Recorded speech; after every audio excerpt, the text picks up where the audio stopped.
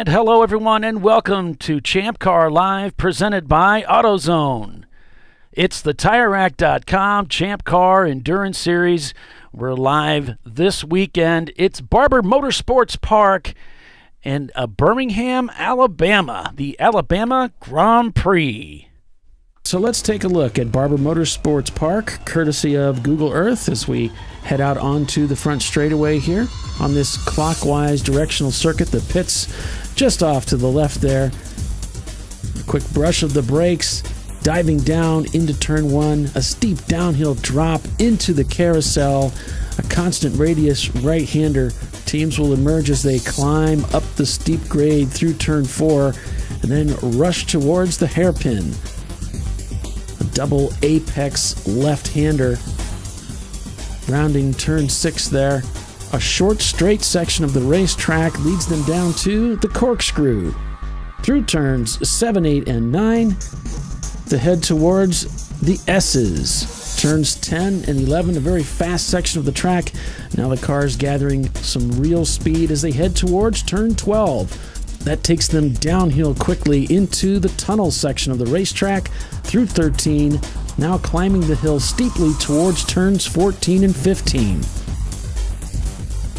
Rounding turn 16 brings the cars back onto the front straightaway, and that is a lap around Barber Motorsports Park. 2.38 miles is the distance, 16 turns, and that's what our teams will be facing this weekend. And it is the final race of the 2020 season for the Champ Car Endurance Series. That's right, this weekend it's Alabama Grand Prix here in Birmingham, Alabama.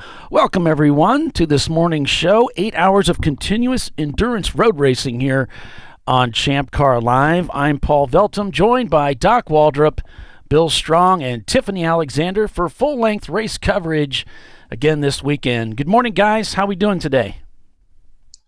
If I was doing any better, I'd be you. How's that? Thanks. Nice, I appreciate that. Doc and Tiffany refuse to social distance, and they're in the same room with us. So I think everybody in that room but Doc has been sick, so I think you guys are all covered. Yeah. Although what sicknesses we're not going to get into in this show because it is a family show.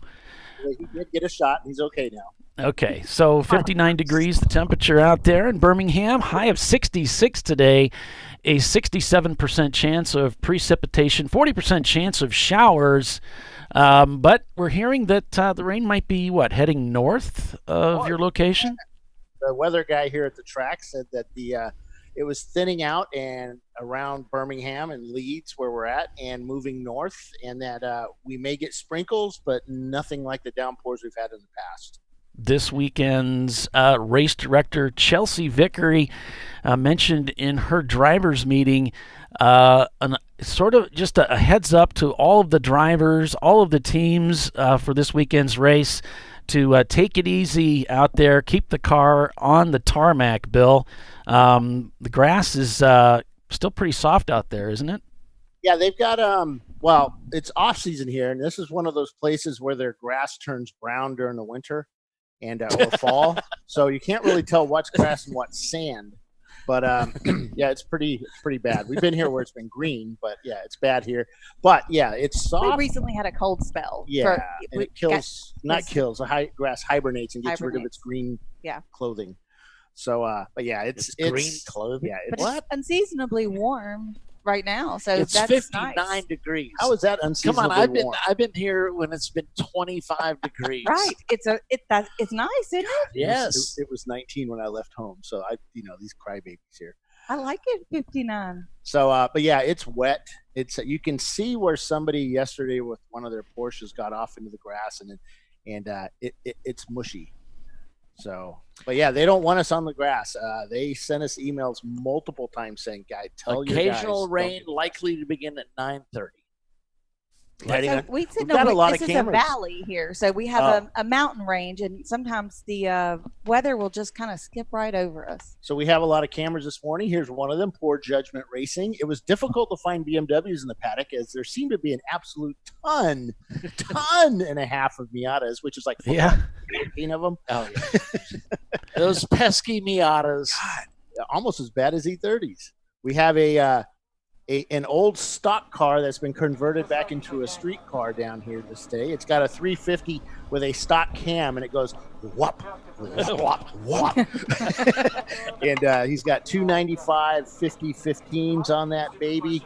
Huge tires, but they are BF Goodrich radial TAs, and they did get point additions because they had the white letters facing inwards. Was not happy That's what about you that. always did. No, You face them out. You got to have letters out, man. You got to. No. It's an old 70s Nova. Yeah, absolutely. Yeah, GBU is not here this weekend. They're at Daytona testing their new cars for next year. So they're scheduling kind of kept them from coming here. And Bill Riley said that, just that gives these guys time to focus on their own car. Right now, the front runners are upset about that. Let's focus on the cars that are here. We're looking at Visceral Racing Group, Bill, and I guess they're running some new Willwood brakes this weekend. Yeah, they have new brakes on the car. They've got Ron was saying they're really loud compared to his other brakes. Really? Yeah, the pad material. He's added a surge tank onto that. What? They have 40 gallons of fuel in those Porsches? 45. Yeah, there you go. So he's got a surge tank, and he complained, I drove it too, but there's a complaint about when they took high G corners. I didn't take a high G corner. So when you take high G corners in that car, it would aerate the fuel. It would slosh around the tank, and then they'd get flat spots in the power. And as they got low on fuel through these corners here, it would kind of stutter out on them. So with the new surge tank, they can run that fuel tank dry, and it should be pretty interesting with them. 9-4 Motorsports is here this weekend, but he does not have the cars. He's actually crewing for another team out there, and I did not write down the name because I saw him real quick in the hotel lobby. But they're working with another team out here. We got Tuttle Motorsports with his two cars all the way from sunny South Florida. They're all bundled up down there in their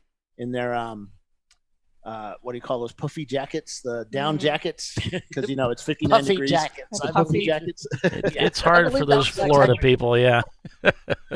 We have some sort of cool-looking sports car down there. I really don't know what type it is. Oh, it's a two-seater, and it's got a wing. They're starting our race. Leviathan Racing, number 255. Really? Pit 13, yeah. Oh, Pit 13 is our start. So he stands a chance of maybe leading the first lap. Oh, the MR2? No, not today. There's our lead cars going out now. Oh, maybe I misunderstood. Yeah. Because Tiffany said we were going to try and they're going to roll them out at a quarter till. So here we go. They're moving out now. They're moving on up. Got a bunch of EC cars here this weekend, which could make it interesting too. The lead car in our pack there is an EC car. There's that Nova, the stock car. Yep. The Mustang is that blue Mustang is the one that has like 800 bazillion horsepower supposedly. It's really quite pretty. Yeah, it is. It is. So the Nova, that team name is Dirty Air. And we got a camera in a 1987 Mazda RX-7. And that's GMS Racing at Gutto Motorsports, the guys that won at He's going to be driving that car, Ben Schott. Oh, yeah. We have a camera in the 163 Toyota Celica, or Celica as Doc likes to call it. Supra. It's a Supra. That car has been upgraded with a Honda power plant, some sort of K plant or something. I don't know. Are you talking about the Hong North car? Grumpy Butts. So I was here a couple of weeks ago, and they were testing that car, and that car is quick. Yeah. It's got a Honda engine in it. Low 140s quick. Oh, wow. I don't know if that's good. It's being driven. It's been driven well by people who know this track. Bill, yep. And those guys Bill from Just Track It is one of the drivers. The Hong North guys are also the MS Plug and Play guys, the Mega Squirt guys. So they've got a nice little Mega Squirt on that they get to tune. It's kind of cool when you have your in-house tuners working on it. When I saw it pass me the other day on the track, they apparently had it tuned well. You know who else is there? Ho Chunk is here in that Jeep Cherokee. They're funny. We hung out with them last night. Yeah, we hung out with them last night. Fantastic folks. And there's Birmingham. Yay. They've got some orange Birmingham. Yeah. Oh. They've got some orange stripes on that car, so it's a little bit easier to see, but it's still flat black. Oh, jeez. Yeah, they spiffed it up a bit for you, Doc. Yeah. The bane of Doc's existence. So the Hubs is going to start the race. The Hubs is, oh, that's right. The team said they were going to change his name inside the car and just put the Hubs in there. The Hubs.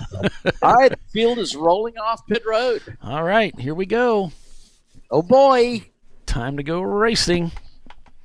8 hours of continuous endurance road racing here, folks. Welcome to Champ Car Live. If you're just tuning in, it's the final race of the 2020 season for Champ Car, and we're getting ready here at Barber Motorsports Park to go racing. So I noticed Fred Wolf is watching our Fred! Champ Car Live, and Nelson Ledges had some exciting news this week. Yeah, they're pulling back. They're bringing back the longest day. Longest day, yeah. And the SCCA is going to be sanctioning that. They're going to let supposedly so far it looks like they're going to be allowing Champ Cars to run it. Yeah. They said there'll be some provisions. Yeah. As it were. We're going. Well, they have the ITJ class, Right. or ITE. I may run ITE with the MR2, which is the open class for IT.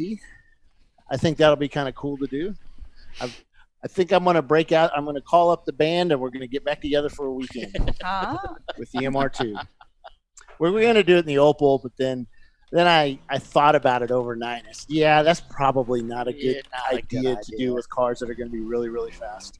You have to cut some holes in the floor pan and put your feet through so you could go faster. Yeah, just to get it moving. Yeah. Wait. Wow. She's had a lot of time off. She's mean. She's mean. She's a redhead. I'm like, I have red hair. It gives me an auto reason, right? There's Doc Waldrop's car. The what is that thing called? Jim. Brew Crew Racing. Jim. Oh, the car's name is Jim. Jim. Yeah. Got Jim Levy was an E30 guy that had like 30,000 postings on the E30 forum. I saw him slow down about the Doc Waldrop fence area. Kind of waving hi to it. Every fence is a Jerry Enger's here with the 489 Mazda Miata. Yep. This will be its last race, and it has some. He's checking the brakes on it. He keeps locking it up. It looks like it's smoking a little bit on the right. It did. Rear. Yes. So I don't know what's up with that, but he's not happy with that car this weekend. Just pulling it off the trailer. Tuttle Motorsports and their cars. Oh, Momo Champ's here with their car. Yes. We have the 145. Who's that? That's a Cadillac with a North Star V8. Front engine, rear drive. Yep. Front engine, rear drive. There's the 255 sports car. Don't know what kind of car that is, but it looks fast.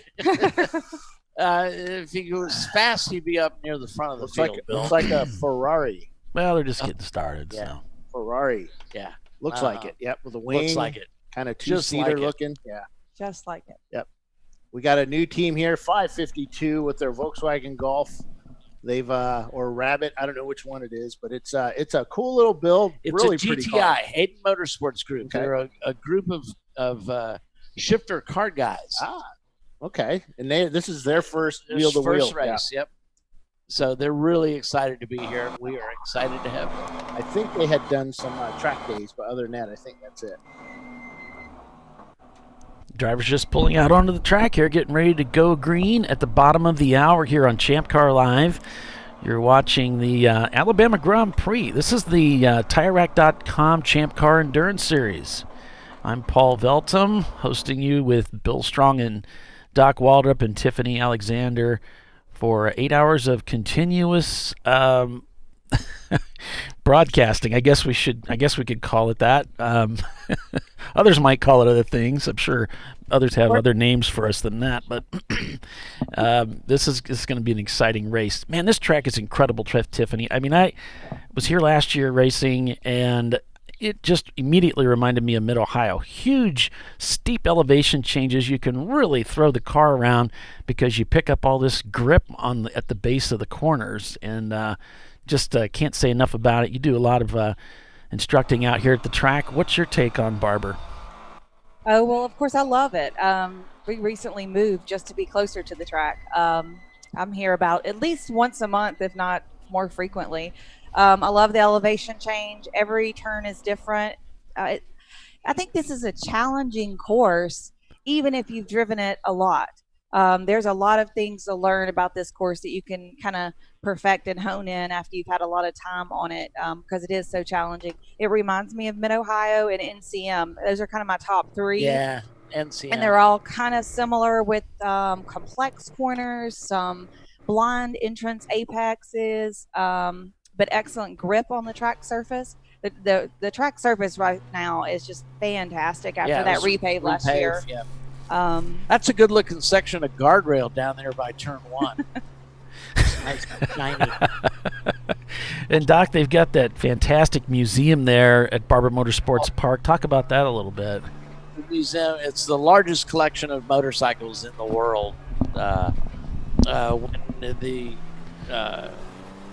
They had the Art of the Motorcycle at the Guggenheim Museum, and more than half the motorcycles in that exhibit, by far the best exhibit they've ever had, and over half the motorcycles came from the museum here at Barber. Yeah. But he's got over 1,500 motorcycles on display. Most are restored, but they've got a lot of their old board trackers are not restored. So they're as they found them, as it were. But most of the motorcycles are supposed to be where you can put gas and oil in them and start them up and go. In 30 minutes, Mr. Barber claims that any motorcycle in the museum can be started and run. Okay, we're going to do one more lap before we go green. So one more. Yeah, most of them can be track ready in about 30 minutes. It's pretty cool. And they have a Barber Motorsports weekend here for the museum, and I mean the place is just incredible. The viewing areas on this track, they're unmatched. I mean, you go to Road Atlanta, and it's a nice track, but here there's nice shady areas where you can sit in the carousel. He's got several bridges over the track. So I think of it kind of like Jurassic Park when the head guy said, I spared no expense. Right. This place is just, completely, I would say perfect. There's but works of art everywhere. Everywhere. So he just added a new waterfall here on the perimeter it's got to road. be 3 or 4 stories tall. Yeah. So I've always said it's the Augusta National of motorsports parks. Yeah, this is a really exciting place to go racing. If you haven't raced here before, you got to come out here with us next year and do it. It's so much fun. There are lots of courses all over, and this is still my favorite. Not just because it's my home track, but just so beautiful here. Yeah, what's interesting, I mean, Indy races here, and you think it's this enormous racetrack. It's not really an enormous racetrack. It's what is it, 2.5 miles in length, Tiffany? Something like that? Barber? Yeah. It's 2.38. Yeah, so it's not an enormous racetrack, but it is, again, similar to Mid-Ohio, but with high grip. Not that I don't like. I love Mid-Ohio, but it's Ohio is not known for, especially if they get a sprinkle. Well, yeah, we've got a chance of showers here at Barber today. I guess the sprinkles are heading off up north, but 67% chance of rain today. About a 40% chance of thunder showers. Overcast. High of 67 degrees today. Right now, temps around 60 degrees. As we're getting ready to go green. So Champ Car, what they do is they let everybody off the grid in a random order. They circulate the cars for about a lap to check the transponders to make sure everybody's pinging, and then they turn them loose. We're going to have 8 hours of hopefully continuous endurance road racing here on ChampCar.Live. Getting ready to go green here at the bottom of the hour. Again, a very exciting race weekend ahead here, folks. Use a purple 35 here. I did hear that. Yeah, Chelsea mentioned that in the driver's meeting. We may not actually see the flags, but when they go full course caution, purple 35 is in effect. Yeah, I've never actually seen that flag flown here, but they do have lights all around the course, as well as the corner stations with, a regular flag. They have multiple lights around the course, too, to let you know that there's a full course caution out. Yeah. And Doc and I were doing our anti-rain dance earlier, so hopefully it'll work. I do a shuffle, actually. Little It's shuffle? not really a dance. We Now, do what we can. Dancing days are over. now So if you I'm want to told. if you want to follow along with timing and scoring, you should be able to do with Race Hero, although I don't see that it's running yet for some reason. Keep an eye on that. Until the cars take a green. Well, there should be something showing up on the website, even though they're not running yet. Right. It shows, but I'm on it says scheduled to start a Yeah. minute ago. So yeah, they're so probably something's wrong. But yeah, we'll see if they get Well, that turned on. as we know, it's always something. always. We are green here at Barber, and the Mustang goes down into turn 1 in the lead. Oh, this is exciting. Here we go. Off to racing here at Barber Motorsports Park. That's right. It's Champ Car racing at its best here in Birmingham, Alabama for the final race weekend of the 2020 season. A season that started off at Road America with freezing fog, bringing an early close to that race. Who knows what's in store today? No freezing fog, Polly. No freezing That's a fog. safe bet. That's a safe bet. We're in the high 50s, I think. Thank God. Yeah. Some of the cameras struggling to stay clean. Looked like there's the pace car coming in as they've released the cars to begin this race this weekend. Welcome, everyone. Thanks for joining us here on ChampCar.Live. We're keeping an eye on Race Hero. As soon as that goes live, we should get some information. Guys, do we know who led the field to the green? Well, we did. But then we may have changed our mind. Then can we find might have out. changed our mind. Yeah, I think it was. Let's see. I think it was. Hang on, I gotta figure it Did you out. say you thought it was Leviathan? I thought it was Leviathan in pit 13, but it must have been Looked like it started a little further back. two guys in Yeah. a Miata maybe, or Killer Clowns. On board with Poor Judgment Racing here in their 92 BMW 325i. Yeah, I believe it was two guys in a Miata, Paulie. Okay. Killer Clowns is a Mustang, and they were contesting T1 here at the start. So On North Grumpy Butt and their Toyota Supra heading into, not sure which corner here. Kind of got me lost out there. There's a lot of corners out here at Barber Motorsports Park. And so that's the last corner coming on to the front straightaway, it looks like. I think every corner here, Tiffany, has a lot of character. You know, probably the carousel heading into 2 is probably the only kind of a ho-hum corner. The rest of them are really exciting. They've all got their own angles and pitches and gradient. Everything's just different here, and that's what makes this track so exciting.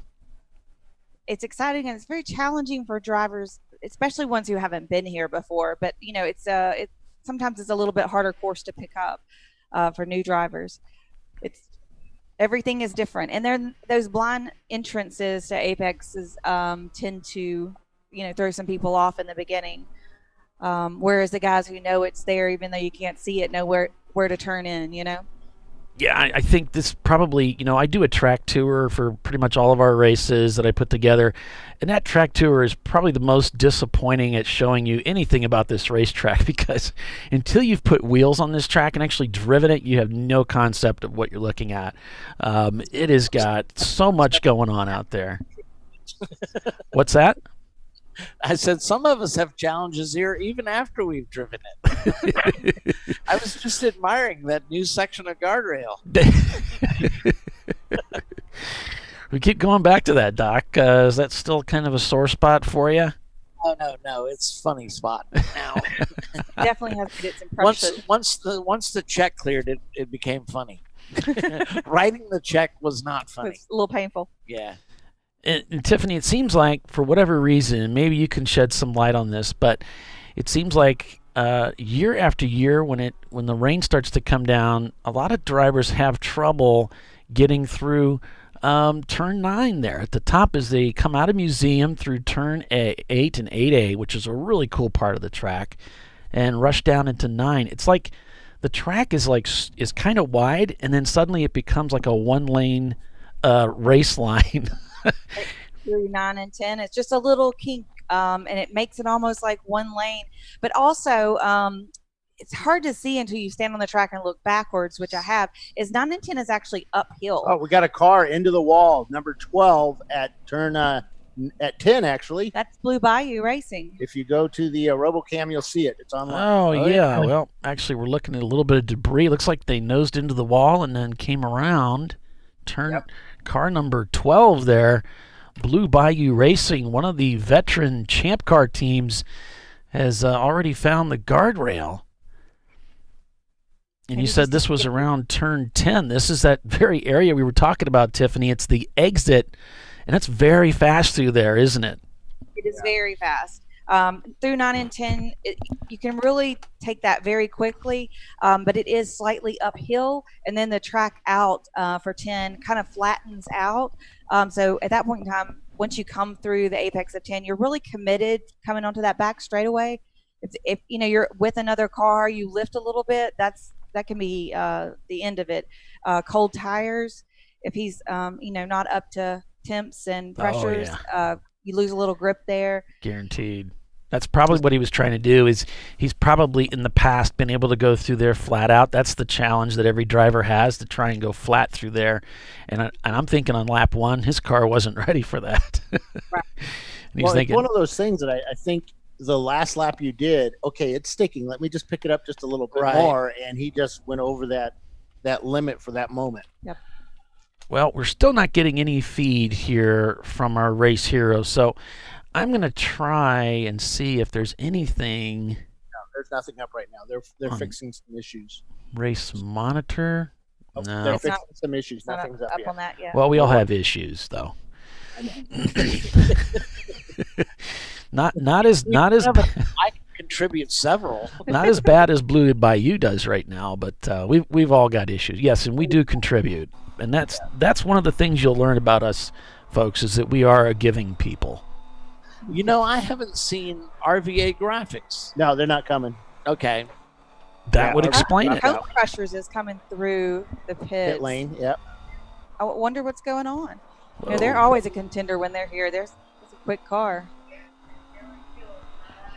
Oh, I know that a couple of cars got hit for black flags, so that may be one of them. Oh, boy. Well, we've got a black flag camera, that, by the way, that's in a great spot. We have done pink 35. Yeah, pink 35 as opposed to purple 35. Oh, yeah. I like the pink flag. I've never seen that before. Yeah. I think. Tiffany's excited because, that's cool. So Ho-Chunk is our leader right at the moment. They are an EC class car. That's that awesome Jeep Cherokee that's on a. We got a lot of people coming around the corner there at. So when you what turn is that? This is 4. So 4. It's a hill. It's blind as you come across it, and when you go under caution, the traffic from the hairpin backs up all the way across the top of 4, and then drivers who haven't We've slowed had down. incidents there. Yeah, we before. had a car on its side. Yes. Yep. Or we roof did. or something. It was on the roof. on the side. Yeah. They got their tires got together. And they're sending a Flatbed. flatbed to go get Blue Bayou. That can be a precarious place under caution. Top that hill and see It the can be traffic stopped. It can be a precarious place even under green. Well, that it can be. I didn't get charged for that guardrail. Somebody had already hit it. I say if somebody hits, if anybody hits Doc's guardrail today, he's going to be pretty upset. Didn't you hit it twice? I did not hit it twice. I swear the internet said you hit it 3 times. No, 3 times. The internet. The internet lies. You I can't know, believe man. anything. I know. Bill, everything you read on the internet's not always true. Hey, nobody proved it false. I didn't get one of them warnings. So just getting underway here, and I guess we've got Ho-Chunk leading the race this morning. We're for full course caution. 35 mile per hour is the condition we're under in these full course cautions. We got a car that's off track there. You can see just a camera left there. It is the Blue Bayou team that found the guardrail coming out of turn 10, a very fast section of the racetrack where a lot of drivers try to hang and not lift. Looks like the car might have turned around on him and they poked the wall. It's an E30. Oh, okay. Because it looked like the size of like an E30 now, Yeah. or kind of square. There We've you got can a see flatbed, Ho Chunk going by. Tow truck out there going to retrieve him. So that Jeep, we have a Jeep Cherokee. Ho Chunk. Yeah. So that is not actually a Jeep Cherokee. No, No. it's an SC400. Lexus. Yeah, 400 Lexus chassis. SC400 with a Jeep It's body fast. on it. Oh my God, yeah. Big V8 in it with cams. Yep. Cams, because it's got 4 of them. Hell, that one might have 8 cams. They are from Kentucky, Kentucky. Kentucky. Kentucky. Gotta be careful what I say, how I say it. 255, the Birmingham racing cars here, and they're doing quite well, or they hope to do quite well this weekend. Yeah. 74 coming down pit lane. That's a little Well, Miata. everybody hopes to do well, Bill. Yeah. They want to take home some hardware. TCM Motorsports down there. Coming. 108 is getting black flag. Who? 108, that would be one of the Tuttle cars. Yep. He has not come in. He's been black flagged and hasn't come in. Now they have a They're pointing they're- the flag at him right now on the start finish, letting him know it's you. Well, if they point the flag, that would be just a furled flag as a warning. Not No, furled, it was open, but it was open. pointed. That's it's I think that's his Tuttle's son-in-law. Black suit. He had the black shiny suit on, so that's his son-in-law. Well, So the Rocky said they have new suits that are more related to his favorite football team, which I think is the Pittsburgh Steelers. yeah, I've heard it's the Pittsburgh Steelers. That's lies. Oh, it's near Pittsburgh. Oh, Ohio. Cleveland. Yes. Cleveland Browns or Golds or something. I don't know. Oranges. Oranges, yeah. Cleveland Oranges. The Cleveland Oranges. Well, they obviously can't think of anything to put on the helmet. Yeah. The Steelers barely have. Steelers are awesome. They only have a logo on one side of their helmet. And of course, Billy Salen's going to jump on here and say how great the Bills are. There's always that one kid. There's always that one guy. Yeah. Always that one guy. No, but special shout out, congratulations to the Tuttle guys as the Steelers have gone. I think it's like 11-1 now. So congratulations, guys. I mean, Steelers are going to the World Series how this year. did Washington beat the Steelers? The NFC East is the sorriest division. Because Redskins are doing. because we gave up. That's why we just gave up on the game. Oh wait, we can't say Redskins. Sorry, No, you can't say that. but I'm registered American Indian. I should be able to say that, right? the day we go PC, I quit. Wait, I can't remember. oh wait, he all is the new using a rules. Mac. He is using a Mac. Yeah. Well, my Mac kind of uses me. I don't know anything about it. There we go. Blue Bayou being pulled up onto the rollback is the catchphrase for this tow truck. If you guys need help, let me know, Dana. Yeah, that's the last thing they need, Bill, is your help. That's what they really want to hear. Let me help. That's like when I show up. It's like, help in quotations, Paul. We don't need your help. Ronald Reagan's old statement. What's the scariest phrase you can hear? Hi, I'm from the government. I'm here to help. I can hold his coffee. I can, go get his coffee. Now, Yeah, I mean, Dana, our CEO in training, is here this weekend. Yay. all we do is we push Hey, buttons. Bill, he does make out your check. You might want to think about that. I'll hold him down if you want to slap him.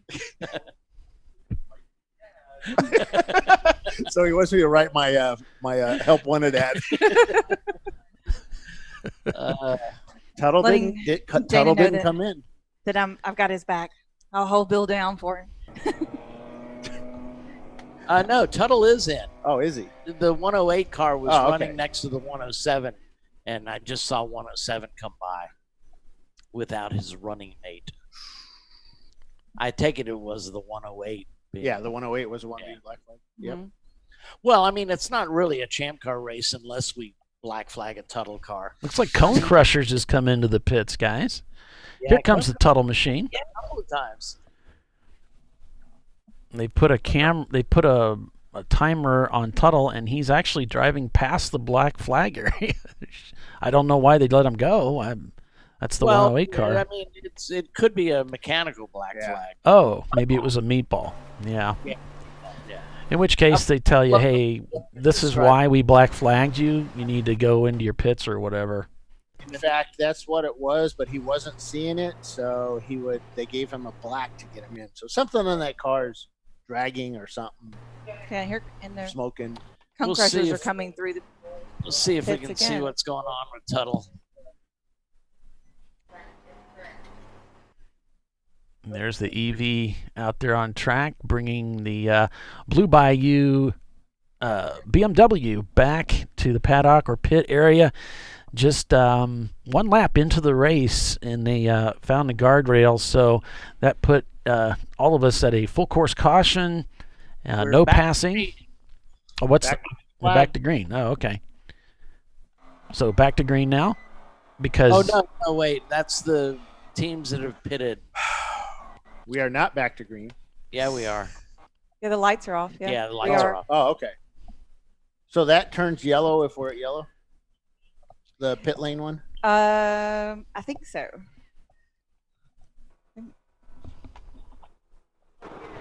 To let you know what conditions you're entering the track under. Well, they're racing, so yeah. Yeah. on board So with the there's 944S also of Visceral Racing Group, 1987 Porsche 944S. So I couldn't tell what was going on with the Tuttle car. They opened the trunk and looked back there, so maybe they were dumping fuel. This one's our live, right? Yeah. Okay. So there's a lady that hangs from that overpass Museum there, bridge, yeah. and she just got a new skirt a couple of weeks ago. Oh. So it's like all glitter on her skirt, so it's definitely eye catching as you drive under it. Now that's on the exit to Museum Turn, right? It's on the entrance. Oh, the entrance. Yeah. Okay. 3 wide into turn 1 as Doc Waldrop's Brew Crew Racing is on the inside, squeezes out, makes the turn ahead of the group. Way That to go, was guys. pretty intense there. There's a whole bunch of cars going in 3 wide into 1. Can you do that normally? Because it looks like they are. You can do it. Yeah, here we are coming out of turn. Where am I on the map here? Turn 2 and 3. I mean, if you're good. So that's turn. The camera is at the exit of turn 3 there. So this is a pretty cool dip down. Is the elevation change really a lot there on that turn? Yes. So this is what you're looking at is turn 4. You're coming out of 2-3 and coming up 4. That's that blind okay. All right. hill we were talking about. It's super steep right there.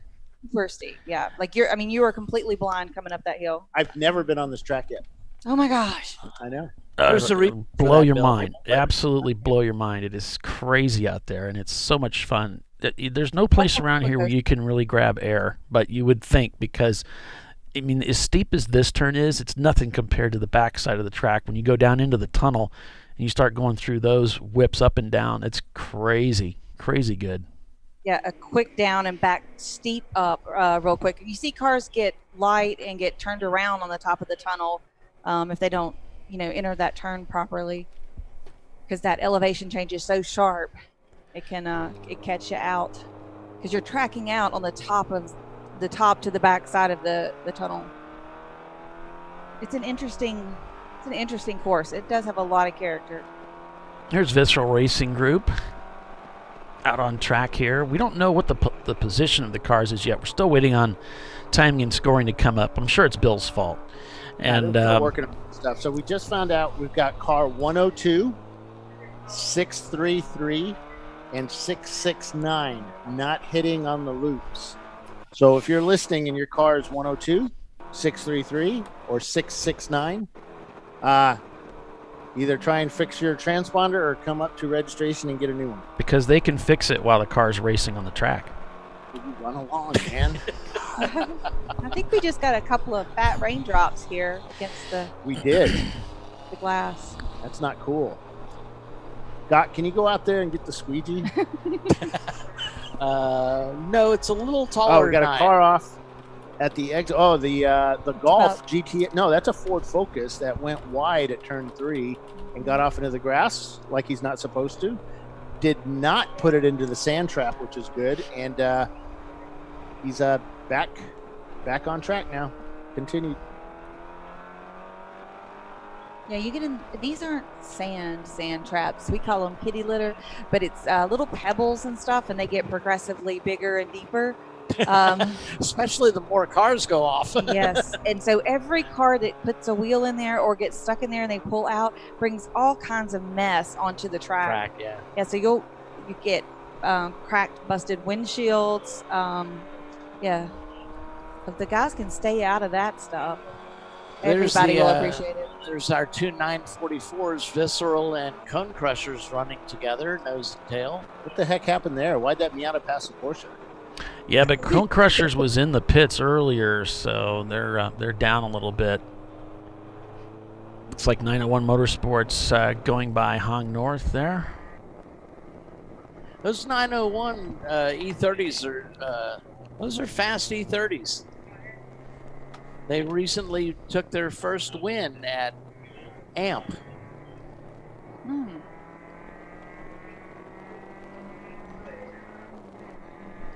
Hung North just passed Birmingham coming into turn 1. They got them on It's the a fast inside. car. It is a really fast car. I was out here they were testing it a couple of weeks ago, and very impressive.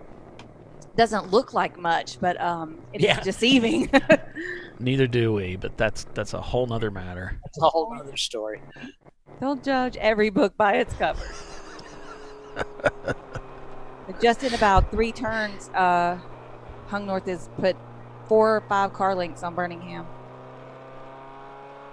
The car is quick. Birmingham's followed there by the Team Milan. Both their Mazda Miatas are running nose to tail. Troy asking if Visceral did any work. I'm not sure what you're referring to. We know that they did some work on their brakes and have gone to a Willwood setup, Troy. Beyond that, I don't know. Right. So Plus brakes they did a and surge tank. Yeah. Yeah, he would get low on the fuel, and it would start aerating on him or whatever, and cause some issues with the car. So now they've got a surge tank in there, so that Ron says he can run that tank dry, and he purposely bought some fuel pumps that are rated to run dry for 40 minutes. Oh, okay. So without burning up. Burning up, yeah. Yeah. I never knew you could get fuel pumps like that. Probably put all new Yeah. fuses in that car too, right? Ooh. Yeah. Ooh. I Ooh. did not ask about fuses, and that's Ooh. usually Nah. the Don't. higher 944s. This is why you haven't been hit yet on pit road, Bill, because you know where not to go. Bill hasn't been on pit road in a year. No way. You seen those sickly people down there? I ain't going down there. Last time I did that, I got real I don't sick. have to look far to see sickly people. Thank you. Started doing interviews. Next thing I know, I got the COVID. I got the Rona. Yeah, I got the Rona. Ain't no way I'm doing that stuff again. Looks like a few more raindrops are coming in, so I can start to see a little bit of it on the track surface, changing a dash. I think the only car rated out there for off-road would be that Jeep, right? Right. Yeah. It's a Jeep thing. Otherwise, it's a bad idea. Bad idea racing. Are they here this weekend? I don't know that Nova. They're a bunch of dirt track racers. They'll probably be all right. And folks, I got to apologize. We don't have timing and scoring up yet. Somebody's leading and somebody's in second place, and then there's somebody else in third. But it looks like we are starting to see some raindrops come down here. Ho-Chunk Debris on is track. leading. That is an EC class car. Thank you, Doc. I believe the Mustang is in second, and that is Killer Clowns. Okay. So this is how we get competition yellows, isn't it? Somebody dumped some tape on the ground. Yeah, that doesn't look like it. Cone Crushers on blowing pit in the road wind. again. It's probably part of Visceral Racing Group. Yeah. It looks like a part of a Porsche. Crushers is there's having some there's fuel- no Porsche parts on that car. It's all tape. Yeah, Cone Crusher's back through the pits Yeah. again. Cone Crushers are having some fueling issues. They're spilling fuel on the track, so they Oh, keep you boy. in black flag for it. Oh, they are No. not going to allow any fluids onto this course. Anything that Oh. would be Well. detrimental to the asphalt. Boy, the Tuttle guys might just pack it in. I mean, that's not going to work. I think that's why they got black flag earlier. 'Cause of that. Yeah. They were having trouble at Road America here in the fall for the Winter Classic, Frozen Rotors Winter Classic, and with leakage and just driving them crazy. And they might be having some more of that here today. We do have some a little bit of precipitation coming down. Hong North got the wiper going. One of the faster cars out here this weekend. In their Toyota Supra, car number 183, 1985 Toyota Supra. Although Bill calls it a Celica. Celica Supra. I think 85 was the year they stopped calling it a Celica Supra and it became a Supra. Yeah. Really cool car. Cool looking car. Love it. So the 85 85 Supra is what got me into Toyotas. My Yeah. wife and I were driving down Central Avenue in Phoenix, and we saw a new GTS drive down the road. The GTS had the really wide I thought tires. you lost a bet or something. No. I love that car. I mean, I just thought it looked so good, and I said it out loud like you're supposed to say in front of your wife. And she said, "Well, hey, let's go look at one." So we drove down to the local Toyota dealership. I've never before had a she- wife like that. I know. Amy, my new wife, would never say that, but she is the better wife. Is that the That way was you a say it? funny discussion we had on Facebook this week with your wife. Oh yeah, don't talk to my wife about cars on Facebook. But we went down to the Toyota dealership. I walked up to it, and I absolutely fell in love with it. And then I saw the price of $17,000, and at the time I'm an E4 sergeant in the Air Force, and there's no way in hell I could. Not in your afford budget? it. No, I just bought a house, 21 years old or something like that, 22 or 23 years old, and there's just no way. And ended up going home with a Corolla GTS, the AE86. Those are pretty cool too, though. Yeah. No, I loved it up More until I got eco. down the road and realized it doesn't have a cassette player in it. It was just an AM and FM radio. Oh, no. Yeah. I was so mad. Yeah, we used to do that. It But looked you like could get it it. looked like it had a cassette, so I didn't question it. And then I went to put a cassette in, and it didn't go. Oh. For a mere $200, you can get the upgrade to the factory cassette player. Yes. So I had to go and get me a Cranko system for it. Oh man, you should have gone back to the dealer. Dude, within 3 months, it was stripped out and You know, when I gutted. bought my GTO, I went to a Pontiac dealership. I had the money to buy a brand new GTO when I was 16 for my paper route, and the dealer Oh kind my of God, just what kind of paper route did you have? huge Houston Chronicle, large route. Oh, jeez. So anyway, I went to a dealership, and they basically ignored me. So I went to another Pontiac dealership. The sales guy was really nice, and I said, "All right." I picked out the one I wanted. Oh, we got a car off He spun in turn. What is that? It's a That- spider web turn. the spider 6. web. Yeah, Turn Charlotte. 6. Can't see what number. 13. So anyway, 74. I went to another dealership. The sales guy was really nice, and I bought my GTO there. And I went back to the original 74. dealership and said, "Put an 8-track tape player in this thing for me." 8-track. 8-track, yeah. Yeah, Hey, my mom Could bought have been a 4-track. Yeah, my mom got a brand new truck in '87 and replacing her 75 or 76 Dodge, and she was really upset she couldn't get an 8-track in it. That wasn't an option anymore. Right. I'm serious. She was really upset because all her collection was all yeah. 8-tracks. Yeah, Treasure Yeah, Coast. In the GTO, number the 74. 8-track player was console mounted. It was really cool. I thought we put a camera in that car, and I'm trying to find it. Which one? 74. Treasure Coast. Yeah, that was 5. So let me see if I can bring that. Looks like that's down. Let me see if I can bring that camera up. Please. And it looks like they're rolling again. So, Where was that last view? Where's that view? That's the hairpin. yeah, I that's. know. Where'd you put the camera? Huh? Oh, It's up on the tower. That's why I was gone all morning, climbing up that tower. That's not your camera, Bill. Dip phone. Yeah, wait a minute. That requires effort. Bill, You know I'm afraid of heights. Bill's afraid of heights. He would never climb a ladder to put a camera up there. The Never. tower is tall as well. Never would I go up there. Me. God. You wouldn't either. I mean, I would if he dared me, but No, you crying wouldn't. the whole time.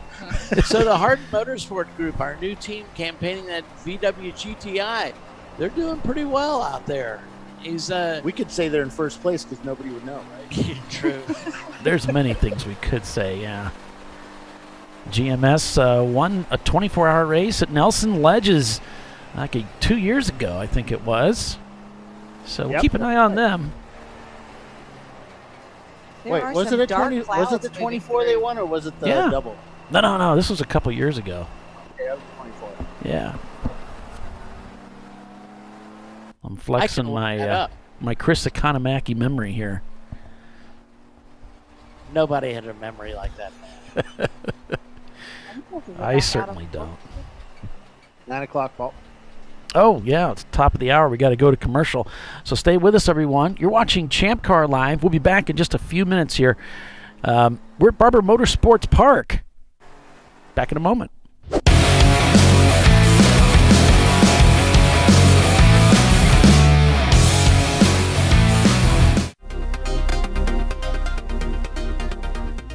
Welcome to TireRack.com, revolutionizing tire buying since 1979.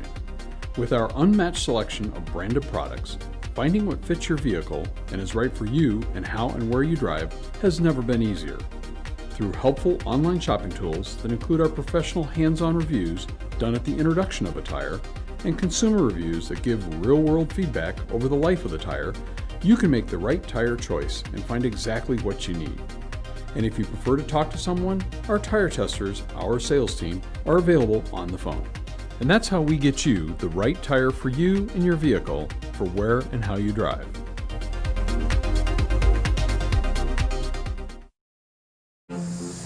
I did it. You see how it's...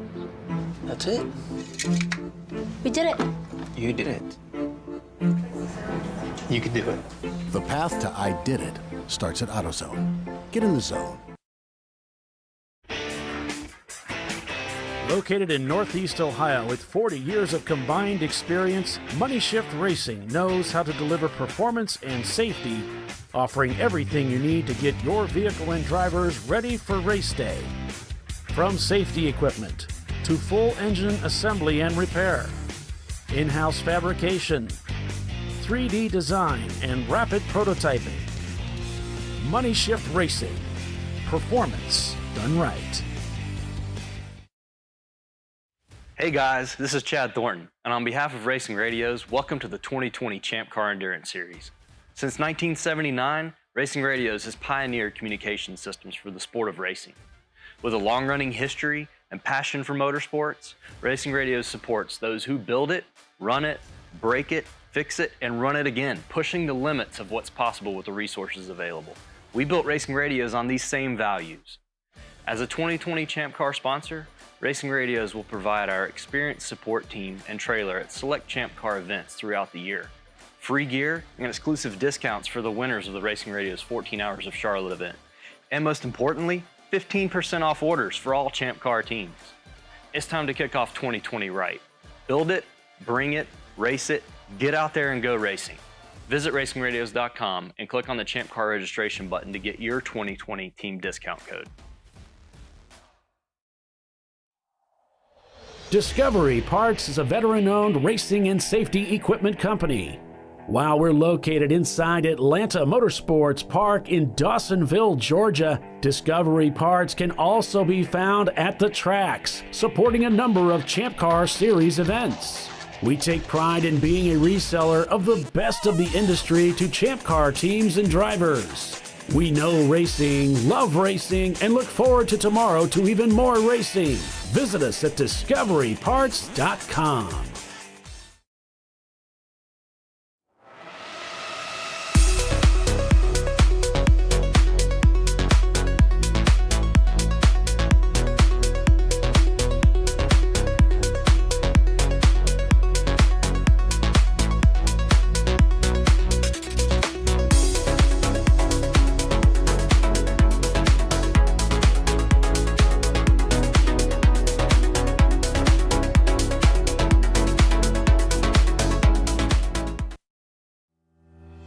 Lifeline USA is a leading manufacturer of onboard fire suppression systems. Lifeline's continuous commitment to research and development ensures that we supply the most innovative and cutting-edge products available. Used by the majority of the world's motorsport championship winning teams and constructors, Lifeline has a proven history of success.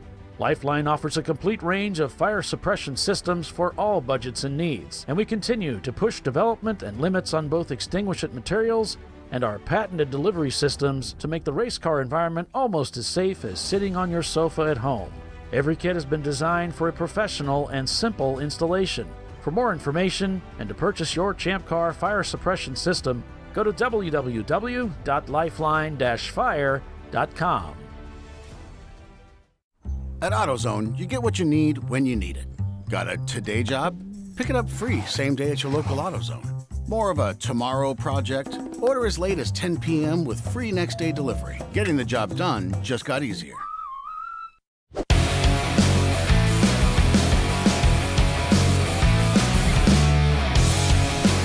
All right, welcome back, everyone. Welcome back. As the rain's beginning to come down here at Barber Motorsports Park, we got another car turned around in the exit of the hairpin. Yeah, that's 201. So what is 201, Bill? What car? Who is that? Mad Fast Autosport 2 is the name of the team. Mad Fast Autosport 2, yep. That's why we have that's a Doc local Watts. So Marquita team. They're Farmer from is Pullman. not going to reminisce about talking to Henry Ford for recommendation on his first car purchase. No, I talked to Louis Chevrolet. Smart ass. Speaking of, during why the- is Marky DeFarmer not here? He is local. Yeah, During the commercial. yeah, you wouldn't say that to my face, buddy. Got it. Now I got to shut the door. They're going to be coming down. During the break, we were talking about a race that happened here a couple of years ago with Champ Car, where a certain SC300, which is racing this weekend, Birmingham Racing, was, got into the way of a Toyota MR2. Hey, Or that was the a other way clean- around. Troy Yeah. Trudell. He's here this weekend racing for Jerry Inger. Jerry Inger. Yep, The and their Ergo Lab Miata. car. Well, Troy That was was not involved It in was a that. clean move. No, Evan- Troy Evan was on was the driving. sideline screaming and yelling. But yeah, that was It was Troy's car. yeah. That was involved. Yeah. and probably one of the most exciting finishes we've had over the years. One They were of the competing top. for It's in the first top and 10. second, Yeah. and they had been back and forth for I don't know over an hour Yeah. probably. Oh, that was a great race to watch. Yeah. You wouldn't think an Battle of the SC300 would be better under braking and handling, but he really was. Wow. It was an epic battle. It was an epic battle. Doc's just not used to seeing a car stop so fast. Though he did the following year. He did. Oh, my figure out- car stopped really yeah, quick. stopped real fast. Yeah. Against the guardrail. At this I track. can see the guardrail from here. Yeah, we got big raindrops falling right now. As the 669 Miata comes down pit lane. That is who, Doc? 669, that is 040 Racing. 040 Racing. So those are my friends from Mississippi. They've been doing track days for a long time. SSIPPI. Snooky and the rest of the guys. Snooky. Snooky. Yeah. Isn't that a guy from some show? No, No, you're Snooky thinking is of ours. Snooky is We claim it's him. the Housewives of New Jersey. Yeah. I think. Oh. Or no, in Atlanta. I know what you're talking about. No, I that don't- was Jersey, I think. With I the, It was a Jersey. I don't watch those shows. I just remember seeing the commercials for them. Oh, come on, you watch them, Bill. We know you watch trash TV. No, I don't. You can ask my wife and son. I They like watch my it all trash the time. extra trashy. Good Now, for you to they're go some, home. now they watch some boat show where I it's can't. boats. They have the fancy boats and they have the crew and they follow the Oh crew yeah. around. This looks like Huggins. See, I don't understand why they What was call that? those reality shows. I know a lot of people, but and not a scripted. single one of them has ever been stranded on a desert island. Looks like Scripted. Huggins in a pretty good battle right now with the Tuttle Motorsports Mitsubishi. Almost got around. This is heading into museum here. This is definitely a one-lane deal right here. Let's see what happens as they come out of here. The track actually gets super wide right here. And I think that's kind of what invites the problem heading down into this 910 chicane here where a lot of drivers go off when it gets wet. You know, when you get museum turn right, it feels so good. So Huggins there, he's coming off a win last weekend. 2 wins, wasn't it? He had some significant hardware. No, he he just won one day. Right. The Mazda Things. one. I think he had Day a two. second. No, I thought first they and won a both third? days. No, Oh, Bill wasn't there. He doesn't know. I was sleeping. No, Maybe they got a I first showed in up class expecting to or run something. the pace car, and then Jackie showed Kevin up. Smith. Oh built- yes, built that the one. chassis That's right. for that Got another car off. Miata. It- Oh no, that's the our Golf. new team. They spun out at that turn right there. That's turn 1. Well, they got it turned around there. Yep, no harm, no foul. That is a fun turn, though. Man, Yeah. the idea is just don't use much brake. Just tap the brakes and dive in.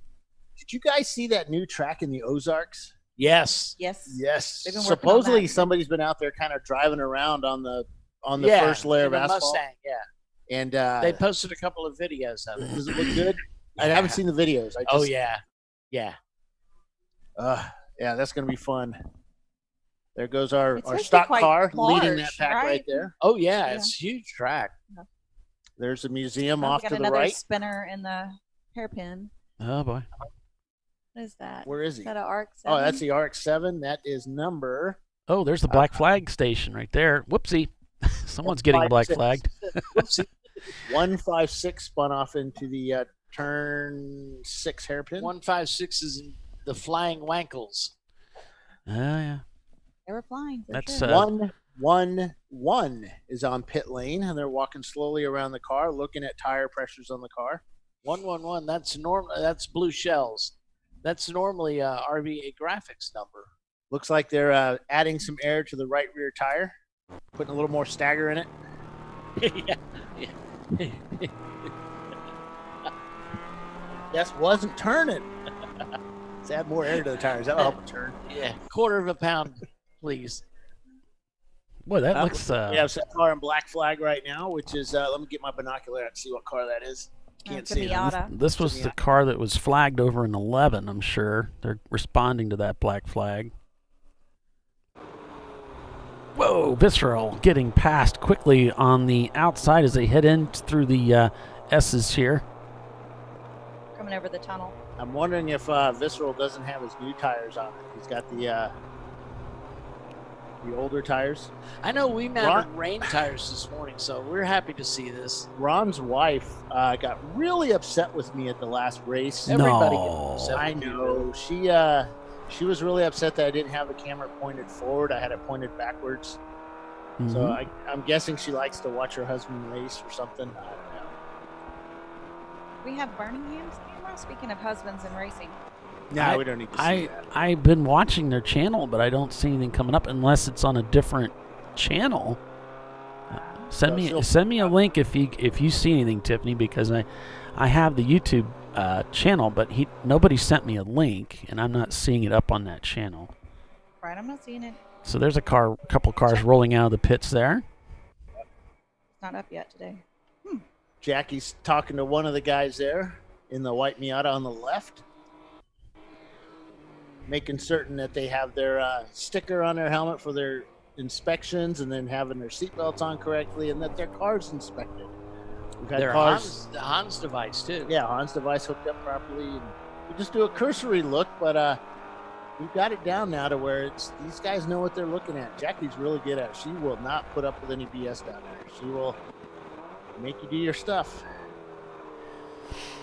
Well, the disclaimer that the boss says is that it's the responsibility of the crew to properly secure the driver in the seat. The guys at pit out are going to take a look, but that doesn't. That's the disclaimer is no. It's on you guys to make sure they're safely buckled in.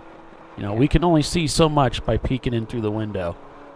So a Miata just came into turn 6, and that front splitter was riding on the ground so low, I was afraid he wasn't going to be able to turn the steering wheel. The wheel would have turned, but nothing would have happened. That's how low to the ground his splitter was.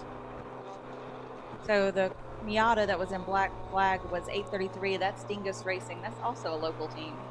It looks like they've left pit. In fact, they're rolling down the pit lane right now. They might be heading back out onto the track. They serve their penalty. We can see big raindrops falling on some of the track cameras we have here. Do they keep falling on your head, Bill? I'm in a air conditioned. Up, the jelly bellies are getting open. That's early. I'm hungry. Air conditioned and heated. Don't pick out your favorites, Bill. No, that's my job. Oh, well, you bought them. You can do that. There's some of them I don't like. So And folks, I'm sorry, the timing and scoring system on our end still, the third-party stuff still isn't running yet. So I do apologize. I'm watching it. You're watching it. It's in the pylon. As soon as it goes active, you'll see it. But yeah, if I find, eventually we'll get something going here. We have had, through the history of all these shows that we've done, occasions where we didn't have timing and scoring for the majority of the show. Hopefully that's not the case today. We'll see what happens. So right now, I don't really know who's leading. And Doc, if you're there in the tower, maybe you can get a rundown occasionally of maybe the top 5. That would be helpful. Yeah, hang on. That'd be cool. Thank you, sir. Just trying to find something to write on. Oh. I have a notepad right here. Oh, good. I have a pen. I have a pen Wear too. your mask. Our statistician man here on the job. Doc Waldrop, ladies and gentlemen. The man who's had his tonsils removed twice. See, I don't trust the yellow jelly bellies because they're too likely to be banana. You like the banana? Banana. No banana. Keep seeing that spider out there and freaking out. Yeah, We if got you, some deer or tigers or something over on the other side there. We got a lot of artwork here at this track. lots of cool lawn art. Which goes beyond the term lawn art. It's pretty amazing stuff. I have a lot of cars as lawn art, but my Yeah. wife doesn't call it. She doesn't call it that, but that's what we call it. That's funny. I don't. So, Bill, you taking the MR2 to Nelson Ledges this year? We To hope so. 2021? We hope so. We're breaking it out of the trailer and going to fix it up from the last race we did like 3 years ago. Haven't touched it. As Troy likes to say, it was on timeout. So over the winter here during my vacation, we're going to, I'm taking another vacation. No, I'm kidding. I'm not. On the weekends.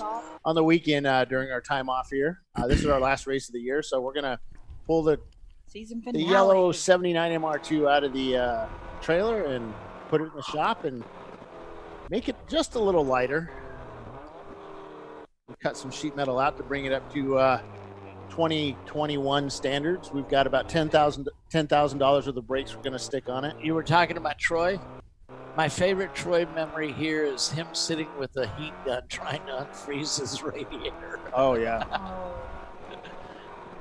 And we're going to do some stuff to it. So, yeah, we got to get an SCCA ready. Right. Which won't take much. Well, there is a buzz on the internet that you may have a new driver joining you for the Champ Car race. Nobody would be silly enough to do that. So we have to, in order to qualify for Nelson, we got to have it prepped for 2021 Champ Car. So I'm going to run the VIR race. And yeah, I have a not to be named yet driver, supposed to be a hot shoe, drives Porsches and little sports cars and Datsuns. So yeah, Paul Veltum, folks, is going to be driving for me. Wait. Polly's supposed to drive with I me. thought he was smarter than that. I always thought he was smarter than that, but evidently not. We gotta support each other, guys. We have to help each other. You know you're talking about Bill, right? Wait, did we say VIR or were we going to run with me at Nelson Ledges? I don't You care. said Nelson VIR. Ledges, it doesn't matter. It doesn't. I don't know.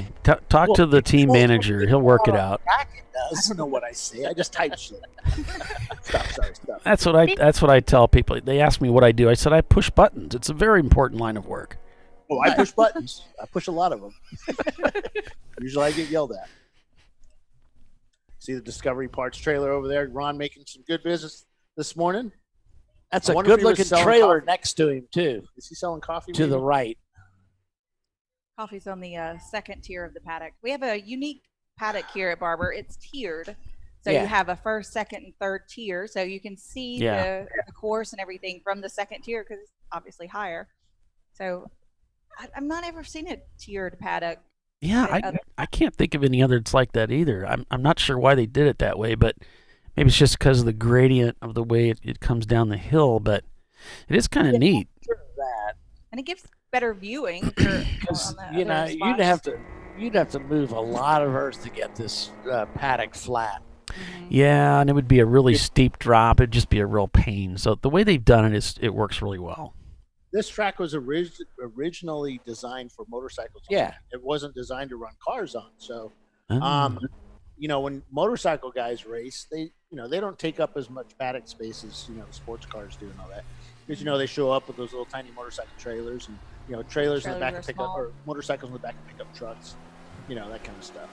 They don't need those big transporters. Gotcha. Guessing you've never been to a motorcycle race. It's all I've seen transporters. you kind of. I've been to a motorcycle race. You have. You were in one, weren't you? Several. Yeah. I'm not allowed to do two wheels. Were you at the TT? The Isle of Man TT?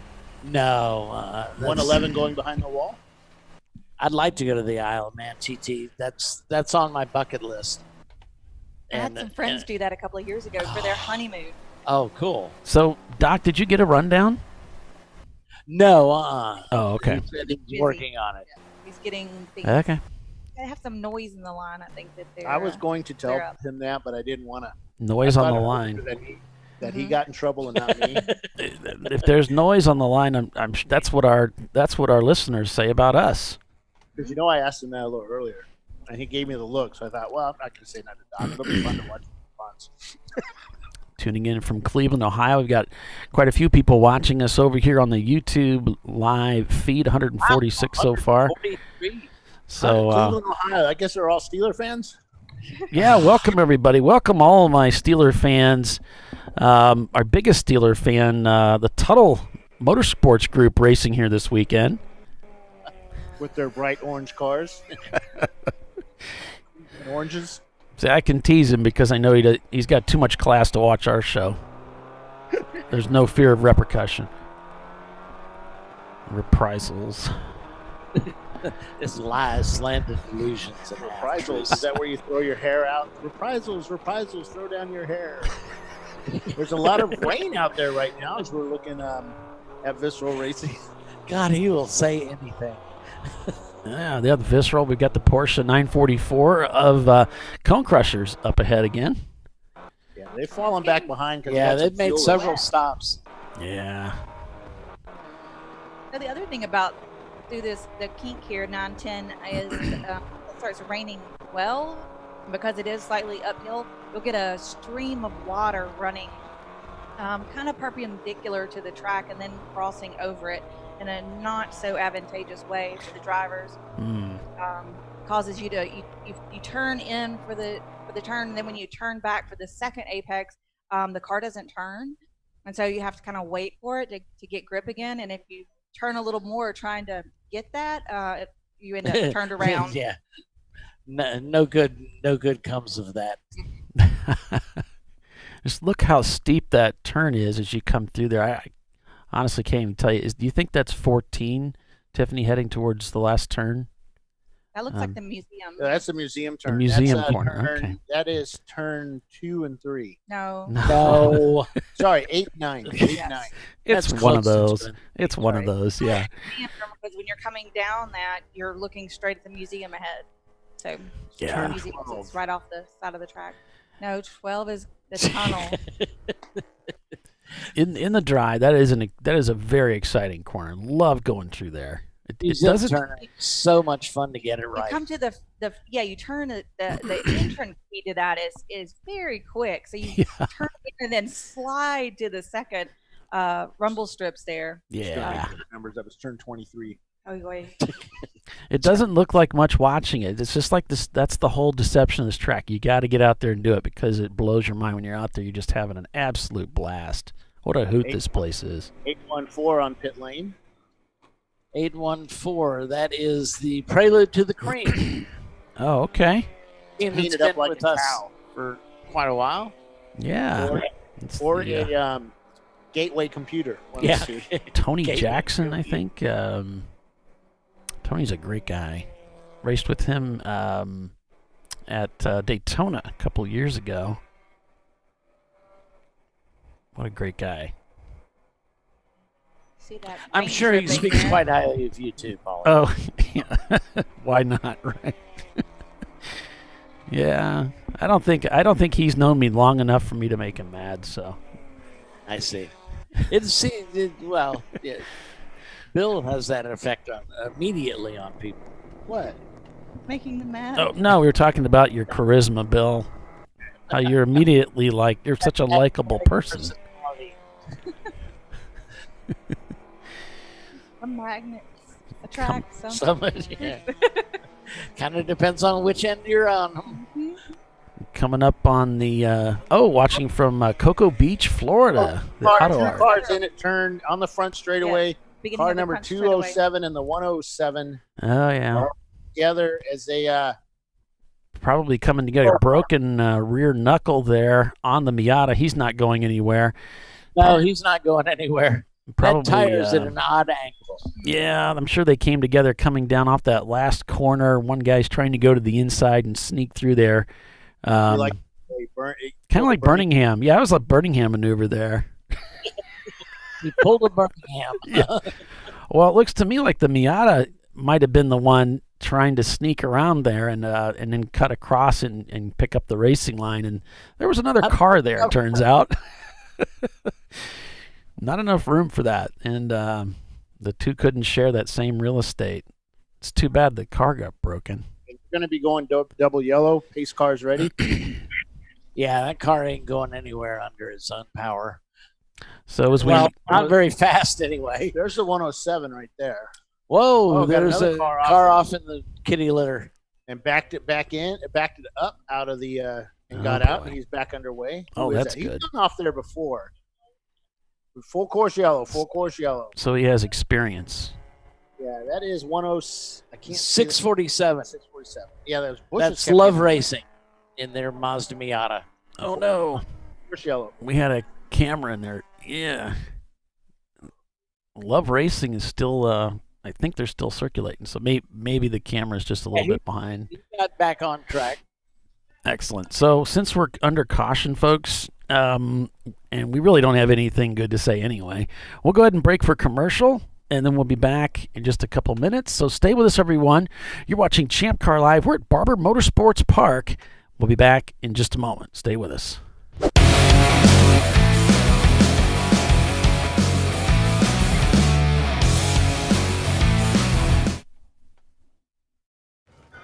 You know, I'd buy tires online, but then what? We've thought about it. We're TireRack.com. They should let you ship directly to a mechanic. Actually, we call them independent recommended installers. They should have like 1,000 mechanics. Try over 7,000 installers. Then you just make an appointment. At a time that's convenient for you. This could change tire buying forever. TireRack.com, the way tire buying should be. Worn shocks and struts can be dangerous, so replace them with Duralast loaded struts to restore ride control and improve brake performance. They come with a new spring installed and compressed, so installation is safer and quicker, which means less hassle, more safety. Duralast loaded struts, available only at AutoZone.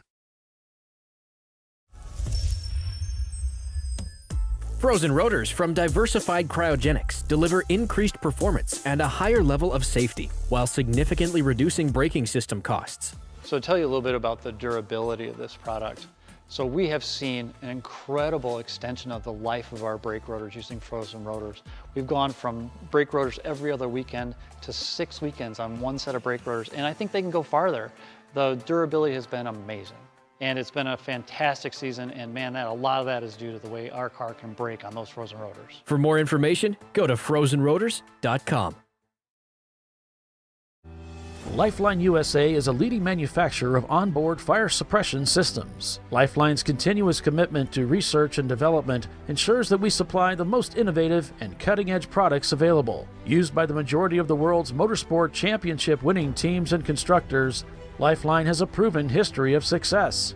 Lifeline offers a complete range of fire suppression systems for all budgets and needs, and we continue to push development and limits on both extinguishant materials and our patented delivery systems to make the race car environment almost as safe as sitting on your sofa at home. Every kit has been designed for a professional and simple installation. For more information and to purchase your ChampCar fire suppression system, go to www.lifeline-fire.com. In 1977, Bill Wood set the standard for high-performance brakes. Today, every Willwood product is born from racing technology and is proudly manufactured in the USA. Engineered, designed, rigorously tested to deliver unsurpassed control on and off the track. Whether it's for cruising or absolute performance, Willwood has an application for the ultimate stopping experience. Race-proven, street-ready, drive Willwood.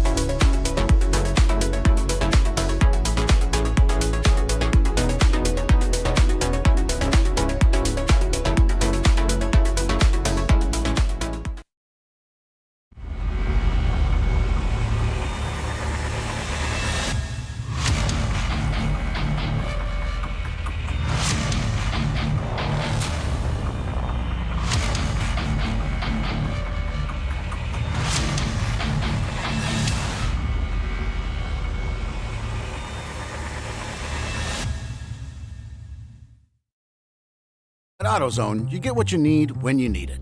Got a today job? Pick it up free same day at your local AutoZone. More of a tomorrow project? Order as late as 10 p.m. with free next day delivery. Getting the job done just got easier. All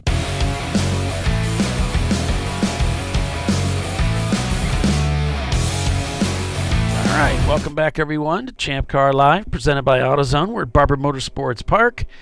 Live here for the Alabama Grand Prix, the final race weekend for the Champ Car Endurance Series here at Birmingham, Alabama. Welcome back. I'm Paul Velton. We've got Doc Waldrop, Bill Strong, and Tiffany Alexander. What's been going on since the break here?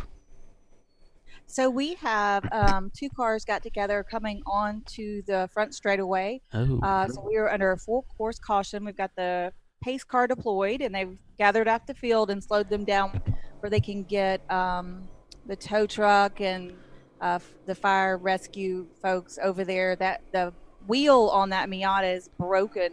I think that what I heard, not officially, obviously, was that the Miata spun and then the total car hit them. So they got the whole wheel is kind of broken there, and so they're having to go get that car. But it's also in a very precarious position to try to get the safety crew over there in that spot and keep them safe as well. So we went ahead and deployed the pace car to help keep the field contained. So is this the same accident that we saw before we went to break that you're referring to? It is. Okay, because I didn't think it was the Tuttle car that got into them. I thought it was another car. Yeah, was a Tuttle. Wait, oh, Doc, I have you muted. There you go. It was a Tuttle car and a Miata. Oh, okay, all right. Yeah, I don't see. They're also discussing if there's some fluid on the track surface. So the corner workers are keeping an eye out on that. There we go. We got a tow truck out there with our final turn onto the straightaway camera here. These cars are working their way by that EV. So that is why we wanted the pace car out there, and they're trying to. There's not much room for the cars to get around the tow truck in that spot. Yeah, I think in talking to Chelsea a few days ago when we did the drivers meeting, the plan was that the track wants to go 35 mile an hour at full course caution immediately, but if they want to get that gap that we so often ask for our drivers to catch up to the pack, she was just going to put the pace car out under 35 mile an hour, so that would stack everybody up, so you'd get the same effect where you have that big gap for the crews to work in. So that could be what they're doing here. Having a little trouble getting that Miata picked up since it's got a broken rear suspension. And of course that's an independent rear suspension, so because that knuckles busted like that, it probably also broke the CV joint, CV axle. Some damage there. May have busted up the shock, the brakes. Could be a lot of damage there. So after that accident, it looks like oil got laid down on the track around the surface on the majority of the track. Yeah, Oh, well, no. we can see the oil layer that Tuttle laid down going to their pit. Oh, no. So they're going to have to put Dawn detergent and water and go out there and scrub the surface to get that So off it's the bubble bath surface. time. Yay! Yeah. This actually may be a very extended caution to get that clean up. I know that it's leased through turns 1 through 5, and maybe all around the entire Here's course. the Milan, likely. one of their Miatas. This is the 5. That's the new addition to their stable. This should give you a pretty good idea of the running order that the pace car probably came out and picked up the leader. I don't think so. Oh, probably. okay. Well, there went that idea.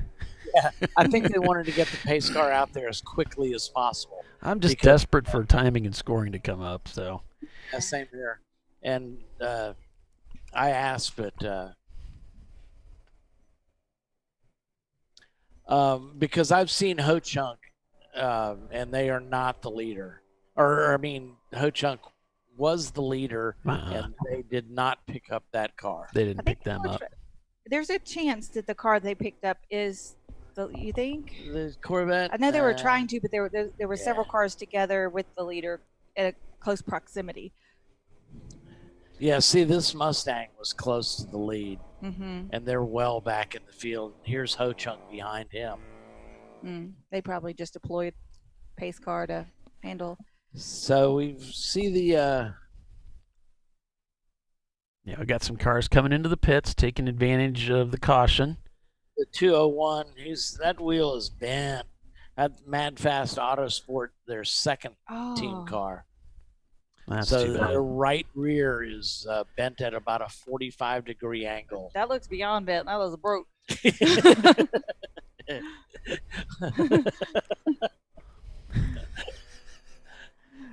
So here's several cars on pit road. 888 is on pit road. 880. 880 is Hooligans Racing. 888 is Rat Hole Racing. It looks like our 290's heading off of pit road. That is 2 guys in a Miata. Here's our new team, the Hardin Motorsports Group. They're in the pits with the hood up. And Bernie's saying the 111 car will be in and out of the pits. They're really, Blue Shells is just doing a test today. Get some test time in with their car. There's the 127 heading off pit road. That is Team Night Owl. But yeah, that oil stream out of Tuttle's car, we believe, is about 2 feet thick. Oh no. Or 2 feet wide. It's a fair amount. And I have a feeling that's through no fault of their own. After that accident, After that, yeah. Got something loose or a hole in somewhere, and Here's Cone Crushers coming down pit road.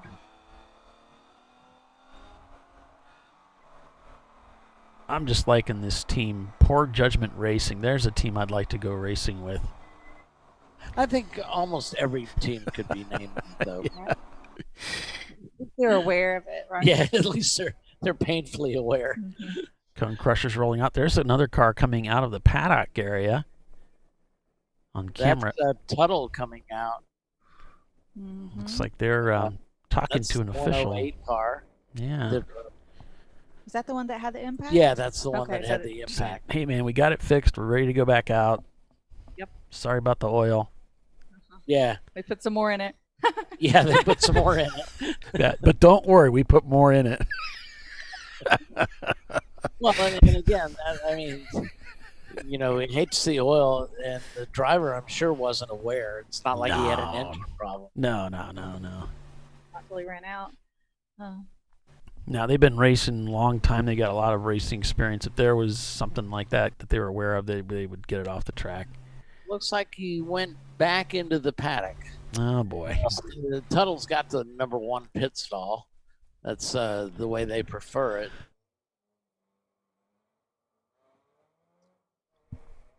Did we lose the Bill Strong? Yes, we did. The talent? What are we going to do? We don't have the talent. Wait a minute. No, I mean, wait a minute. I think Doc is the talent, right? I'm the additional announcer. Oh, okay. I can't remember who the talent. I guess I thought it was Bill, and then... No. It's never Bill. Okay. Bill's in there telling Chelsea how to do her job. Oh, okay. Well, thank goodness. That's exactly what she needs right now. Any word from scoring and timing? No. The only word we've got from scoring is timing is leave us alone. Yes. We're feverishly working. Yeah. When we have the timing scoring system is, they have 2 systems typically running at all times. Yeah, timing and scoring is working. So, we just can't get that third party. It's the broadcast crew that's not working. Wow. Well, we never work. Keep your Thank you expectations very low. much. Yes. Yeah, we don't have any information on the timing and scoring yet, but other than leave us alone, we're busy. So I guess we'll wait. Motorsports Group, the 552, back out on the track. Yeah, they said they'll let us know. Yeah, they'll get it taken care of eventually. In certain terms.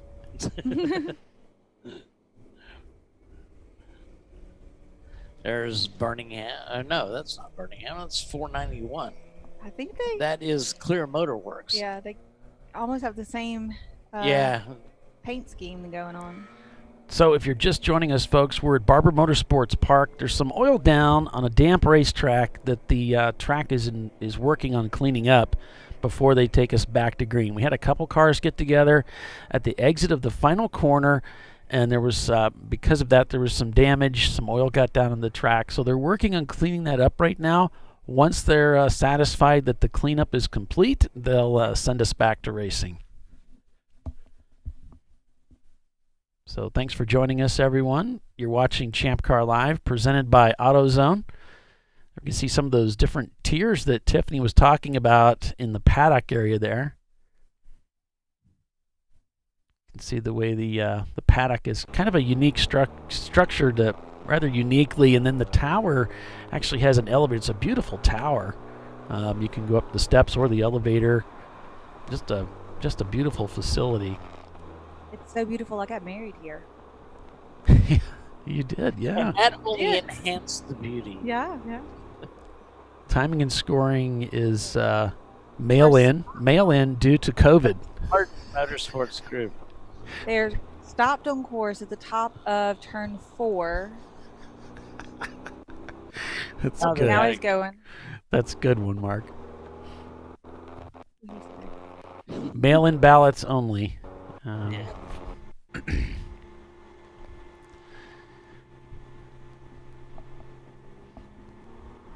It's the old. I've been talking to some friends of mine about this. It seems like I work in IT, and every company that I call, I work with a lot of different companies.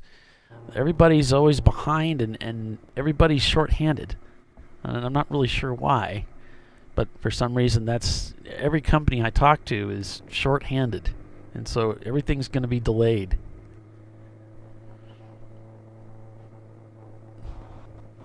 That's been 2020, I think, all year, right? Delays. Tim said he's raced motorcycles here many, many times. What do you think, Doc? You think this would be a fun place to race a motorcycle? A blast on a motorcycle. Doc, you've got a lot of experience racing motorcycles. You've raced on tracks, all over the country, haven't you? Yeah, back in your heyday? I was going to say in my stupid years, but I'm still on those. Yeah, I've raced a couple of tracks. Yeah. Of course, this track hasn't been around that long, has it, Tiffany? No, I've never been on a motorcycle here. Maybe 15, God, that long? 17 years, something like that. Wow.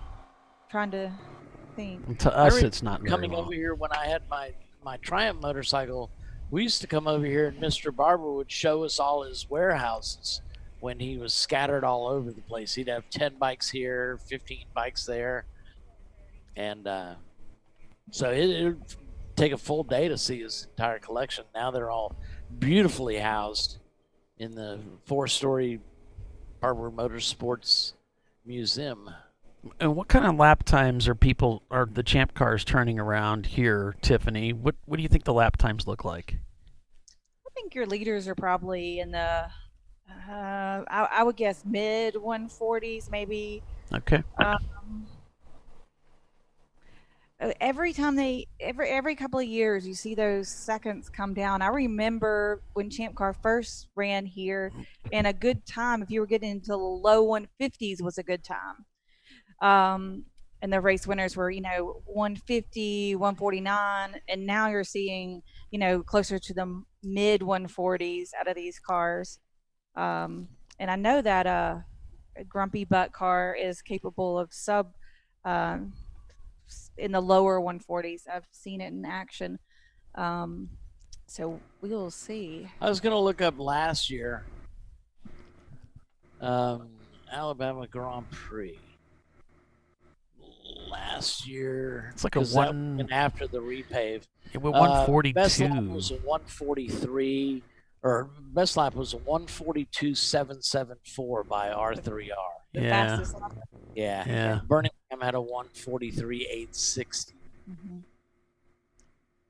So last year's winner on Sunday was Total Motorsports in the 107 car. We'll see if they can parlay another victory this year. It's no surprise they're back to defend. As crews are on the track right now cleaning up after some oil put down by one of the Tuttle machines after contact with another car.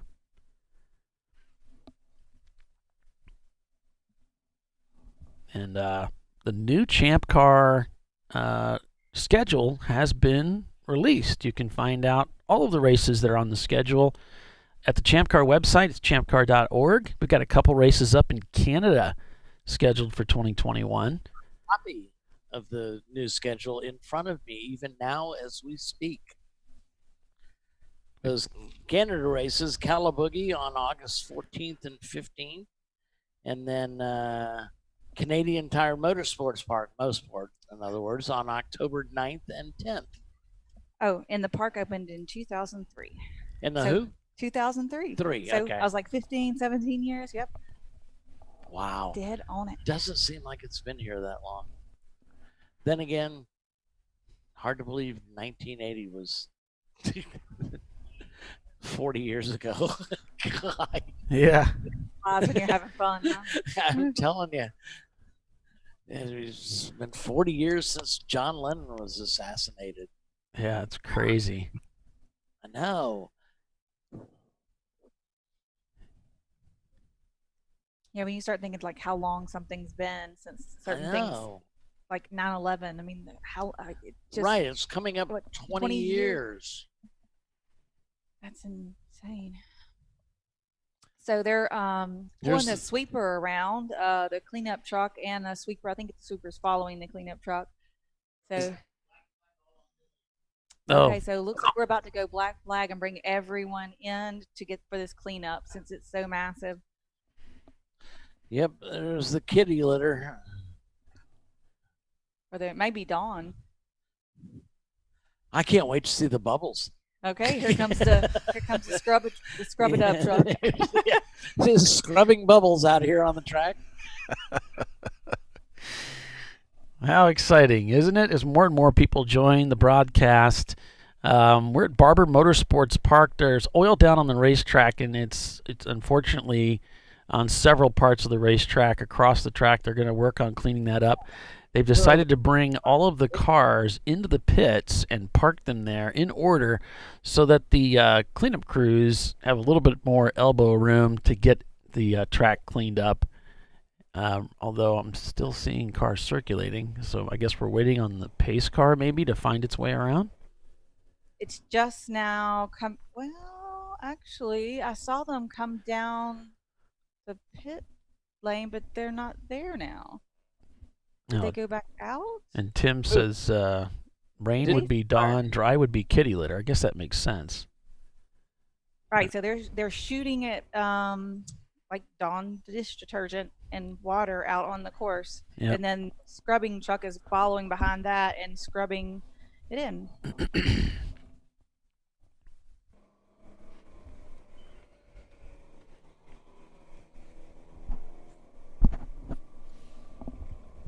We have 2 cars being held at pit out, but the that's just till the field passes. Okay. It went well. The pace car went back out. They came through and then went back out. So I'm not sure if they're going to bring them in or not. Yeah, they may have changed their. I think they brought the pace car out to bring everybody in. It's been out the whole time since the accident. Yeah. Yeah, because of that location of the pickup down there. Visceral taking the opportunity to do a driver change. Get this done before everybody's brought in. I mean, it's a shame Bill's not in the car because we could see him fall out here. I wonder how slippery Dawn is on this track surface. Yeah. That's going to be interesting to try to get. Yeah, you thought things were exciting before. Yeah. Let's throw some soap on the track. Yeah, soapy bubbles and a little oil in there and some rain. Yeah. Hey, y'all, watch this. It's about to get real. Some of these cars are going to be so clean at the end of this race. Yeah. These guys think of everything here. So if you're just joining us, we got more and more people signing in to watch the Alabama Grand Prix here on ChampCar.Live. Looks like Brew Crew just going by there. Welcome, everyone. We're under full course caution as oil down on top of a damp track, and so the track crews are out there working to clean up this mess so that it's safe to go back to racing. It's going to take a little bit of time to get things sorted out and to get us back to green. So while we're waiting through this process, we're going to take you over to an interview that I conducted with Mr. Mark Link of Frozen Rotors just a few weeks ago. Check this out.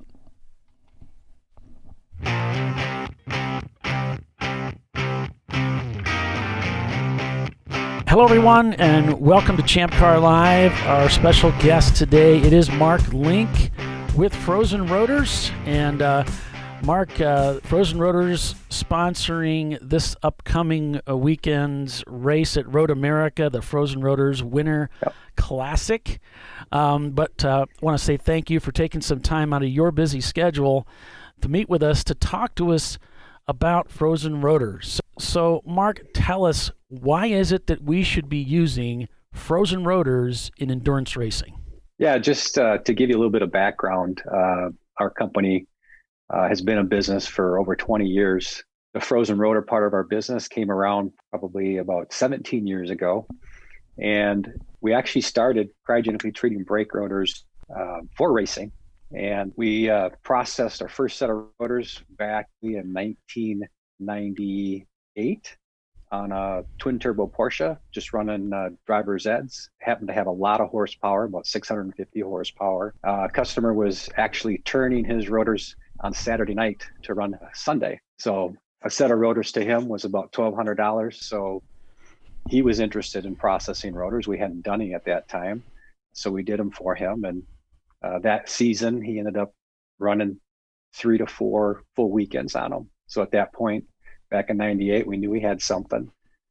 But since then, we sell brake rotors all over the United States, actually all over the world. So most of our customers are going to be fleet, heavy users, and racers.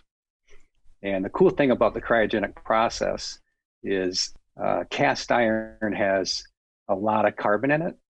And typically we need at least 0.5 or 0.4% of carbon in the metal for it to react to the cryogenics. And cast iron has about 3.5 to 4% carbon. So lots of carbon. And because of that, cast iron, we're able to precipitate out what they call an ADA carbide. And these ADA carbides give it just more wearability as far as that goes.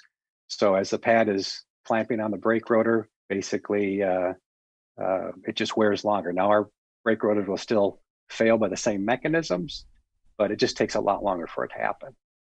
Yeah, we've certainly seen that. I know with the uses that I've used it in BMW and Miata, so it's an amazing product. Well, let me just ask you then. I guess there's going to be a big push to allow two-piece brake rotors for 2021 in order to save money. Do you have two-piece rotors that will fit the Willwood center hats? Yeah, we do. We do. We do work with Willwood, not directly, but with a warehouse distributor.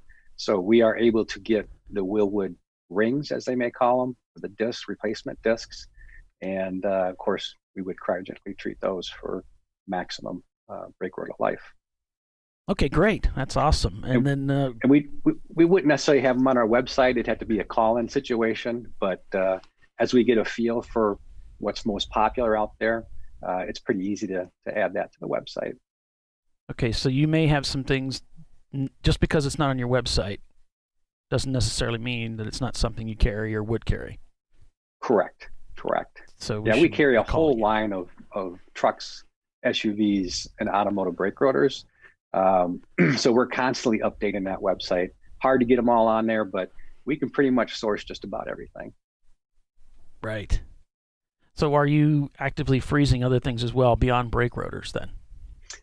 We are. The company name is Diversified Cryogenics. Frozen Rotors is our brand name, but we treat a lot of engine blocks, camshafts, crankshafts, piston, and rocker arms, if I didn't say that, and piston rods.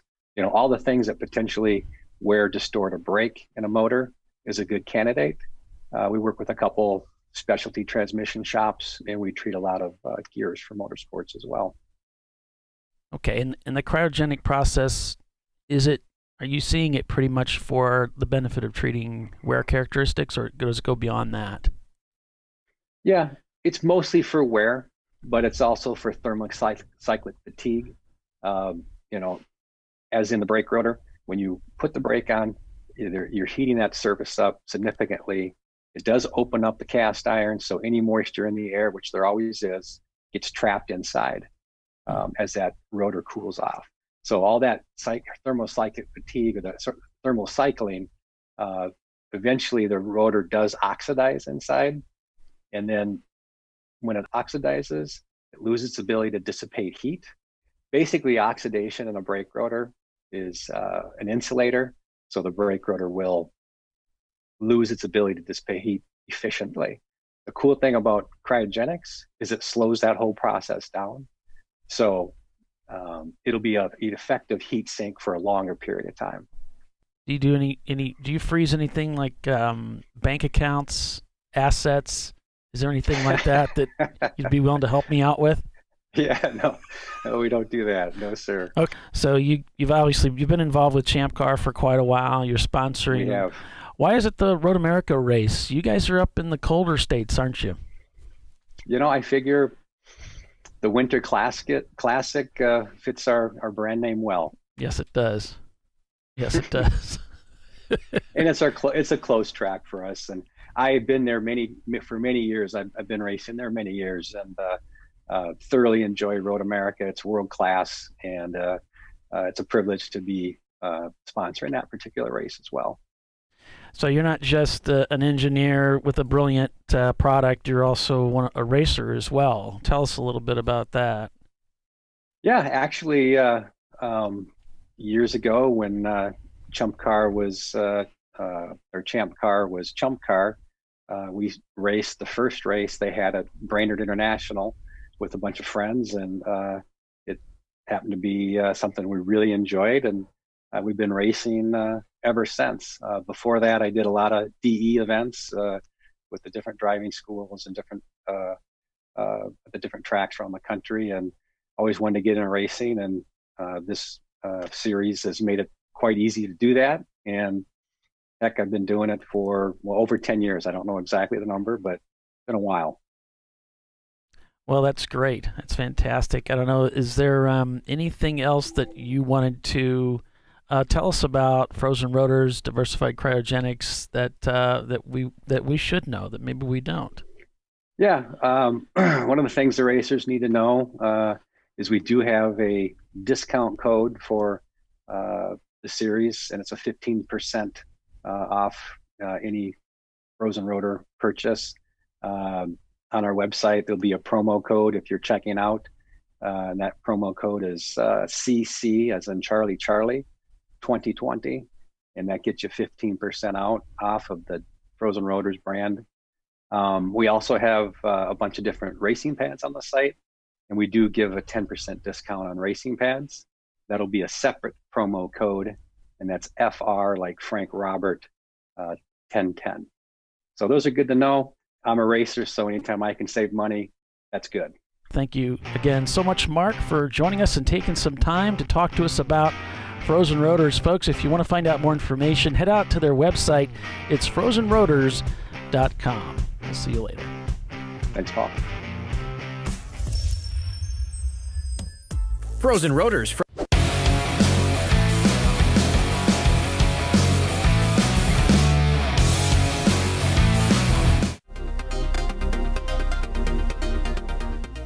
Welcome to TireRack.com, revolutionizing tire buying since 1979. With our unmatched selection of branded products, finding what fits your vehicle and is right for you and how and where you drive has never been easier. Through helpful online shopping tools that include our professional hands-on reviews done at the introduction of a tire and consumer reviews that give real-world feedback over the life of the tire, you can make the right tire choice and find exactly what you need. And if you prefer to talk to someone, our tire testers, our sales team, are available on the phone. And that's how we get you the right tire for you and your vehicle for where and how you drive.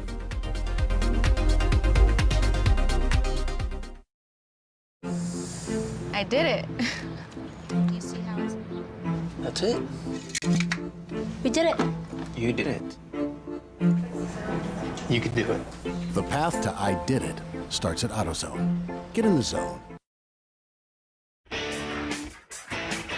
Located in Northeast Ohio with 40 years of combined experience, Money Shift Racing knows how to deliver performance and safety, offering everything you need to get your vehicle and drivers ready for race day. From safety equipment to full engine assembly and repair, in-house fabrication, 3D design, and rapid prototyping. Money Shift Racing. Performance done right. Hey guys, this is Chad Thornton, and on behalf of Racing Radios, welcome to the 2020 Champ Car Endurance Series. Since 1979, Racing Radios has pioneered communication systems for the sport of racing.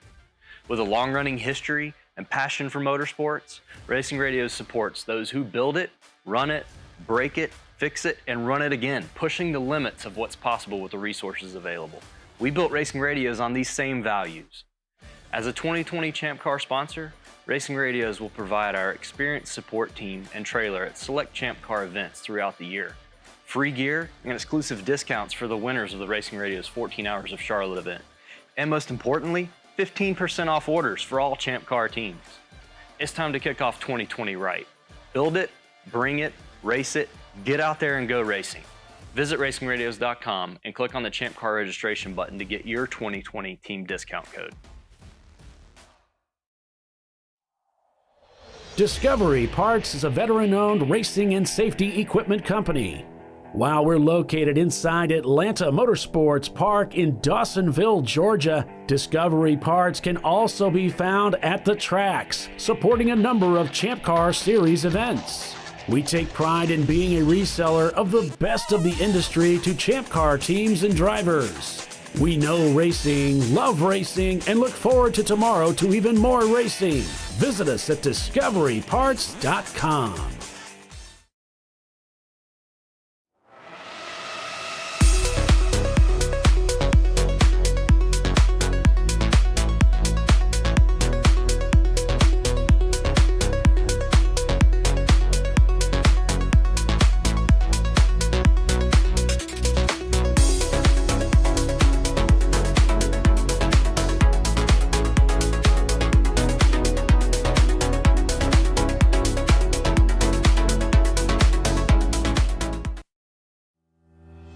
Lifeline USA is a leading manufacturer of onboard fire suppression systems. Lifeline's continuous commitment to research and development ensures that we supply the most innovative and cutting-edge products available. Used by the majority of the world's motorsport championship-winning teams and constructors, Lifeline has a proven history of success. Lifeline offers a complete range of fire suppression systems for all budgets and needs, and we continue to push development and limits on both extinguishant materials and our patented delivery systems to make the race car environment almost as safe as sitting on your sofa at home. Every kit has been designed for a professional and simple installation. For more information and to purchase your Champ Car fire suppression system, go to www.lifeline-fire.com. At AutoZone, you get what you need when you need it. Got a today job? Pick it up free same day at your local AutoZone. More of a tomorrow project? Order as late as 10 p.m. with free next day delivery. Getting the job done just got easier.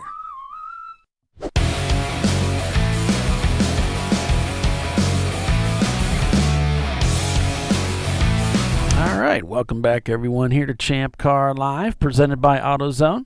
We're at Barber Motorsports Park in Birmingham, Alabama this weekend for the final race of the 2020 season. And it's been a really interesting race season, probably the most unusual race season ever in the history of the club, the 11th year for Champ Car.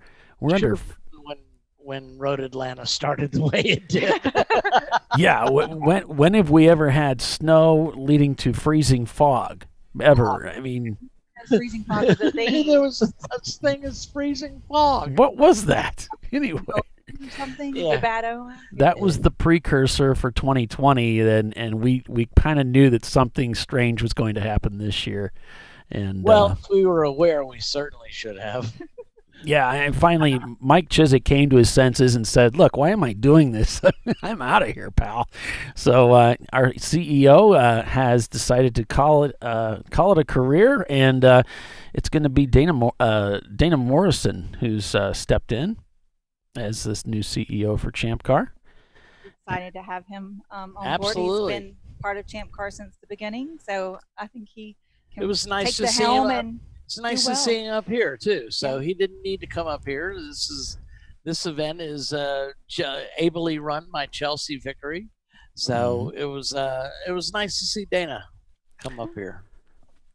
Yep, the new season already mapped out for us for 2021, beginning, of course, at Michelin Raceway, Road Atlanta, our traditional beginning of our race seasons. And that'll be in February, of course. The whole schedule up on the Champ Car website, ChampCar.org. You can check that out. month and a half off. The election results are in too. Oh, are they? Yeah, they're going to be officially announced tomorrow, but I'm going to go. Bill's not here to yell at me, so He is not. I'll shut the door. yeah. So being elected to the board of directors, Mike Chiswick, and we of course had extensive talk with Mike, and he has agreed to stay on and help us through this transition to Dana. Because our race directors, they deal with the tracks directly when we book our schedule and stuff. So I know Dana's spent like a week up with Mike going over everything. Oops, Bill's here, so I can't. Okay. I'm He just giving giving me an everybody the update on the election surface. results. Hmm. No, it's tomorrow. It's close enough. Yeah, I'm He the is just- secretary. He yeah. does make it official. Yeah. So Chris Huggins has been elected to the board of directors, and some lady who Some girl. some girl, yeah. Wait. I think I know who it would be. Who's that? Is it Tiffany Alexander? Ding, ding, ding! You are correct, Polly. So I did get So she reelected. narrowly edged Roger Cohen, who's one of the drivers of Birmingham. Very good friend of mine. But Bernie Myers also ran. Yeah. Uh, I think Alex ran as well. ran Troy. from and Troy. Those had a big those field. positions were so close. So I mean, much where you finished. Tiffany only beat Roger by, I think, 19 votes. So we had a pretty good turnout. But I think we had almost close to 300 people vote, like 200 yeah, and something. 299. We had to throw out about 25 or so votes. That didn't vote for me. Well, yeah. Oh, Lord. Settle down there, Biden. That okay, Trump. No, But no, several people voted. You needed to vote for 3 people, and several people voted for the same person 3 times, and that gets your ballot thrown out. Well, they were dedicated. They're just very excited. Exactly. Yeah, exactly.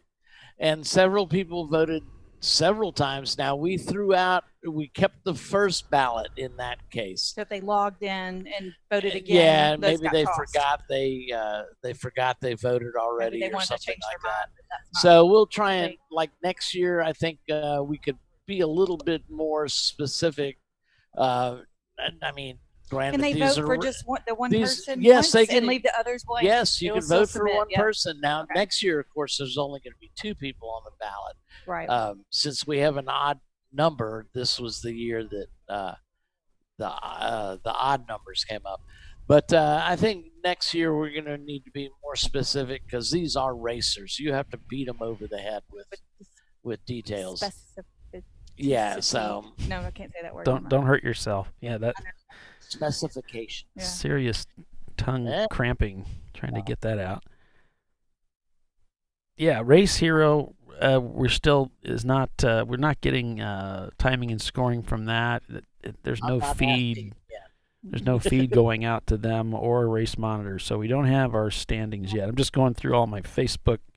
People are lighting up my red flag right now. So all the cars are parked, all the drivers are out, all the driver stints will reset. When we go back, we're under extensive cleanup here at the track. There is oil on the pretty much entire track surface, so all the way around the course, and they're having to hose it down, put some detergent down, scrub it in. They had to go refill the truck. They had ran completely out of water and soap, so extensive cleanup. So we called the cars in to just let them do their thing. And we're going to reset those driver stints when they get the cleanup completed. Well, congratulations, Tiffany, to being reelected to the board. And congratulations to Chris and everybody that ran. It's great to see so many people that want to be a part of the series and helping out on the board, because there's a lot of work that needs to be done. What does the board needs help? So that's always nice to see. You know, people are willing to take their free time and commit it to the club that they love, and you know, and put themselves to work for the good of the club. We have a great club. I mean, I love this club. So we have a lot of really dedicated and passionate members, and that's what makes it great.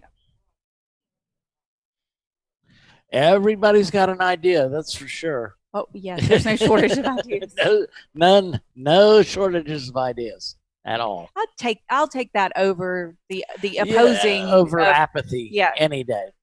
You know, a club that's not very involved with itself. You know, so yeah. These gentlemen, yeah, this is great for you. They're having to fill the truck back up with water. It's like what? Soap. He says it only goes so fast. What do you mean you don't? What do you mean What do you mean you ran out of tacos? I don't have any more tacos. We're gonna have to go get more. The snack bar is now open. Oh, the snack bar is at the upper tier, right? Yes, it is. The second tier, yeah. Yeah. The second tier. So you got to go up there to get to the snack bar. I got to go get us tickets. Mm-hmm. We call it it's a little like a little trailer kind of thing, but actually the food is really quite good. Yeah, it's not bad at all. Yeah, the tacos are really fresh. I used to have a relative of mine used to run the catering here. Oh, really? Yeah. I talked to the new catering manager. We got a new catering manager here at the track about last year, I guess.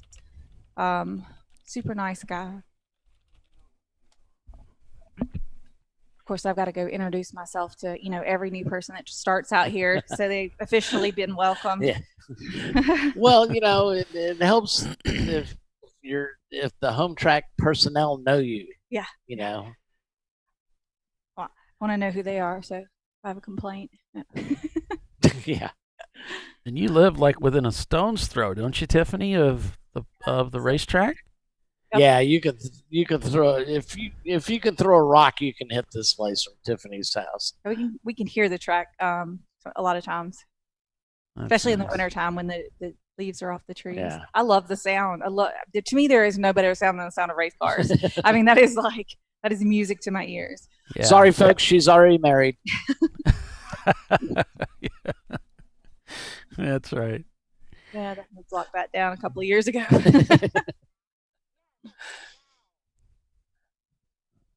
Although some days he's taking alternative offers.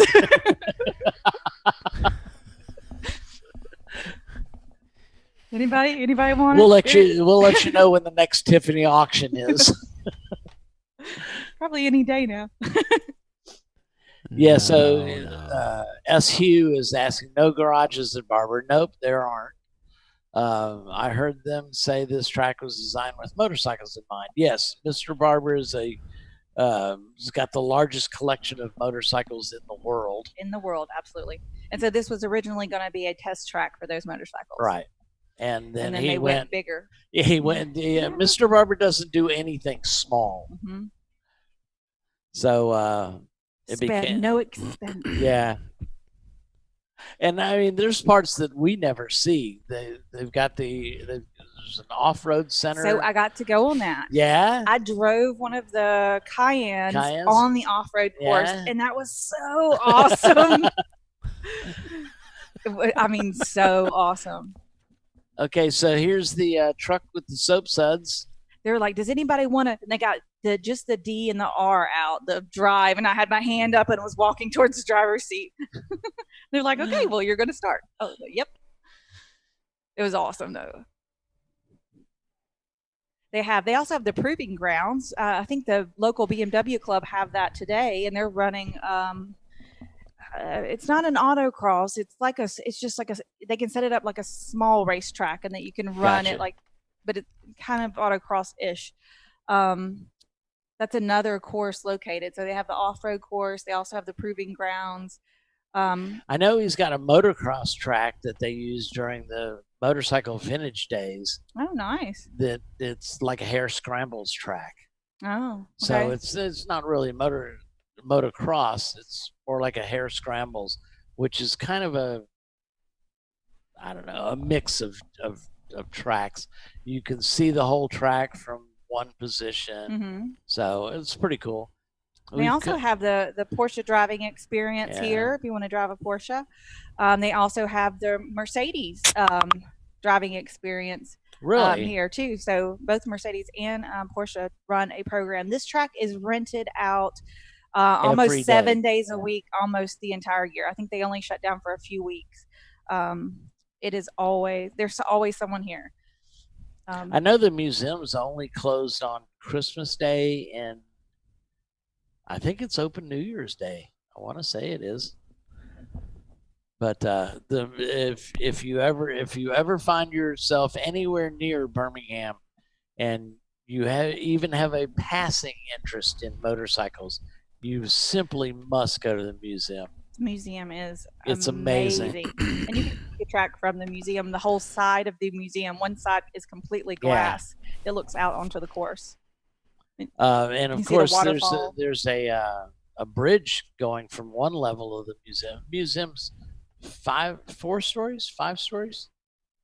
Yeah, it's multi There's level. a bridge that goes over all the way to turn 1 from the museum. It's located right there on that 8A dot, kind of. They did a huge expansion a couple of years ago and put a whole nother section to it. Yep. And then they have the basement area where they restore the motorcycles, and they have some Lotus race cars and some other interesting. One of the largest collection of Lotuses, if I recall correctly. They've got several of the all-wheel drive Lotuses that campaign the Indy 500. So All kinds of interesting things to see in yeah, there. his GT40, you know, it's ridiculous. They had one of The research 917s over Yeah. there. I don't know if they have it out for display. The research library is phenomenal. I mean, it's an entire library of all their motorcycles. I mean, there's only 9 Britons in the world or something. That's a New Zealand bike that was handcrafted in a guy's garage, a Formula motorcycle. And so, what does Barbara have? Has 2. You know. Yeah. Mark is saying he still has his original 78 Yamaha IT250. Chances are, if you come to the museum, Mark, you'll find one. I mean, I had a vintage bike. My dirt bike. I had a 72 DT250, and I haven't found it. But I had an 85 VF1000R, and sure enough, right in the middle of the museum, they've got those, because I guess that's actually the bikes they started the museum with. Yeah. And Doc, you were telling me there's like a garage somewhere, a basement, where he's just got packed of motorcycles that you never see. 500 motorcycles that haven't even been restored. So you got to come out and see it. On top of each other on the first floor. He's got an Easy Rider. Is it a replica that we saw that was in the glass? Yep. The glass case has a replica of the Easy Rider. I don't know, was it Harley or what it was? So my buddy Grant says there are 10 Britons in the world, and they had a reunion 2 years ago, and 9 of them were here. Yeah. Wow. It's crazy. Oh, it's insane. You know, this place is so cool. The Garden Club takes a monthly tour of the grounds because the manicuring of the place is just phenomenal. Spring, summer, fall. All the plants, all the blooming, just flowers everywhere, and then all the artwork around the facility. It's a really neat place. It's special. There's many whimsical touches here, like the time and scoring tower. Up at the very top of it, they've got a monkey hanging off of it, and down at the bottom, there's a pride of leopards, I think. Lions, leopards, something like that. There's lions on the other side, and I don't know which one. I can't see how they're. So a lot of them are solid metal works of art that were commissioned by, I guess, My Mr. favorite Barber's was the ideas. Lady in the Lake. I loved the Lady in the Lake. She's gracing one of his marinas now. Yeah, she's down south. I mean, more down south than we are, like all the way to the Gulf. Yeah, he brought it out and put it in the lake here for one of the Indy races, I think, and then it was moved after that. But it was really cool. So definitely a lot of artwork all over. It's everywhere. It's really neat. Hidden up in the woods, there's a manhole where you can see somebody peeking out of the manhole. Really? Yeah, there's a little head down in there. There's very interesting. And of course, place. there's the lady that's hung from the. The bridge. There's a lady hanging from the bridge. I don't think we can see her from here, can we? I mean, she's like regular human size, so that's a little ways away. She had a nice sparkly dress, a new dress on when I was here 2 weeks ago. I was coming out of the hairpin up, and I was like, wow, she got a new skirt. So the lady is in Orange Beach. Orange Beach, yeah. Sounds about right. I was like, Gulf Shores, Orange Beach, something like that. Yeah, it's a little bit different than Willow Springs, Ryan. There's the lady. To the point where every single time I see Mr. Barber, I tell him the same thing. I know he thinks I'm a nut, but there's worse things to be thought of. But I tell him thank you. Every time I see him, thank you. Thank you so much for not only building this, but building it here. Right outside of Birmingham, Alabama, which is my hometown. It's been life-altering to have this here and be able to come and play I had the time. privilege of doing some special events here. And we gelled every light that we could gel up on the 4th floor. And there were like 480 of them or so. Yeah, there's some pictures of inside the museum. They're just stacked up. It's a neat place. It is very neat. Yeah, down on the lower level, you'll find a Lotus that was raced by Paul Newman. He's even got a section for drag racing. He's got so there's a lot of Lotus cars there. There's a lot of old race cars there that will really grab your attention.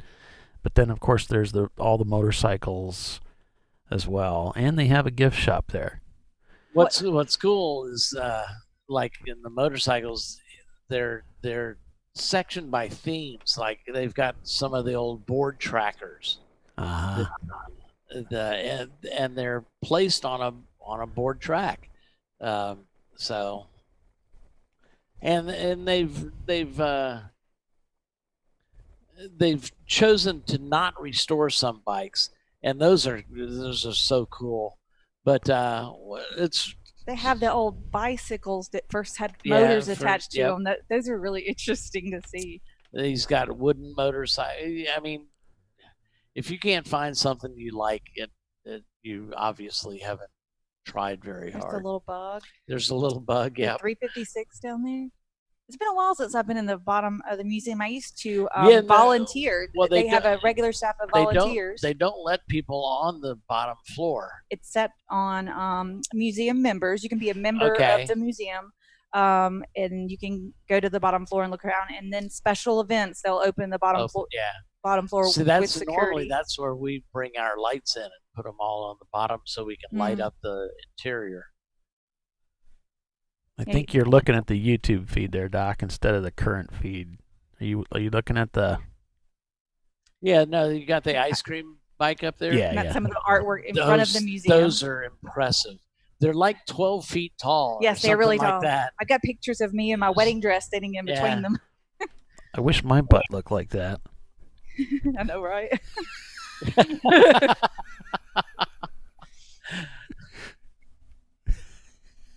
So those are some of the Grand Prix bikes.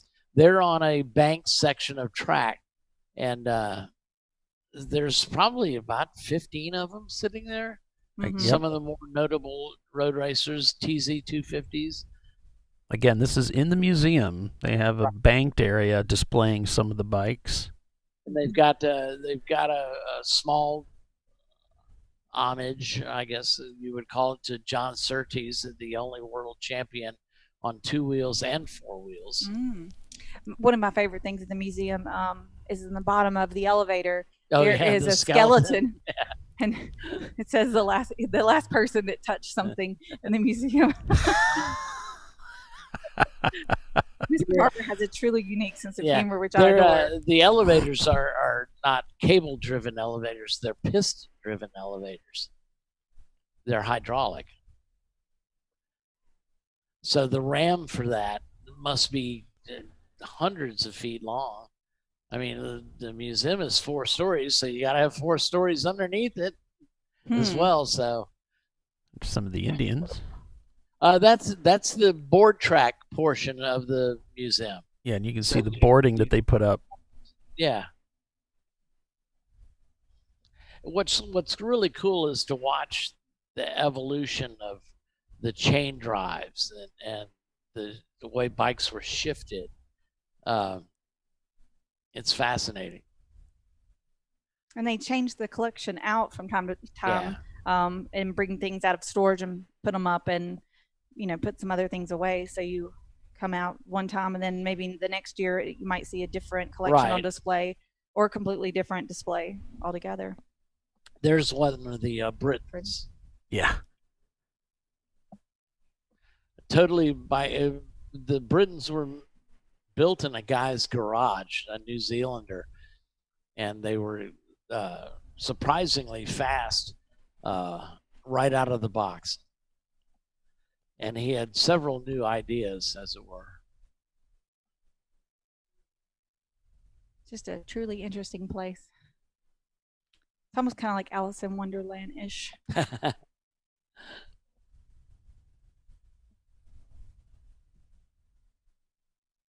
They're still doing cleanup. Yep.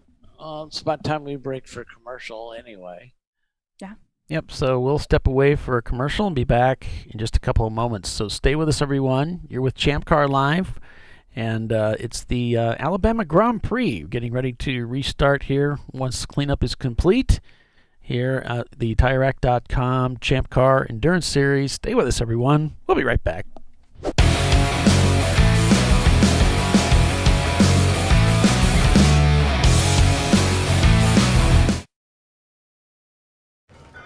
You know, I'd buy tires online, but then what? We've thought about it. We're TireRack.com. They should let you ship directly to a mechanic. Actually, we call them independent recommended installers. They should have like 1,000 mechanics. Try over 7,000 installers. Then you just make an appointment. At a time that's convenient for you. This could change tire buying forever. TireRack.com, the way tire buying should be.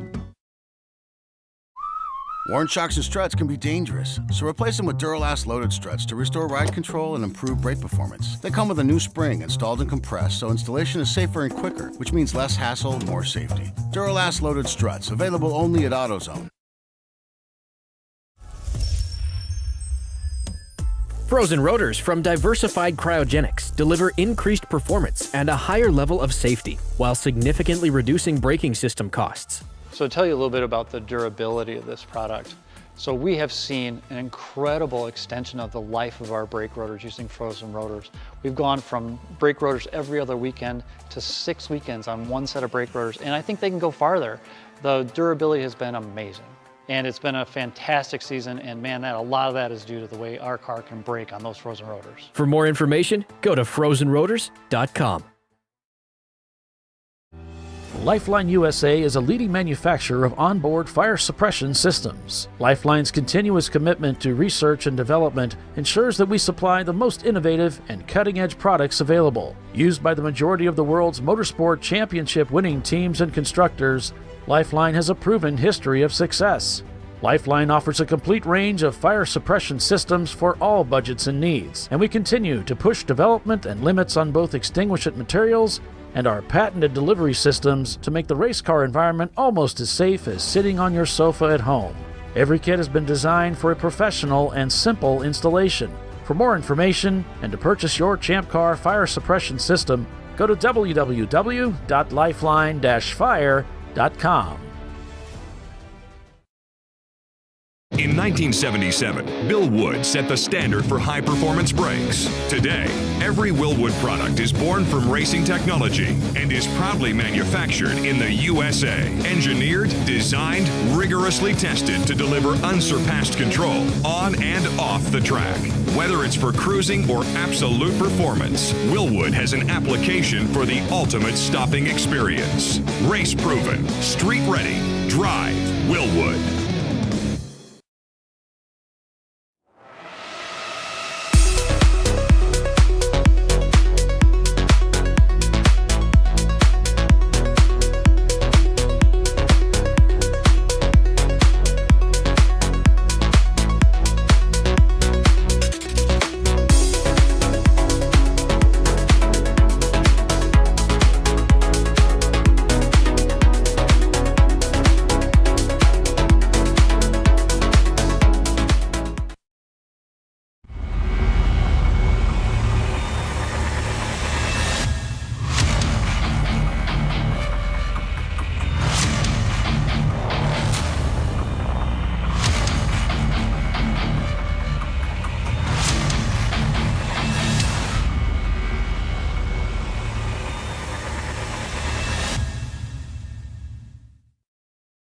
At AutoZone, you get what you need when you need it. Got a today job? Pick it up free same day at your local AutoZone. More of a tomorrow project? Order as late as 10 p.m. with free next day delivery. Getting the job done just got easier.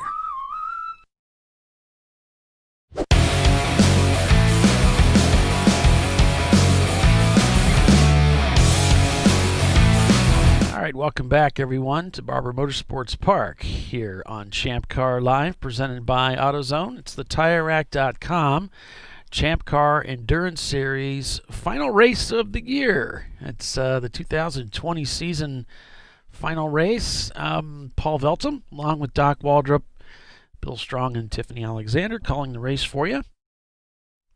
Our timing and scoring is down right now And we're under red flag condition here. All the cars are in the pits. Hello, Polly. Yeah, hi. We just got the cars off track so the crews can clean up, and hopefully we're reaching the end of this black flag so we can go back to racing.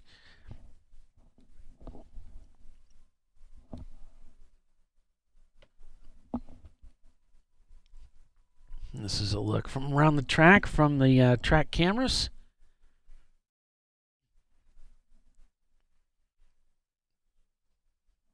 That must be the lady hanging from the that Tiffany was talking about. She's got a new skirt.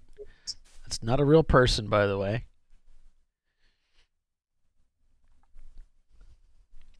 Although that'd be pretty terrifying if the first time you saw that, you'd think, "Oh my gosh, there's somebody up there."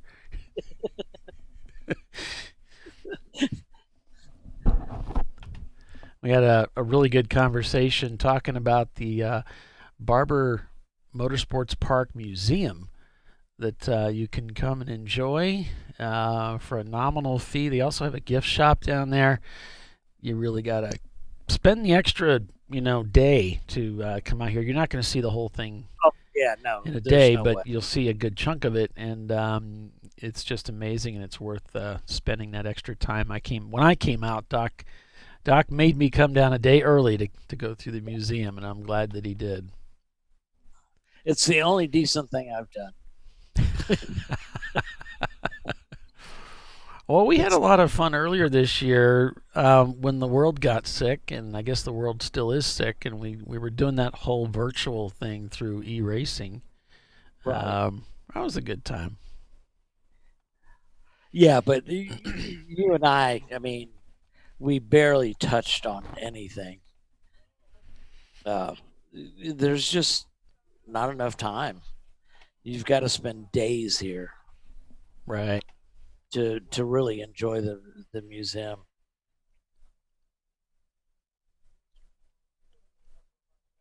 They were talking to Tiffany here a little bit earlier. She was saying it's been about 15 years the track has been open. Yep.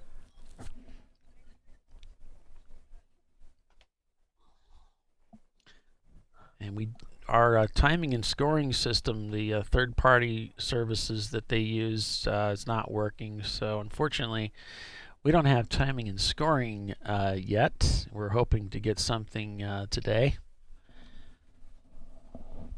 Maybe by the time we go back to green, but I'm not holding my breath. It's we have had, I can think of one other race where we just weren't able to get the timing and scoring system working.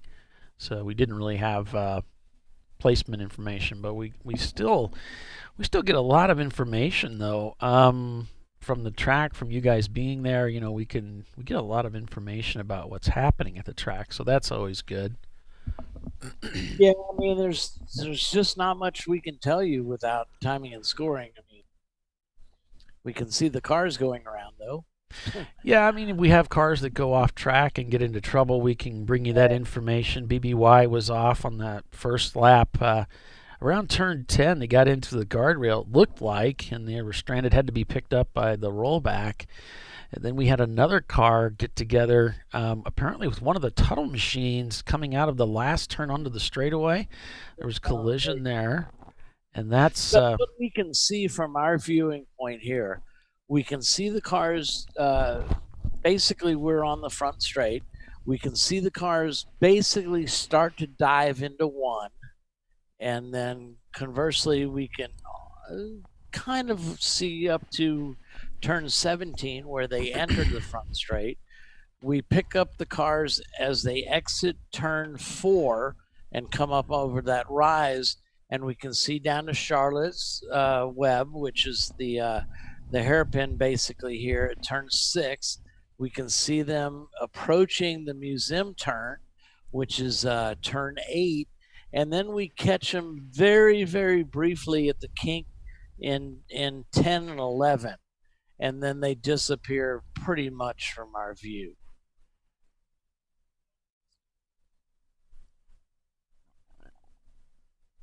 So is that you on the doing the camera, Polly? No, the track is doing all this. Oh, okay. So they're pointing out some of the art objects. There's a huge dragonfly. That's over by the museum turn.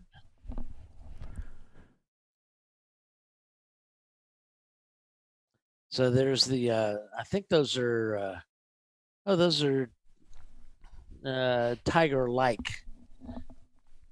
Yeah. Those are at the base of the scoring tower, as you can see. I don't know if you can, yeah, you can see the monkey hanging off the top of the tower. There he is. Yeah.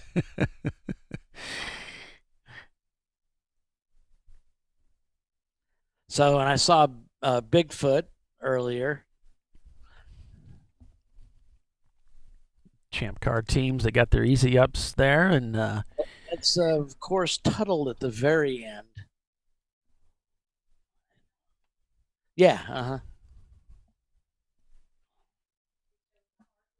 Yeah, I was over in race control, and we were showing everybody all the artwork around the Bigfoot. place. Yeah, I've never seen Bigfoot before, and I think that's the museum turn. I think Bigfoot's. I think that is that over the there. New waterfall? Okay. Over past the tunnel.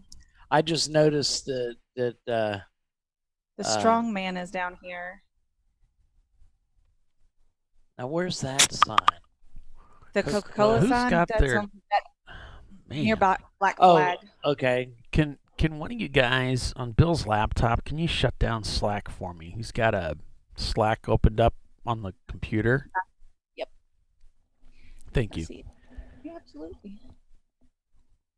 His notifications aren't turned off, and it's We all haven't seen getting Bill into the for show. hours. It's been kind of nice. I guess it's. Where's the mouse? We've got some footage here. The Huggins racing car, they've turned their camera off, and it's turned over to a race they were doing at VIR. So we've got some footage of them racing at VIR. I'm not sure. I don't recognize this car. It looks like it was a Champ Car race, but I'm not. 56. That's his original car. Yeah, this is an older race. The car that's here today. About 15 more minutes on this cleanup. They haven't put the drivers back in the car yet, though. They've made multiple laps in the cleaning trucks. With the brush truck. Yep. We actually saw the brush truck on its side here one time. Ooh. I can't remember. Is that the IndyCar race? Yeah. Yeah, it might have been. They tipped it over. He was trying to take the museum turn a little quicker than that. The handling on the brush truck would. It's a little top heavy. Probably. Yeah. It's not the ideal platform to get around here quick. Probably worse than a school bus. Yeah.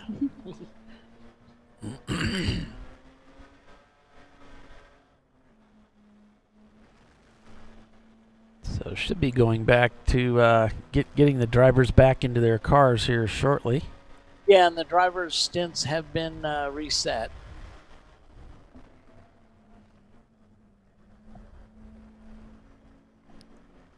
A lot of drivers hanging out by their cars, waiting to get that okay.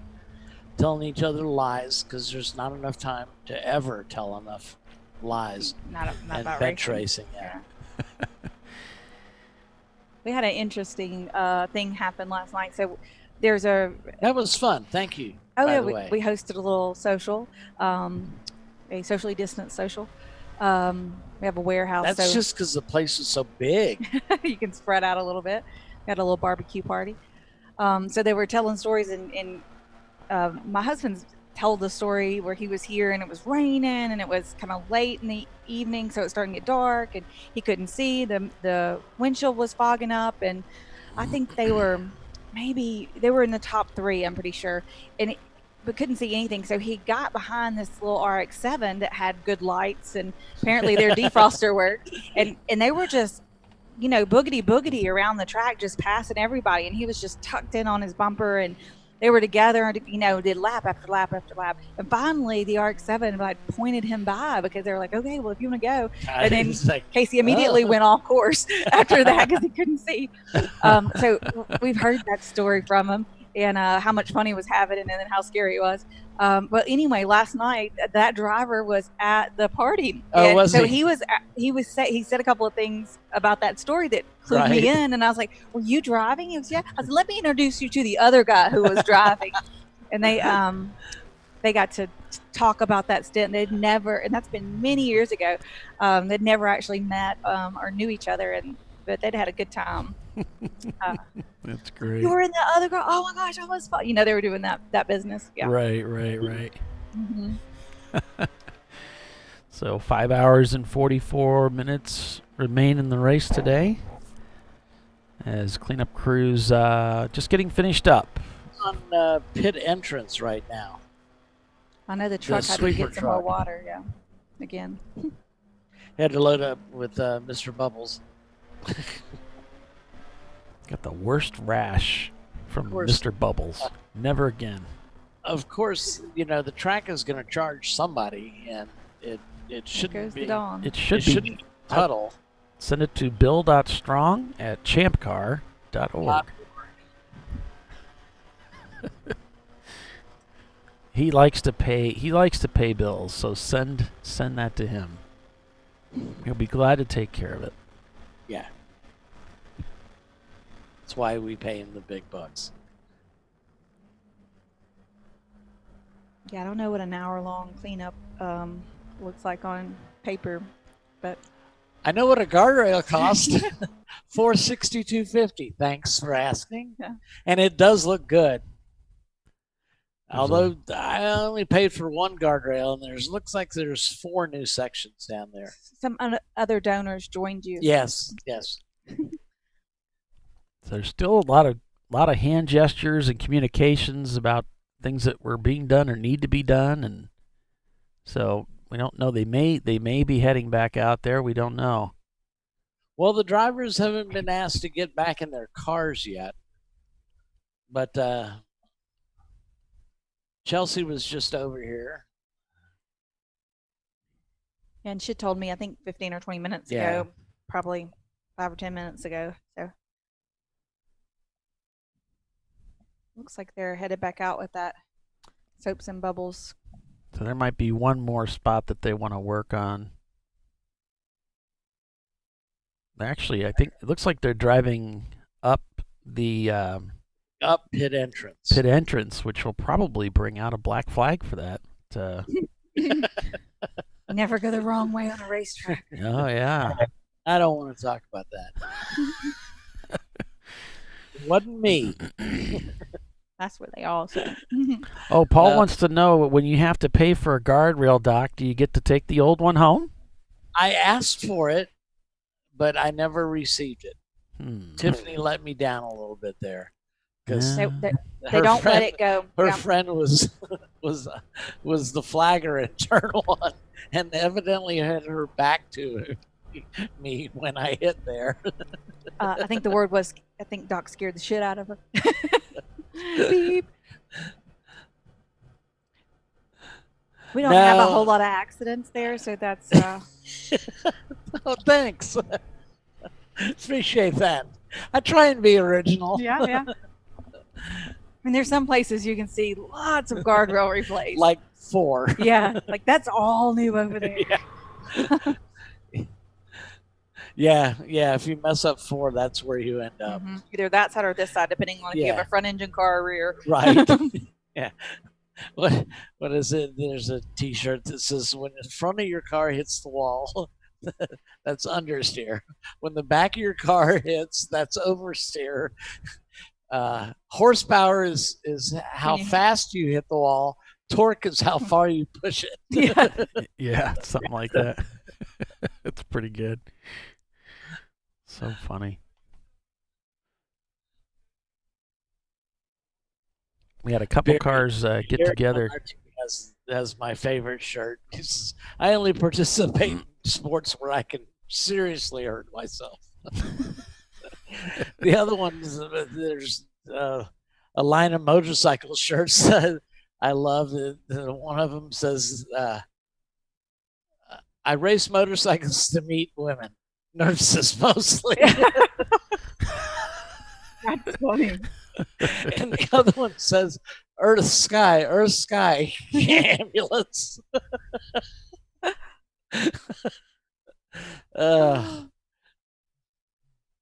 Yeah, we have a friend who races motorcycles. We've seen him in several different arrangements of casts. Casts, yeah. Oh, yeah, I've worn several casts. The one I loved when I broke my right arm, my right arm, I had the doctor cast it so I could still use the throttle on my motorcycle. Mm-hmm. Very smart.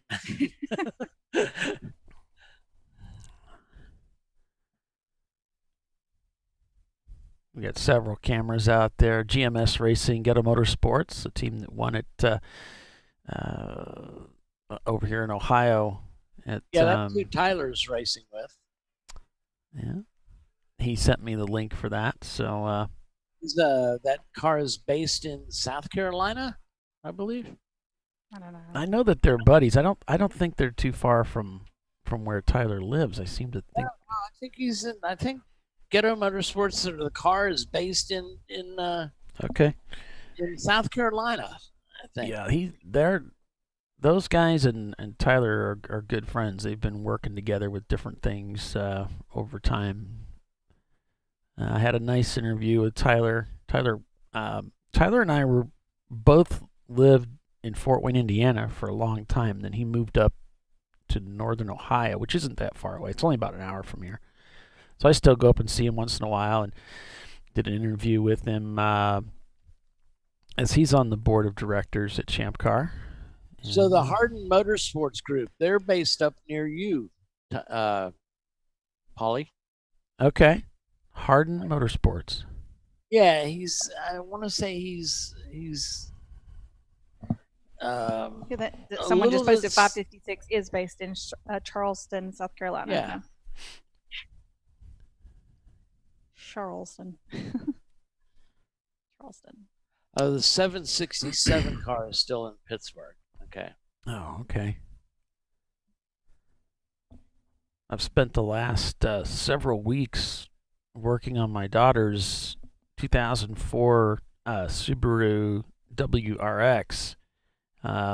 She brought it to me with gas tank leaking, some water leaking into the trunk. She had some brake pulsation, and been to AutoZone quite a bit. It's got a lot of AutoZone. The exhaust was broken. I mean, just all kinds of work that I've been doing on it, and it's got a lot of AutoZone hardware on it. In fact, I have so much that, and I know half the people at the local AutoZone store by name. We've got several of them here in Fort Wayne. It's a pretty good sized city.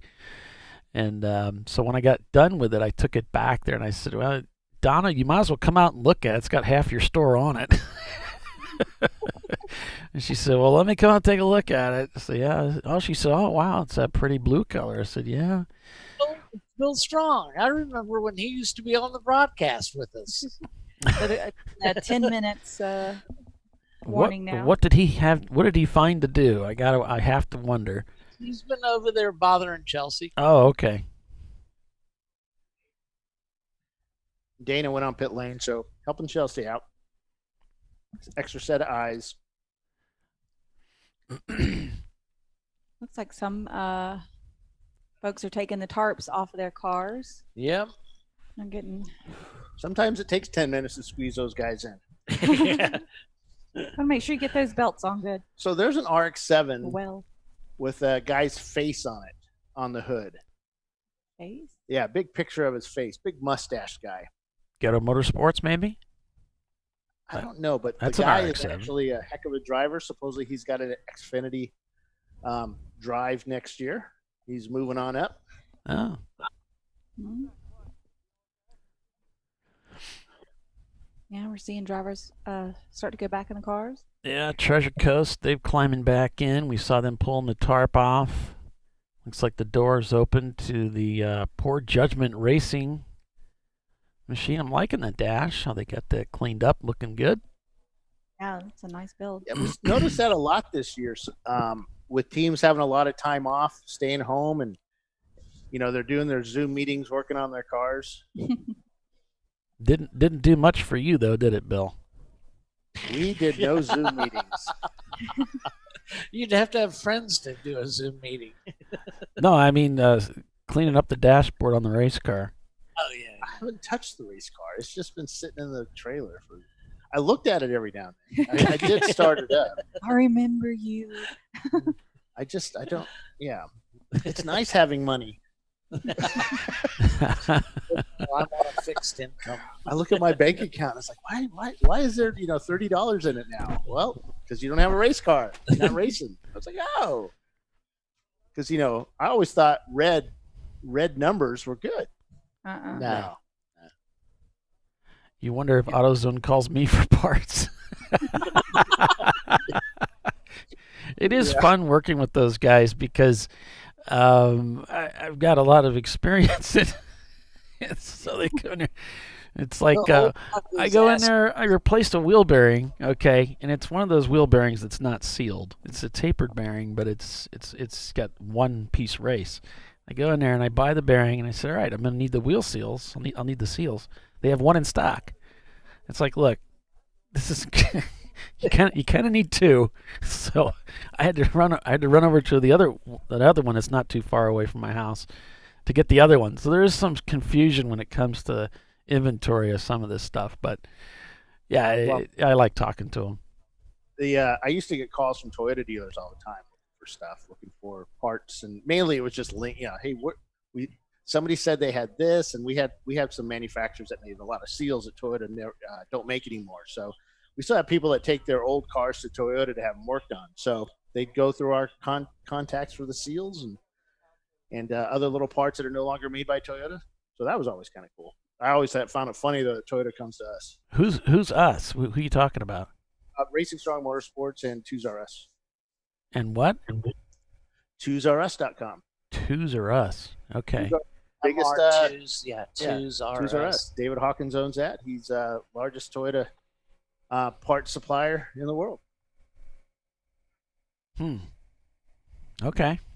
David Hawkins and I used to run the Mod Squad race team with ChampCar back a long time ago.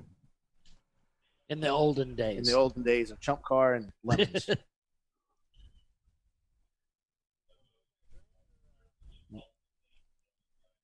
Corner workers are waking up, getting their flags all ready to go. So someone on YouTube is asking, is it really as wet as it looks? So it's very wet because they just took water and Dawn and squirted down the whole track surface just about. Well, I think they're coming around again. So yeah, it's wet. Yeah, Tuttle went around twice. Oh. So the oil cooler, I think it stopped at one point because they basically probably ran out of oil. But they're just making sure that they have Dawn dishwashing liquid in the water. It's a cedar of some sort. I guess they spray grass seed with it normally. So they put Dawn in it, and it bubbles up, and they're spraying it off. And we asked them, do they have to rinse it off or anything? Nope, it's just good like that. Nope, race cars will take care of that. We did ask them if they could run down pit lane and kind of power wash a couple of the cars here, or maybe knock a few of them around. Dana, stay still. Don't move. Right there. Oh, boy. Where is he? No, I'm just saying, Dana, stay right there. He wants to get Dana squirted. Dana, turn around. Whap! The blaster. All right. Well, we're going to go ahead and break for commercial, and then we'll be back here in just a couple minutes. Give Bill a break. It's been a good 10 minutes. So we'll be back in just a little bit. Stay with us, everyone.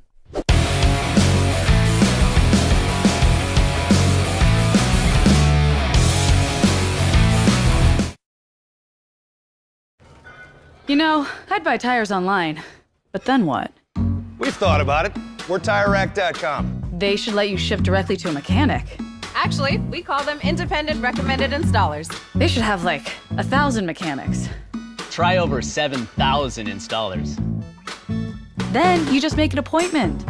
At a time that's convenient for you. This could change tire buying forever. TireRack.com, the way tire buying should be. Worn shocks and struts can be dangerous, so replace them with Duralast loaded struts to restore ride control and improve brake performance. They come with a new spring installed and compressed, so installation is safer and quicker, which means less hassle, more safety. Duralast loaded struts, available only at AutoZone. Frozen rotors from Diversified Cryogenics deliver increased performance and a higher level of safety, while significantly reducing braking system costs. So to tell you a little bit about the durability of this product. So we have seen an incredible extension of the life of our brake rotors using frozen rotors. We've gone from brake rotors every other weekend to 6 weekends on one set of brake rotors, and I think they can go farther. The durability has been amazing. And it's been a fantastic season, and man, a lot of that is due to the way our car can brake on those frozen rotors. For more information, go to frozenrotors.com. Lifeline USA is a leading manufacturer of onboard fire suppression systems. Lifeline's continuous commitment to research and development ensures that we supply the most innovative and cutting-edge products available. Used by the majority of the world's motorsport championship-winning teams and constructors, Lifeline has a proven history of success. Lifeline offers a complete range of fire suppression systems for all budgets and needs, and we continue to push development and limits on both extinguishant materials and our patented delivery systems to make the race car environment almost as safe as sitting on your sofa at home. Every kit has been designed for a professional and simple installation. For more information and to purchase your Champ Car fire suppression system, go to www.lifeline-fire.com. In 1977, Bill Wood set the standard for high-performance brakes. Today, every Willwood product is born from racing technology and is proudly manufactured in the USA. Engineered, designed, rigorously tested to deliver unsurpassed control on and off the track. Whether it's for cruising or absolute performance, Willwood has an application for the ultimate stopping experience. Race-proven, street-ready, drive Willwood.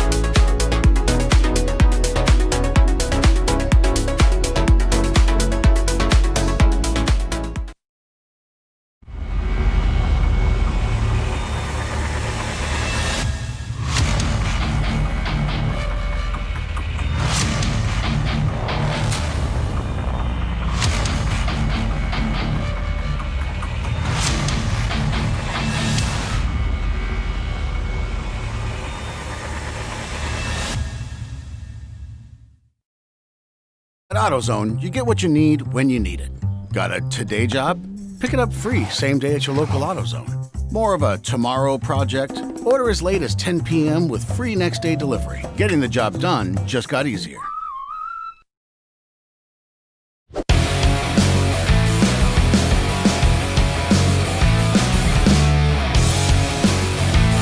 And welcome back, everyone, to Champ Car Live, presented by AutoZone.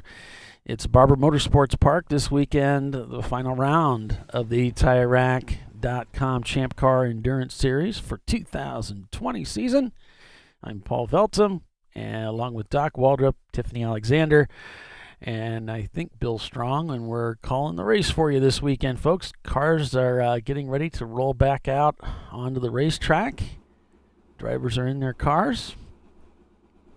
And we're getting ready to restart this thing after a considerable amount of time in Cars Black Flag. Out. It's about an hour, I think we were down. Yes. Sounds about right. So we're going to restart those driver stints at 12:04, it looks like.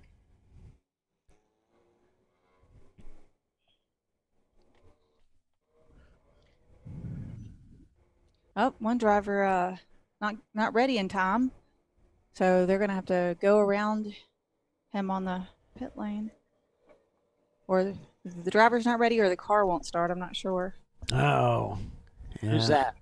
This 814. Is that Prelude? Oh no. 18, that is. Is that the Honda? Prelude to a cream. Oh no. Yeah, that's too bad. Some of the cars have already worked their way out onto the racetrack, one of which hung north grumpy butt, their Toyota Supra, car number 163. It's an 85 Toyota Celica Supra. Pretty nice looking ride. I almost built a race car from one of those. Yeah? Yeah, they're really cool. The cams are pretty expensive, so I ended up Wait. the cars that I had were rusted out so badly I decided it wasn't worth trying to make them into race cars. Gotcha. They were cool though. Yeah, I had two. I had a primary and a donor. I ended up chucking them. One of those projects that didn't work out. There's Dawn detergent and bubbles and water out on top of the oil, out everywhere. I was trying to see if we've gotten any timing scoring sent out yet. Almost got it ready to send out. Oh, good. All right, so they got the 814 started. Oh, good. I was worried that it was a Porsche 944 because that seems to be a common problem. And push starting on top of soap and water might be pretty difficult. Yeah. Might be slippery. So thanks for joining everybody. If you're just joining us or are returning from our extended break, you're watching Champ Car Live, presented by AutoZone. And we're at Barber Motorsports Park this weekend. 8 hours of racing today, 7 tomorrow. We've got a quiet hour at 11 o'clock, so we'll actually have 8 hours of broadcasting.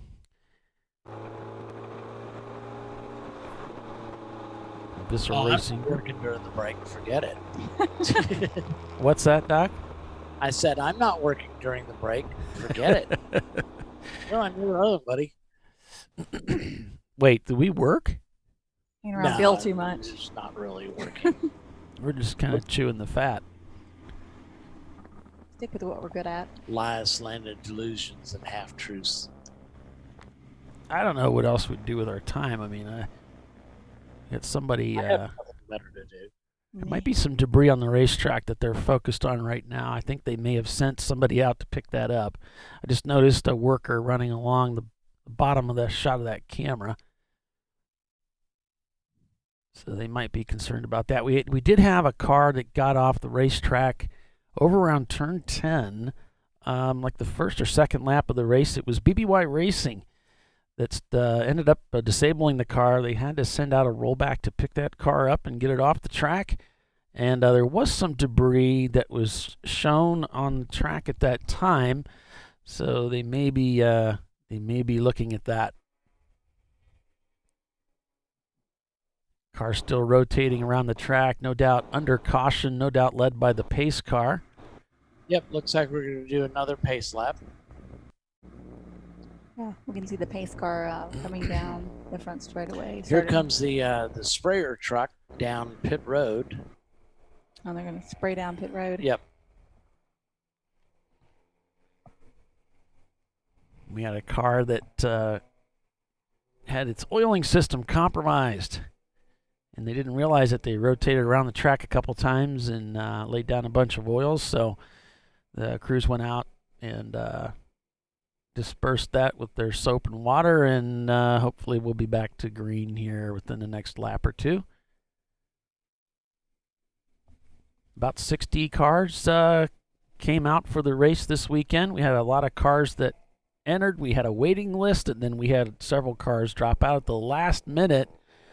And so it's been kind of a crazy thing here. We had at one time we thought that the Tuttle team wasn't going to show up, and then they did. There are bubbles flying through the air. Yeah, this actually looks kind of fun. I just don't see how any way that stuff can't be slippery. But what do I know? Poor kid from the streets. I was just thinking that that's what we used to put down on the surface of the parking lots when we were trying to teach, when we were trying to do a skid pad. Yeah. And it was slippery. We also had a fire truck out there shooting water on it. So nice. It was entertaining. And you're in the car with, somewhere around 15 to 17 years old. Yeah, I was gonna say that's when I learned to drive in the snow. Is you'd find if it snowed in the south, you find the biggest parking lot you can. Mm-hmm. Work on your skills. Yep.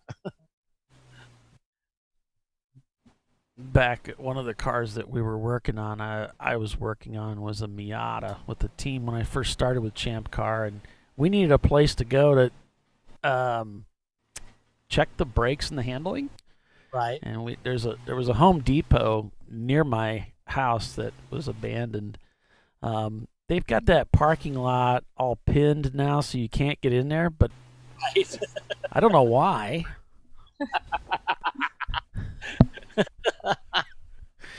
Too many lawyers, Paulie. But we got some good solid testing done.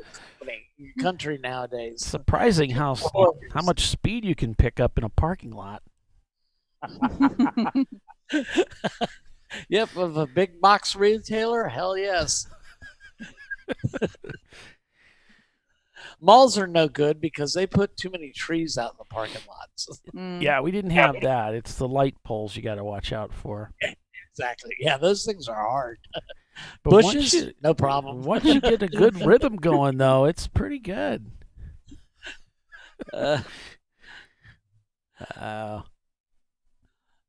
No sense of humor, narrow-minded no lawyers. fun at all. Gosh. It looks like Brew Crew coming in the pits. We've got another Miata coming in, taking advantage of the yellow here. Looks like the Kruger Tune Racing's in, doing their pit stop. Yeah, looks like they're might be taking fuel there, huh? Freeman's coming in too. I'm pretty sure we're taking fuel. They're putting something in the front of that Porsche. They're putting gasoline in the front of the Porsche instead of the back. That's where the gasoline goes. Crazy cars. They made these things backwards. The engine's in the back and the gas tank's in the front. It's like the now picture the rest of the cars are backwards. I like the picture of the horse pushing the carriage and it says Porsche. Isn't that denial? As a therapist, you should know how this works, Tiffany. If everybody's one way and you're the different, it's not really them that's wrong. Maybe it's you. Maybe you're the genius, and everybody else just hasn't got on board yet. Well, I think I need to sit down with you for some therapy because it sounds like you're going to be on my side no matter what. Perspective. So I've been driving. My husband has this little Volkswagen Jetta. He got it for his daughter, but then she didn't want to drive it because it's a 5-speed. So I've been driving it while they're working on my Cayenne. And, then I try to put the key in the wrong side and, I don't know where to put gas in the car because I'm used to driving these Porsches that are, everything's different on them. It's funny. Like it's still German. You'd think it'd still be kind of a little screwed up. Oh, we had somebody spin on the top of 4 and they're trying to get back out. I'm trying to see which car that is. That is. It looks like a 350 maybe. Yeah, it's a 350Z. Oh, okay. Who used my binocular and got him out of focus? That was not me. There's only like 1 or 2 350s entered, so. Well, then you should hop into a Saab because the Swedish car then is also designed different. The first when I started driving for Robin. Oh, you don't have a 640, Doc. The key switch is actually behind the e-brake. Where you pull it's like to your right hand down on the transmission tower. So they're looking at turn 4. Yep, you hit right there. Yep. Oh man, look at that. Click him over there. Yeah. Unfortunately, he's upset the tire barrier there. I know all about that. G35. Oh, that's cute. That's an old English phone booth out there. Yeah. Put that around all the potties. Oh. To dress them up a bit. The porta potties, gotcha. Mm-hmm. They're all phone booked. Well, this isn't good. I hope because they're going to have to go out and fix that. Nah, wait till somebody else hits it. Okay, so the Soggy Bottom boys are in a 350, and that's the only one I see. There's a G35 out there too, and that's Never Ready Racing. So I would guess it's either one of them. Let's see, they're 950. What did you say earlier? What number? 640, but are we green? Yes, we're green. Okay. Yes, I'm sorry. Yes, we are green. Now we got a car. Another Carl. We got a Miata off in the pea gravel here. Stuckish. Yeah. That is museum? Mm-hmm. Yeah. Yeah. Can't read the number on that one. Just got done telling. Oh yeah, you overshot. Looks like the corner entry into museum. Yep. Probably locked it up under braking and went straight. Yeah. It gets real slick over there in the brake zone for that turn. There's a little depression. It's not quite as pronounced as it used to be before the repavement, but there's still a dash of a depression that'll accumulate a little bit more water. I or remember whatever. when Michael Bulls hit that. Yeah. In the running bulls You racing. cannot see it. You just when you spend as many laps on a track as I've been here, you just know it's there. A lot of cars. Well, you know what, right now. Tiffany? This driver knows it's there. Oh yeah, they figured it out too. That's the hard way to figure it out. Yeah, there's an easier way to figure it out. This driver is all too familiar with it. It's like, what have I done? Which car driver would take the easy way out, though? Leave it to us. On board with Visceral Racing Group and their Porsche 944S as they're working their way around the racetrack. Oh, look, we've got Oh, timing and scoring coming up. We are going full course caution. Looks like timing and scoring has finally popped up. They're showing Ho-Chunk in the lead with Team Milan in second.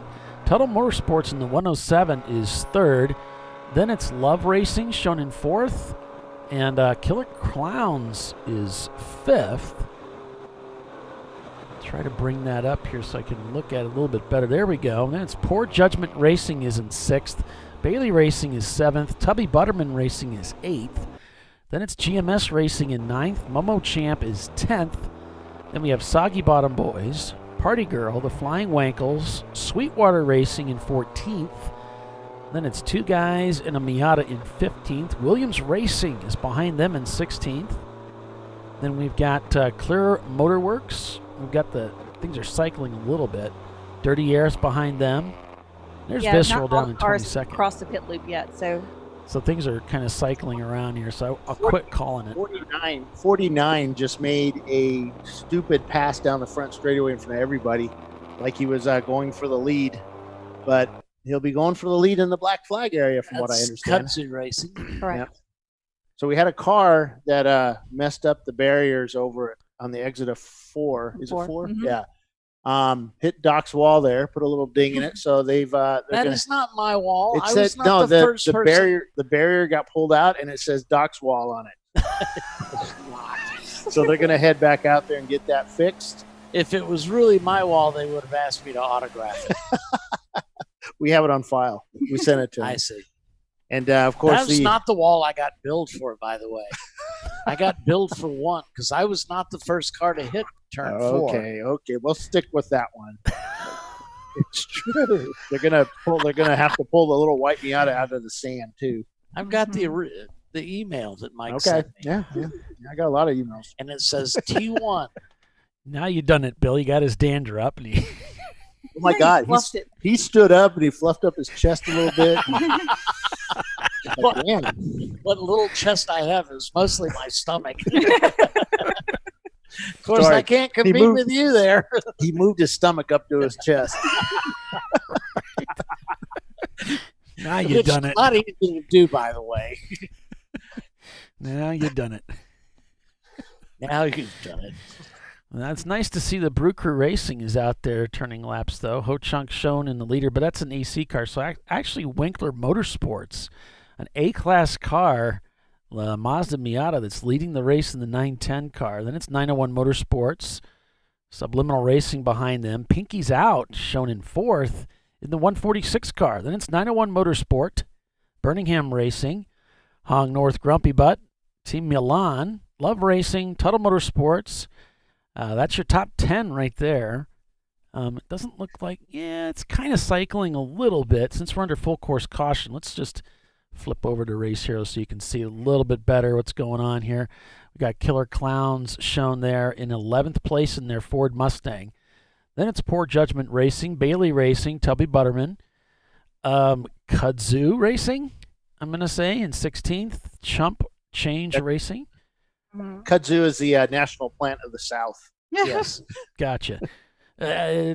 Touchstone Racing in 17th. Then actually they're not because we've got some EC cars in there. But anyway, after Touchstone, it's Six Pack Racing, Leviathan Motorsports shown in 20th in their MR2, GMS Racing in 21st. Then it's Momo Champ, Soggy Bottom Boys, Party Girl, the Flying Wankles, Two Guys, and a Miata in 26th. Then we've got Sweetwater Racing there, and their Miata in 27th. Great group of guys in Sweetwater Racing.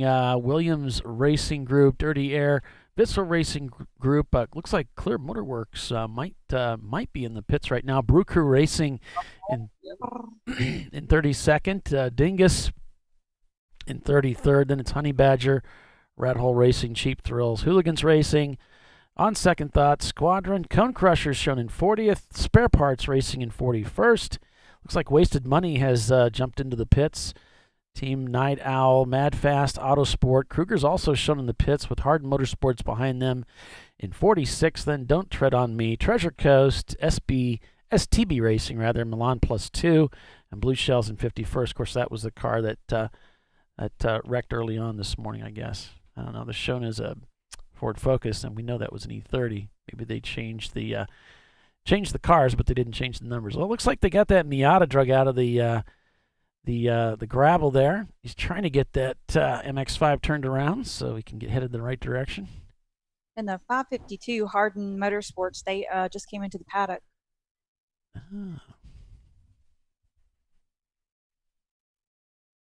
So once he gets that car motivated and going in the right direction, we can get back to green here. I imagine they're looking at that barrier, though. In turn 4, they might need to upright those tires and push those back up against the Armco.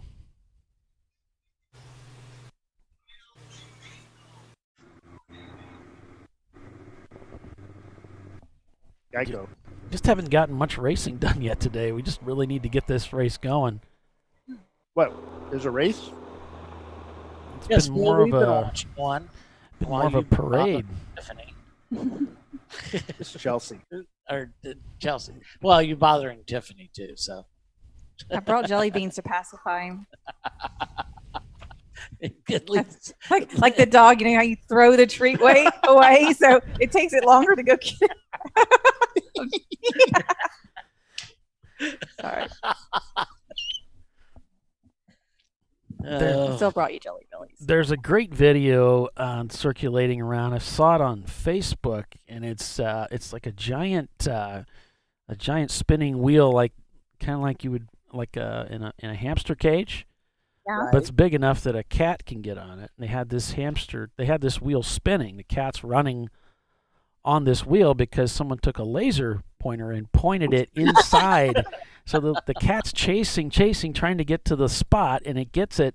And as it bats at it, it loses control and it falls. And so because the wheel's spinning, then it's getting tossed all around, and then they get right back in there and go back after it again.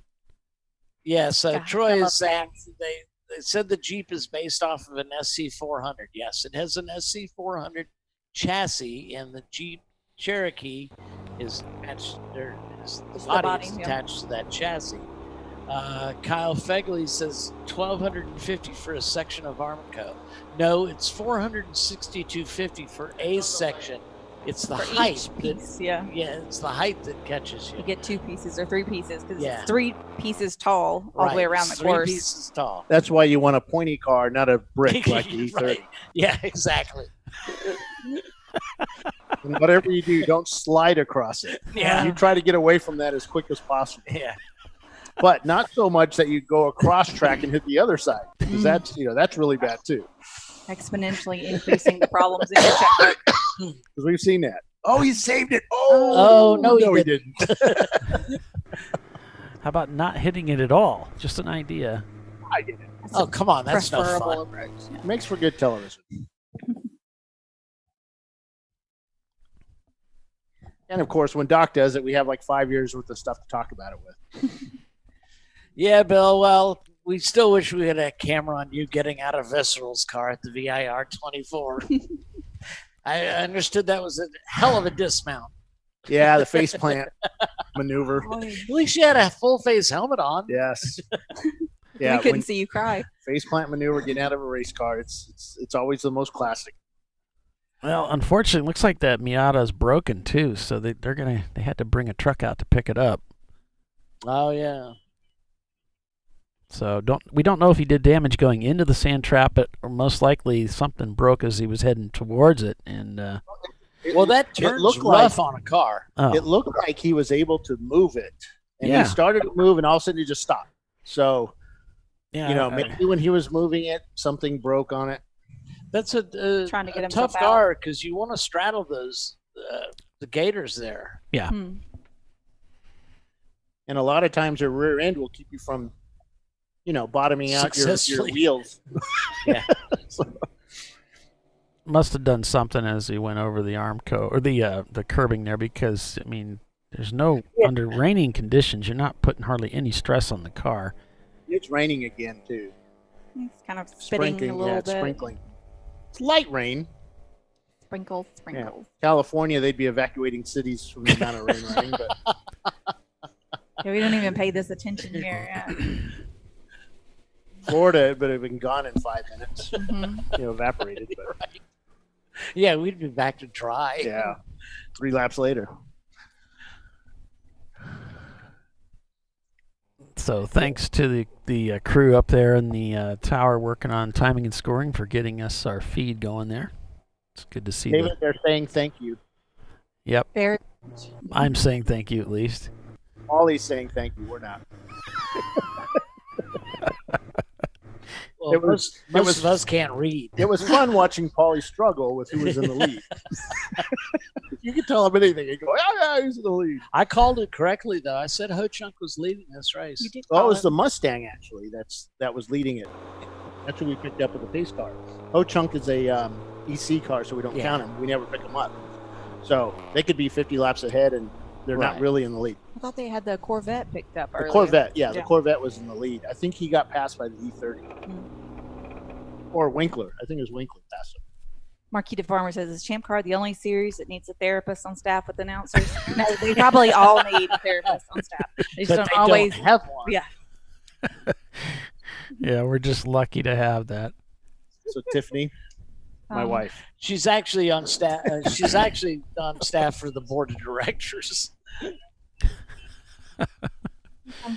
you use your skills to bring down the level of anxiety on those phone calls? I try. Yeah. Damn it, boys. Shut the heck up, all of you. You do that? You pull out your mom No, voice? No. No, what It's Tiffany does in, beneath the in a breed. lot of the board meetings is somebody will say something and Tiffany says, "So what you're saying is."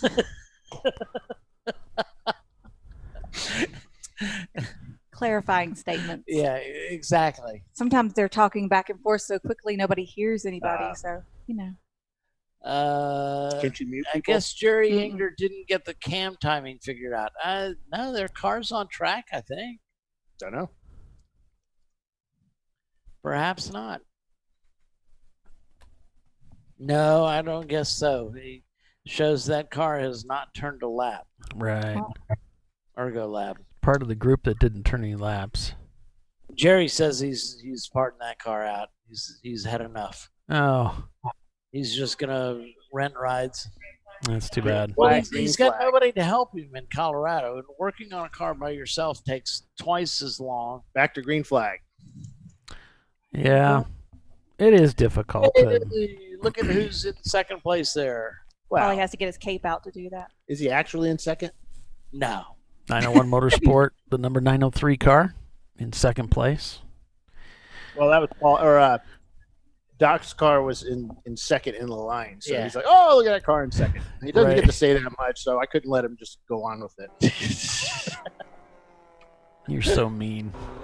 A lot of water on this front straightaway. He's mean There's to a me. lot of water At least on he course. hasn't hit me this race. Well, because we're practicing social distancing.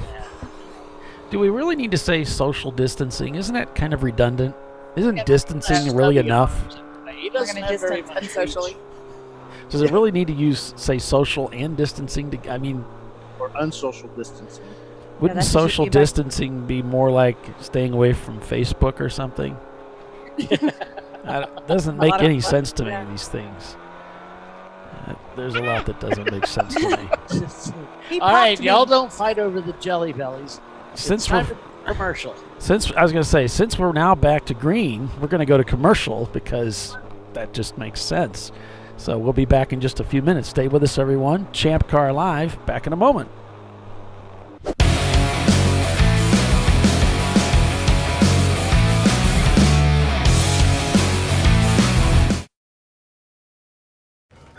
You know, I'd buy tires online. But then what? We've thought about it. We're TireRack.com. They should let you ship directly to a mechanic. Actually, we call them independent recommended installers. They should have like 1,000 mechanics. Try over 7,000 installers. Then you just make an appointment. At a time that's convenient for you. This could change tire buying forever. TireRack.com, the way tire buying should be. Worn shocks and struts can be dangerous, so replace them with Duralast loaded struts to restore ride control and improve brake performance. They come with a new spring installed and compressed, so installation is safer and quicker, which means less hassle, more safety. Duralast loaded struts, available only at AutoZone. Frozen rotors from Diversified Cryogenics deliver increased performance and a higher level of safety, while significantly reducing braking system costs. So to tell you a little bit about the durability of this product. So we have seen an incredible extension of the life of our brake rotors using frozen rotors. We've gone from brake rotors every other weekend to 6 weekends on one set of brake rotors, and I think they can go farther. The durability has been amazing. And it's been a fantastic season, and man, a lot of that is due to the way our car can brake on those frozen rotors. For more information, go to frozenrotors.com. Lifeline USA is a leading manufacturer of onboard fire suppression systems. Lifeline's continuous commitment to research and development ensures that we supply the most innovative and cutting-edge products available. Used by the majority of the world's motorsport championship-winning teams and constructors, Lifeline has a proven history of success. Lifeline offers a complete range of fire suppression systems for all budgets and needs, and we continue to push development and limits on both extinguishant materials and our patented delivery systems to make the race car environment almost as safe as sitting on your sofa at home. Every kit has been designed for a professional and simple installation. For more information and to purchase your Champ Car fire suppression system, go to www.lifeline-fire.com. In 1977, Bill Wood set the standard for high-performance brakes. Today, every Willwood product is born from racing technology and is proudly manufactured in the USA. Engineered, designed, rigorously tested to deliver unsurpassed control on and off the track. Whether it's for cruising or absolute performance, Willwood has an application for the ultimate stopping experience. Race-proven, street-ready, drive Willwood.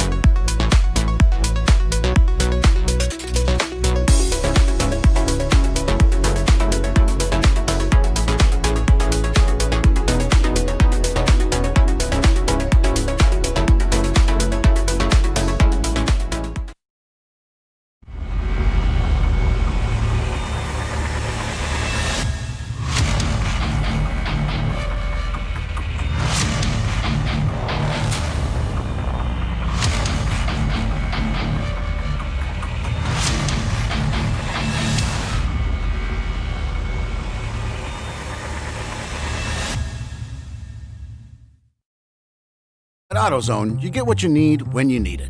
Got a today job?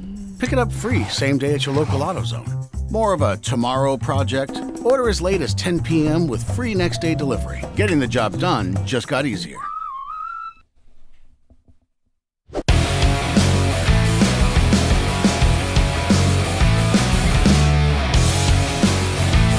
After 41 laps here at Barber Motorsports Park, welcome back everyone to Champ Car Live, presented by AutoZone. Winkler Motorsports leads in a Miata over 901 Motorsports and the number 903 with Birmingham Racing back in third. The team that finished second here on day one at the close of 8 hours of racing. Let's see if they can better it today.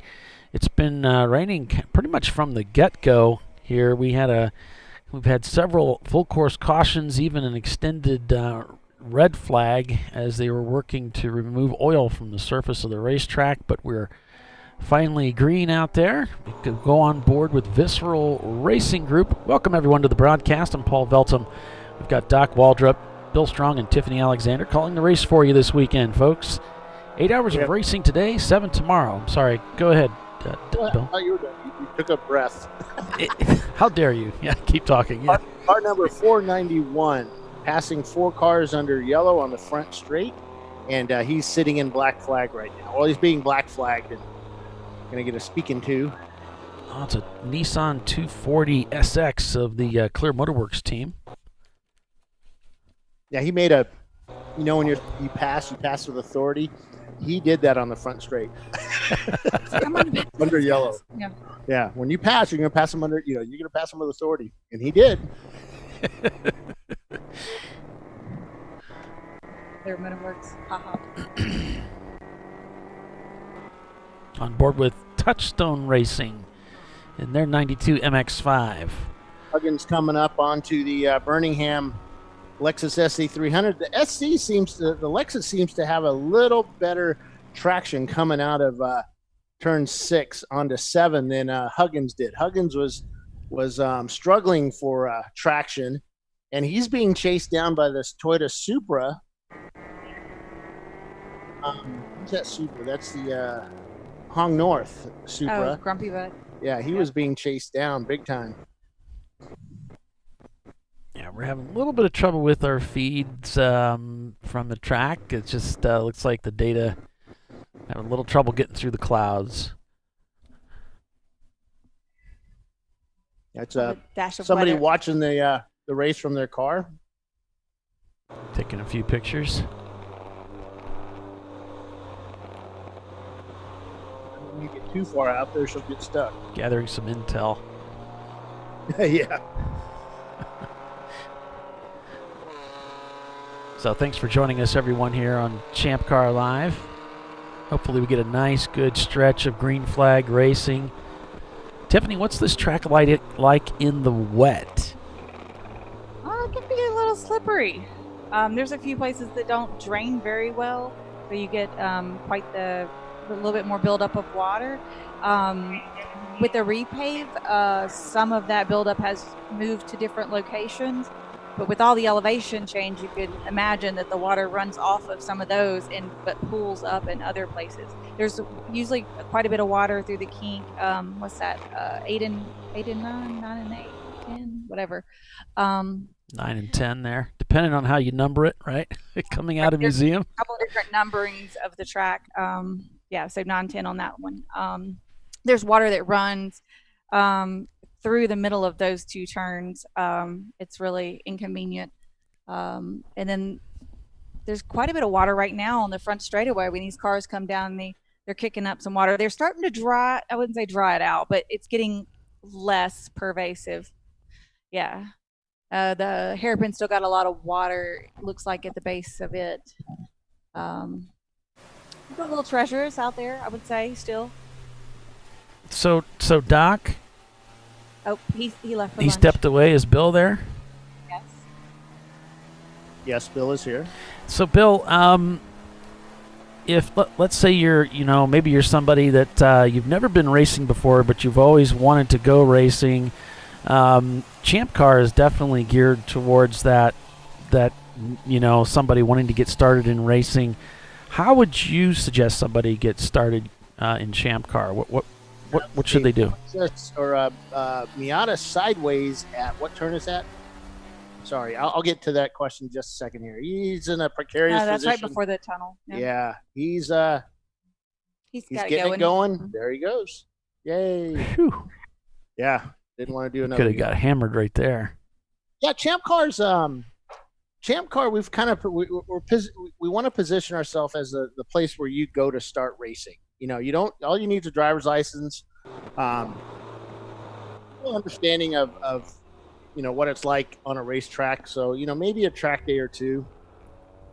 Not required. Not required. I mean, we have people that have very helpful. Hell, my son had never been on a racetrack, and other than the pace car, and we put him in a car in the rain on old tires and said, "Go have fun." But you can basically just go to ChampCar.org, download our rule book, and read it, understand it. You don't understand it, ask some questions, and we have a lot of people on there who will point you in the right direction and get you going. Yeah. If you don't have a race car or a set of tools or the knowledge to build something, then we have a lot of teams like 94 Motorsports that provide a car. You rent the car from them. If or it's you just rent a seat. Or you rent a seat, and they take care of everything for you. You just arrive and hop in the car and go have some fun. We have teams that look for more, I wouldn't say professional drive, the higher, more seasoned drivers that know what they're doing. Then we have guys that just look for, if you're breathing, please get in my car type guys, so the prices, vary accordingly. But that's actually the best way, I think, to get going in racing, because you got to see if you like it. Yep. We've had people that have built cars, spent all year building a car. They get out there and it's like, oh, yeah, I did not have fun. This isn't what I wanted to do. And I can imagine that. Yeah, I know, me too. But yeah, it's a great way to start. ChampCar.org, and download the rule book. You can go on the forum and talk to people. See what their hoe take chunk is. getting loose. Sorry. Yep. Yeah, it's wet. It doesn't look like it's really raining hard. It's just drizzling. It's like that. But if you get offline at all, it is deep on this front straightaway. Yeah. But yeah, Champ Car's a great way. And then when you're ready, you've done a few races, or there's always other. You want to build a super duper fast car, or you want to bring out your buddy's M3 or whatever. There's always WRL you can move up to. We don't allow the super fast cars. The all of our cars have to fit into a point structure. Yeah. We kind of limit the speed of the cars, which helps. Of course, guys bring these, like the stock car here. It sounded like it was going to do 200 miles an hour, but he's not very quick in it. But they're having fun, and that's all that matters. It is all about having fun. Yeah. Yep. And being competitive. And, I mean, Doc has fun, but we've also seen the heartbreak. Yeah. We've seen the heartbreak of being in a racer as well. That's I've been there many times. I know Doc has, and you have as well. Oh, there's nothing like racing to teach you about dealing with disappointment. Oh yes, and you have to be prepared for it. It's part something. Of it. Yeah, it's part of it. And Birmingham and Huggins Pinkies Out are still bumper to bumper as they go into 6. They've caught up to the number 32 NASCAR car. They're making the pass at Lexus, passing the Nova. Looks with like Huggins right behind him. 4th and 5th place together as well, maybe. And Hong North is falling a bit further back than those two. They're right behind them. They're at one point, yeah. I think once the guys have got used and know where the slippery points are, it takes a couple of laps sometimes. Knowing where you can push it. And it started to try to dry out, and then it got back a little wet. And ever-changing conditions. Riding on board, Vissel Racing Group's Porsche 944S. I don't know what the S means. Maybe super. I don't know. Super fabulous. Yeah. And these guys are always fast, always quick. But they're one of those teams that may not start out quick at the beginning. But at the end of the race, they're right there, right in the mix of it. As long as everything holds together. Right. That car is duct taped together. So, of course, with rain and duct tape may not mix very well. So, see him having to wipe the window off there. They've got a Lexan window on it. So, you can't, It doesn't defrost as well as glass does. Lexan is like a plastic window for those not knowing what it is. It's bulletproof, supposedly. Bulletproof. Yeah, Lexan is bulletproof, like a 22 caliber. I mean, you wouldn't take a Thompson, a big machine gun or something to it. It seems hard to believe, but all right. Look it up. I don't want to. Don't confuse me with the facts, Bill. Hey, Google. Does Paul get confused by the facts? I do know whenever a fax machine calls my phone, I just say into the phone, "Sorry, I don't speak fax," and hang up because I'm polite like that. Oh, that's funny. Cheesy. Two Brothers Racing says, "Want a good lesson in how to handle disappointment? Go racing." Yeah. Lexan by itself is not bulletproof. In most cases, it's a laminate of Lexan and Plexi with a soft polymer bonding agent that can take a 44 mag rated sheet, is around 1 1/4 inch thick. So yeah, I mean, I think some of these guys like Visceral Racing could use 1 1/4 inch thick piece of Lexan on their car. That would Help be slow them down a insane. little bit. 1 1/4 inch. It's huge. The 2021 rules, I think the board of directors is changing all Lexan windows to be 1 1/4 inch. What? I'm kidding. Don't Just repeat making that. stuff up. Don't listen to him. I'm making up rules like everybody thinks I do. Well, that's what we do on the show. We just make up. That's pretty much the makeup of the show. As the great Tommy Kendall once told me, just make it up. Nobody knows. They're not there. They don't know. And the track camera, for a moment, lost interest in the race and was focused on the food truck. The concession stand. Because they're there right now. That's more interesting than. They're looking on the menu. Oh, they're looking at the menu. Go to it. Yeah. What do you want for lunch? Here, let me bring up the camera. Yep. Let's see what's on special today. Ooh, I want the fast track. Here we go. Dude. $10. The fast track is move out of the way. Tacos are pretty good. Yeah. Fun times. So, Winkler Motorsports still in the lead here today. We've got 901 Motorsport in second place and the number 903 BMW 325 IS. Birmingham Racing in their 92 Lexus SC300 is in third place. And it's Pinky's Out, the Aero car, in their 325 IS in fourth. The number 163 of Hong North Grumpy Butt in their Toyota is fifth. Then it's Subliminal Racing in their Chevrolet.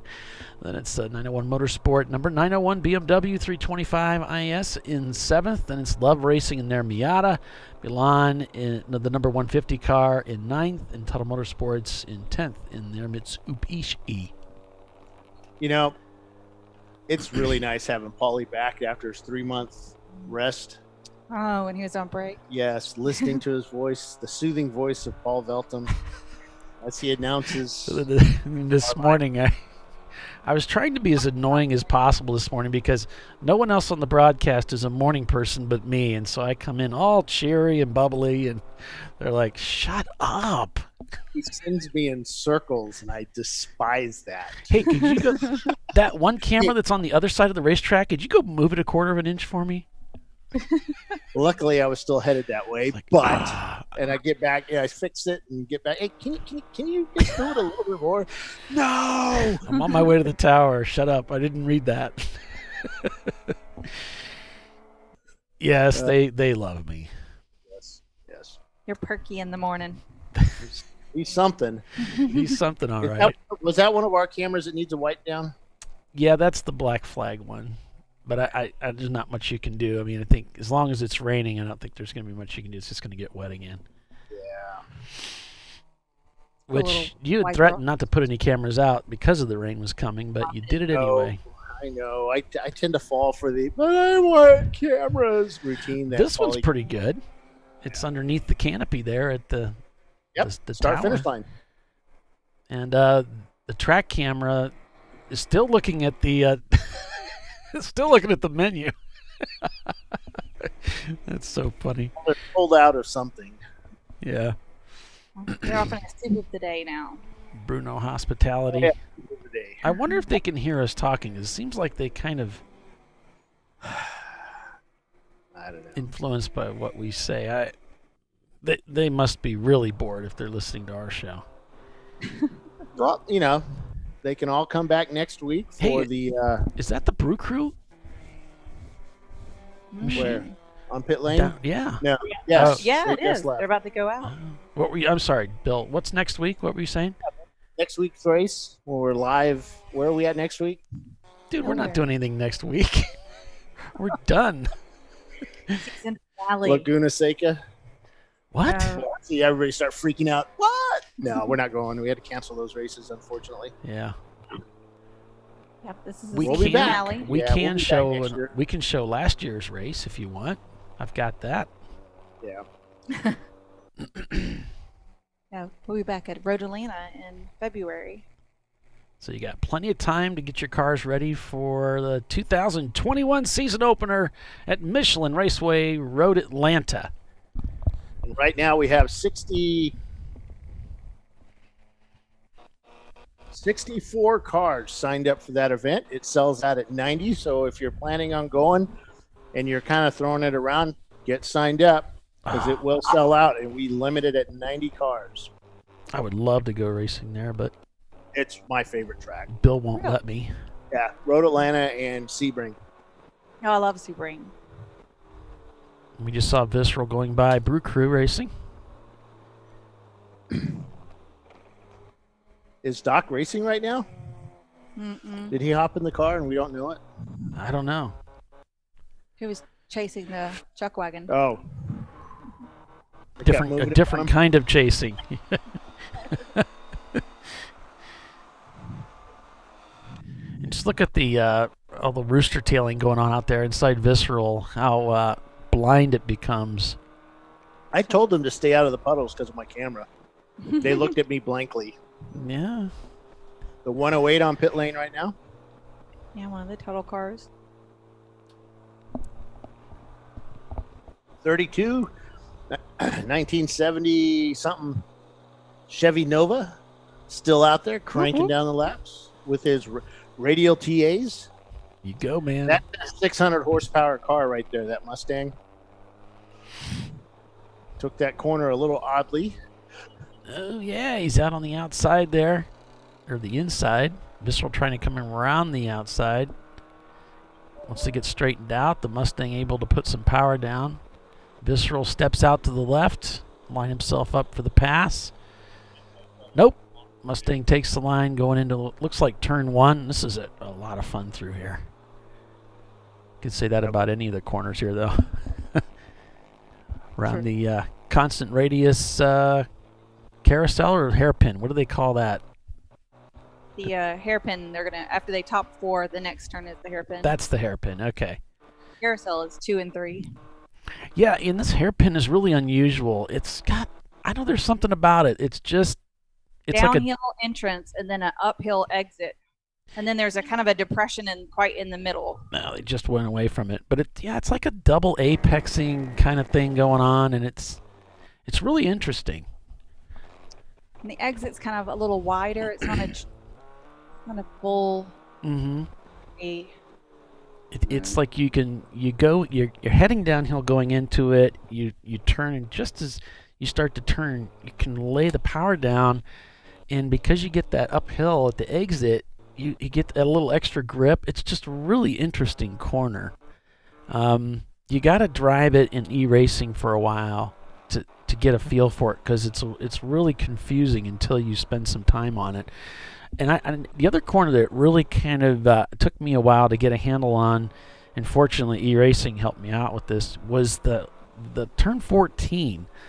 That's heading towards the final corner. You go through all this really awesome up and down stuff, and then you kind of crest just before pit in. There's a right-hander there, and the track gets really wide, and you're kind of like out there in the middle of nowhere. There's no real reference points, and you need to find a spot to turn in to make the clipping point. It's kind of hard to see.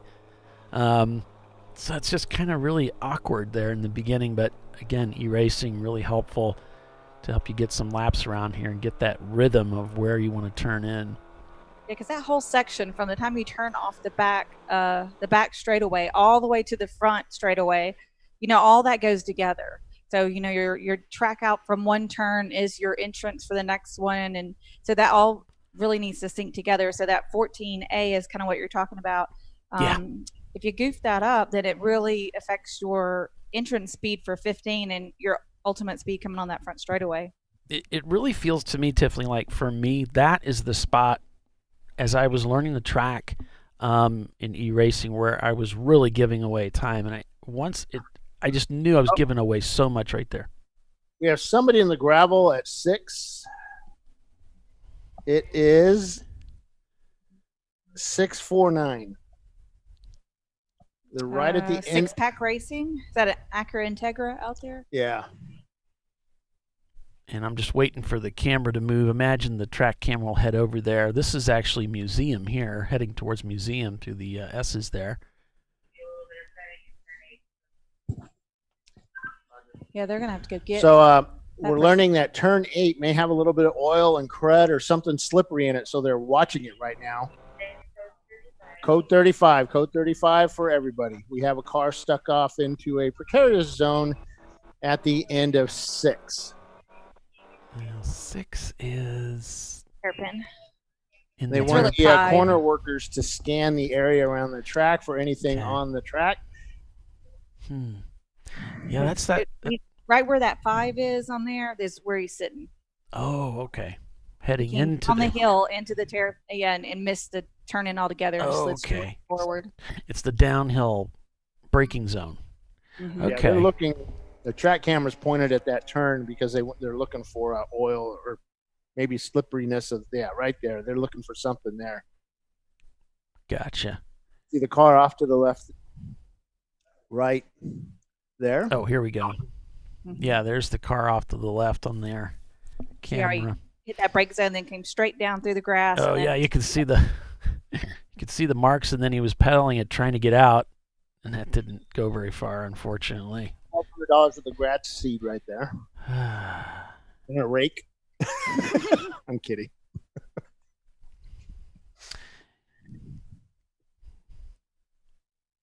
They've done such a good job at this track too of giving you some place to go. You don't end up into a wall or a barrier, unless of course you're Doc. You find a way to get to the barrier, but defend himself. That's all right. So it's the favorite. That's my favorite time to attack. He'll get me back. Don't you worry. He'll get me back.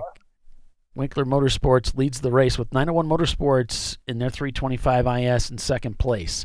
Then it's Birmingham. Sorry, go ahead. It's Birmingham Racing behind them in third place. We've got an emergency vehicle on track, and I guess we're under purple 35, we're under 35, even though we're showing green in Race Hero. The track is under caution right now, full course caution. Okay, it's saying it is just we had problems last time. It's a Race Hero issue.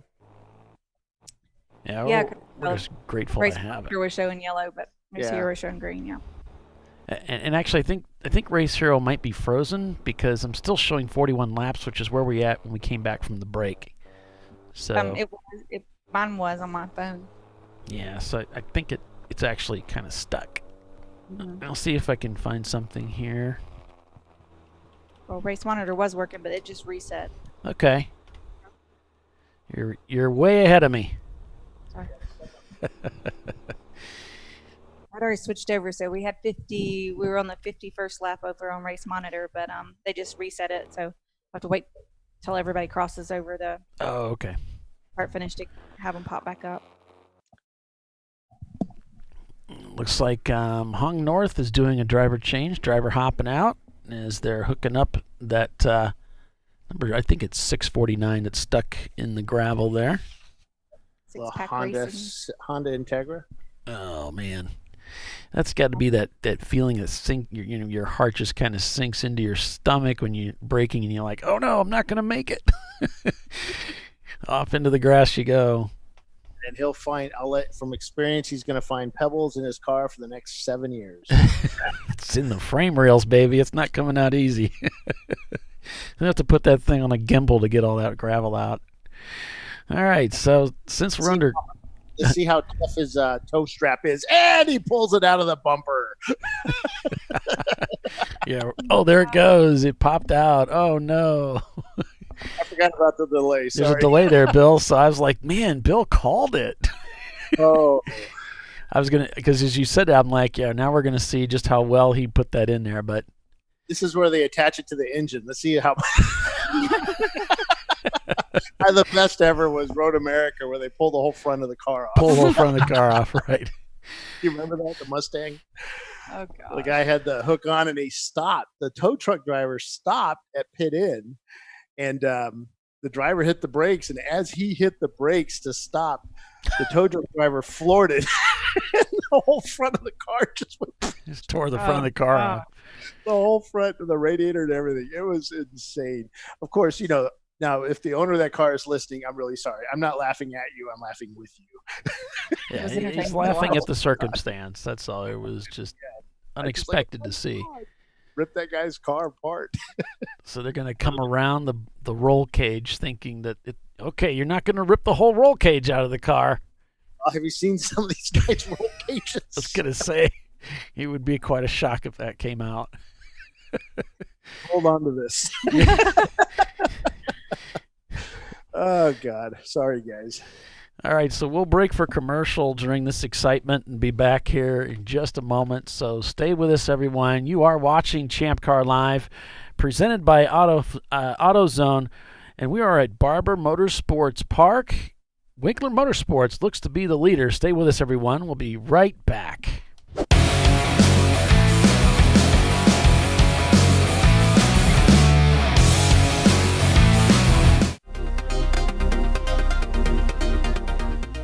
Welcome to TireRack.com, revolutionizing tire buying since 1979.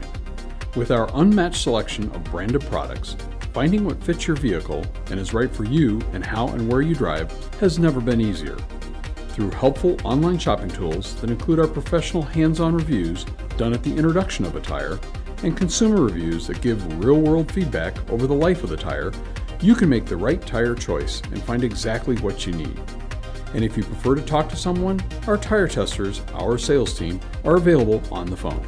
And that's how we get you the right tire for you and your vehicle for where and how you drive.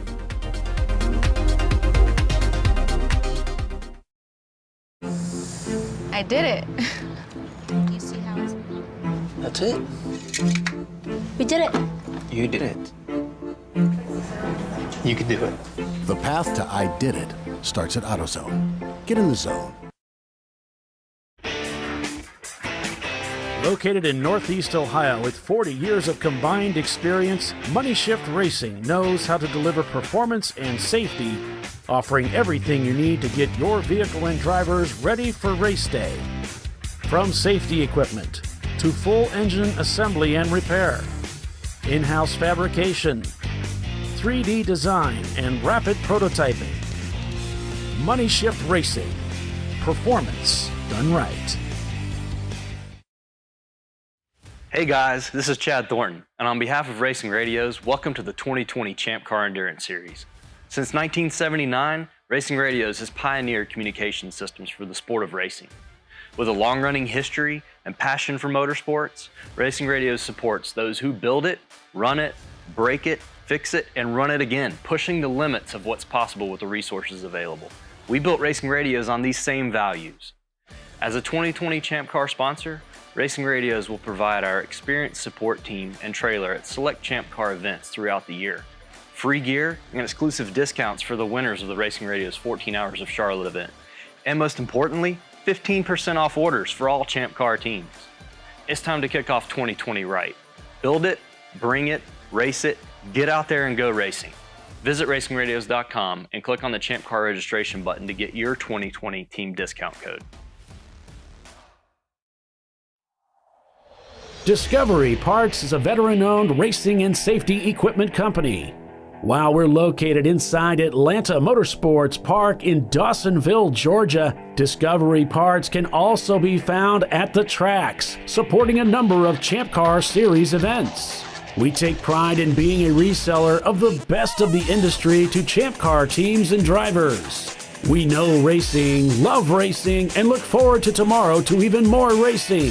Visit us at discoveryparts.com.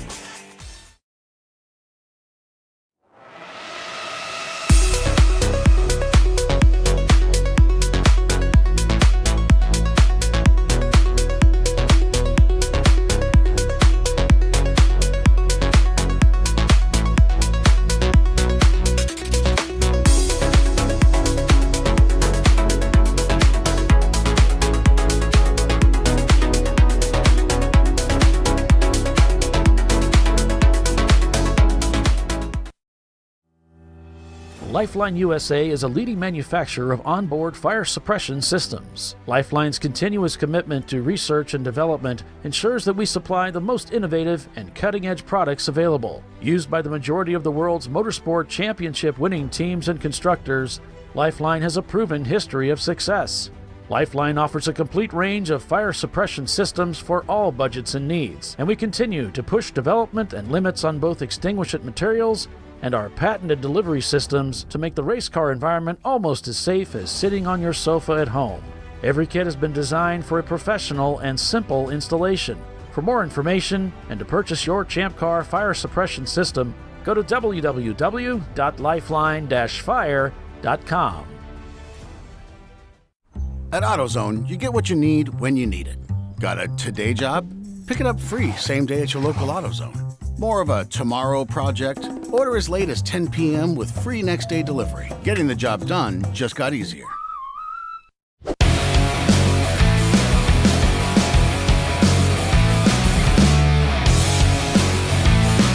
All right, welcome back everyone to ChampCar.Live, presented by AutoZone. It is the TireRack.com Champ Car Endurance Series, and we're live here at Barber Motorsports Park. Again, this weekend, it's our annual return to the track. We've got a car stranded off in the gravel here. It looks like at the base of the entry of the hairpin turn, and they're still working to get that car out of there. It looks like they're going to try and tug it out from the back now. And it does sort of highlight the importance of making sure that your eyelets are well mounted into the chassis, into the frame, so that they can get you out. He's in there kind of deep, so fortunately that the rear one must be tied into the. Turn the wheel the other way, brother. He's gonna drag the butt right. Oh no! Oh no! Oh no! Oh no! No! No! Be careful, guys! Be careful! Oh, just about had a calamity right there.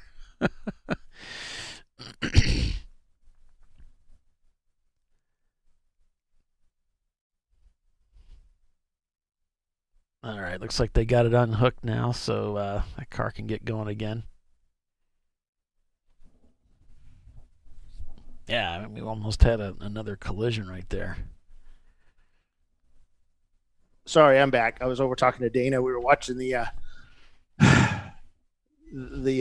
events unfold. Yes. Yeah, I was watching it too with the rest of the world, and it was interesting. How about to say, yeah, we were discussing what we would do.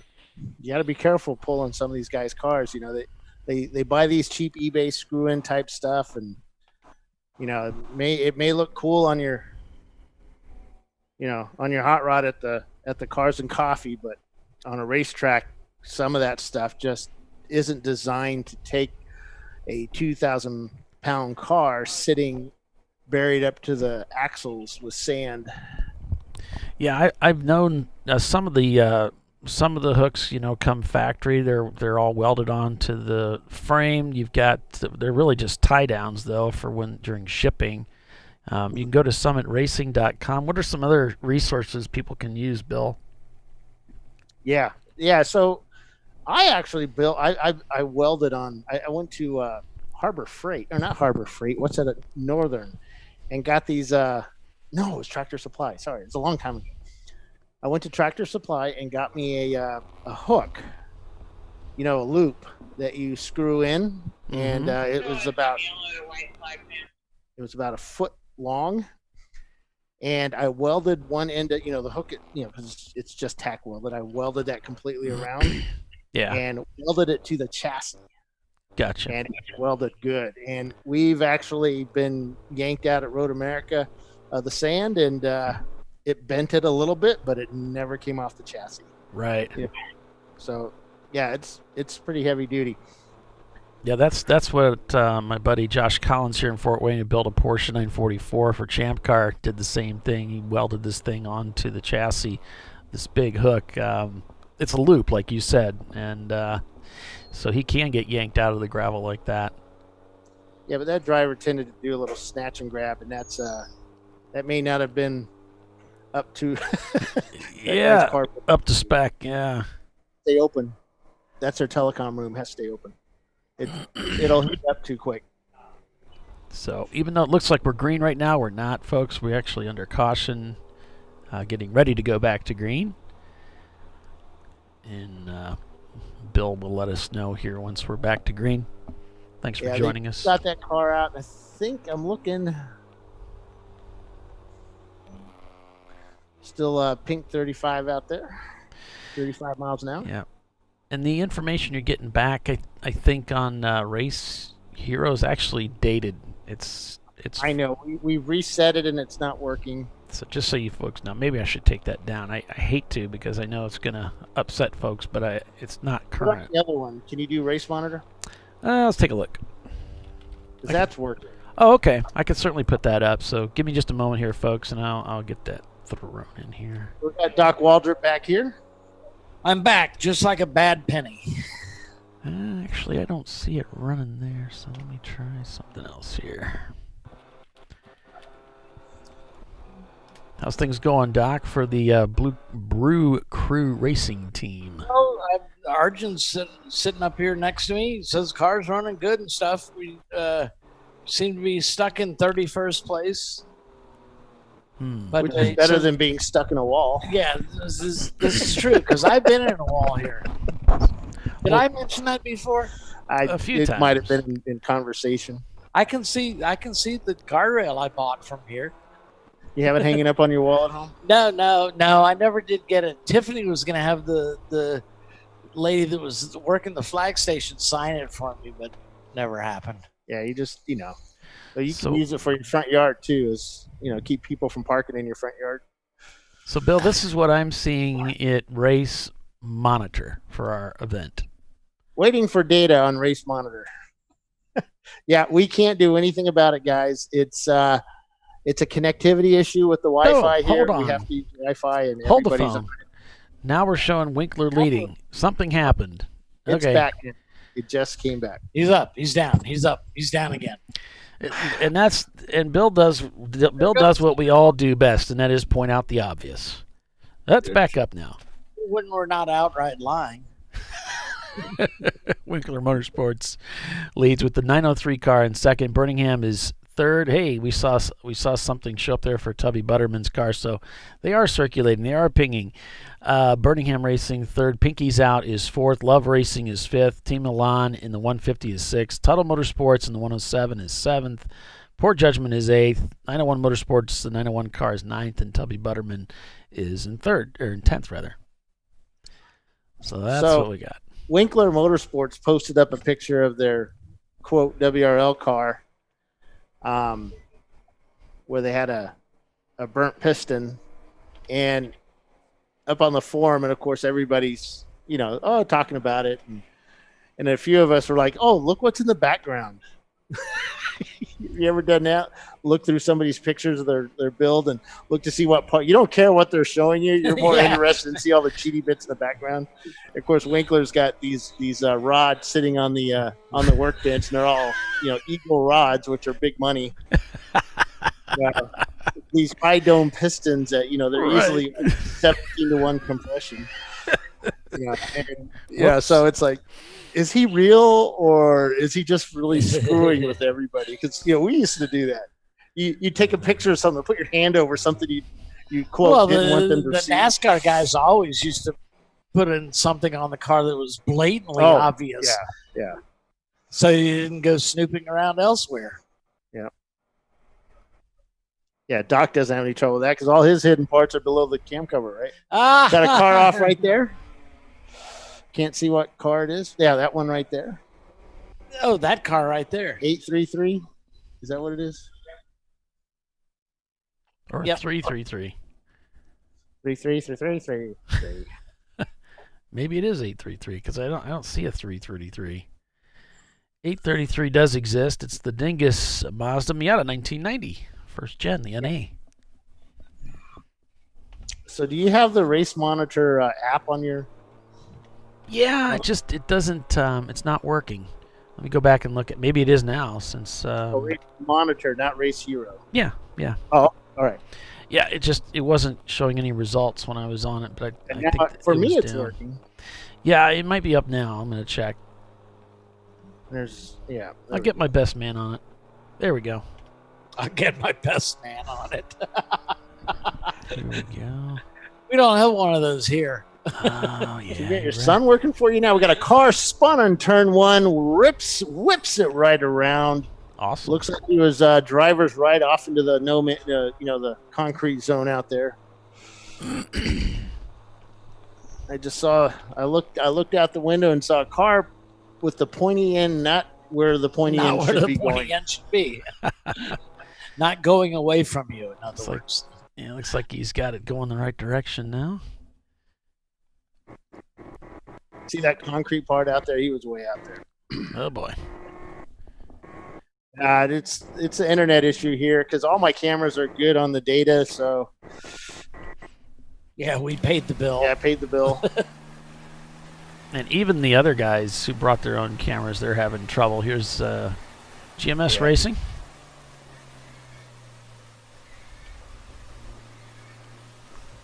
Can hear his wipers screeching. Now that would drive me crazy. See, I like how they slow when they get to the dry point.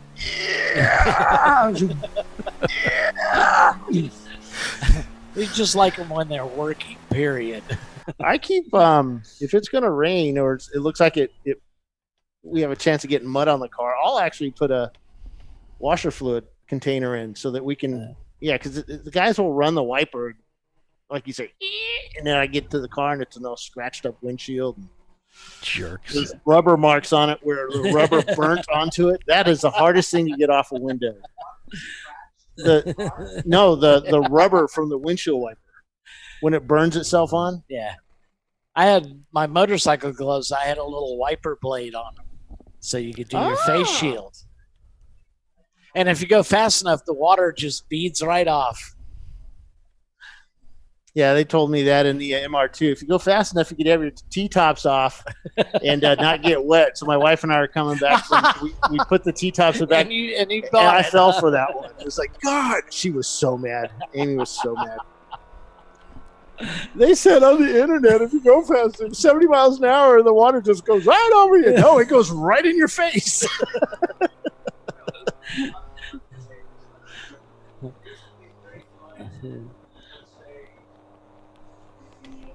And I got to do some more things All right. here. Why don't you?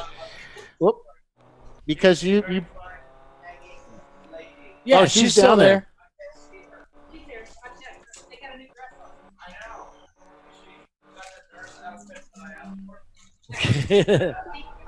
There we go. Now we got a little bit of timing and scoring got going. another car off, and it looks like at the pit-in area. Thank you. They're trying to zoom in on it. It looks like our little Ford Focus over in turn 16. Oh boy. This is kind of what we were warned about before, how slippery this track can get.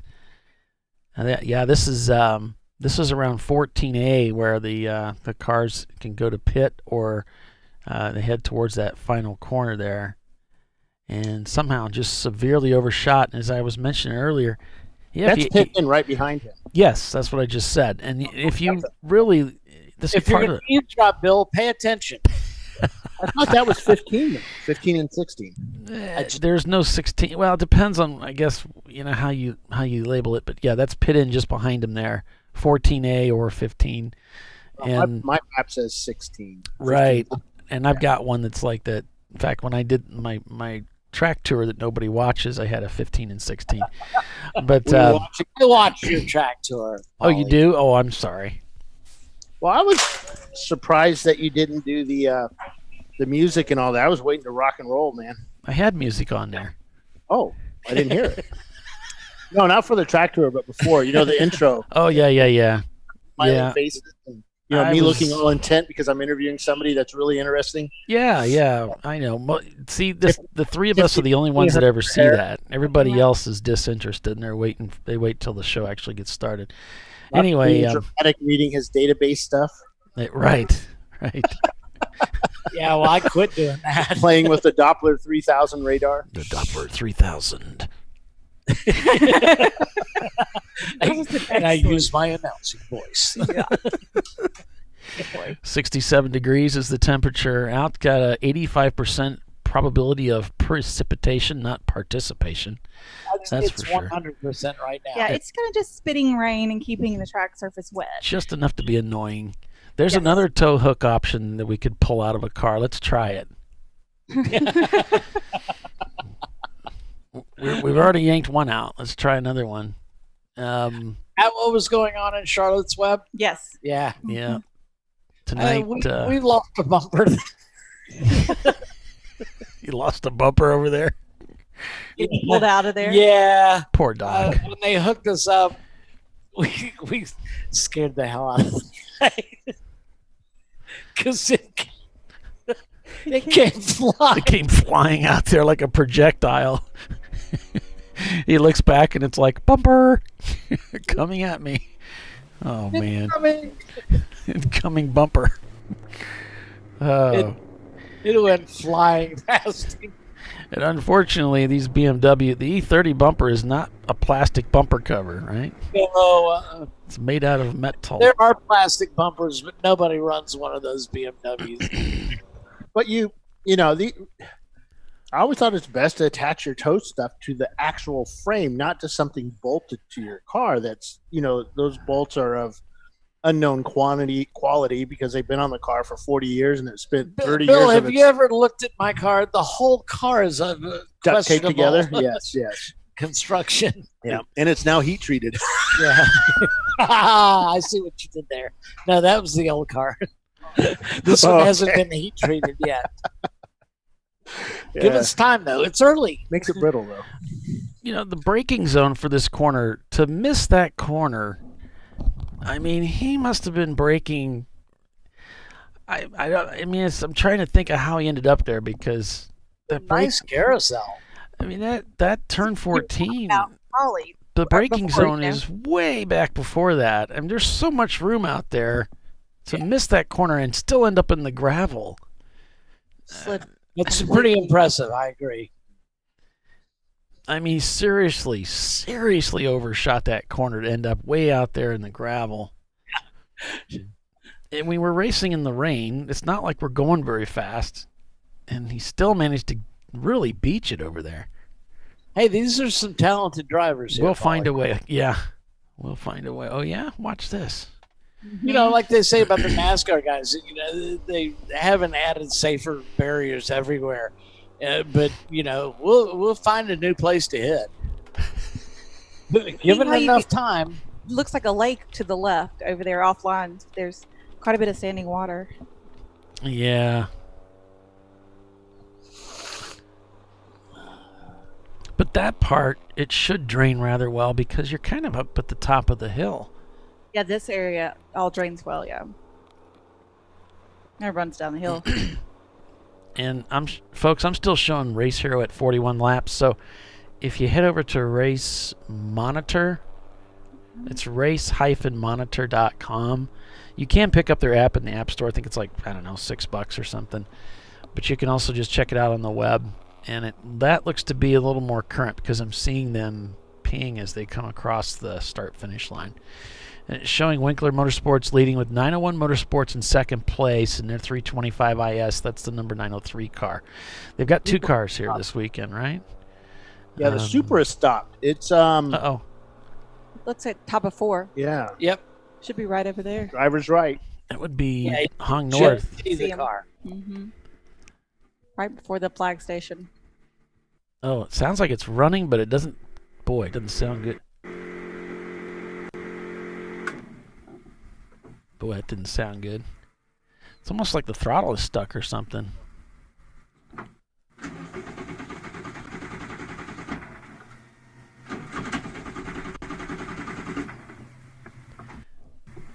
It's making the chugga chugga sound, but no fire. Yeah. Not good. All Well, right. less than optimal. He's just going to sit there. You said that's the same place where I had a... That's the same place where the Miata I was driving last year died. Trying to get up the hill there to 4. And I knew I was in a bad spot in the dry. I used the starter to pull the car off the track to the right there. Bill Goni trick. Well, I was not in a good spot. I mean, in the dry, guys come around that corner. It's possible you're going to get hit. I think anytime you're stopped on the track, it's not good. Yeah.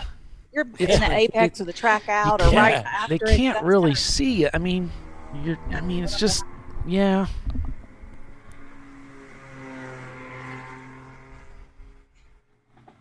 They already got him hooked up, so they're tugging him back. That's Hong North Grumpy Butt in their 85 Celica Supra. I'm going to call it the Celica Supra. The number 163. We've been following them, and Tiffany was saying, man, those guys are flying. They were really quick earlier today. They were very quick. Well, he was running in 6th place last time I looked. Mm-hmm. So it's Winkler Motorsports, 901 Motorsports, Birmingham Racing, Love Racing, Tuttle Motorsports, Pinky's Out, the other 901 car, which is the actual number 901, Tubby Butterman, Visceral Racing, and Ho Chunk, your top 10 there. I think I can go beyond that. Let me scroll that down for you so you can see it. There we go. So it's Team Milan there. Then we've got Poor Judgment, Killer Clowns, Hung North, Grumpy Butt, Chump Change Racing, Bailey Racing, Williams Racing in 17th. Then it's Sweetwater and their Miata. Momo Champ and their Miata is 19th. Then it's Leviathan Motorsports and their MR2. Then it's Subliminal and then Rat Hole Racing in their Miata. 2 guys and a Miata in their 99. Soggy Bottom Boys in their Nissan in the 358 car. Then it's Party Girl in 27th. GMS Racing is 28th. On Second Thought, 29th. And Hooligans is 30th. The tow driver just pulled the strap from the Celica, the Supra. Good job. He floored it. You mean the Celica? He floored it in the... Hey, here comes Birmingham. Check it out. There they are. No, maybe not. That was the MR2, by the way. That was Leviathan. Copy that. You can get excited over an MR2. Is it still white, or did they paint it? No, they painted it as black. Oh, okay. That's right. It's got the really cool wing, right? Yep. What, Leviathan? Yeah, didn't they have that? It's kind of a brown. No, it's black and isn't it black and red and orange or something. It looks very similar to the Birmingham car. Yep. Oh. Doc's favorite. Doc's favorite paint scheme. Or was it the 4? I don't remember. A lot of cars on pit lane right now getting fuel. There is a car out there. Oh, no, Leviathan's right there. That wasn't Leviathan then. No, there's. Is it a Honda or something that's painted just like the Birmingham? Or Nissan or something? Well, we're 4 hours into this race, right? 9:30, Yep. 10:30, 11:30, 12:30. You are correct. Even my clock is right. So, ours will bump to Eastern for some reason, and we are in Central. Which means we should probably break for commercials since it's that time. Tiffany, do you want to take us out to commercial break? Sure. You're watching ChampCar.Live, presented by AutoZone. We are at the Alabama Grand Prix. We'll be right back.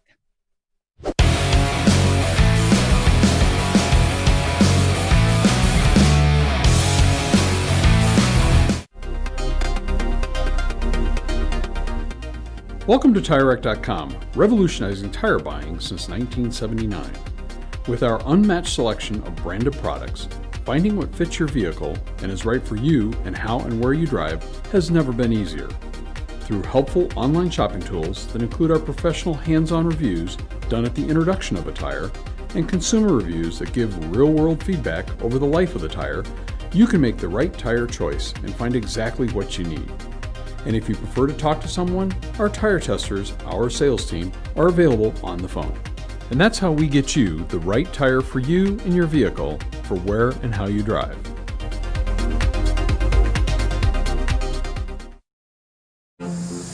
I did it. Do you see how it's... That's it. We did it. You did it. You can do it. The path to I did it starts at AutoZone. Get in the zone. Located in Northeast Ohio with 40 years of combined experience, Money Shift Racing knows how to deliver performance and safety, offering everything you need to get your vehicle and drivers ready for race day. From safety equipment to full engine assembly and repair, in-house fabrication, 3D design, and rapid prototyping. Money Shift Racing. Performance done right. Hey guys, this is Chad Thornton, and on behalf of Racing Radios, welcome to the 2020 Champ Car Endurance Series. Since 1979, Racing Radios has pioneered communication systems for the sport of racing. With a long-running history and passion for motorsports, Racing Radios supports those who build it, run it, break it, fix it, and run it again, pushing the limits of what's possible with the resources available. We built Racing Radios on these same values. As a 2020 Champ Car sponsor, Racing Radios will provide our experienced support team and trailer at select Champ Car events throughout the year. Free gear and exclusive discounts for the winners of the Racing Radios 14 Hours of Charlotte event.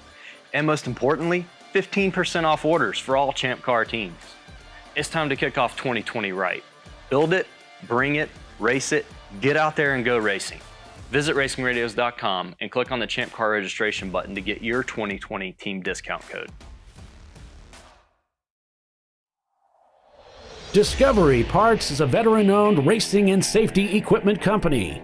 While we're located inside Atlanta Motorsports Park in Dawsonville, Georgia, Discovery Parts can also be found at the tracks, supporting a number of Champ Car Series events.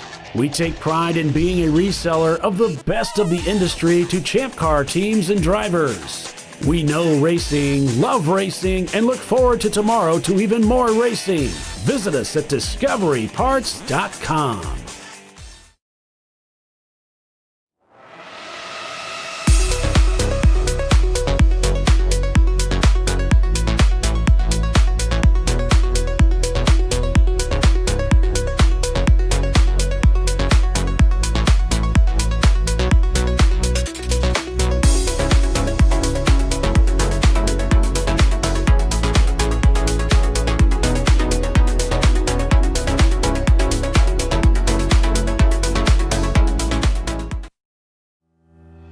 Lifeline USA is a leading manufacturer of onboard fire suppression systems. Lifeline's continuous commitment to research and development ensures that we supply the most innovative and cutting-edge products available. Used by the majority of the world's motorsport championship winning teams and constructors, Lifeline has a proven history of success.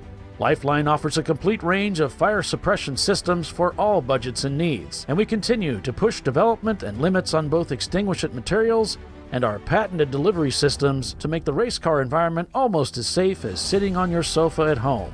Every kit has been designed for a professional and simple installation. For more information and to purchase your Champ Car fire suppression system, go to www.lifeline-fire.com. At AutoZone, you get what you need when you need it. Got a today job? Pick it up free same day at your local AutoZone. More of a tomorrow project? Order as late as 10 p.m. with free next day delivery. Getting the job done just got easier.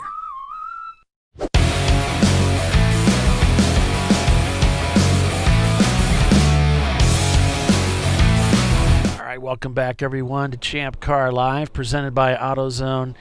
That's right, we're at Barber Motorsports Park, and the rain is continuing to fall out here, making the racing very challenging. Quite a bit.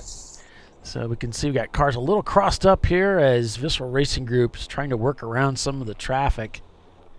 We got some really slow-moving cars because they just can't get the traction out there.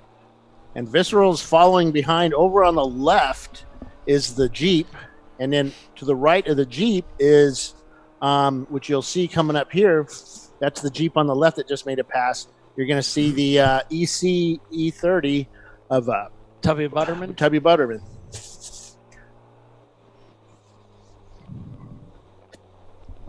So they're trying to get around, but it's tough, man. Some good information, too, over here on our YouTube channel from Marky the Farmer, who points out that the precipitation usually clears up after it rains. This is true. So can't argue with logic like that. To keep in mind. Hey, Google. These farmers, they're smart.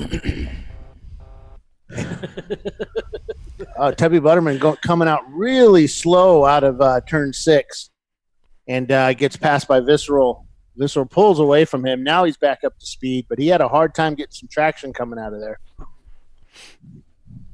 lot of cars taking it really tiptoeing through that turn 5, 6 area. Under braking, it's downhill, which of course makes your car accelerate, especially when all 4 tires, aren't turning anymore. Yeah. Yeah, they're hard to steer that way too. Yeah. Thanks. Sometimes it's self-steering. So right now we've got 901 Motorsports moved into the lead. Birmingham Racing is now second, with Love Racing in third. Tuttle Motorsports shown in fourth, and Winkler Motorsports down to fifth. That 903 car, that's the John Allen special car. Yep, that Cadillac we have out with the North Star in it, I think it's just set a Cadillac North Star record in endurance racing with Champ Car, and he's lasted 4 hours. So congratulations, guys. Well done. Come collect your trophy later. Do we do participation awards now? Only for Doc. I've never gotten one. Exactly. Who's picking up my trophies? All right, now we got to pick on Tiffany. You got to participate. I think that's what he's getting at. She's redhead. She's sitting next to you, buddy. You're on your I've been own. really careful. And she has a Band-Aid on. So you know she's tough. There's a fantastic cartoon, a hand-drawn thing of a little girl sitting on Santa's lap, and she said, I've tried to be good, Santa, but I am a redhead. Yeah, oh, I did see that. That was really good. I think she posted that. It was pretty funny. I was going to send that to my wife, but no, she's not a real redhead. Yeah. When I met her, she had auburn hair, and I thought she was a redhead. Yeah. I hope she's not listening. Probably not. She has more class than I don't know. we do. She listens sometimes because I'll say something and she'll, I heard what you said the other day. It's like, busted. Yeah. So it says it looks a little bit wet there. Why, yes, it is. It's like Hong North has got their Toyota going again. Might have had to reset the ECU or something. Replace a fuse.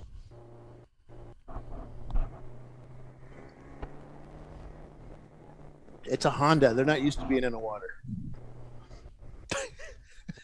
Unless their ship sinks. So that was Hyundai. Oh. Those were Hyundais. And Mazda before that, wasn't it? No. Did you see the cross section of that ship that they cut it in half with chains? Yeah. Yeah, there's some quick cars out there. There's some of those guys have good tires on the car. This is where you want to use those all-weather tires, not necessarily the go fast tires. You want something that can evacuate water. Now, a couple of years ago, we knew that as you're coming out of turn, I don't know what it is, 17, 16, 15, onto the front straightaway, there was a huge puddle driver's right. And as you came out, some cars are hitting it. I got some amazing photos. It was more like a lake. Yes, it was a lake. We called it Lake Barber. Is it still there, or did they fix that drainage at all? It's less than it was, but still this side of the track, driver's left coming down, it still holds more water, it seems like. But it's not as near as bad as it used to be. Because that was awesome. I mean, it would be a foot and a half. Yeah, it was pretty good. And you're just waiting for the car to hydrolock as they went through. Mm-hmm. I mean, cars can compress air. On either side. They cannot compress water. No. That's why, when you jump out of a perfectly good airplane and your chute fails, you do not aim for the lake. Nope. It's harder than concrete. Yes. And I used to parachute, and I got my chute got tangled up. I had to deploy my secondary chute, and you couldn't steer it as well as the other one I had. Like Hong North stopped again. And it's just past museum. I was a little off course from the run or from the landing zone, so I decided I'm going to head for that green grassy patch of grass. And I'm kind of aiming there, and I hit, and it was harder than concrete. Dummy Bill forgot. This is while I was in England. Dummy Bill forgot that runway had been in use since like the teens, the 19 teens, and every airplane that lands on it compacts it. God, it hurt. Yeah, it wasn't like the nice fluffy concrete grass, right, that the landing zone was on. This was just, it was bad. Yeah, I hurt my shoulder on that one pretty bad. But I learned how to deploy the secondary chute after I was unable to untangle the main chute. I've still never done that. I've never jumped out of a perfectly good airplane. I used to have fun doing it. It was great. It's I wonder, Bill, since you're having a little trouble getting out of the race cars, if you should bring a chute with you. Oh. When you hop out, you could pull that on your way down. Why don't we just put a GBU7 in it? That's the ejection seat. Give them a face curtain to pull. You guys need to get different jobs. You should be like comedians or something. No. I thought I'd just throw as I'm driving down, just throw the chute out the window and it just yanked me out of there. I just like it that Paulie knew what a GBU7 was immediately. Well, he has the internet. He said, "Hey, Google." Oh, there's a great video circulating of these guys that are kart racing, and they change drivers during the race. This guy comes into the pits. Yeah, it's a kart race. They're like shifter karts. He comes in, and he just throws his body up backwards. He rolls up over the engine, and his other buddy gets in. It's fantastic. I noticed I got a Facebook ad from Boeing that Boeing is selling an F4 ejection seat for $19,000. Oh yeah. The auction, wasn't there something? Yeah. No, it's a sales site. And you can buy engine cowl, coffee tables. Doc, we Yeah, but I don't think it's real. They don't want you to actually put it in an airplane. They have a Phantom F4 chair. And that was the MR2's off sideways, off into the turn. He's got it back going again. Those ejection seats were made when pilots were skinny and young and not mature and fat like we are, Doc. I bet you could still get you out of a plane. I bet you I could outrun you. This old video. All right, you want to go down on pit lane right now and have a race? Oh my gosh. That's not, we don't need to see that. I'm not built for speed. I'm built for comfort. Not built for speed.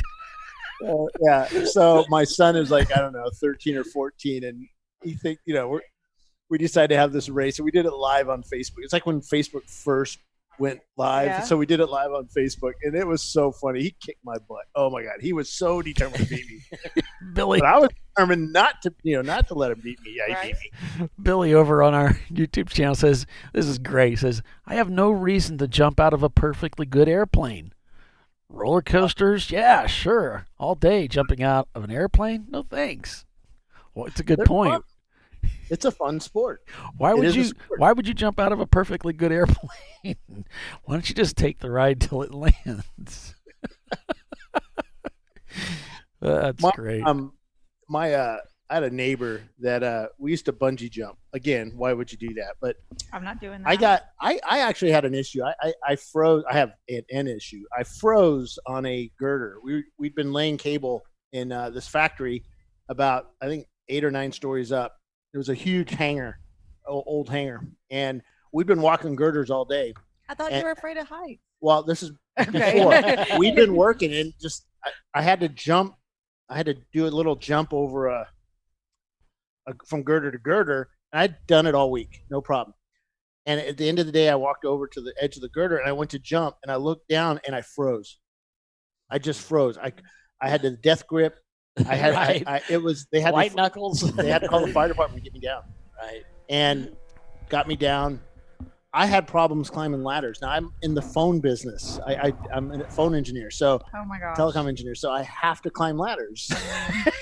So And then this is an suddenly issue you're with my job. paralyzed. Yeah. So luckily I was also a supervisor, so I could have Somebody else do it. my youth and trainings do it. So I'm a good pointer. yeah. So we went to Le Mans, the year that Mazda won, and the guy, one of my workers, went with us, and we just had a blast. But the race is going on, and we're walking around, and there's a bungee jump set up.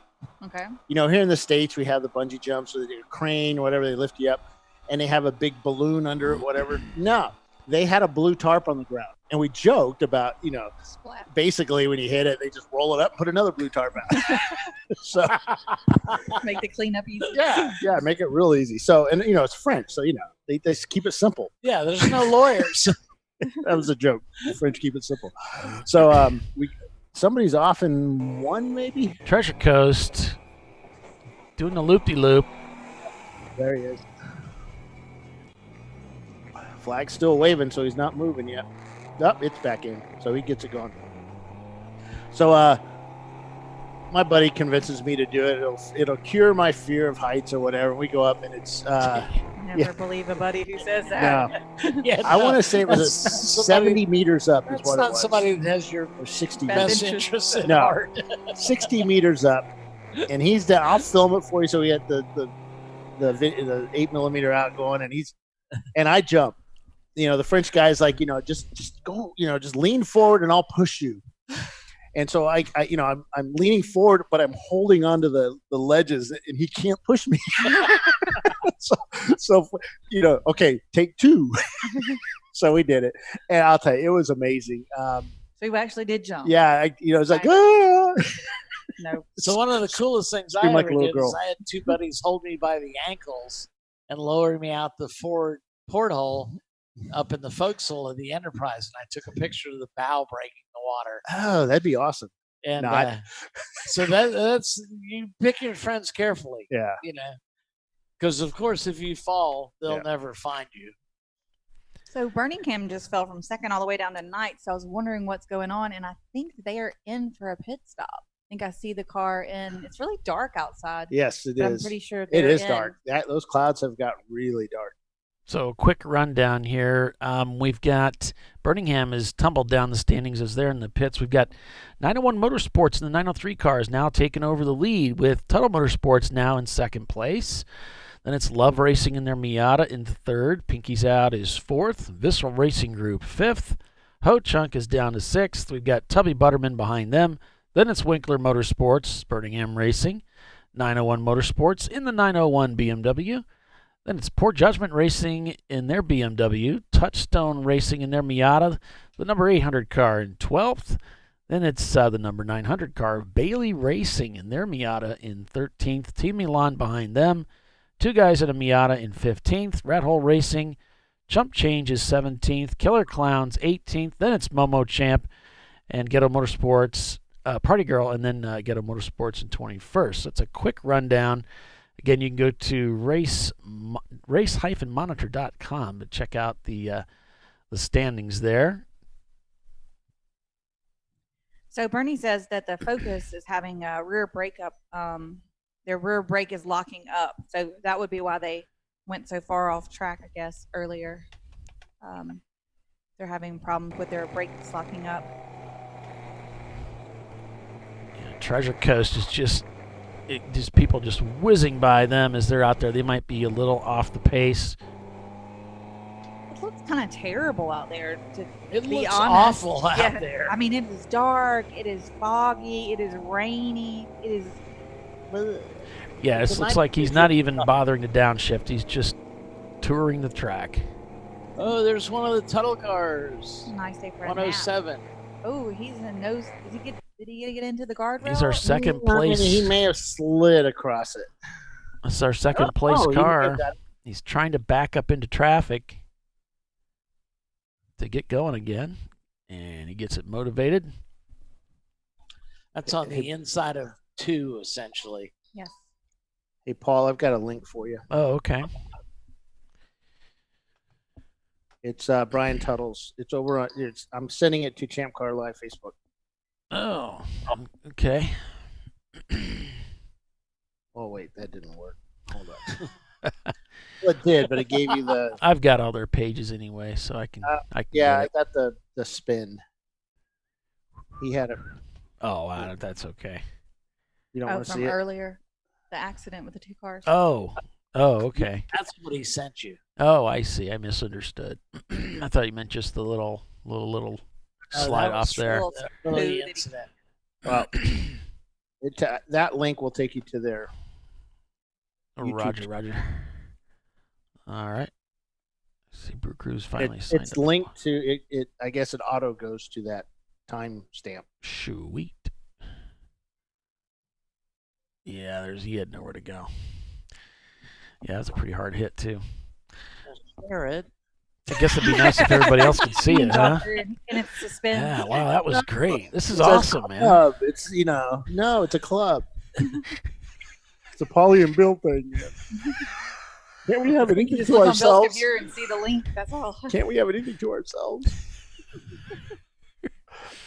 I wonder if I can Make it as it. Put it in a browser. I think. I think Billy I can. Seven says he sees Brew Crew is finally signed up for Watkins Glen. Finally.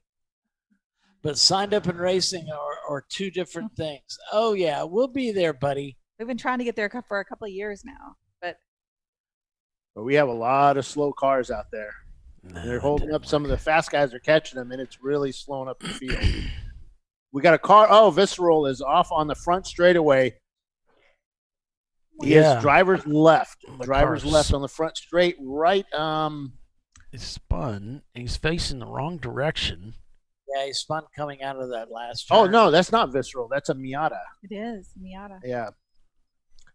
He's got There it you go. going. The multicolored. There he Windshield goes. wipers are working. So he's pulling. Yeah, he's got it turned around right. Doesn't look like he heard it. Oh, that's 647. Love racing. Yeah, I love racing. And he's up there too.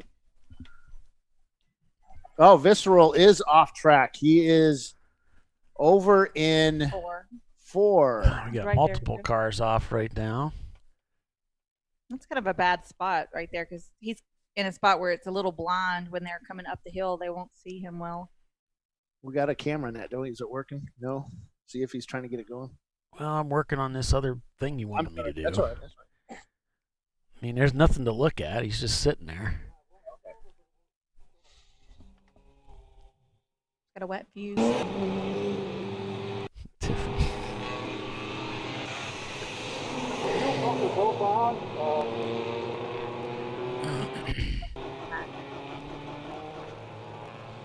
No way I'm hitting you. I need a place to stay.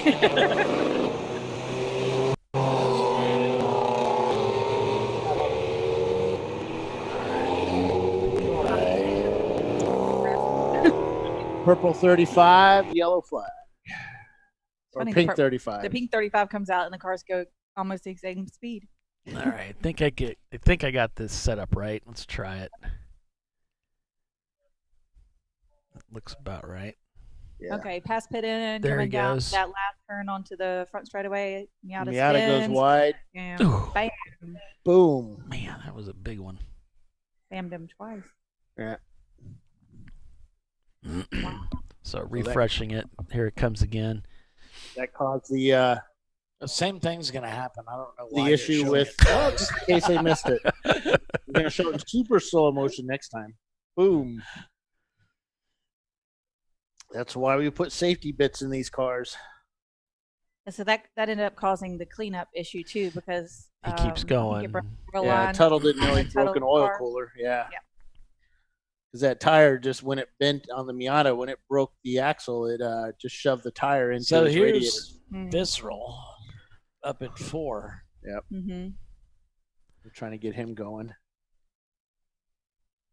And it has got dark out there, guys. And nobody's cleaned our windows. We asked Doc to do it earlier. We did. His arms aren't that long. Stubby little arms, just can't reach around the edge. Hey, they're not Tyrannosaurus Rex arms, at least. No, I have those. I get in some of these race cars and I'm like, I got a seat booster and everything, and I'm like, I can't reach. Mine are more like lost in space. Danger, Will Robinson. Danger. Have to put the cushion under me and then one behind me too to push me forward, like a little booster seat. So your standings as we're under caution here. Looks like 901 Motorsports and the number 903 325 IS, the 1988 BMW 325 IS is your leader, with Tuttle Motorsports and the 107 car still shown in second place, even though they were off track for a moment. Then we got Love Racing in third in their Miata. Pinky's out. Arrow in fourth place. This is the 146 car. Then it's Ho Chunk. That's an EC car. Then it's Winkler Motorsports, Birmingham Racing, 901 Motorsports and the number 901 car. Visceral Racing Group shown in ninth right now. Looks like they were just being towed off track, though, so they're still behind the tow vehicle. Port Judgment Racing shown in 10th place. Then it's Touchstone Racing. Two guys in a Miata, Rat Hole. And then we've got Tubby Butterman and Team Milan in the 150 car. Anybody know the last time that Visceral pitted? Maybe they're super secret. I was talking to Ron when I was getting food, and he said they, under these conditions, they pitted. That during. They can triple stint it easily. Yeah, basically, he said in they the could wet. 4 hours. Yeah. Wow. I was trying to remember when exactly they pitted.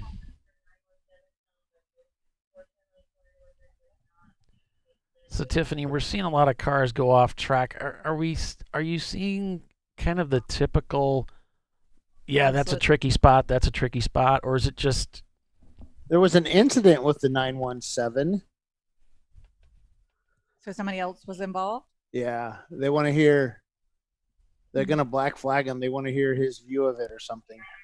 So the top of Cone 4 crushers. is a popular place to lose a car. Usually it's really fast cars. They have the horsepower to get up that hill and get loose. But in these conditions, you get the same kind of Who's effect. 917? Is that Cone Where it's crushers. slippery on top. That is Cone Crushers. Mhm. Yep. We haven't seen much action on the top of the tunnel today, which is good for the drivers. That's a popular spot. Which is the one last year where Riley got hit. He got hit down here at the 910. The little. He was sitting off track, right? Yep. Where he'd went off, Went he got straight stuck, through and then somebody 9. come along. Yep. That's where it gets so slippery in between there because the water runs. Yeah, they're looking almost at. perpendicular to the track. They're actually using the camera to look at the wet points where you were talking about, and it still looks With those okay. Streams running across the Yeah. course. Yeah, you can see it at the top up there. See it Mhm. where the sand ends to the left of that sand. That's There's a probably starting stream. some problems there. There goes Visceral being towed into pit lane, and they just crossing over that stream part there. And normally your steering wheel wouldn't be completely straight right there, but you'd want to get it pretty straight coming through there with that stream. Okay, we're going back to green. Which means it's time for a commercial. That's how we do it.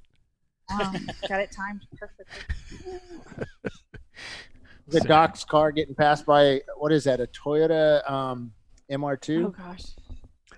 God, that MR2 just leaves that little E30 in the dust. In the mist. Yeah, he'll be waving at him as he goes by the pits with that MR2 in there for fuel, though. You get that thimble-sized gas tank. 14.3 gallons. Some pretty good rooster tails coming off of these cars on the front straightaway. Yeah, it's getting worse. It's getting really bad, actually. Even off the front wheels, yes. Yeah, Wow, it's look how like much they're water. hydroplaning. It's terrible. You think it's time to take those slicks off yet? Or would you keep them on? I want everything I could Oop. get. Traction. Uh-oh. Waiting for data. Lost connection to our... oh, there it's back. All right, so as we head off to break, we've got 901 Motors... Spun around. Huh? Spun around at the pit end. Oh, boy. And their cars are coming around him. Oh, he's got that front wheel drive whipping around. He got it turned, pointed the right way again. He's going. Stayed out of the grass. Well, I don't know. He may have stopped. Did he stop? It's coming slowly down the... Barely. I think the video froze up there. He's still kind of crawling down the hill there. They went back to it. Mm-hmm. And they're looking for debris. There's a little bit of debris there, a little bit of grass.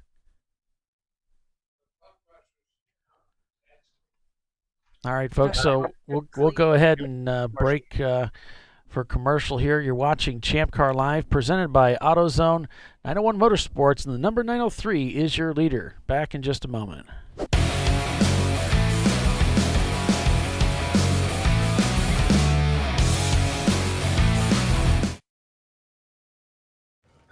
You know, I'd buy tires online, but then what? We've thought about it. We're TireRack.com. They should let you ship directly to a mechanic. Actually, we call them independent recommended installers. They should have like 1,000 mechanics. Try over 7,000 installers. Then you just make an appointment. At a time that's convenient for you. This could change tire buying forever. TireRack.com, the way tire buying should be. Worn shocks and struts can be dangerous, so replace them with Duralast loaded struts to restore ride control and improve brake performance. They come with a new spring installed and compressed, so installation is safer and quicker, which means less hassle, more safety. Duralast loaded struts, available only at AutoZone. Frozen rotors from Diversified Cryogenics deliver increased performance and a higher level of safety, while significantly reducing braking system costs. So to tell you a little bit about the durability of this product. So we have seen an incredible extension of the life of our brake rotors using frozen rotors.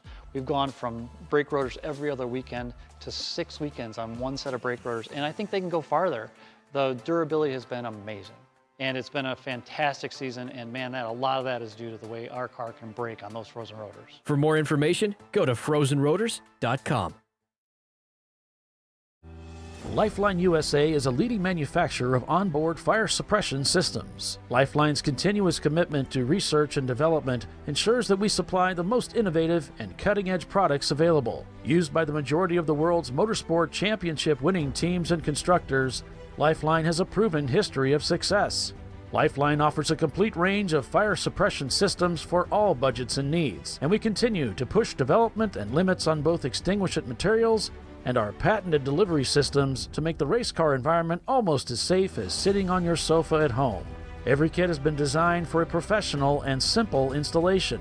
For more information and to purchase your Champ Car fire suppression system, go to www.lifeline-fire.com.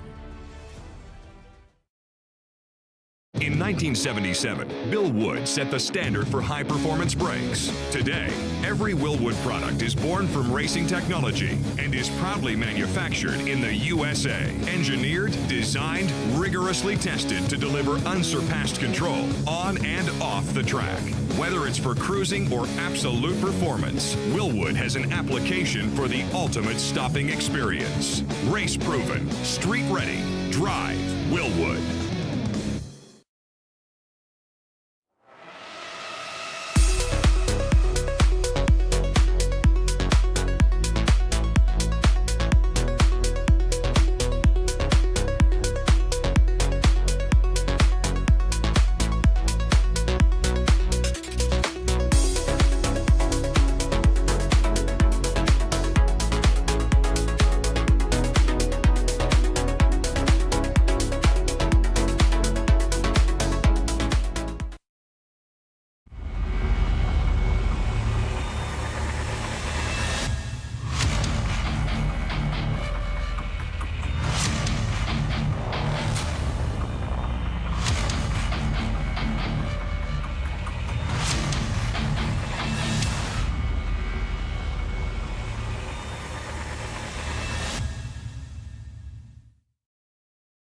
At AutoZone, you get what you need when you need it. Got a today job? Pick it up free same day at your local AutoZone. More of a tomorrow project? Order as late as 10 p.m. with free next day delivery. Getting the job done just got easier. All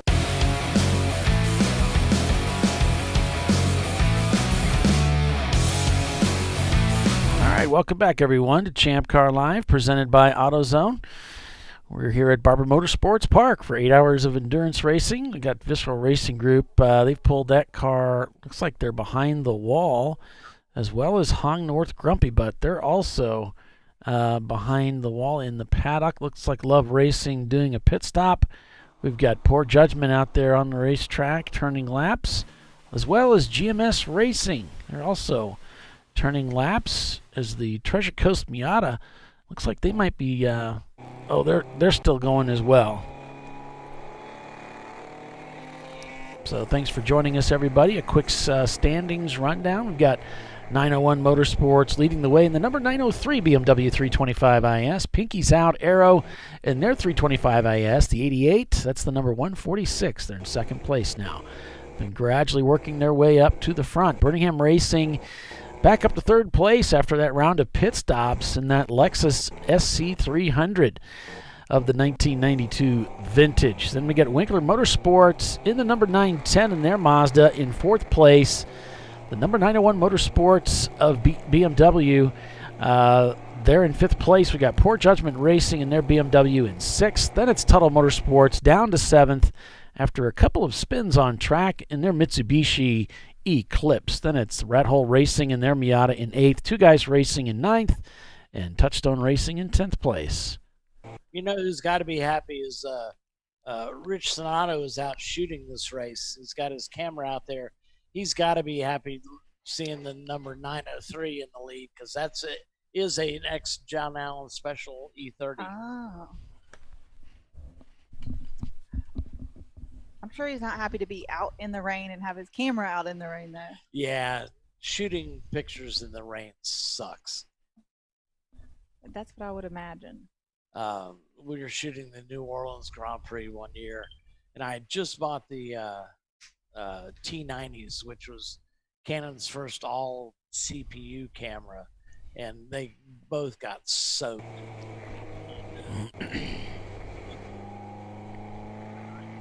Yeah, we've got some track cameras as well, but many of them are kind of clouded up from all the weather. And we've got one here in particular that's fortunately it's protected by an awning, a canopy there on the start-finish tower that it's given us some pretty good footage there. But that's right away down to turn one. You see them turn in for turn one. Yeah. A lot of these in-car cameras struggling with, I guess it's the cloud cover. I don't remember having this much problem with the feed in the past, but I wasn't broadcasting last year. I was racing. The cloud cover is thick. It's low too. Very low and thick, yeah. Kind of like that.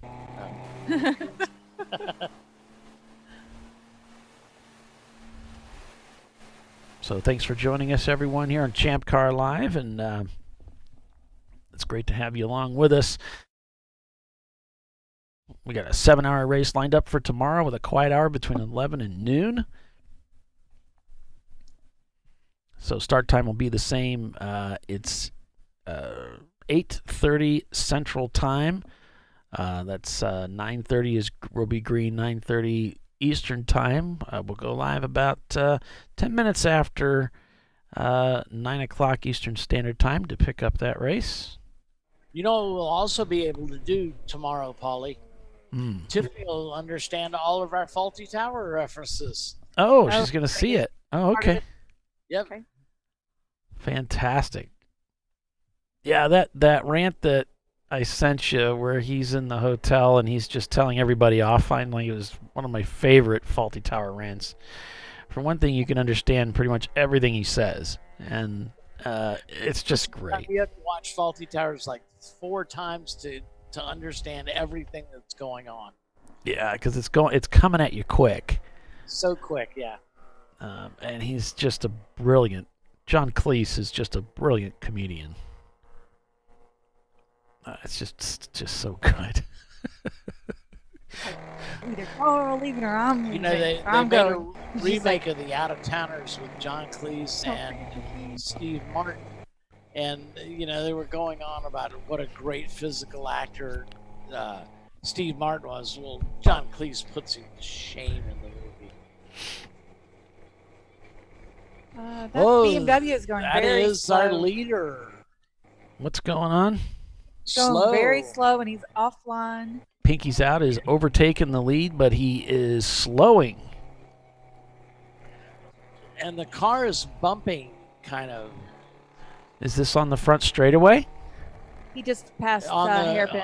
Down to Charlotte's from 4 to 6. He's headed towards the museum now. When he came up over 4, he was real slow and really not really where he should be on track. So. Interesting, because he just passed for the lead, and now there's a problem with the car. I wonder if he's running out of fuel. I don't know how they've handled their stints since we got back from that red flag. What time's the race end today? 4:30? Correct, unless they change it for some reason. Yeah, they don't usually do that. I don't know that we would. I mean, granted, yeah, we had an hour black flag, but... And this weekend's unfolding much like the way last year's did, where we started out with a lot of rain during that first day. It dried up as the race progressed, and then we had a good dry day on day 2. It looks like it's intermittent because now the car picked up speed again. So he might be having water issues in his ECU or something like that. I bet he comes in.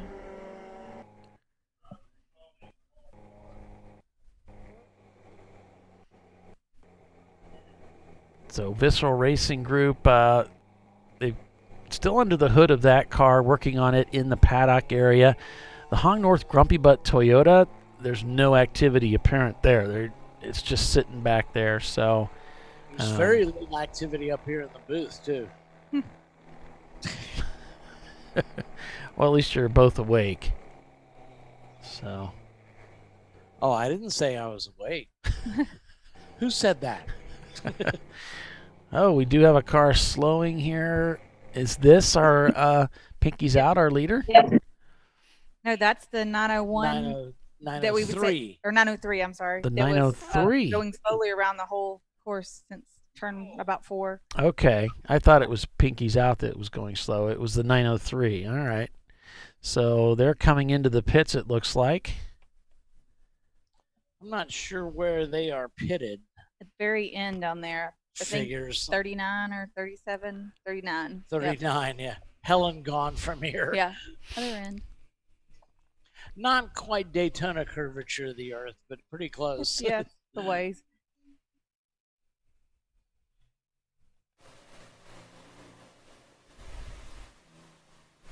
Here's the GMS Racing Birmingham is Mazda RX-7. Wow, they were in ninth just a minute ago. It seemed like, well, not a minute, but several cars on the same lap when they pitted. Brew Crew back there in 41st right now. Hung North down to 47th as they are, again, not turning laps. It's pretty wet and gross out there. And there was like 5 cars going into turn 1 altogether. And group racing. There are like 5 cars going into turn 1. It's an old airplane, Mm-hmm. an old airplane joke. You say all together, and then we all say it all together. Going by. There's Birmingham. There's Birmingham. Birmingham's not that far behind Pinky's Out. Pinky's Out. Let's see. They just crossed over. So what's the split? 24 seconds. 24 seconds. Hong North driver getting back in the car. Birmingham's got a lot more time on this track, though. than Pinky's Out does. I think this is Chris Huggins' first trip here. It's possible. In his car. Now, I think he's been out here before, but I think this is pretty much the first trip out for Huggins. We do have some more cars coming into the pits right now. Can you make more noise? Yeah. I'm trying to see them on course to see how far away they were from each other. Oh, that's the other car that kind of looks like Birmingham. It did the black and orange thing too. There goes Momo Champ down towards Charlotte's Web. Is it Charlotte's Web or yeah? Charlotte's Web. Touchstone Racing looks like official name. they pulled that car behind the wall as well. The Spider, Charlotte. Yeah. She's got little baby I spiders. get the reference. I just couldn't remember if the web is tacked onto that. Mm-hmm.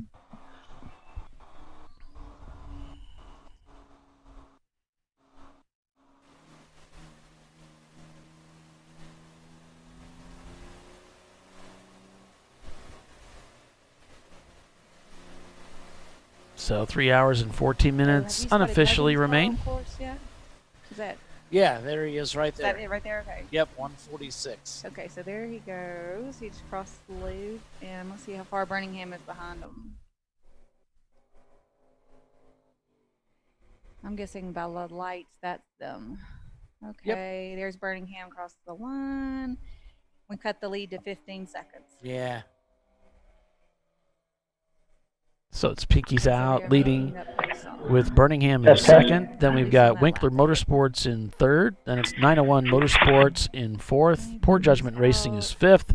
Tuttle Motorsports is sixth. Two Guys and a Miata is seventh. Then it's Ho Chunk, 901 Motorsports, and Milan behind them. Birmingham is top turn 4. Yeah, he's visibly faster.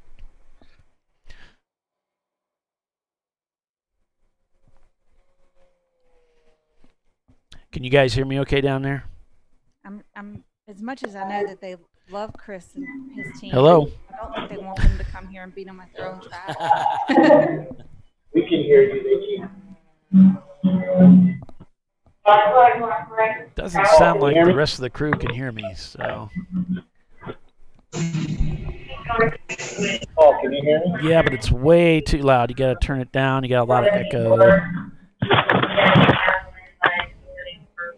Test, test, 1, 2. Can you hear me now? Yeah, it's just really loud. I'm working on it. Okay. And the 903 coming down pit lane right now, real slow. Did it get lower? Yep. Coming into the paddock. So that's a shame. The number 903, 901. Got some feedback there, Bill. I think you can hear the broadcast coming through from your location. Tiffany and Doc, are you guys able to hear me at all? Can you guys hear him? Hear us? No? Yes? You can't hear I me? can hear you. I'm not getting any response from Tiffany and Doc, and they're talking over me, so I don't think they can hear me. Oh, and Birmingham is hot on their tail. That's going to trim that lead down to 12 seconds. They cut another 3 seconds, 3.5 seconds actually. I'd say Birmingham is gaining on Pinky's Out. Looks like Visceral's getting ready to head back out. Nope. Nope. We thought he just abandoned us. Being the coward that he is. There's Hong North also getting suited up, trying to get out. I can't hear anybody in my headphones or anything. Okay. Yeah.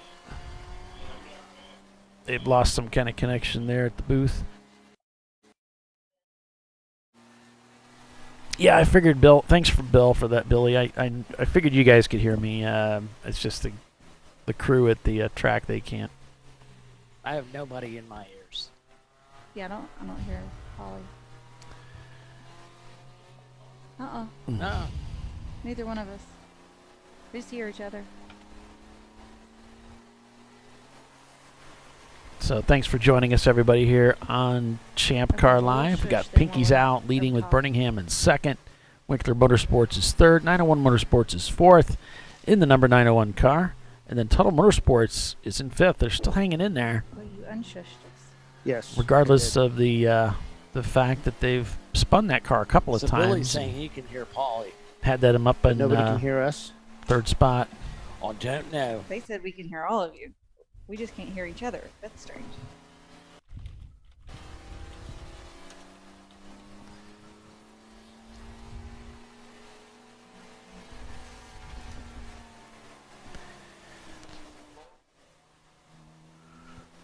Still got some precipitation coming down. Just doesn't seem like it's going to let up. Temperatures today. Oh, Birmingham. High of 67. Definitely catching. Down to 3 seconds. Yeah. Tonight's going to get down to about 45 degrees. Oh, the Hubs is in the car. Tiffany's always talking about Go it. get him, babe. You're not biased or anything. Cracks me up. Hey, can you hear us now? Oh, There's Paulie. I can hear everybody. I have been able to hear everybody. Yeah, my Uh-oh. You didn't hear what I said about I you. turned something on which I forgot I had tested with the computer here, and that overrid everything. So I've got it fixed now. Mm. Back to you guys. You shouldn't have broke it in the first place. So it does like, Sorry, so Visceral is trying to get that car out and getting ready to put that hood on there. So we don't know exactly what all went down there, but they're trying to get that car back out onto the racetrack.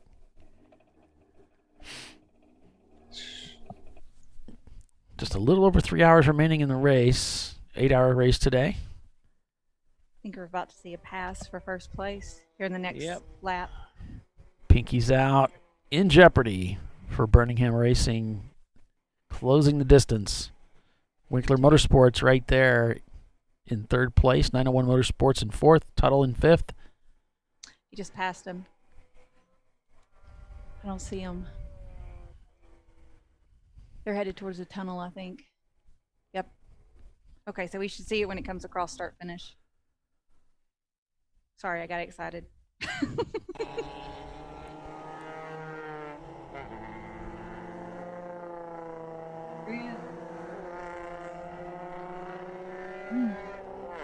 Wow, we put quite a gap on him, too. Wait a minute. I don't see the Huggins car at all. It didn't show up on my... Oh, there's Birmingham. And there we have a car into the wall. The number 145 might be the Cadillac that we were talking about earlier. Yes, indeed. That is the CTS, the 145. Let's see. That's the 05 CTS of cars. Cheap Thrills. Oh, yeah, we got another car. And that looks... What part of the track is that? That looks like the carousel. There's like another access road out there. They got... That's here, right here. I wonder if they got together. Oh. So that's... Oh, I thought he was... That's right in here.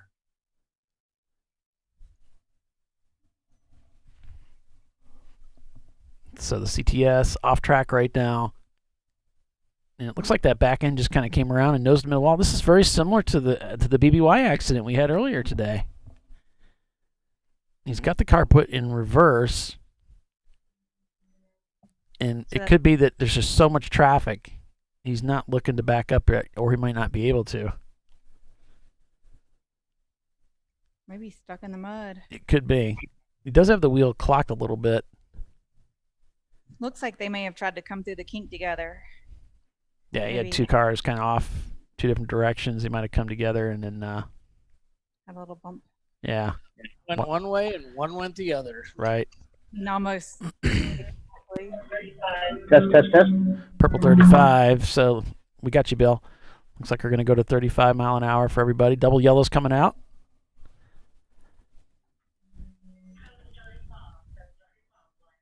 .35 being called from the tower. So full course caution here at Barber Motorsports Park.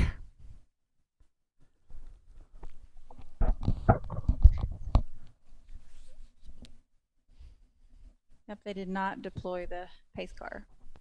Right. They don't really want to do that. They just want to go full course caution 35. And I don't think they want to pull the pace car out unless they want that gapping. Right. This was something the track wanted to do. There's the Tuttle Motorsports Mitsubishi Eclipse going by. Oh, he's getting that car moving a little bit. I saw him back up Yep. just a hair. Spinning those rear wheels. He may get it out. Yep. Looks like he's going to go ahead and try and go forward with it.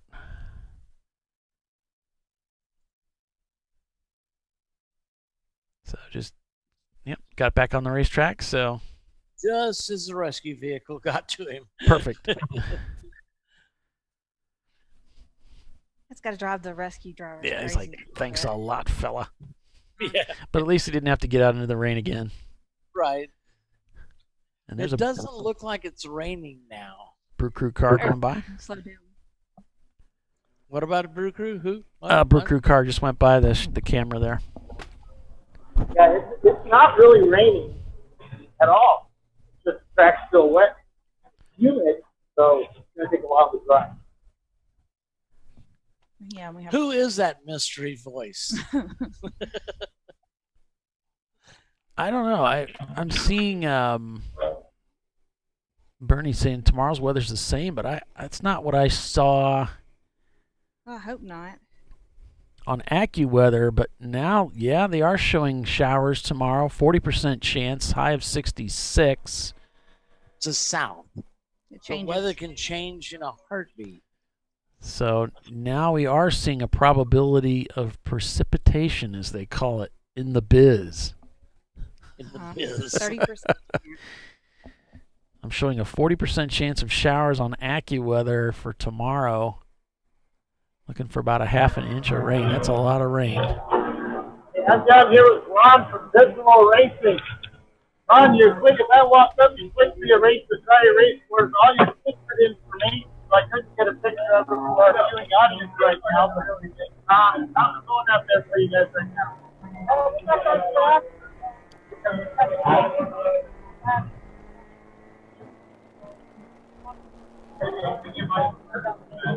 Hey, Bill.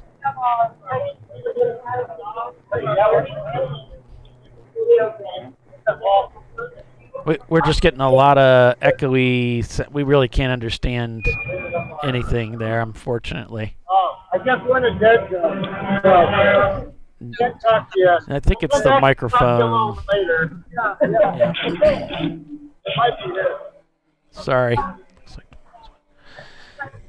It's just sort of a lot of echoey type noise. It's not really, we can't understand him. Okay, how is it going now? Is it better? It sounds like you're way far away from a microphone. Are you trying to use a microphone? Nice. Are you trying? How about now?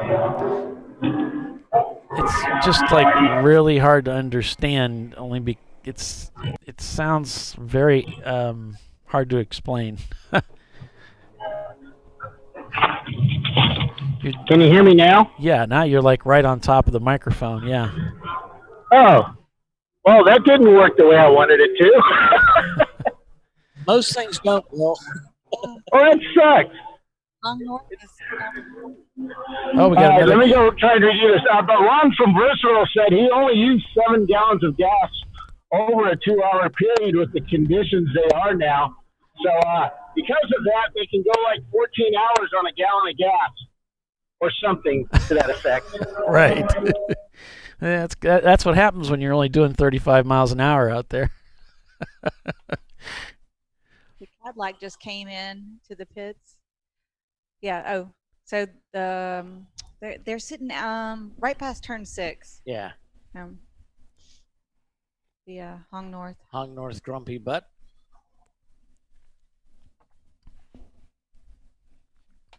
Yeah, it reminds me much of my race at Road America this year. I just spent a lot of time 5 laps come in, 5 laps come in.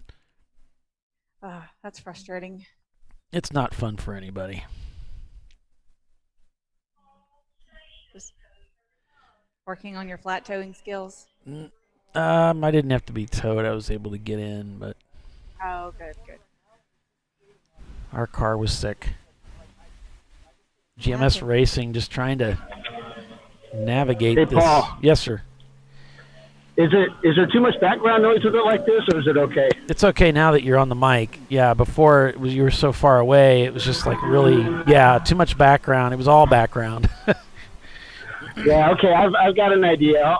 Let me go back up to the studio and I'll get it fixed, and I'll be back down on pit lane. Yeah, sure, great. He's coming back up here. Oh, sorry. Keep ourselves warm. Sorry, Doc. No, you can't go up there. It's been quarantined, COVID. The Rona bill. We're at the bottom of the hour, so we'll break for commercial again here, folks. And Doc, do you want to take us out? Or I know you're not getting paid for this, but do you want to take us out to commercial? Sure, I'll take us out. You're watching the Alabama Grand Prix here on ChampCar.Live, presented by AutoZone, here at the beautiful Barber Motorsports Park. Yeah. We'll be right back, folks.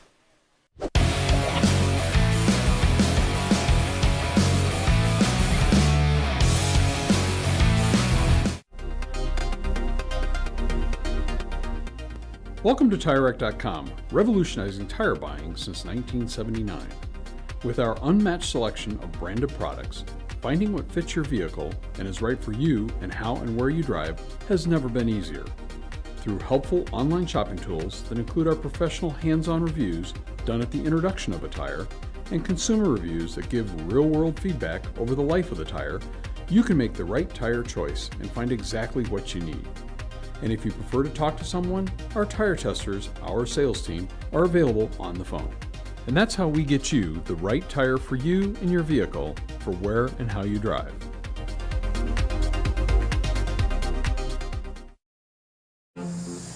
I did it. You see how it's... That's it. We did it.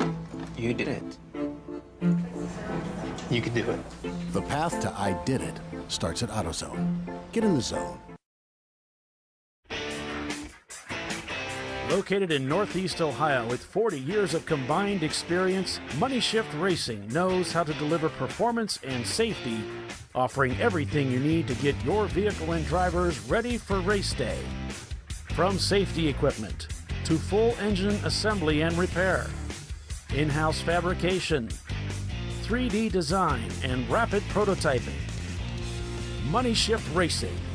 Performance done right. Hey guys, this is Chad Thornton, and on behalf of Racing Radios, welcome to the 2020 Champ Car Endurance Series. Since 1979, Racing Radios has pioneered communication systems for the sport of racing.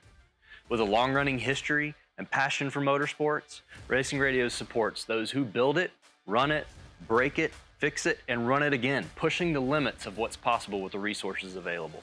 We built Racing Radios on these same values.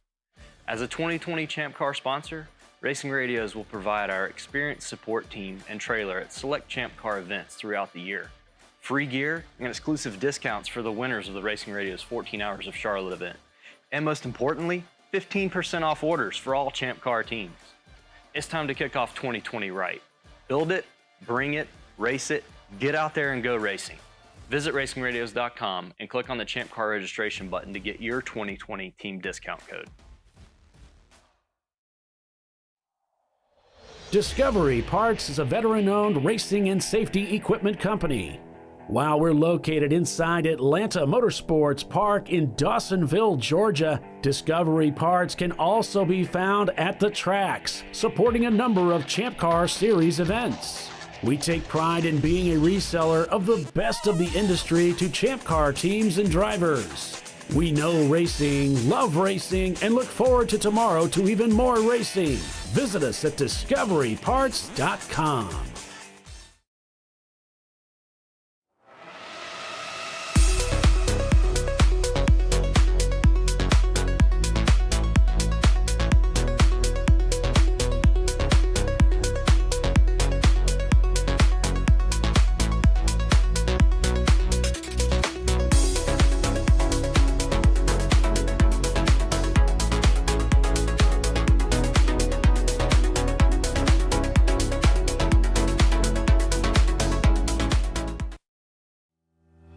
Lifeline USA is a leading manufacturer of onboard fire suppression systems. Lifeline's continuous commitment to research and development ensures that we supply the most innovative and cutting-edge products available. Used by the majority of the world's motorsport championship-winning teams and constructors, Lifeline has a proven history of success.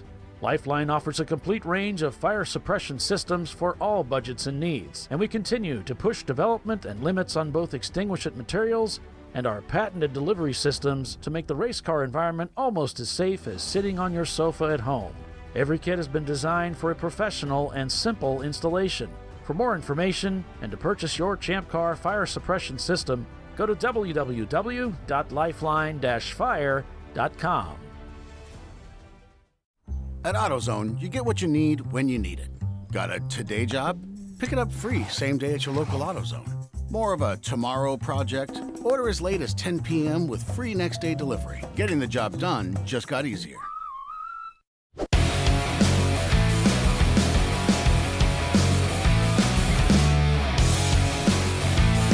All right, welcome back, everyone. Champ Car Live, presented by AutoZone.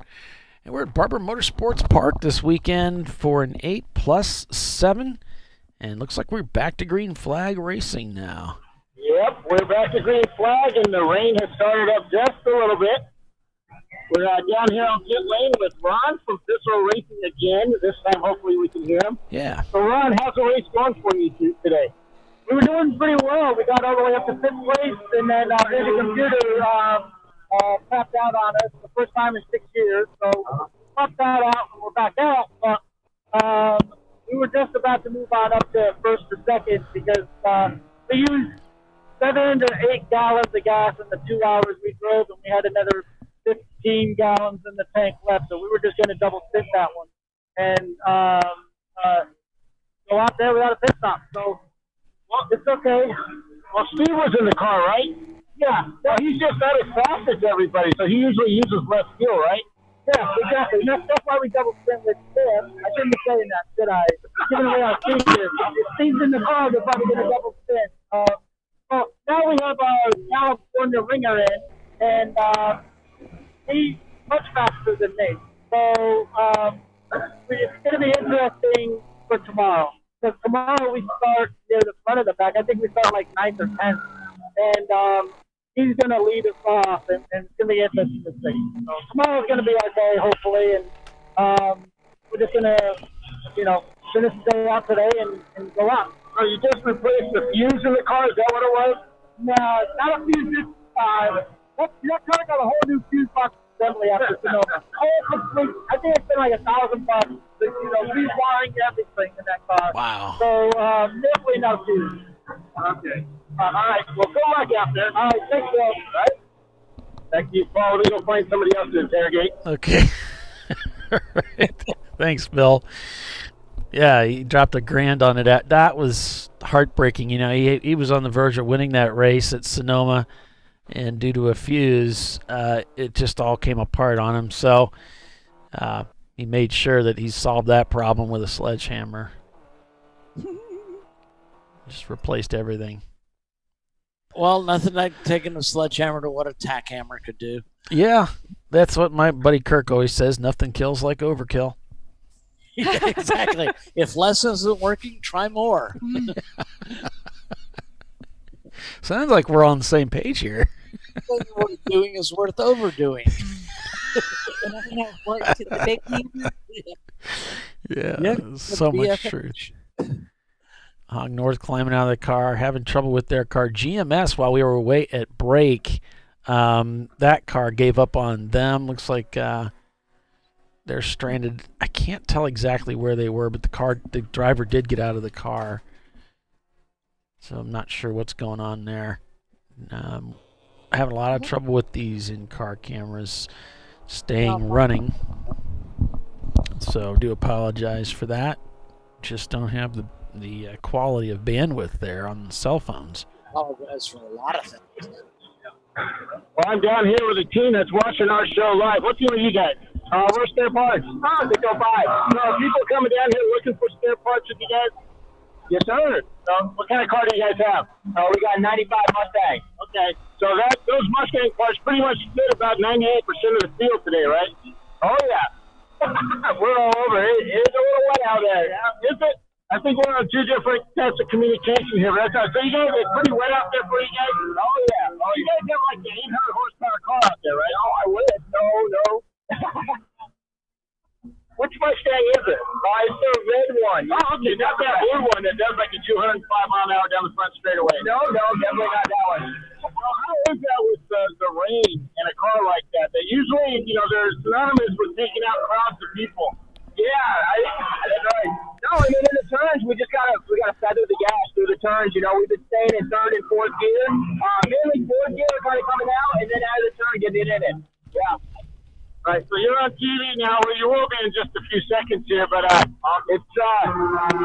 your family watching the show? Watching you guys? They are, yeah. Greenville, South Carolina. So shout out to my wife Sheila and my kids, Logan, Abigail, Greta, and Noah. Oh, all right, congratulations, guys. And I hope you do well out there. Thank you. Have a great day.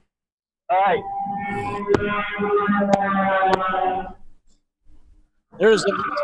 Just went around going through 4, came back out on track and was facing track, and everybody dodged him. Awesome. Good job. I happened to be watching that spot when he went around. He was going around quick. Oh, yeah, there we have it. Yeah, you blew out my ear there, Doc. Sorry, that was exciting. Yeah, that hurt. So, what car are you guys? How's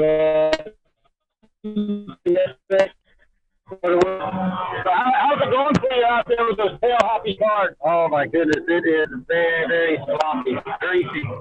Oh, all right. So, any recommendations? Anybody running a high horsepower, rear wheel drive, car that's really pale happy even in the car? Go home. Good luck out there. We apologize for all the clicking and snapping and poor audio, folks. Yeah. Sorry. So I'm down here with a bunch of where are we? Alabama. So a bunch of Alabama football fans. Oh, sorry, Texas Aggies. So what's it like out there racing with a bunch of people from Arkansas or wherever the heck we are? Well, Bob, I'm just thankful for the team. You call me Bob. The team is just fantastic. The car's set up right. If we can just drive a little better, it would be more than fun of the pack. Bill. I'm sorry, Bill. Good job, Bill. We're so happy to be here at the Champ Car races, too. When this started, it's like a race, What team are you guys? The team, Liberty, STD. Oh my God, that's my most favorite team name ever. Well, good. I'm glad you like it. We're going to have booty snacks if you need them over there later. And, we're going up to Texas to show you guys what a little bit is about. So I thought everybody from Texas drove Mustangs. Well, we do drive Mustangs too, but we think that this little 350 is just a nice car to get started off with. All right, guys, good luck out there. And we got another car turned around at 14A. Bob Strong, back to you guys. All right. Thanks, Bob. We got another car turned around at 14A there, trying to get spun back around, pointing the wrong direction. Tubby Butterman racing. Oh, yeah. That's the Tubby Butterman car. There we go. He's heading the right direction. Which, by the way, folks, that little spin around there is not driving the wrong way on the racetrack. That's my commentator moment. Won't go into detail there. Pet peeve. Visceral Racing Group out there wheeling that car around. I guess if you couldn't make that out, and I apologize, the audio's pretty rough today. We're just having a lot of bandwidth issues out there. But it was interesting to hear from Ron. They've got a hot shoe out here this weekend with them. Somebody, I think he said from California or something, and he can really wheel that Porsche around the track. So that'll be interesting to see if they can make up any time today. And of course, they're really, because they've been in the paddock a few times, they're really just making sure the car is sorted, have some fun today, so that they can come back tomorrow and make a good race of it, or at least try to. We got Pinky's out in second place. Birmingham has overtaken them for the lead here some laps ago. Winkler Motorsports is in third. Tuttle Motorsports in the 107 is in fourth place. Remember, this is the car that won the race last year on Sunday. Then it's two guys and a Miata in fifth. Poor Judgment is sixth. 901 Motorsports is seventh. Ho Chunk is eighth. Team Milan in the 150 is ninth, and Tubby Butterman 10th. Now the Birmingham car finished second here last year to some controversy on day one. So will today be some, what do you call it, retribution? I guess retribution isn't the word, but hard on them out there to the hubs. They got an opportunity to win the race today. I mean, coming up on the 3 o'clock hour, 2 hours and 45 minutes unofficially remain in the race.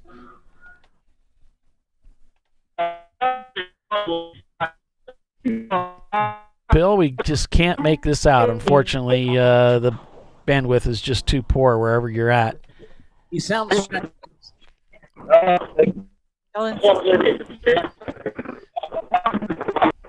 Sorry, Bill, we can't make it out. Treasure Coast Miata here in their 94 MX-5. So that Mustang 474 that did the little special Pirouette. spin. Yes, the pirouette over before it just came through, rolled through the pits. It's heading the pit out. Yep. Probably stopped to do some laundry. Yeah. We had some soap suds out on the track earlier. Right. He could have done it then. Save some time. Yeah. On board with Treasure Coast here. A lot of Miatas in the field. Of course, Miatas and the BMW E30s, the BMWs in general, pretty much a staple. Had not hit one of those. Hey, there you go. Thanks, Doc. Those pesky Miatas. Yeah, lots of Miatas out here this weekend. You know, Tyler's got a new car, new E30 that he bought is on a trailer here, and I passed by it. I didn't know it was Tyler's new car at that point. Oh. I said, "You watch that E30 will be picked clean by the end of today." It's great. Pick it up for him. We kept it at our warehouse for a couple of weeks until he could get down here for this race and get it. Tyler's wife, I guess Tyler and his wife expecting another new. Yeah, that's Another what he said. addition to the Pedersen clan. Coming this He said this summer. He said he's working. Yeah, he's working on a pit crew. Yeah. So congratulations to the family there as they continue to grow. It's exciting, of course. Definitely. I mean, there's a lot of water getting on the track. Yeah, hung north behind the wall again, working on that machine.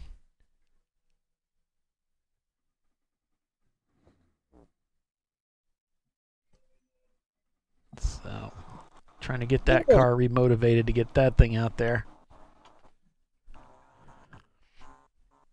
So thanks for joining us, everyone. Again, Birmingham Racing leading with Pinky's out in second place. Winkler Motorsports in third. Tuttle Motorsports is fourth. Two guys in a Miata fifth.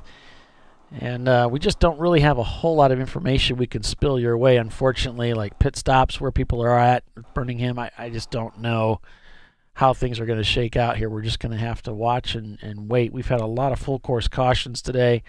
We had about an hour. We were down for red flag for oil down on the racetrack after collision between a couple of cars. BBY into the guardrail on the first or second lap was the start of that, the caution parade. We seem to have had quite a few. This track seems to be really tricky in the wet, and we seem to keep running into that year after year when we come here for some reason. So, well, I maintain that all tracks are tricky in the wet. At least all the ones I get to. Hey,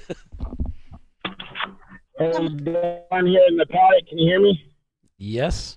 Can you hear me? Yes. Their RX-7, it's out for a bit. They use a GM connector on their fuel rail, and that for adapter to an AM line, and that adapter completely came off, and basically there was just spewing fuel everywhere. boy. Yeah. Now they don't have an adapter, and they're going to try and figure out how to connect the fuel hose up to the engine. It's going to be tough for them, but they might be able to sort it out. Okay. Never trusted those GM fittings. Try to stick with AN. A little bit more universal that way. Well, it was an adapter on an A with that goes to an AN. Gotcha. So, All right, thanks for that update, Bill. It's good to hear from GMS, Ghetto Motorsports. See, You notice that a lot of people start with larger names, and then after a while they shorten those names. Yeah, it's like, why did I do this? Maybe we shorten it for them sometimes. Maybe they just decide to. Yeah, I did that with my company name too. I started off with this big long name, and then eventually went to acronym, like, shortened it all up because it was like On-Site Computer Service Group Incorporated. For some reason, it got a little bit long. Yeah. Yeah. Your company name should be like your elevator pitch. Short and sweet. Yep. Stairs. Yeah. Don't complain. Could be cold. Yeah, for once it's not cold. It's been cold all week. For the last week. Of course, we hadn't had rain, and I couldn't even tell you the last time it rained. And then till today. Schedule a race, yeah. Yeah.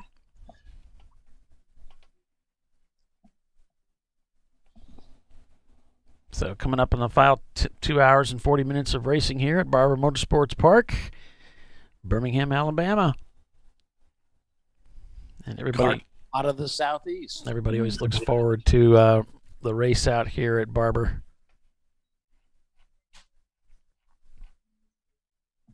It's a decent way to end the season. Yeah. Sorry about that, guys. I tried to do some pit lane stuff, but I kind of remember we had an issue before with that. We just couldn't do it on pit lane. Too much.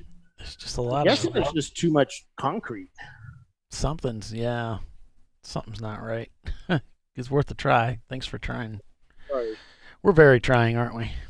There were some very needy guys out there that just wanted to talk to us because, we haven't done this in a while because of, I have no clue where you guys have been. And, of course, you have no clue where I've been. And we don't want to get very good at it anyway. No.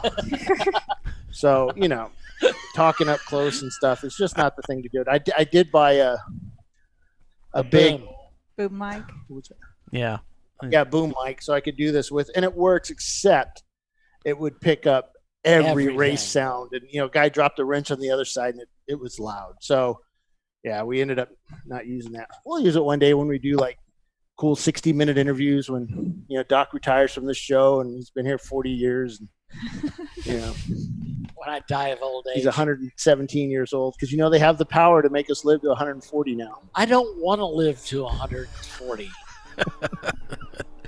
Why? What makes you think I would want that? Yeah, I gotta make things not hurt. I'm not so sure the quality of life at 140 is that much better than 120. Well, Birmingham was pretty excited about being in front. They're all standing around looking, and Chris Huggins was over talking to them. I bet they were putting together some little plan of what they're going to do because they all race together too. Yeah. Sort of, what were they going to? I think I heard how are they going to block the rest of the field? Well, Roger Cohen's a slut. He's always driving with them. Yeah. No, we don't say that word on the internet. Oops, a little late now. I'm sure I can take care of it. Hold on a minute. I'll go out and erase it from the internet. Post. The CEO in training's wife is going to, Mary Beth is going to be contacting me. Oh, we can't talk like that, Bill. Her voice isn't that deep, but I don't talk like that. Yeah, I don't talk like that. Oh man. Dana said he's gonna come up, so let me set up a microphone for him and headset, and I'll interview him and talk to him about his future endeavors as a Champ Car lackey. Having to put up with the likes of that Bill Strong and I don't see how Paul Veltum and those two people, because we really didn't have a lot of people to put up with. Other regular. It's only like what? I'm 4 sure of he's us. tried to keep it that way too. I think he wants to get rid of me. That's the worst. That's the best part. Bill, we all do. Not me, Bill. Okay, Paulie, I have to move this camera. So can you go to something else? Oh, yeah. I'm sure we got something that's working. There we go. Got a little bit of visceral action going on here. I'll bring it back in a second. I just need to get into the box. One of the teams we've been following around, Love Racing. They sent me their Charles sent me the link for their in-car camera. Thanks, Charles. Drivers Nick Love. That's where the Love Racing comes from. Jacob Heiler. And it's Charles Nelson Kowalczyk. Riley? Oh, and Sean. See, now, Supertra. Sean Supertra. But Charles' last name is Kowalczyk.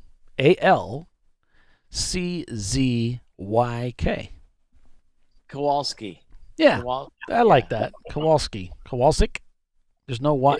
It's C. It's like that until he tells us different. CZYK is how it ends off. So, yeah, that's a good Italian name there.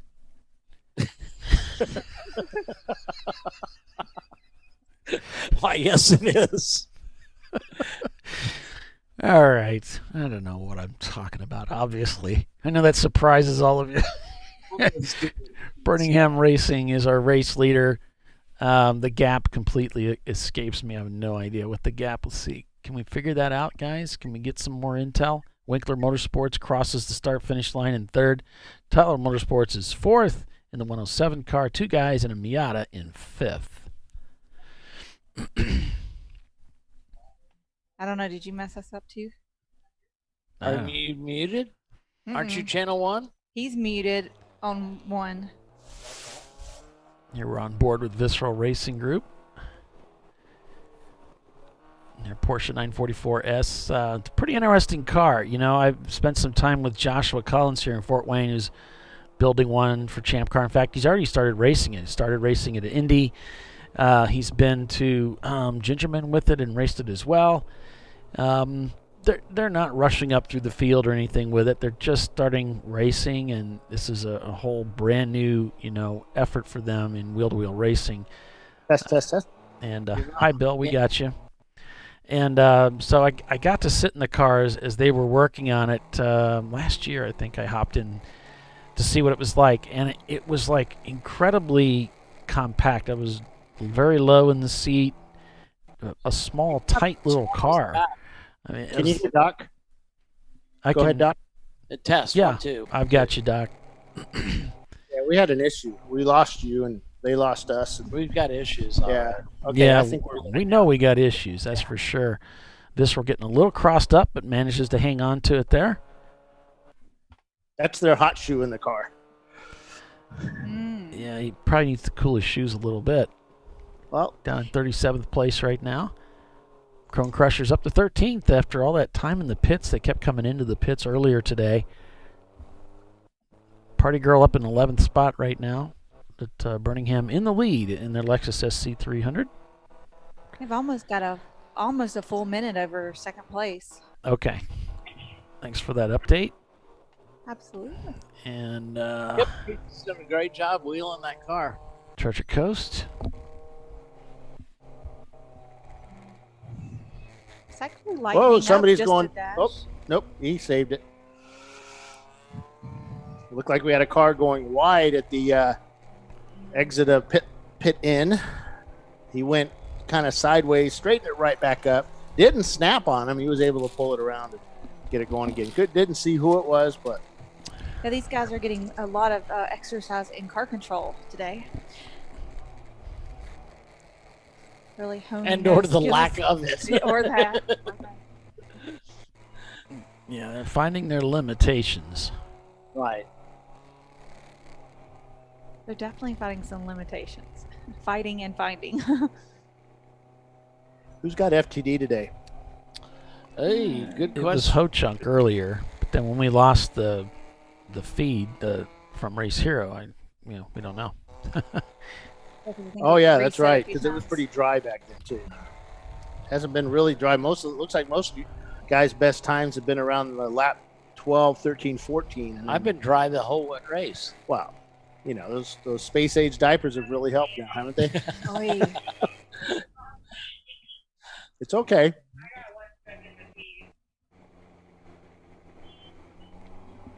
Coming up at the top of the hour here, folks. You want me to take us to break? Yeah, let's do it, man. All right, you're watching Champ Car Live here from Barber Motorsports Park.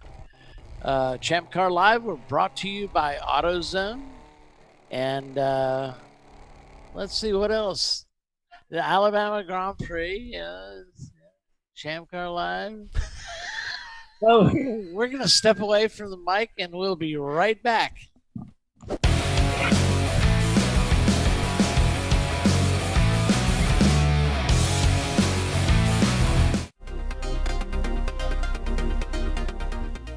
Welcome to TireRack.com, revolutionizing tire buying since 1979. With our unmatched selection of branded products, finding what fits your vehicle and is right for you and how and where you drive has never been easier. Through helpful online shopping tools that include our professional hands-on reviews done at the introduction of a tire and consumer reviews that give real-world feedback over the life of the tire, you can make the right tire choice and find exactly what you need. And if you prefer to talk to someone, our tire testers, our sales team, are available on the phone. And that's how we get you the right tire for you and your vehicle for where and how you drive.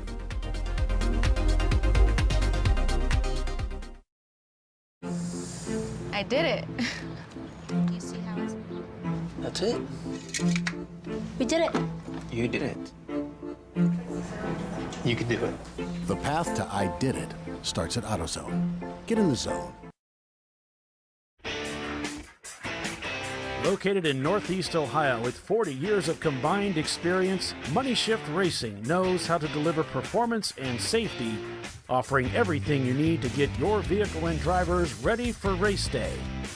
From safety equipment to full engine assembly and repair, in-house fabrication, 3D design, and rapid prototyping. Money Shift Racing. Performance done right. Hey guys, this is Chad Thornton, and on behalf of Racing Radios, welcome to the 2020 Champ Car Endurance Series. Since 1979, Racing Radios has pioneered communication systems for the sport of racing. With a long-running history and passion for motorsports, Racing Radios supports those who build it, run it, break it, fix it, and run it again, pushing the limits of what's possible with the resources available. We built Racing Radios on these same values. As a 2020 Champ Car sponsor, Racing Radios will provide our experienced support team and trailer at select Champ Car events throughout the year. Free gear and exclusive discounts for the winners of the Racing Radios 14 Hours of Charlotte event. And most importantly, 15% off orders for all Champ Car teams. It's time to kick off 2020 right. Build it, bring it, race it, get out there and go racing. Visit racingradios.com and click on the Champ Car registration button to get your 2020 team discount code. Discovery Parts is a veteran-owned racing and safety equipment company. While we're located inside Atlanta Motorsports Park in Dawsonville, Georgia, Discovery Parts can also be found at the tracks, supporting a number of Champ Car Series events. We take pride in being a reseller of the best of the industry to Champ Car teams and drivers. We know racing, love racing, and look forward to tomorrow to even more racing. Visit us at discoveryparts.com.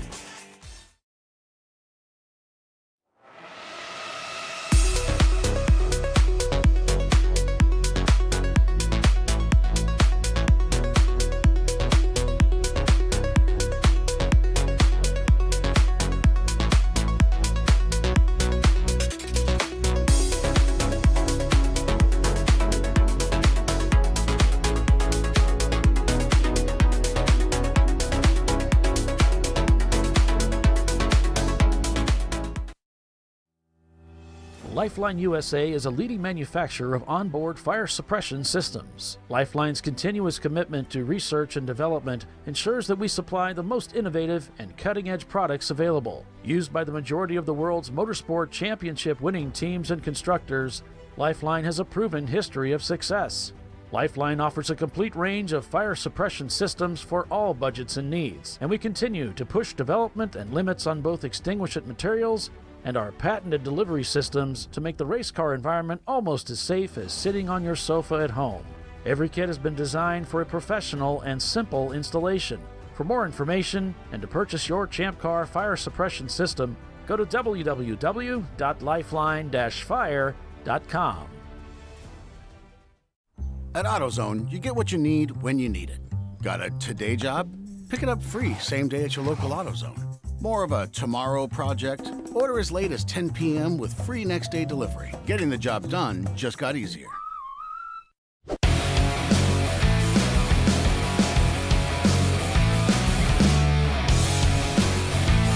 Back here live at Barber Motorsports Park. Looks like we're under full course caution. Yeah, we have a car that decided to go off into the sand. Don't know if he did it on purpose or, whatever. But he almost made it out of the sand. Almost, but I think he might be beached there for good. They would need to get a helicopter to get him out, I think. But it's pretty bad. Hey, we are joined by a special guest up here in the booth, Mr. Dana Morrison. Yep. Our boss now. And who's the special guest?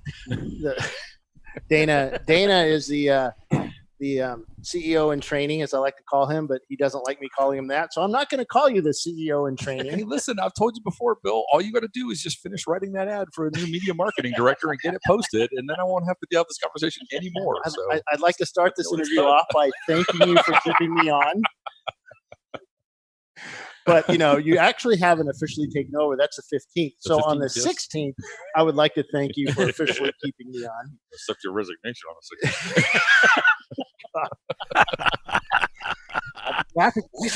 Shut up. Well, this is getting better and better by the minute. I love this. You're making me look bad. Stop. You don't need my help. He doesn't need You're her. quite well by yourself, Bill. So Dana, you've obviously been put into this job. It wasn't really a surprise for you. You guys have been working on this for a while. So far, it's been pretty darn busy for you. It has been exceptionally busy. And the interesting thing, and not totally surprising, especially for those of you that own your own businesses and whatnot, at the time when the racing part is somewhat winding down, we don't really have an off season, but we do have a slower time of the year. The behind the scenes business element gets a lot busier. We are finalizing all the contracts for all of 2021. I've already been talking to tracks about potential dates for 2022. There's insurance stuff that needs to be renewed, all the stuff to run, the timing and scoring systems, websites, all these things need to be renewed at the end of the year. So that part of the year gets really, really busy. So if it seems like from your side, from the racing side, and oh my God, he is digging up half that thing. Yeah. I have never seen a steam shovel dig up something that big. I feel sorry for the guy that has to clean out his radiator. Oh, he's going to hit the grass edge here in a minute. It's just going to stop. No, it went. No, Nope. it did. Oh Yeah. my God. Yeah, I didn't realize the Miata could push that much dirt in front of it. Wow. Okay. They're so small. Talk about being off topic. I think the car's crooked from the resistance now. Goodness. Wow. Okay. You could plant freaking corn in that thing. Yep. So anyway, behind the scenes, things are really busy. And then you add on to that all the transition work, everything from bank accounts to dealing with the accountants, the bookkeepers, insurance agents, all the transfer stuff, little things like mailing addresses, phones, contracts, all that kind of stuff has had me exceptionally busy in a good way because it prepares things so that you guys can go racing next year. Yeah.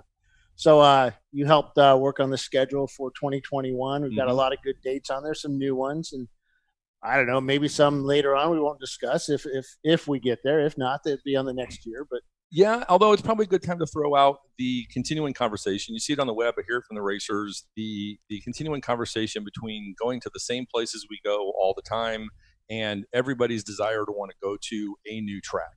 And it's a continuing balance between going to the tracks we know we fill, that we sell out. So we're not going to drop them because they sell out. It's not like Watkins Gun's not going to be popular anymore. At the same time, there's some really, really good tracks out there. And I think it's really interesting for Champ Car as an organization. And this is reflective upon you guys, the racers who actually come and participate and show what Champ Car is, that I regularly get phone calls from track owners saying, hey, will you guys please come and run an event at my date? And I think that speaks really highly to the racers, you guys who actually come.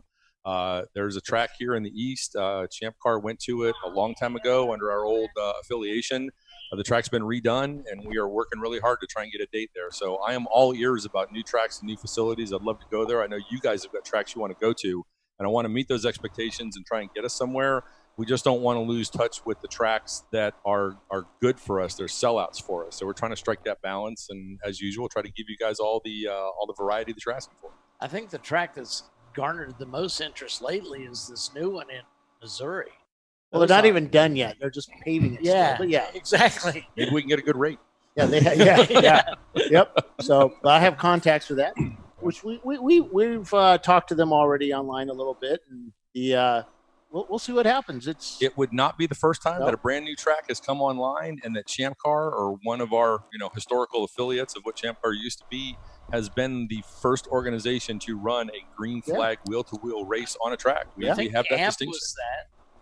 We did it at NOLA. NCM. We did it at NOLA. We were the first wheel-to-wheel green flag race there. So it's not unusual for us, and I'm certainly happy to carve that little thing out in history for us. Now, we know about you on pit lane. We see you all the time, or working up in the tower. But tell us a little about yourself, because a lot of people don't even know who Dana Morrison is. All right, so I got to check some dates with my lawyers on I think most of the statute of limitations and stuff.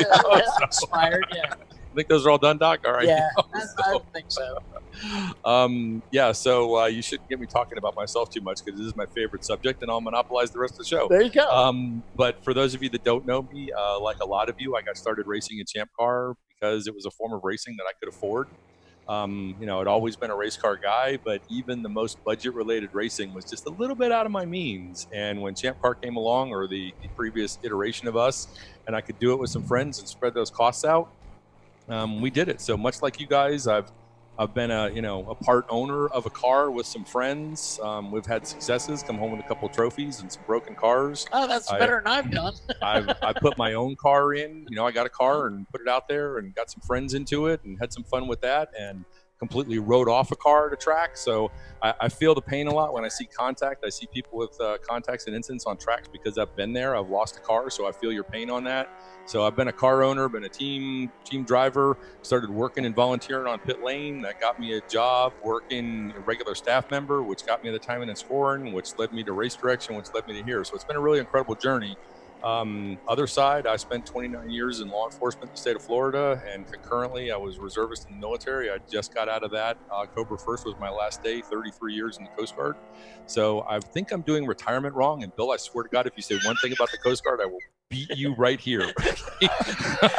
I'll join Dana. I will hold Doc down until I'm done, and then he can beat Tipping's going to video the whole thing. Yes, exactly. We'll get more hits on YouTube than anybody ever. I was going to bring up the fact that you drive a little. Your team had a little known race car. There's not a lot of people that know about this car. Right. It's a very underground car. Yes. Yeah. You haven't heard of it. It starts with an M. Yeah. It's even worse than the Opel GT. It's called a. Let me look this up here. Yes. A Mazda Miata. So it's the answer to all things everywhere. Yeah. What do you want to do with a car? It's a Miata. So it was cheap and easy to find. And the guy down the street ran a company called Treasure Coast Miata, and he said, "I'll help you out." So that helped us with our decision vastly. There you go. Yeah, and they're actually out there racing with us this weekend. Yep. Yeah. The car that I started with has been rebuilt, redone, and traded hands a few times, but it's going around the track right now. So cool. Yeah. Now you live in the sunny state of Florida. Yes. Yeah. So you get to travel to all these nice cool places. Yeah. Exactly. We're still trying to count those Chads. Yeah. That's blasted Chads. We've talked about some changes in Champ Car. A lot of it involved Doc Waldrop. Wait, Doc doesn't know about these. Wait, which one of us had the job to hold the mirror in front of him? Molly, behave back there. So, do you see any changes coming up? Any mass changes that you're going to make? So, no. And I want to phrase this carefully because this conversation has come up. I think Champ Car's in a really good place. We've grown rapidly. We've expanded. We've done a lot of new things. We've brought a lot of new things to the market at the budget level of racing. In the next year, you're going to see some technology hit in Champ Car that was cutting edge stuff at the Pro Series 10 years ago. You know, onboard communications and onboard flagging, Flagtronics is coming. But at the same time, we've done so much and grown so far that we've reached a small level of disorganization behind the scenes. Again, stuff that you guys probably wouldn't ordinarily see, but at our level, there's a little, disorganization. So like our operations manual hasn't been updated in a couple of years. So I am going to make some changes there, more to just kind of like streamline some things and standardize some things. And it's not in a bad way. It's just because there was so much growth and expansion and development in the last 5 years that we've almost outgrown ourselves in some ways. Right. So I want to just kind of hit the pause button. And an element of that, quite frankly, is 2020 and COVID and some uncertainty for 2021. So, a couple competing goals at all times is obviously I want you guys to come and enjoy really, really good races. And part of that is keeping the lights on at Champ Car so we have an organization for you guys to come race with. So, I want to hit the safety pause button on that, make sure that we can put on events that keep us viable and, put on events that you guys have a good time with. And use that time, that standardization time to clean up our operations manual, clean up some of our procedures, just clean up a couple of things behind the scenes so that when the opportunity comes around and COVID is finally in the rearview mirror, that we can expand on a solid base. 5 years ago when Mike took things over, there was some shaky bases, and Mike pushed the company a long way. He put a lot of himself into it. And I don't want to backtrack and lose on any of that. But I want to stabilize some of the advancements that he made. So they're carved in, they're standardized, they're in place. And ideally, if a new person came in off the street in any one of our positions, we could hand them an operations manual and they could put on the exact same event that you guys would recognize. And once we get that in place, then we can hopefully get back to some more growth and start exploring new opportunities for you guys. Yep. Well, Bill's like a chicken. He wakes up in a new world every day. If you don't keep him, busy, he wanders. What do you think we have a show for, Doc? Yeah. Wait, is this thing on? Oh, that's funny, Doc. I'm a barrel of laughs, Bill. You should listen sometime. So, now that you have a desk job, are you going to get out in the field and do races too? Well, I recently got invited to drive some little yellow second-rate car, but I may pass on that to a better opportunity. Yellow cars are slow. Yeah. Are you going to keep doing the races as a race director? Are you gonna? Absolutely. Partly because from a personnel standpoint, there's nobody else. There's nobody else. After a careful examination of all my available options, I've selected me. But that actually, some of you may know that we're down a little personnel, but that allows me to be very, very diligent with some of our expenses. A smaller headcount and staff allows me to make some standardization things with fewer people at the time, and then I can expand once we have that stable base. And partly it keeps me in touch with you guys. So not only will I still be running races as a race director, as often as I can, I'm going to go to races like today where Chelsea's the race director. It allows me to work with different members of the staff, allows me to work with Chelsea, and allows me to spend some time on pit lane like I'm doing today. Go me. I picked the rainiest day in the last 6 months to walk pit lane. At least it's not cold. Oh, yeah. I mean, it's been 25 degrees here. So, and that allows me the opportunity to get out and actually talk to the racers, because we say it all the time, right? We go to an event, and whether it's staff or whether it's racers or whomever, we say, oh, we'll talk at the racetrack. And then, racetrack, it gets busy. And the next thing you know, it's Sunday afternoon. You're like, oh, hey, sorry I missed you. I'll get you the next one. Yeah. So it's difficult to find time to really have in-depth conversations. So the more events I go to where I'm not the race director, the more time I have to speak with you. And frankly, if you see me walking up and down pit lane, come find me, right? I mean, we may not have the time to have a really long conversation, but the more direct feedback I get from you guys, because ultimately my goal is to put on races that you guys like and come back to. So, well, I mean, it's really hard at the beginning of the year because a lot of our races are 14-hour races, so there is no time to talk. So it's kind of nice on these 8 and 7s. There's a little bit of time to socialize. We had a great party last night that Eurasian hosted out at their clubhouse. So, you know, but that's a really good example right there, though. You know, that information was out there, and we wanted to go. Right. But staff-wise, we were here because we had to finish up tech, we had to finish up registration. Timing has to make sure the system is up and running, and the beeps are doing what they're supposed to do. So we're here after most of the teams have packed up and left and gone to the social hour. Certainly here before most teams get here. We're here making sure, because what I don't want to do, ultimately what I do not ever want to have happen is when the green flag time hits, when that big tower over there says 8:29, I want to see you guys coming to the green flag. And if we have to stay here as late as it takes Friday night to make sure that happens, then we do. So we didn't get out of here last night till way too late to get over to the social event. We would love to go to those, but there's work that needs to be done, and the work comes first. So, well, I mean, and you know, and that's one of the great things is normally, I mean, when our events say they start at 8:30, they start at 8:30.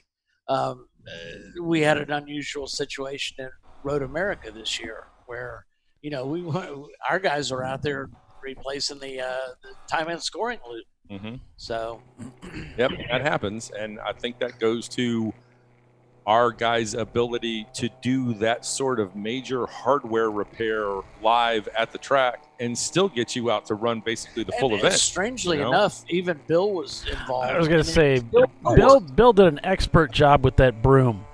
No, the funniest thing I had to have something to hold me up. It was Bill walking by the timing and scoring, running past it with the transponder. Yeah, I had my kids were getting links from their friends like, "Hey, go here, your dad's being stupid." So at every crime scene, every accident scene, every search and rescue scene, there's always that one guy that you want out of the way. So you give him some job, you know, go find the bucket of prop wash or something like that. You send him off on a task. The cooling water to the handrails is not working. Oh my God, I can't find the keys to the ship. Bill, quick, hurry, go get them. We need a bucket of radar blips. Paulie, do you have any serious questions to ask?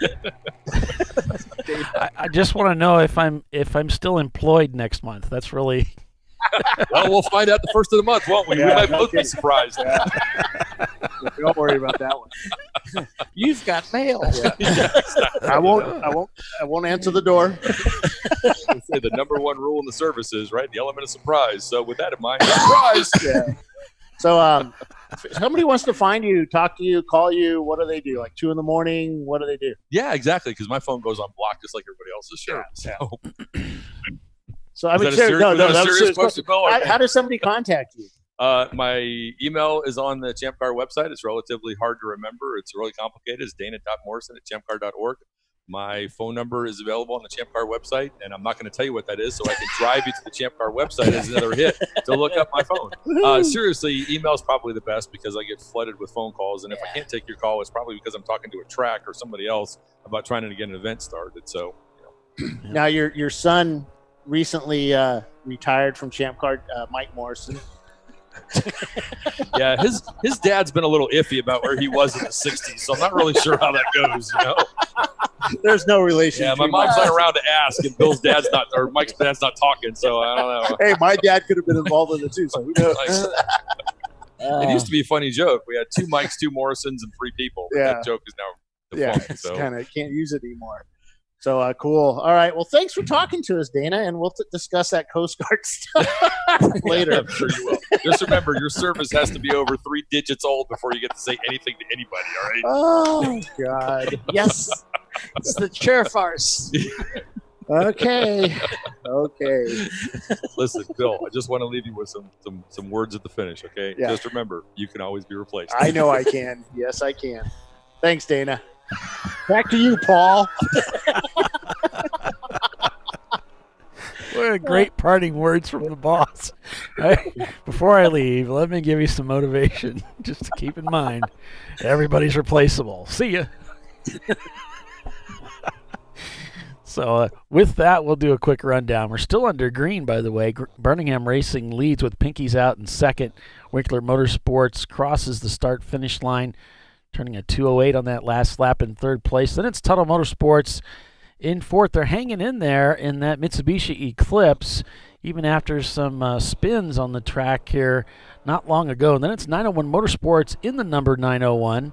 Their sister car was leading this race earlier, but that car's tumbled down the standings. The number 380 of Poor Judgment Racing is sixth. Ho Chunk That EC car in 7th. Then it's 2 guys and a Miata in 8th. Cone Crushers in 9th.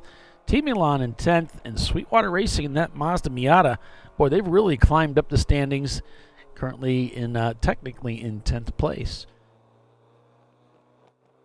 So that's a quick rundown. I'll do a scroll here so you can see a little bit more of what the standings are. By the way, you can always follow along with race-monitor.com on the web to find and keep track of your favorite teams. Just go to the Alabama Grand Prix race listed there in the live timing standings. And check that out.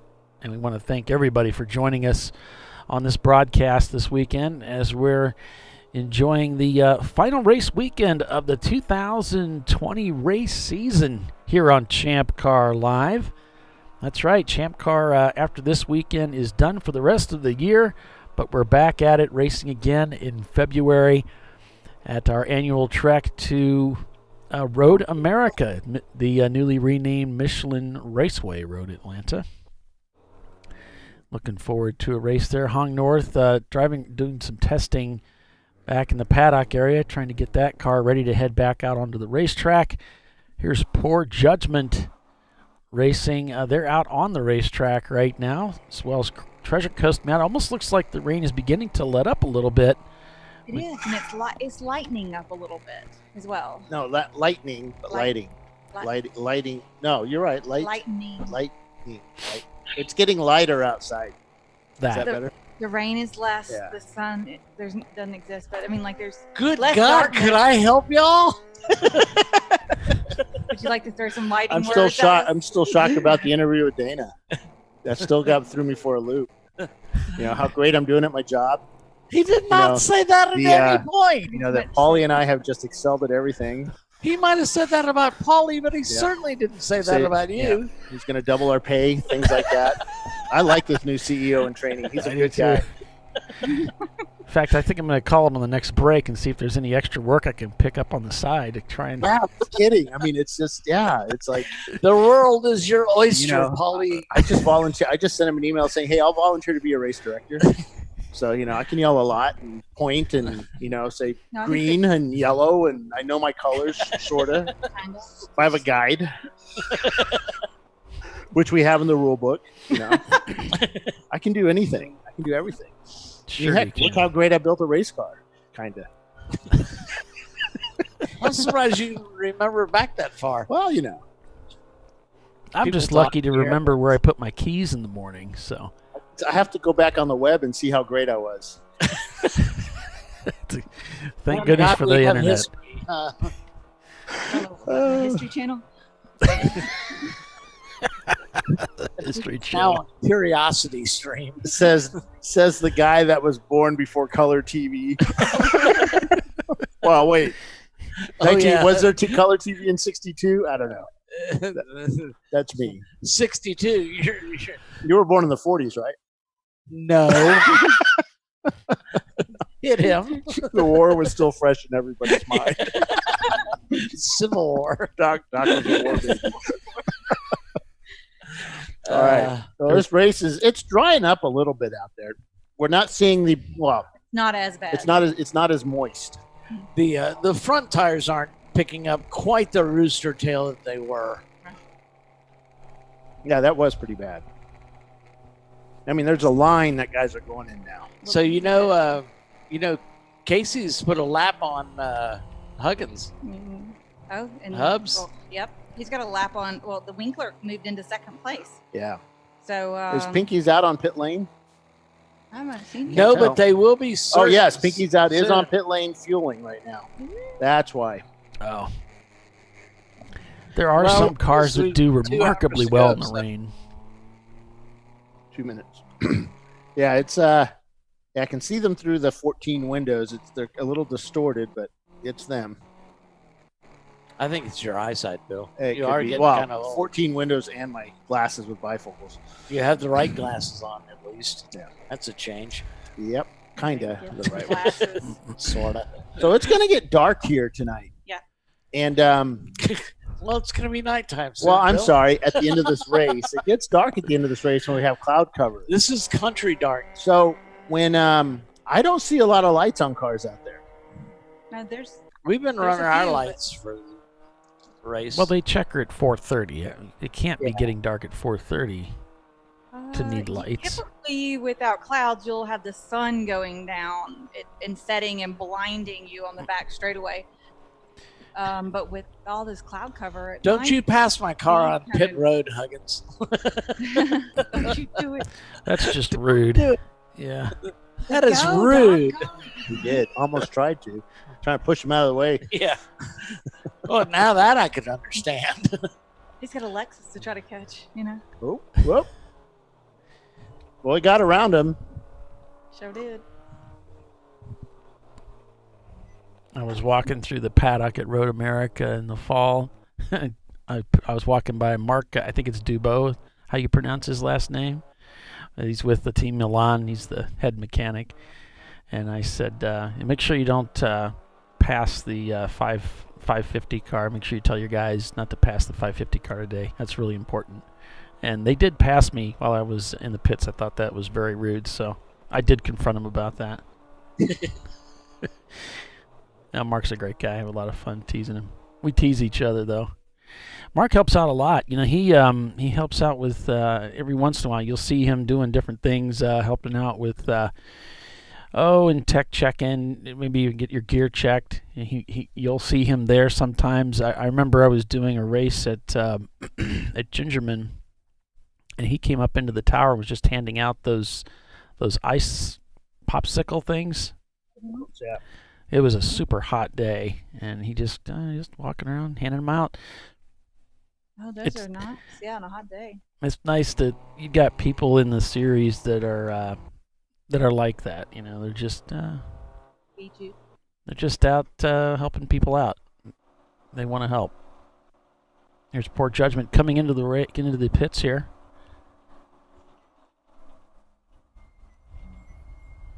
And stopping at pit out as instructed.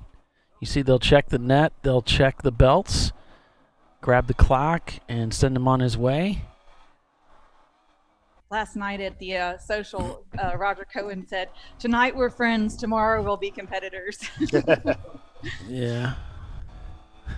That's definitely true, isn't it? Hmm.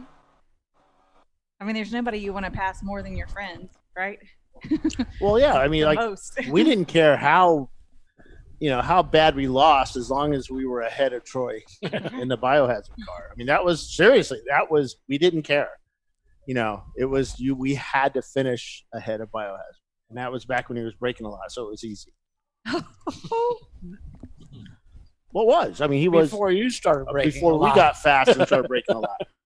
It's funny how that happens. You get faster, and then more stuff breaks more often. Yeah, not that we were fast. Not like Huggins fast or, these guys fast today. I mean, these cars now are 10 seconds a lap faster than we were 5 years ago. Faster, yeah, it's insane fast. I mean, everybody wants to go faster, so every year they'll do a little bit more to make it better, and it only makes sense. ECUs really changed this sport here. I mean, it just really allowed these engines to really open up, and then that allowed other things to happen. So, yeah, I think that's we talk about speed creep, and I think that's my version of it. Is speed creep happened when you went to open ECUs, but there was no way for us to really. Well, we had to. Yeah, there was no way to really inspect it. OBD2 cars. Yeah. No, I know, but it changed everything. So, and it allowed the older cars to really open them up. So. All right, so we're at the bottom of the hour. We'll go ahead and take a break for commercial. We'll be back in just a couple of minutes. Stay with us, everyone. You're watching Champ Car Live. Birmingham Racing is your leader. Back in a moment.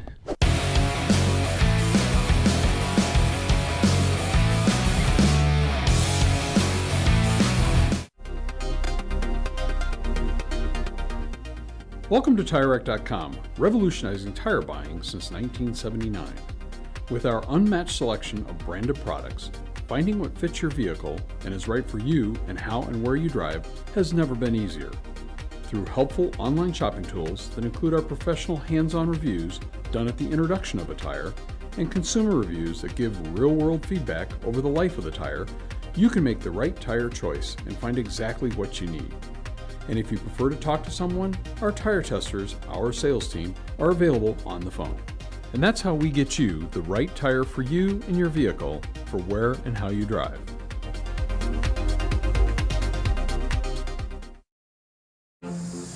I did it.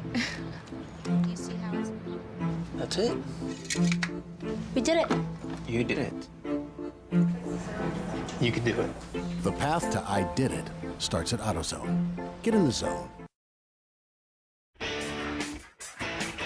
Located in Northeast Ohio with 40 years of combined experience, Money Shift Racing knows how to deliver performance and safety, offering everything you need to get your vehicle and drivers ready for race day. From safety equipment to full engine assembly and repair, in-house fabrication, 3D design, and rapid prototyping. Money Shift Racing. Performance done right. Hey guys, this is Chad Thornton, and on behalf of Racing Radios, welcome to the 2020 Champ Car Endurance Series. Since 1979, Racing Radios has pioneered communication systems for the sport of racing. With a long-running history and passion for motorsports, Racing Radios supports those who build it, run it, break it, fix it, and run it again, pushing the limits of what's possible with the resources available. We built Racing Radios on these same values. As a 2020 Champ Car sponsor, Racing Radios will provide our experienced support team and trailer at select Champ Car events throughout the year. Free gear and exclusive discounts for the winners of the Racing Radios 14 Hours of Charlotte event. And most importantly, 15% off orders for all Champ Car teams. It's time to kick off 2020 right. Build it, bring it, race it, get out there and go racing. Visit racingradios.com and click on the Champ Car registration button to get your 2020 team discount code. Discovery Parts is a veteran-owned racing and safety equipment company. While we're located inside Atlanta Motorsports Park in Dawsonville, Georgia, Discovery Parts can also be found at the tracks, supporting a number of Champ Car Series events. We take pride in being a reseller of the best of the industry to Champ Car teams and drivers. We know racing, love racing, and look forward to tomorrow to even more racing. Visit us at discoveryparts.com.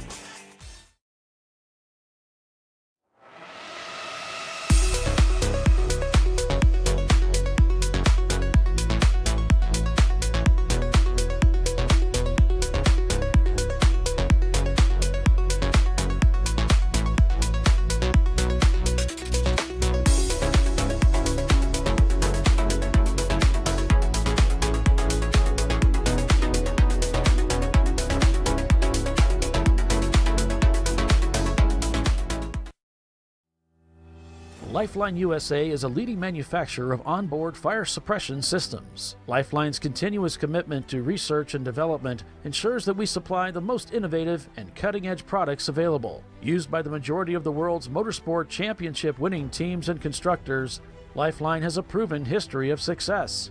Lifeline offers a complete range of fire suppression systems for all budgets and needs, and we continue to push development and limits on both extinguishant materials and our patented delivery systems to make the race car environment almost as safe as sitting on your sofa at home.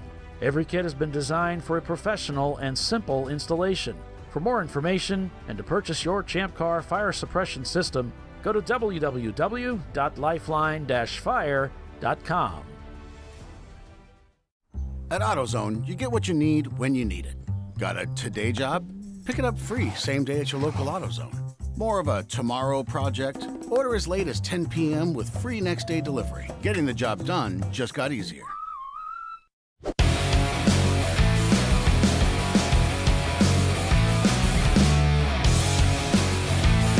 So after 115 laps turned so far today, it's Birmingham Racing leading the race with Tuttle Motorsports in second place. Pinky's out, Arrow in third, Winkler Motorsports is fourth, 901 Motorsports is fifth, Ho-Chunk sixth, two guys and a Miata in seventh, Poor Judgment Racing is eighth, Cone Crushers is ninth, Party Girl is 10th. Welcome back to Champ Car Live, presented by AutoZone. I'm Paul Veltum. We've got Doc Waldrop, Bill Strong, and Tiffany Alexander. All of us calling the race for you this weekend, folks. We're at Barber Motorsports Park for an 8+7. 8 hours of racing today, 7 tomorrow with a quiet hour from 11 to noon. And both days might see some of the wet stuff, so we'll have to wait and see.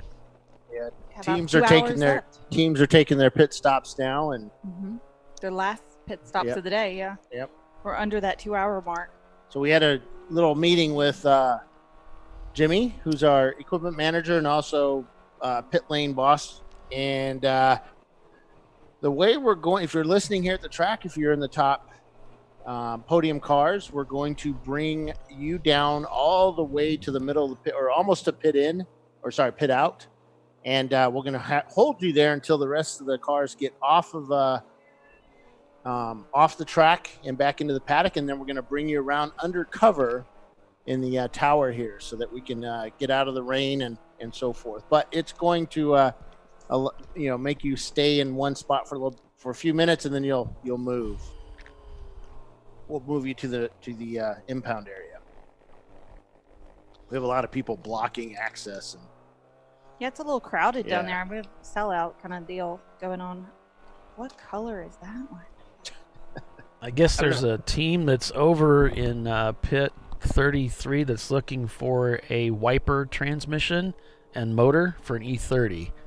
So if anybody's got extra parts, head over to those guys in pit 33, see if you can help them out. Tell my guys, go faster.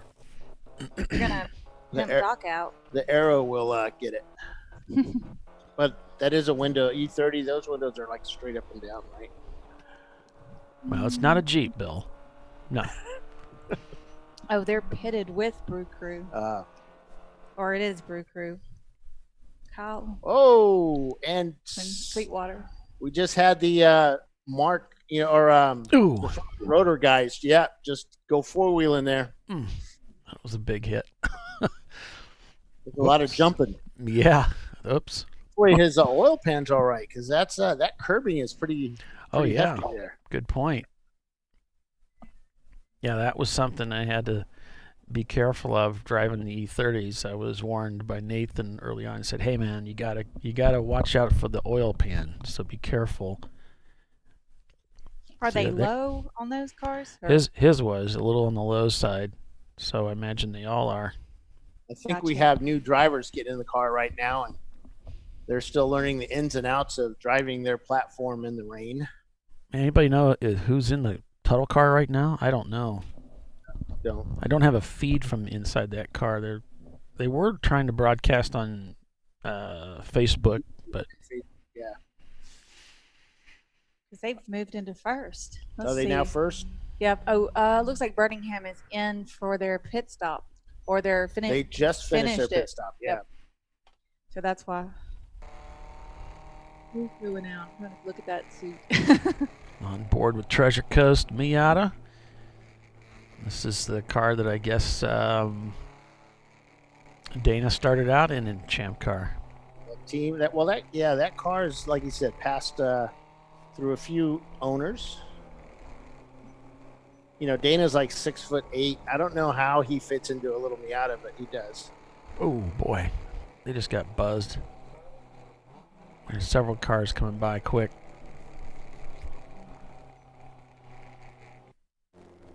There's Hong North and there's Super. They've had some problems today, but seem to be able to get back out there. Birmingham just being released. They got held up there waiting for their timer to finish up with the 5 minutes. They just leave pit lane. I wonder if that's Roger in the car. I don't know.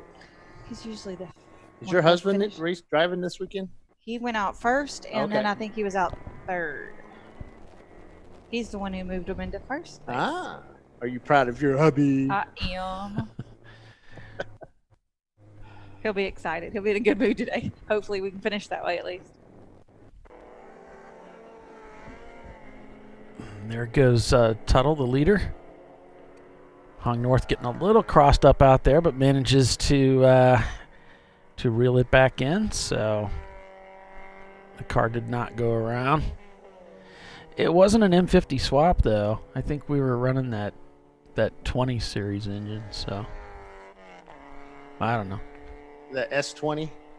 No, the S is, I think it's M20, because the S series is where you start getting into the faster engines, the S50 and the 52. Those are like the M3 engines. So the M20 and the S50 crank and... That the M cars or the S I know, it's engines, weird. like they just tried to mess with our brains. Yeah, somebody told me, And and, BMWs. for the replacement engine for my 330xi was an M whatever. I think, no. It's just a regular one. He goes, yeah, the M. No. You keep saying the M. It's not an M. Right. Yeah. Do you think we'll have any protests this weekend? Well, I don't know. So you can protest cars, I don't think we'll have any protests. If you think your car's cheating, it's... Whoa, got a little loose there. Managed to hang on to it. We're watching cars come down the hill here on our cameras, which you're on now. Yeah. And it's these cars are getting really slippy right there. Which slippy is like slippery. But slippy. Slippy-ish. That's a technical term, isn't it? Somebody's off. You got a little wide there. Mm-hmm. I think it snapped on him. Yeah. Well, a lot of us kind of clobbered that first curb, and it looks like he put 2 off, and that's no man's land there because it's so wet.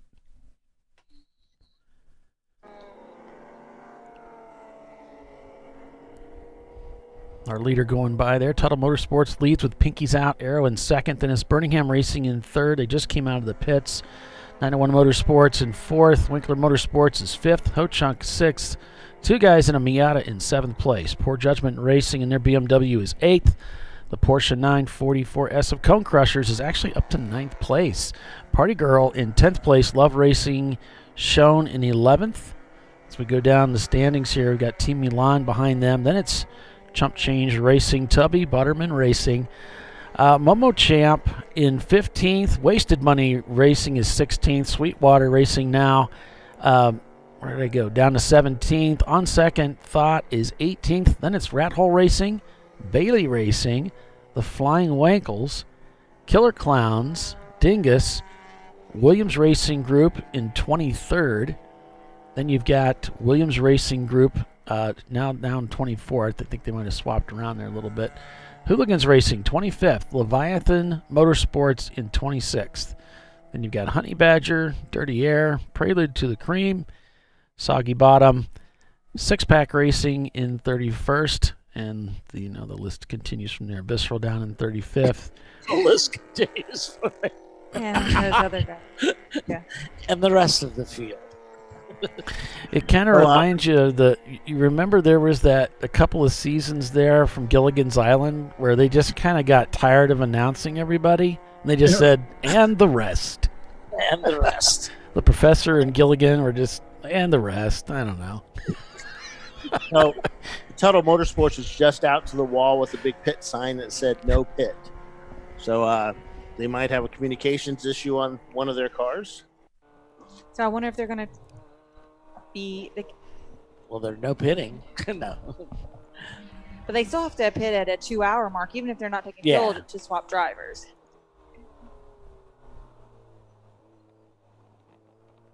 Because Birmingham's done their last pit of the day. And Right. I was trying to see who...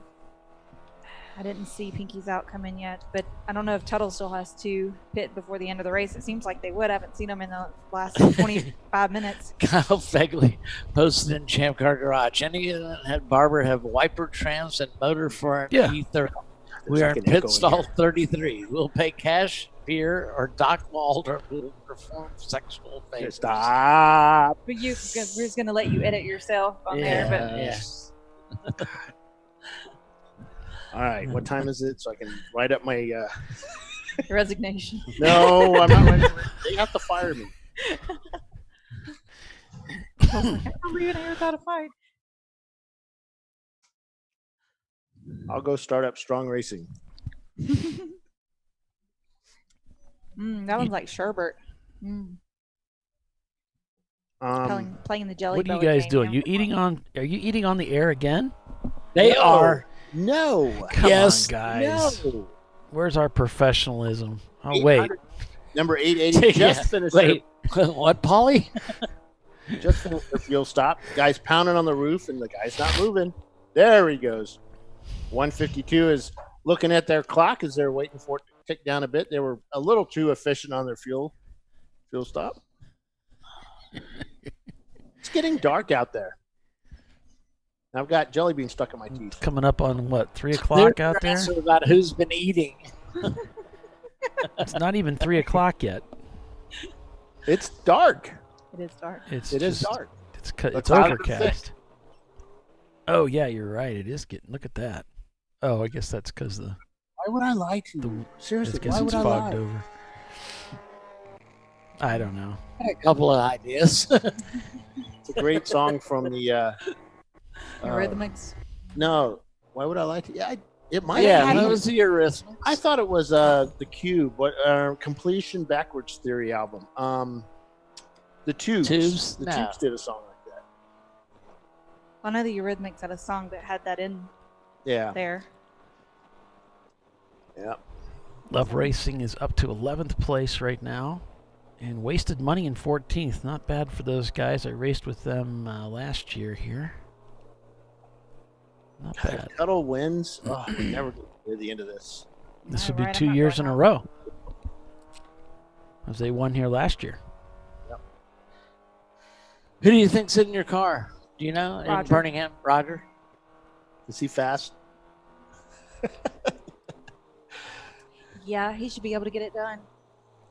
Get her done. I just wonder. How many laps do those guys have here? I mean, are they here every weekend? Are they part We're of here a a club? lot. They You come know. a lot. What do they do track days in? The Oh. Lexus. Oh, okay. All right. So both Roger and Chris rarely bring anything else. I don't even think they work on their other cars. I haven't seen them in years. They just bring the Lexus out and goof around in that. So they've got so many laps here in the Lexus. Now you got a new track car here recently, a little Porsche. Got a new Boxster, yep. So Oh, you how do did? like it? Yeah, so I kept the other one. It's still in the shop, but I love it. It's very weird to drive a street car on the track. I've been in race car builds for so long now, but after I got the seatbelt like tightened down a lot because I'm slipping around those leather seats. Not ideal. Just put car weight is- on. Put weight on. Get a little wider. It helps. I know. Did you just tell? Oh, shelf God. paper, You just the get shelf serious. liner, and put it under my tush. Yeah. Just put on weight and it helps keep you in the car. Keeps you planted. That's what I found. The car is awesome. I actually went on Tire Rack the other day and ordered me some new wheels, and so I've got 2, and I'm waiting for 2 more to come in.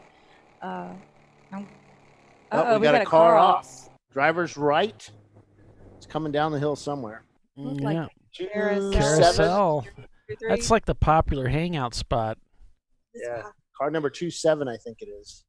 Is there a 27? Or 207. There might be another Oh, digit it might in be there. 207.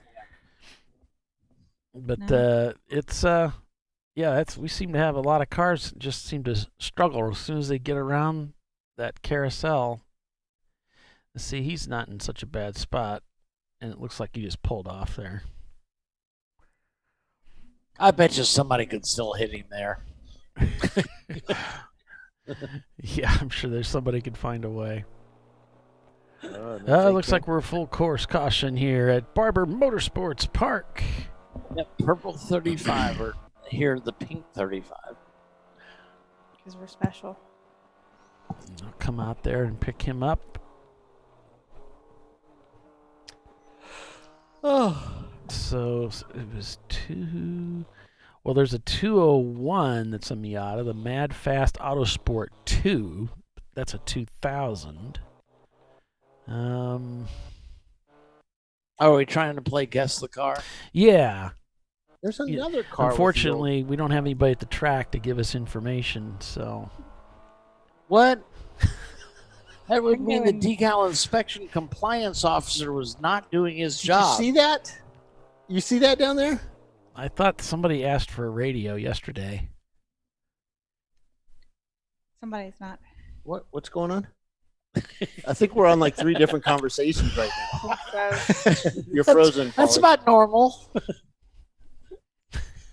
No, I was just. I think I said What out car is that loud right that there's a car pitted In right there. down there where the roof stickers, the old chunk car one. I think it's chunk car. But yeah, next year it's going to be. You got to. I've been trying to give you guys some help here. Yeah, they've totally screwed that up. All your old chump car decals need to come off the cars. There's going to be no ifs, ands, or buts. Well, You're there's gonna have to do it. this year we've run out of several. No, we had enough. This was You say that now. right down there. No, we had enough. So they just pitted, even though I guess we're holding up the sign that said no pit. They just pitted and fell to 5th. Maybe that's our secret signal that said pit. If it says no pit, pit.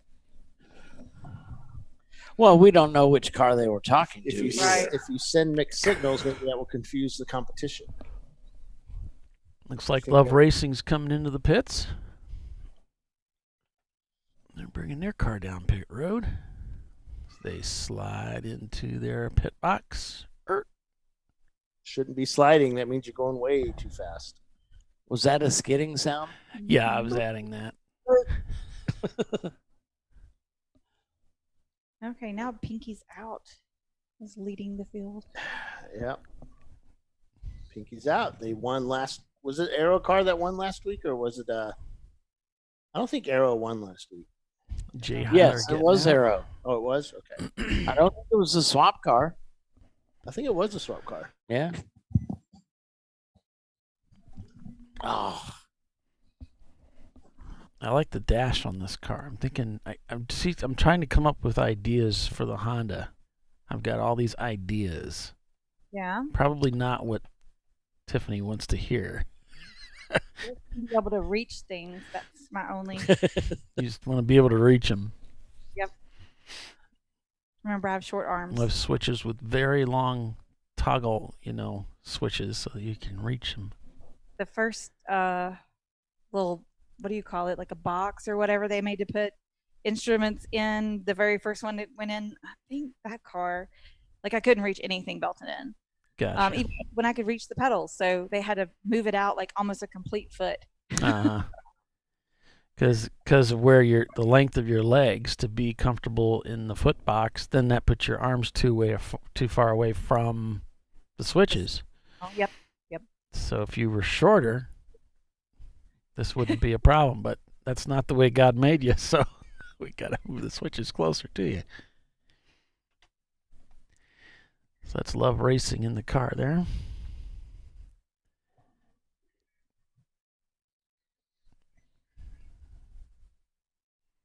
It's a pretty nifty touch. That's actually a touch screen that he's using there.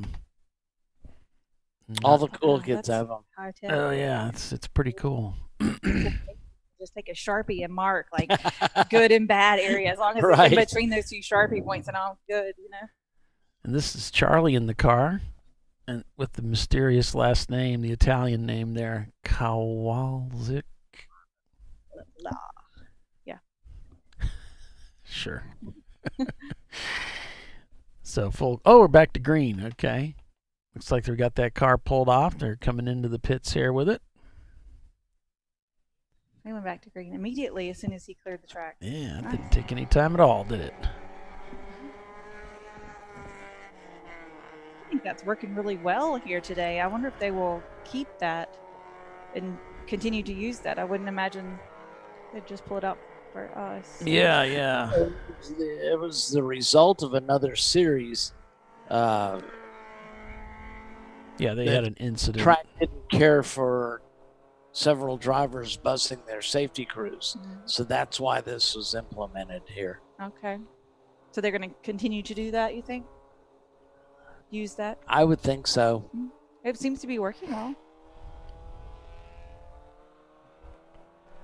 Oh, there's somebody off at 1. Yeah. going really slow. Yeah, looks like they got it turned around and headed back in the right direction. I mean, when you come down there through one, you're really, if you do it right, you're really hauling the mail, and you really put the car on the edge. It's a lot of fun, but yeah, if you get it wrong, you're Not a lot of fun. You're gonna get it crossed up. I mean, you're gonna end up off in the grass first, and then you're gonna have a little trouble. It could be quite a ride. Because you're coming down the front straightaway, and you're gathering quite a bit of speed, and you don't really use a lot of brake to make the turn. You shouldn't anyway. It's just a brush of the brakes, and you dive in, and then you're back on the power. So it's so much fun. Love that corner. Can't get enough of it.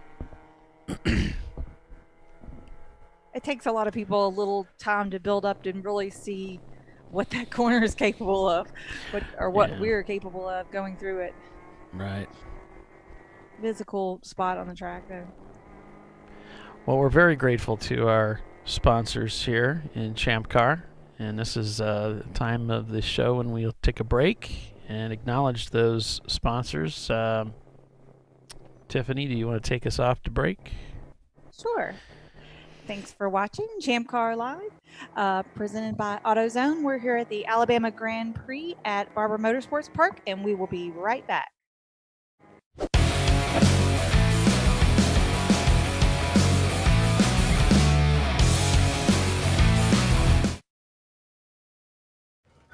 You know, I'd buy tires online, but then what? We've thought about it.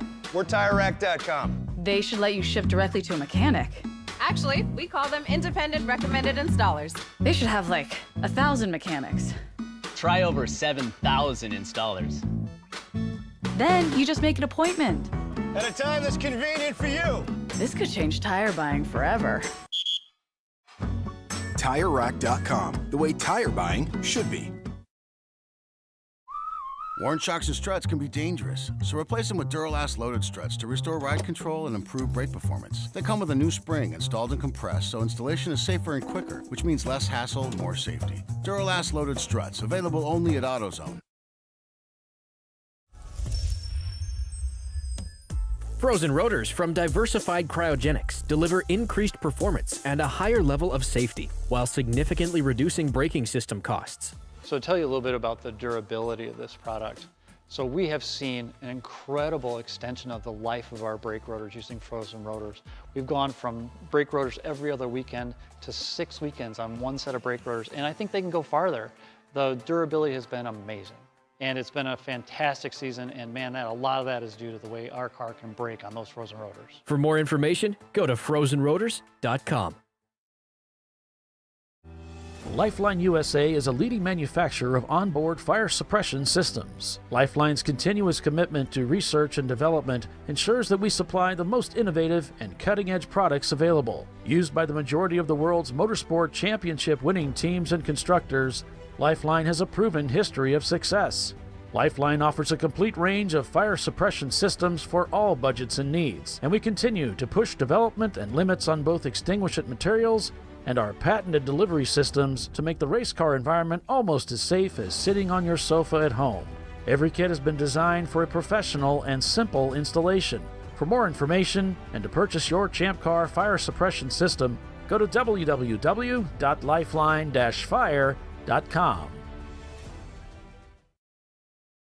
In 1977, Bill Wood set the standard for high-performance brakes. Today, every Willwood product is born from racing technology and is proudly manufactured in the USA. Engineered, designed, rigorously tested to deliver unsurpassed control on and off the track. Whether it's for cruising or absolute performance, Willwood has an application for the ultimate stopping experience. Race-proven, street-ready, drive Willwood.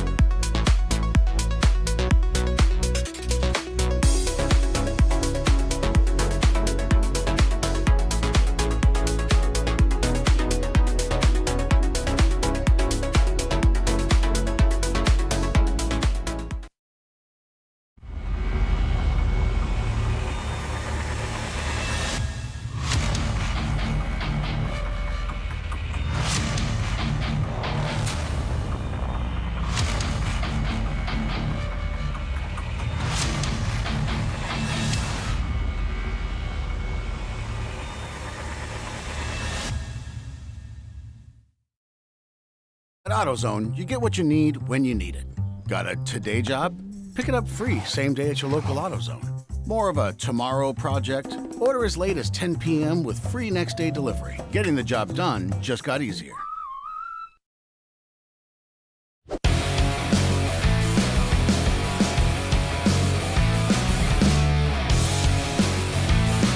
Welcome back, everyone, to ChampCar.Live, presented by AutoZone here at Barber Motorsports Park this weekend.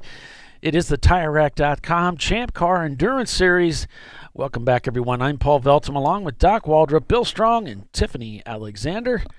And we're Green Flag Racing again. Woohoo! On board with a ton of green flag today. Yeah. On board with Hong North Grumpy Butt in their Toyota Supra. As we go back to the track cam, you can see just how much of the wet stuff is out there going around what looks like the carousel area there, just coming out of turn 2. Right now, your standings, Pinky's out, leading this race after 126 laps. Birmingham in high-speed pursuit, back in second place. Then it's 901 Motorsports behind them, Winkler Motorsports, Tuttle Motorsports in 5th. 2 guys in a Miata in 6th. Poor Judgment Racing behind them in their BMW.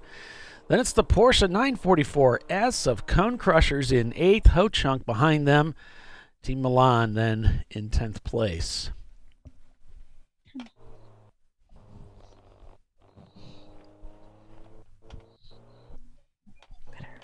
Visceral Racing Group, we've seen had some problems earlier in the race today, but they've got those things corrected, and they said, look, we're just going to go out there, turn laps, put these laps down, make sure the car's okay, and just kind of reload for tomorrow. And that's kind of in the same place that several of these teams are today. And while others, certainly Tuttle Motorsports, you've got teams like Birmingham, 901 Motorsports, Winkler, they've been up front with Tuttle.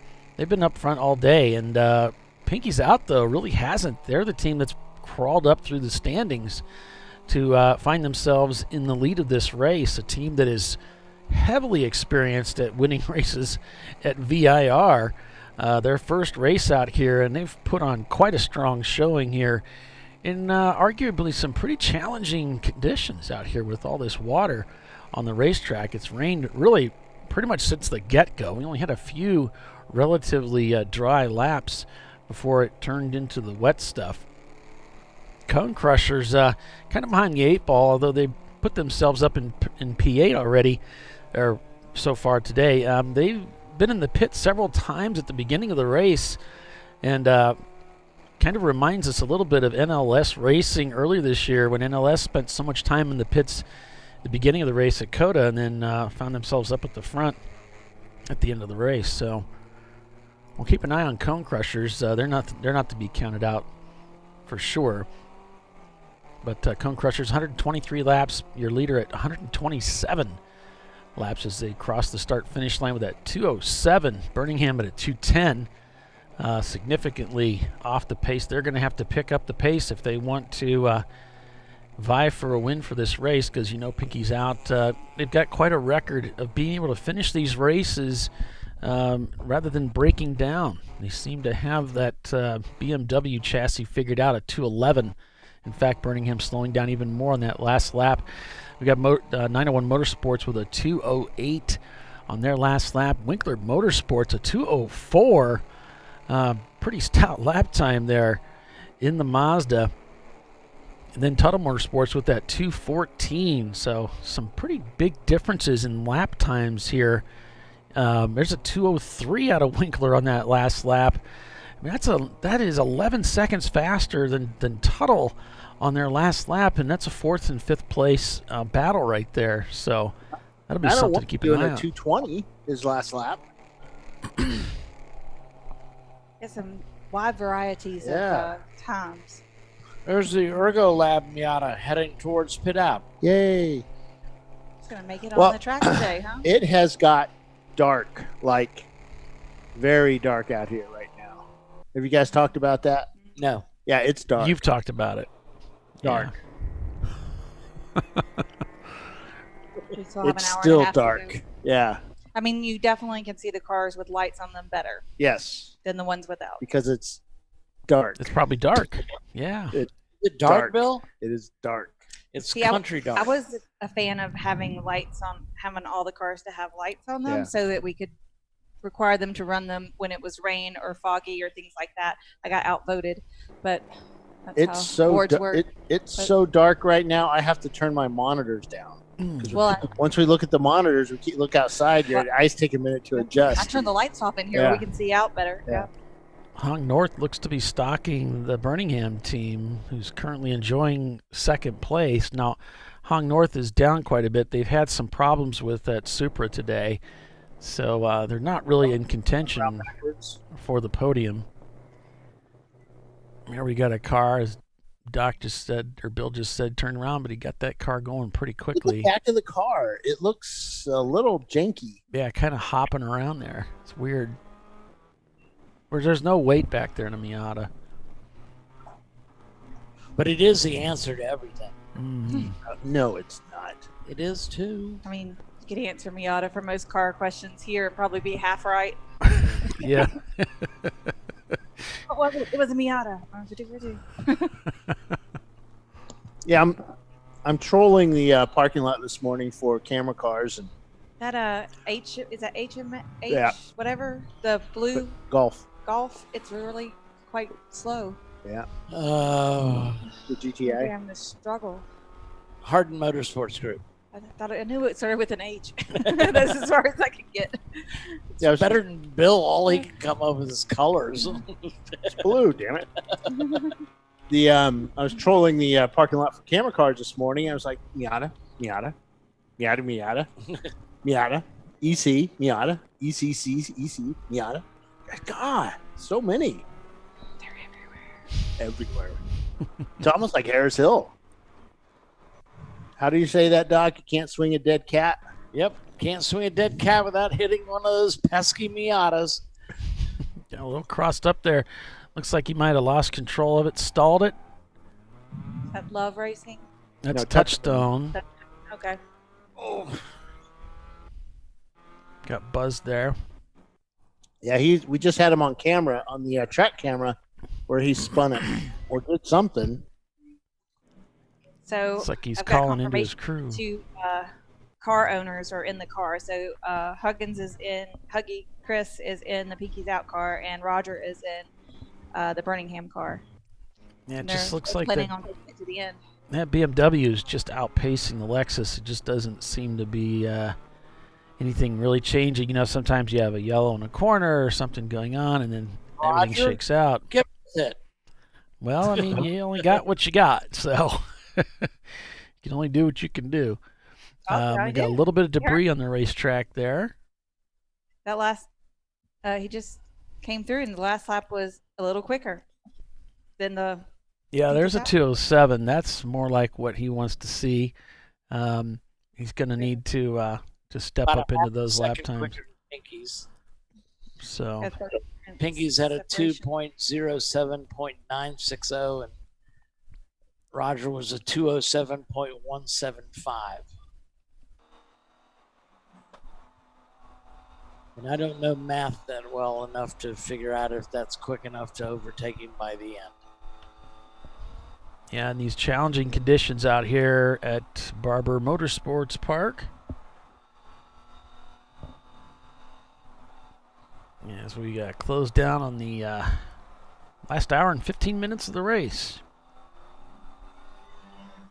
It's almost Faulty Towers time. So your standings right now after 129 laps of racing. It's Pinky's Out, Arrow, then it's Birmingham Racing, 901 Motorsports, Winkler Motorsports, Tuttle Motorsports, your top five. Then it's two guys and a Miata, Cone Crushers, Poor Judgment Racing, Ho Chunk, Team Milan, and Love Racing. If you pull Ho Chunk out, Love Racing actually in 10th place there. Got to give Dirty Air credit. That Chevy Nova's run all day. Yeah. What place are they in? I can't find them. And, of course, Harden Motorsport Group, our shifter card guys with that new Volkswagen, they've run all day. Visceral Racing Group in 30th there.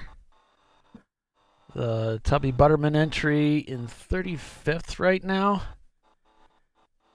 901 Motorsports, the number 903 car that was up at the front of the pack earlier today, shown in 38th now. Brew Crews in 43rd.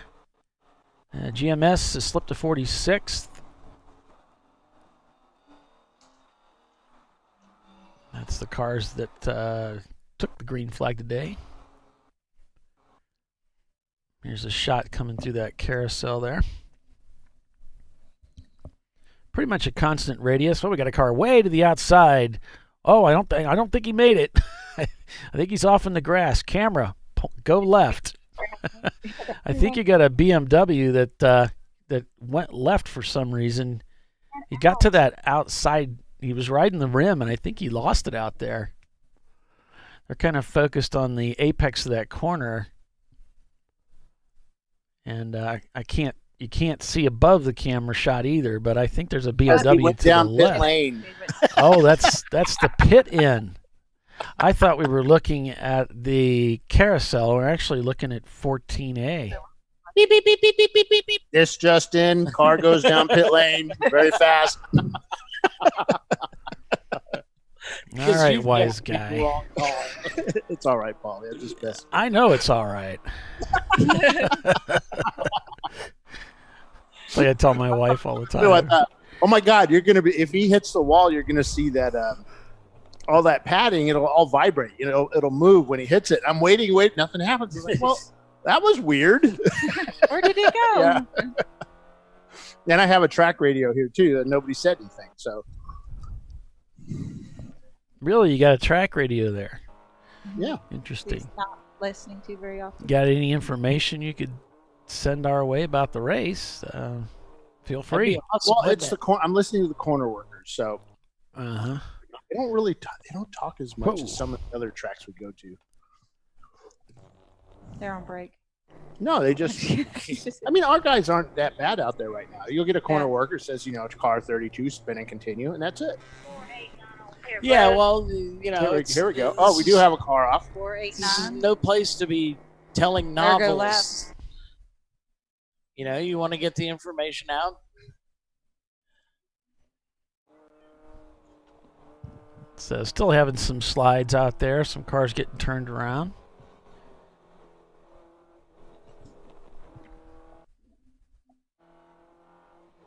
It doesn't. I don't know. I can't really. With the information we have, it's so sparse. I don't really know a lot, but it seems like we haven't had that much attrition. We haven't. I don't know why I get that feeling, but maybe it's because we haven't. At bottom of the running order, you got several cars that maybe didn't start, or they were out before we had the time and scoring up.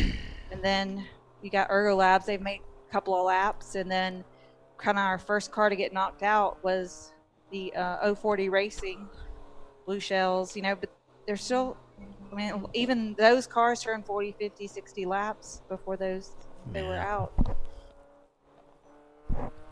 You not turning laps, but not a lot. Looking for a way by here. Losing a little bit of grip there at the crest coming out of that carousel, and that's where we've seen a lot of guys go off, trying to take him down the inside going into the hairpin here.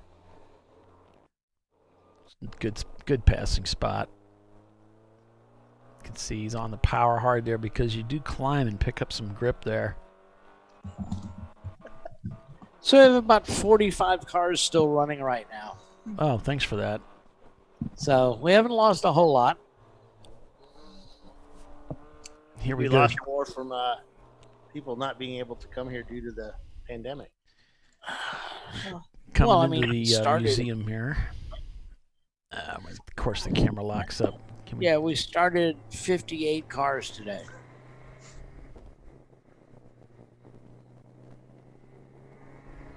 So there's still 47 circulating? Yeah. That's not much attrition at all. No, and I think especially for these weather conditions. Yeah, well, I mean, the guys aren't pushing their cars as hard because it's slick, so the rain's kind of half and half. Yeah. If they go off, they usually don't slide off all the way to right into something sometimes. Sometimes they do, sometimes they don't. Sometimes I do.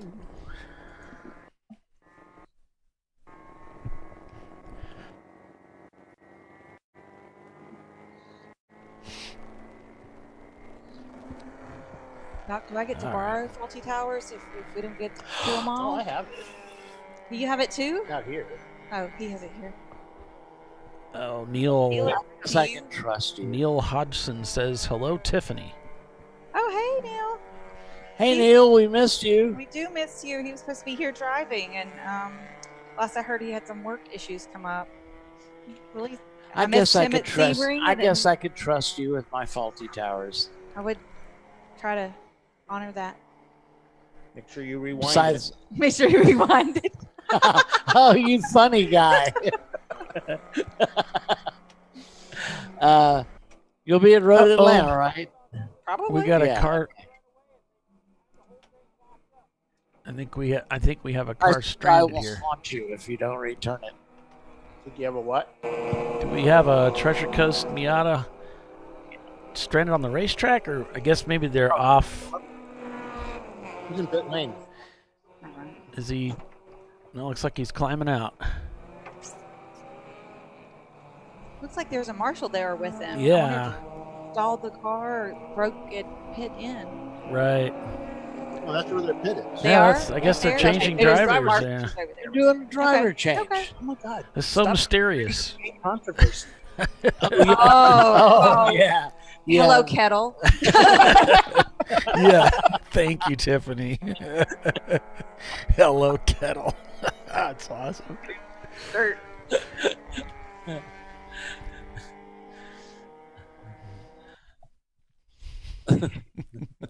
Love those ants. They got a phone box out there in case you need to call somebody who cares. Mm-hmm. Tiffany was saying the phone boxes are the porta-johns. Yeah. Oh, really? Yeah. That's cool. So you don't have an ugly porta-john out there. You have like. So Roger's got the gap down to 24.69 seconds. Oh, he did 3 seconds off that last lap. Go, Roger. Here's your Go birthday. Roger. Go Roger. And Roger and Chris Huggins are good friends. So this is interesting. They've both driven with each other in each other's cars many times.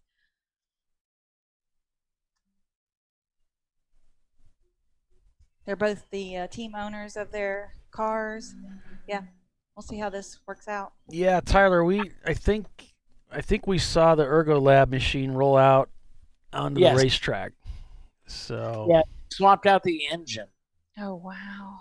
which can't be that much fun in the Well, rain. you know, Jerry likes doing that kind of stuff. He loves to come to the track and work on his car. I Yeah. heard that's his favorite. loves It is. Yeah, he got out of his car yesterday just, cussing about the, yelling about the, the pluses of owning a Miata that has a swap. And, just letting everybody around us know how great that swap was. Exactly how he feels about it? Yes. I gotcha. Yeah, I have a feeling the Ergo Lab Miata is not long for this world. No, he's got it up for sale. So if you're looking for a fairly quick Down to 20 Miata, seconds. but he doesn't really do a lot of work on Well, it. I mean, Jerry's whole point is, he lives in Colorado. He's the only one that works on the car. There's nobody on his team around him close by to Yeah, help yeah. with it. Yeah. Yeah, so There's a lot of teams like that, though. But he also is the CEO of 2 companies. You're right. He works with us. Yeah. So Yeah, he's on the board of directors. He's pretty busy. he's got kids. It's just all kinds of good stuff. Doc Waldrop's car serving time in pit out. It's not serving time. It's dropping off the He's like, it's not timer. prison. That's Wasted Money Racing there, WM Racing. They're getting ready to release them from the pits. Looks like Hong North is taking a journey back into the paddock once again. Okay. Fine, Pinky's out, and fine, Roger on. And another The car. team we spoke to leaving the earlier, pits. the 240SX. Looks like Treasure Coast in the pits right now. Got that hood up. Catching Huggins out or Pinky's out is one thing. Passing him is a whole nother business. I don't know if he knows all Roger's it's tricks easy. here, though. And they're new to this track too. So Right. That's what I'm saying. I mean, like Roger's got more experience here. yeah, right? they know where to dive bomb at the end of 17. Nobody would It's ever 15. dive bomb you. Oh, we got another car. Is that the same Miata that was spun earlier? 669. Yep. 669. Go 40 Racing. Is Ian driving that car? No, they went out early this morning. They got, I think someone hit them, and they've been out all day. And they just came These back out guys? onto the course. Yeah, I think. Yeah, new to Champ Car. It's first race. Don't hit those little signs. We got a bill for those the other day from VIR. Oh, we saw somebody came flying through there and just bam, bam, bam, hit them all. It was entertaining to watch. Are they the foam? Are they the foam kinds like in Formula One where it goes everywhere? Yeah. Yeah. That's awesome. They were the brake markers. Yeah, and he took out a brake marker and you got a bill for it. Yeah. But they lost their brakes in the hairpin and took out all the brake markers. Oh. Hit them all. Where was this? Here. Oh, One here. time. Okay. Trying to remember. Yeah, which that gets car expensive. was.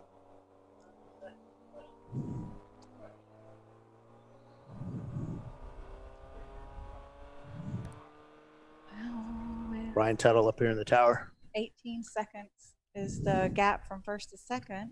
Trying to see. Shouldn't he be down there managing his team or something?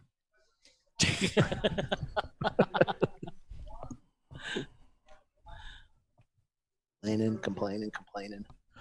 It's all right. It's all right, Brian. Yeah, they no longer have white uniforms. They're all black now. Black with orange piping. Yeah, we have very different beliefs on that. I believe go with the dark suit. That's, Otherwise, it's going to that's get built. because they're Steelers fans. Hey, there's a lady hanging under the bridge. Yeah, there she is. She got a new outfit like about 2 weeks ago. So she's got sequin skirt, bright yellow top, and red boots. Mm-hmm. It's crazy. That is hanging right above the track. The cars go right under her. Well, that's not good. She's quite visible.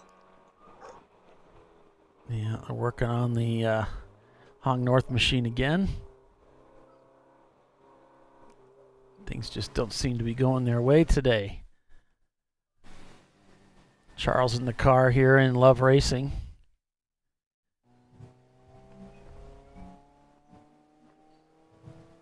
And we've got Poor Judgment Racing in their 325 IS. Are you going to win this race, Brian? You don't have to stop again for another 12 hours, right? Done stopping? Okay. So he stopped at 240, yeah. Yeah, I think. Is it slippery out there? It is very, very, very slippery. So he says it's very, very, very slippery. And that's from the mouth of the man that's just been out there. Where do you suppose that exhaust hanger came from? Now he's wearing, I don't know, but now he's wearing Steeler colors. Isn't the answer always Miata? Miata.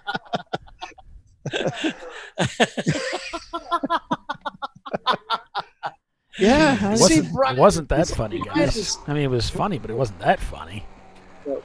He said it hurts. Well, the It funny hurts. thing is you can tell Brian anything, and he's okay with things. He's got a great sense of humor. But boy, when Bill says, yeah, he's wearing Steeler colors, that was when Calls he went. out. Yeah. Luckily, we have the door shut. Oh, wait.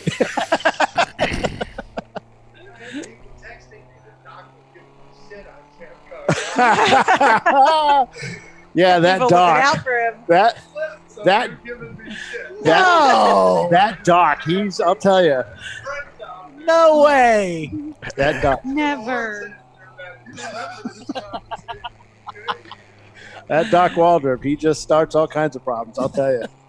I was telling him. He's been nothing but trouble ever since he showed up. They're talking about me. I said he's been nothing but trouble ever since he showed up. No, it's super slick. You get a dry line and you get a wet. Everybody wave. You get a dry line and then a wet line. Hi, guys. We're waving at you. There's Yeah. Tiffany in the middle. Yeah. I don't sit down very frequently.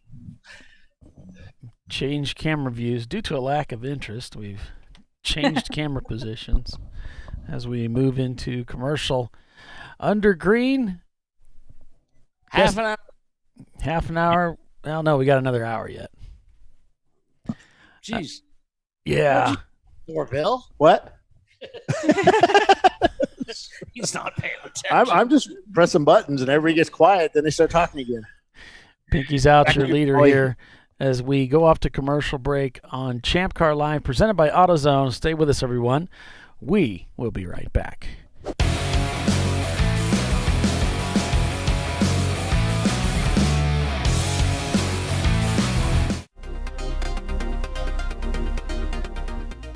Welcome to TireRack.com, revolutionizing tire buying since 1979.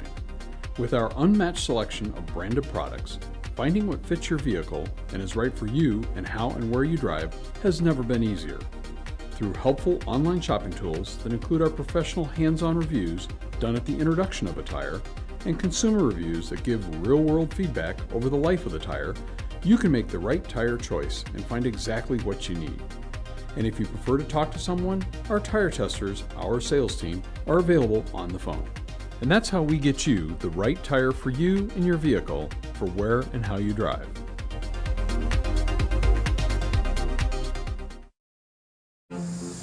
I did it. Do you see how it's... That's it. We did it. You did it. You can do it. The path to I did it starts at AutoZone. Get in the zone.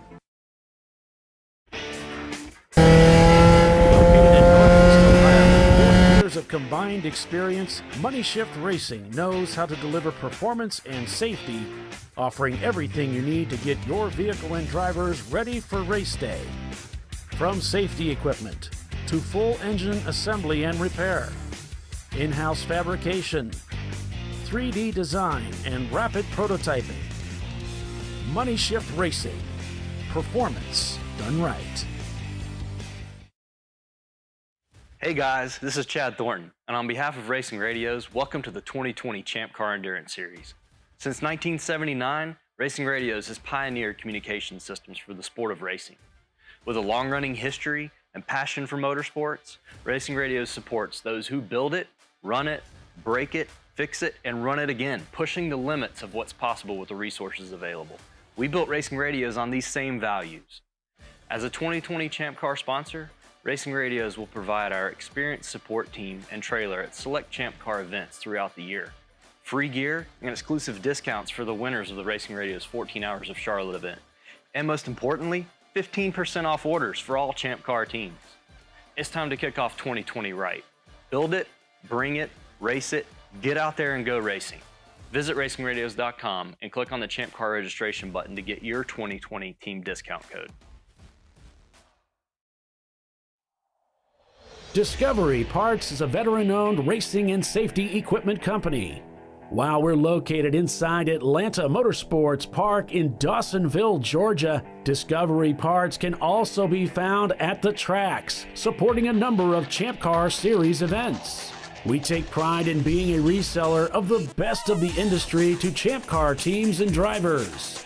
We know racing, love racing, and look forward to tomorrow to even more racing. Visit us at discoveryparts.com.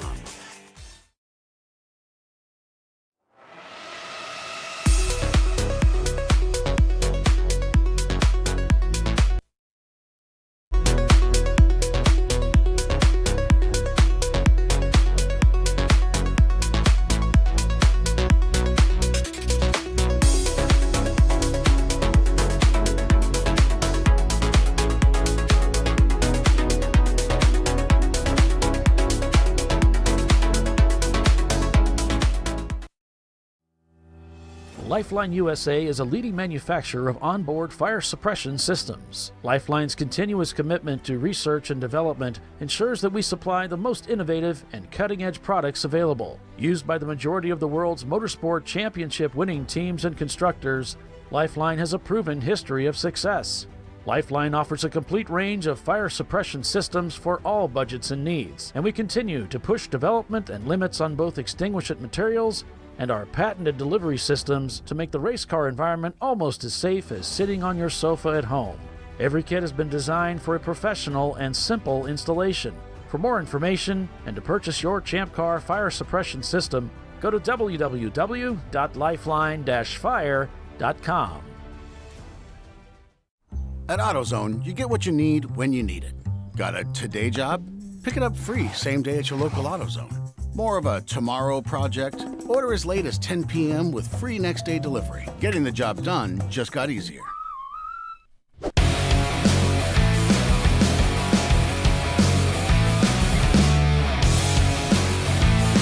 $139 laps turned here at Barber Motorsports Park. Pinky's out. Arrow, your leader, with Birmingham Racing in second. And Tuttle Motorsports, welcome back to Champ Car Live, everyone. I'm Paul Veltum, along with Doc Waldrop, Bill Strong, and Tiffany Alexander, as we call the race for you this weekend. And we go on board with WM Racing here on Champ Car Live. The car just came into the pits, was checked out. They might have been meatballed, but they checked them out and sent them back out. So we head out onto the front straightaway here. You can see still got a lot of rain on the racetrack. Still a little bit of rain coming down, it looks like. You've got cars coming into the pits.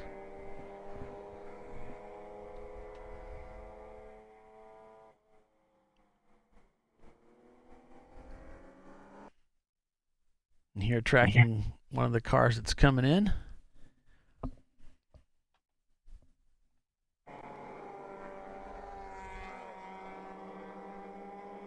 Looks like the might have been a Toyota Supra that was called in. They did some checks on it. Looks like they're going to send him back out. So he's released back into the race. Yeah, I think they bumped into something. Had some damage in the rear of that car. Gotcha. Looking at earlier, but seems like it might be okay.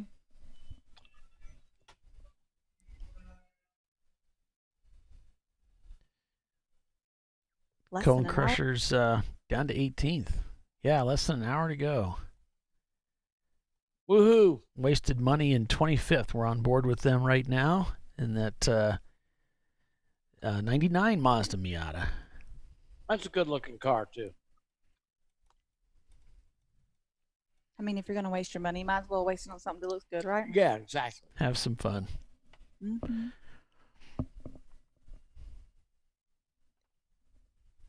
Good group of guys to race with, really. Just a fun team to race with.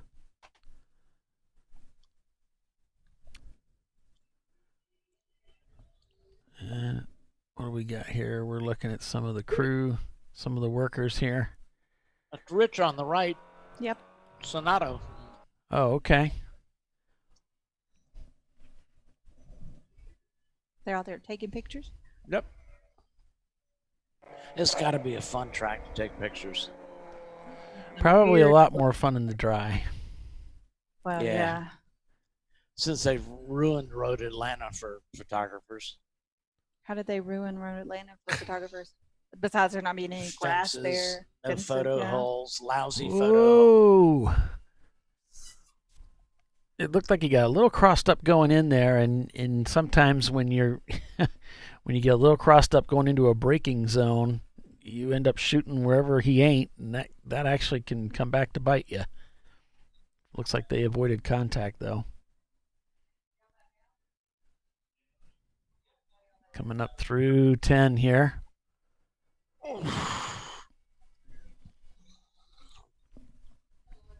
Down into 11 we go, down into what's called the tunnel section. So this is a steep drop. Pick up a lot of grip right here. You can, in the dry, boy, you can really come through here strong. And then you barrel back down here.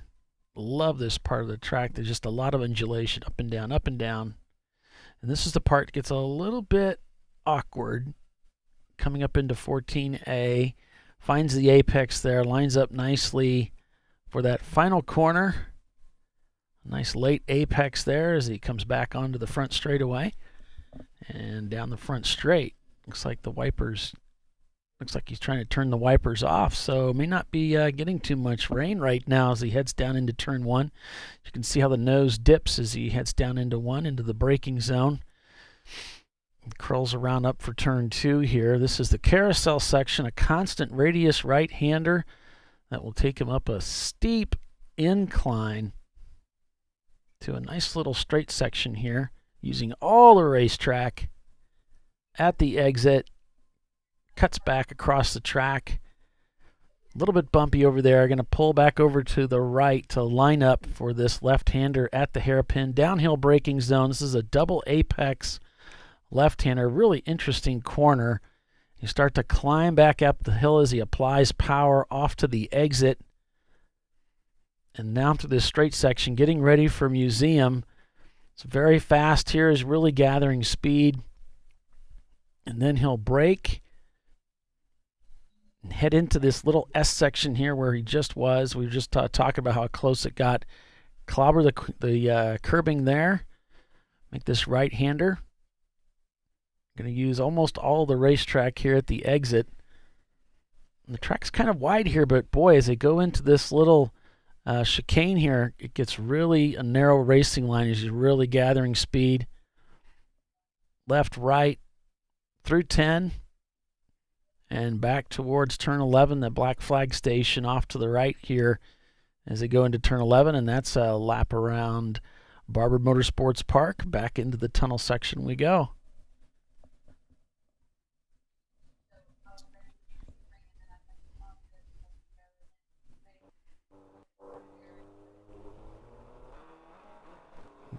Some of these other cameras not working quite as well as that wasted money camera.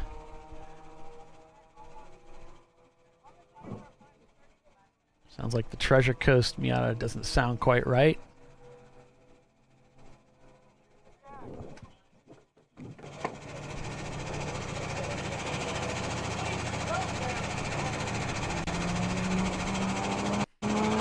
Sounds more like a choo-choo train.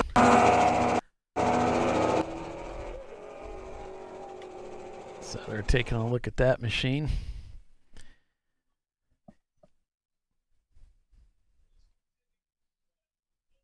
And if Tiffany, if you're on, or Bill, what was it with the flag with the cross through it?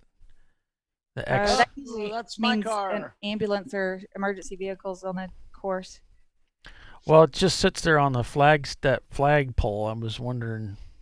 Oh, no, that's the Alabama flag. Okay. Flag. That has, it's like a cross. Okay. The lead from first to second is down to 10 seconds. 10, like as in 1 and 0 seconds. Oh, that's a tunnel turn where my car spun off the track. Oh, okay. You'll see the Skyway Bridge across there. All right. Probably got on the power just a little bit too soon. Did I mention it was only 10 seconds from second to first? Oh, boy. I can see what this is going to be about. Says, is the Alabama team in first place yet? No, 10 seconds. 10 seconds. Be patient. Roger's working on it. He's working on, yeah.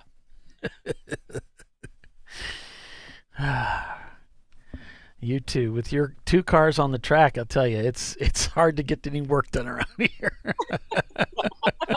Between the 2 of you. Well, that's look, my car. Well, that's my car. We try and spin off every once in a while, so there's a break. you tap in and tap out. Yeah. A lap and a half behind them in third. Yeah. Yep, Tuttle's back there in third place, and we've got 2 guys in a Miata in fourth. 901 Motorsports is in fifth right now. So Love Racing still hanging in there in ninth place. And Rat Hole Racing and Killer Clowns. No, that's an EC car. So Party Girl. That's so up there to goes 10. Huggins just into turn 1, and there's Birmingham just crossing start finish. 7 seconds, 7.4 seconds from first to second. Not that we're counting. I mean, but we have it down to a thousandth of a second. Treasure Coast heading behind the wall. Got to catch him and then pass him. Yeah, this is bad because we've got WM Racing here, my buddies, the guys I've raced with, and you've got the Birmingham car and then the Brew Crew car, and between the three of us, nothing. We're not going to talk about anything but the cars we care about. There's Love Racing. As I mentioned earlier, Love Racing's worked their way up into 9th place.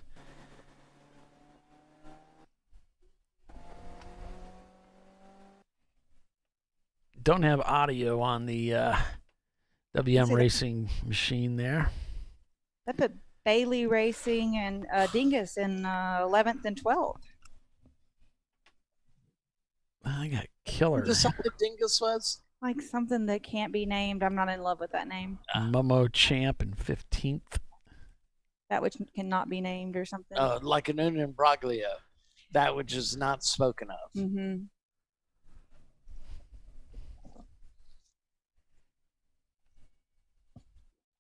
Here's Poor Judgment. Looks like trying to get caught up on the frames here, but they've got Tuttle Motorsports up ahead of them.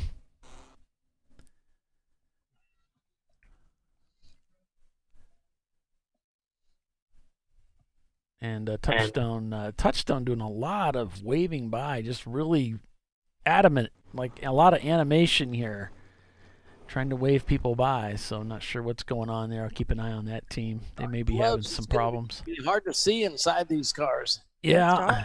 Oh, look, Birmingham's right behind. He just passed him going into one. Birmingham just passed. For the lead? For the lead. Okay. So pass for the lead. Birmingham takes over the lead of the race again. He maintains it. He just did it in one, so it won't go on. It won't show up until they, pass, start, finish. Let's see if he stays ahead of him when he comes over 4. Yes, but Huggins is hot on his tail. They go into the brake zone for the hairpin. Huggins on the inside. Oh, he tried to get it back.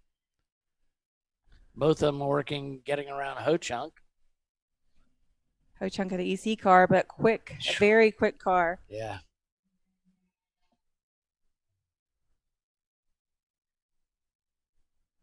So they head into the museum. Be great if we had cameras to watch this, huh? No, right? Be awesome. Their camera didn't work this morning for whatever reason. The Birmingham. Yeah. My camera's not going to our YouTube channel. It's going to Facebook.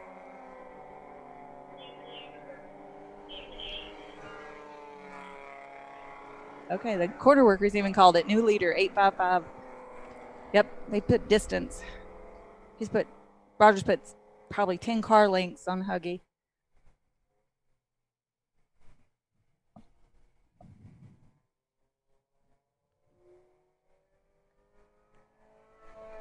We'll do over the tunnel and I'll be back around to the front straight soon. Yeah, so Touchstone Racing doing a driver change. Looks like Hong North behind the wall again with mechanical issues. Visceral is out there turning laps. And Love Racing also out there turning laps. As we're waiting for the cars to come around to reorder the lead change there, Birmingham does take over the lead on lap 146 over Pinky's out. Then it's Tuttle Motorsports in third, down 3 laps. Another lap back, it's 2 guys and a Miata. And 901 Motorsports and Ho-Chunk all in the same lap. And then it's Poor Judgment Racing, Milan in the 150 car, Love Racing, Rat Hole, and Killer Clowns. Top 11 there. We take Ho-Chunk out because Killer it's a BC car. BC. Right, the Mustang, the 05 Mustang. Party Girl up in the top 10. Party Girl. I like that team name. That's funny. Turn 5 is standing yellow. 3 vehicles involved. I've got 1 second apiece. Uh-oh. Oh, Dave. There's a car off in kitty litter. That would be the one. So I think 3 cars got together and one ended up in the kitty litter. Yep. At the hairpin.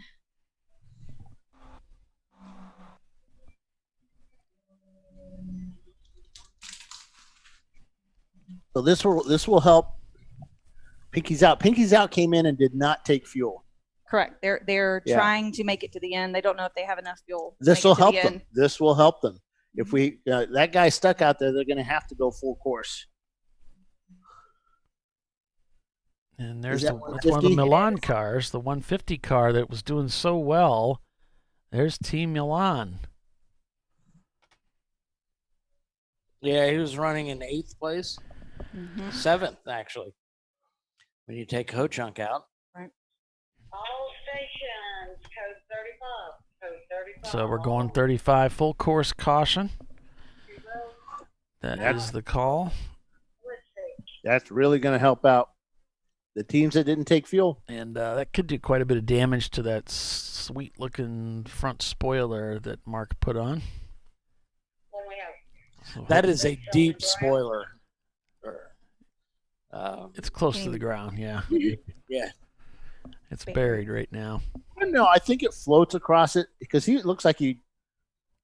Yeah, I don't know. It's hard to tell with some of those because he does a good job on his frame for it. So, and that was the secret with us. Once we figured out how to get the frame strong enough, but still light. 49. Party girl. Isn't that? Kudzu Racing. Oh, Kudzu. Sorry.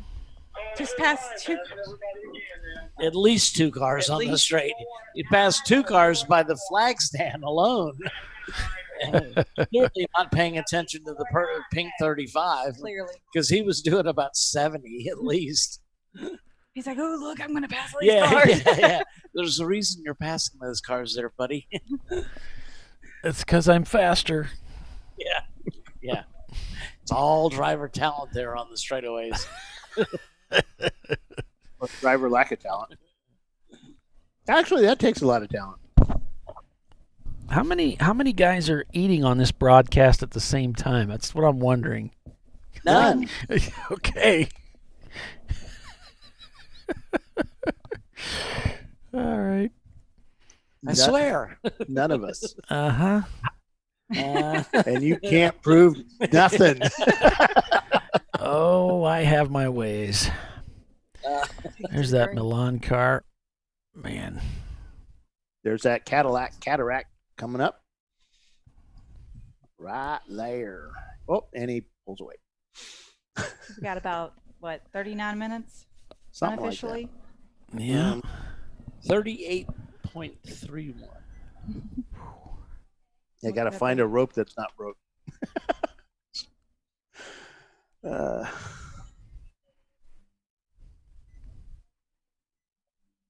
Now they've pulled the last couple cars out of there from the back end, so maybe it looks like they're going to go from the front. They're going to try and go from the front here again. Wow, so, that car is actually, probably a little more better built. Yeah, Mark's got a lot of experience. He knows what he's doing, so we'll see how well this works buried in the ground, 2 feet into the gravel. See the pink flags there, waving yellow and the white. White signifies. That 49 car didn't see him. Yeah. Okay. Snatch and grab. Let's go. That white flag signifying that there's safety on track with the waving yellow that they're ahead. So they got him towed to the grass now. Ooh, there he's moving. Well, yeah, they gave him a pretty good tug there, didn't they? Yeah. I ain't playing around. Back on the pavement. Where is his number? Oh, there it is. Okay. That's the 150 car. No, I was looking at the the Nova out there. I forgot he has the NASCAR numbers on his door, and he did ask me if he could put our numbers in a place to where it didn't mess up his NASCAR numbers. So I said yes. So his number is 3,232. Oh my goodness! Kidding. It's 32. Hey, 146 is rolling through pit lane. Pit lane. Maybe he took fuel. No, yeah, he might as well. I mean, did he? Was that 5 minutes? Let's see how long he sits there. Even if you just take a splash and dash, you still have to do 5 minutes. Once that fuel cap comes off, it's 5.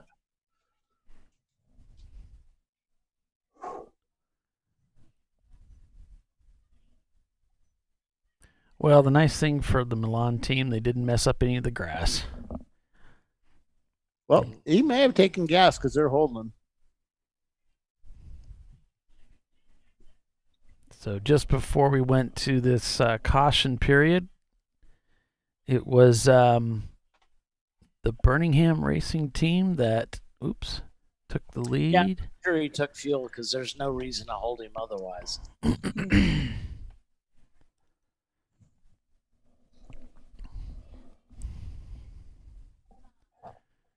There's the pink 35 flag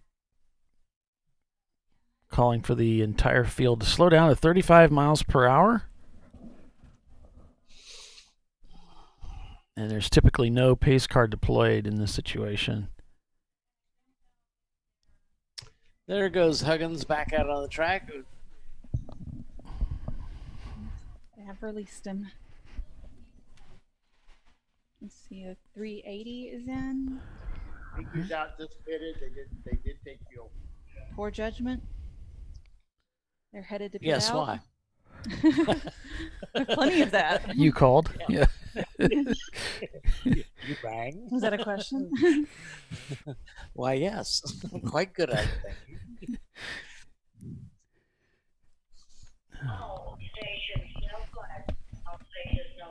Okay, we are back to green. Oh, look at that NASCAR go. You got the drop on about 4 cars going into turn 1. Go Nova. Yeah, he's got spotters.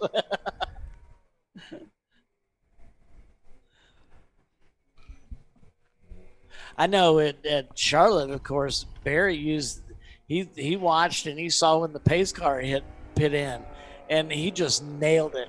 He passed about 10 cars going into turn 1. Oh my goodness. It's pretty good until you realize there's another. It's really good until you realize there's another incident, another part of the track. Yeah. We're still yellow. Yeah. And you get a black flag, have to come in and serve a penalty. Yeah. Yeah. Nope, he got away with it.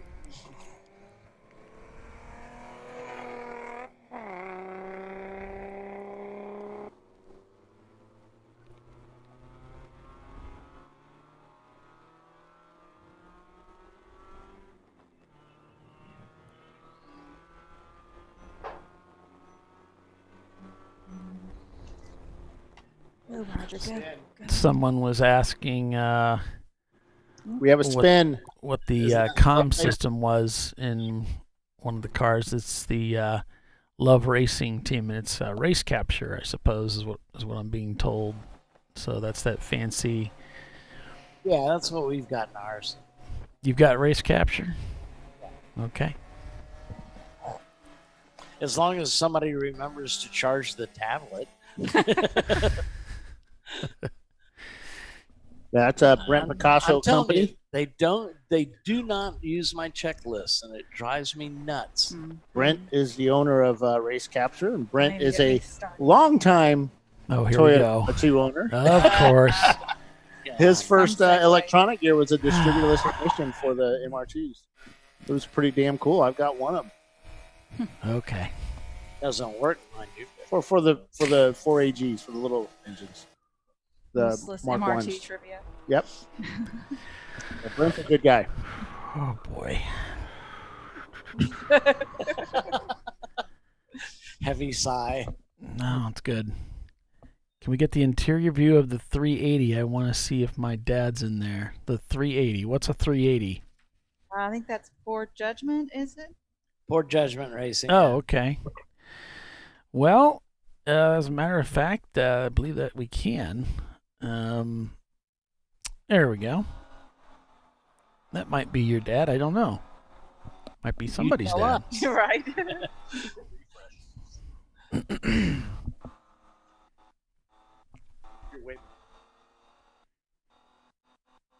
Looks like their wipers are either not cooperating or they just don't need them on right now.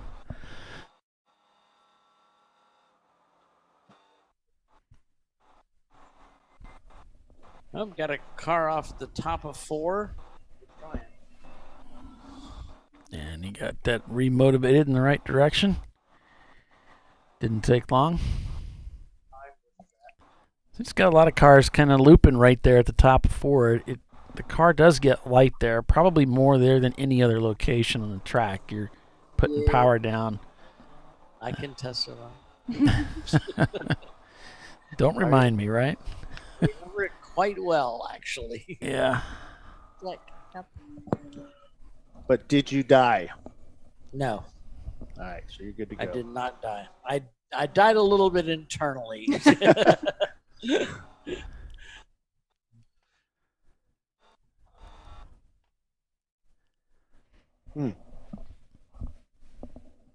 Back on board with WM Racing, and there, see, that'd be an ND.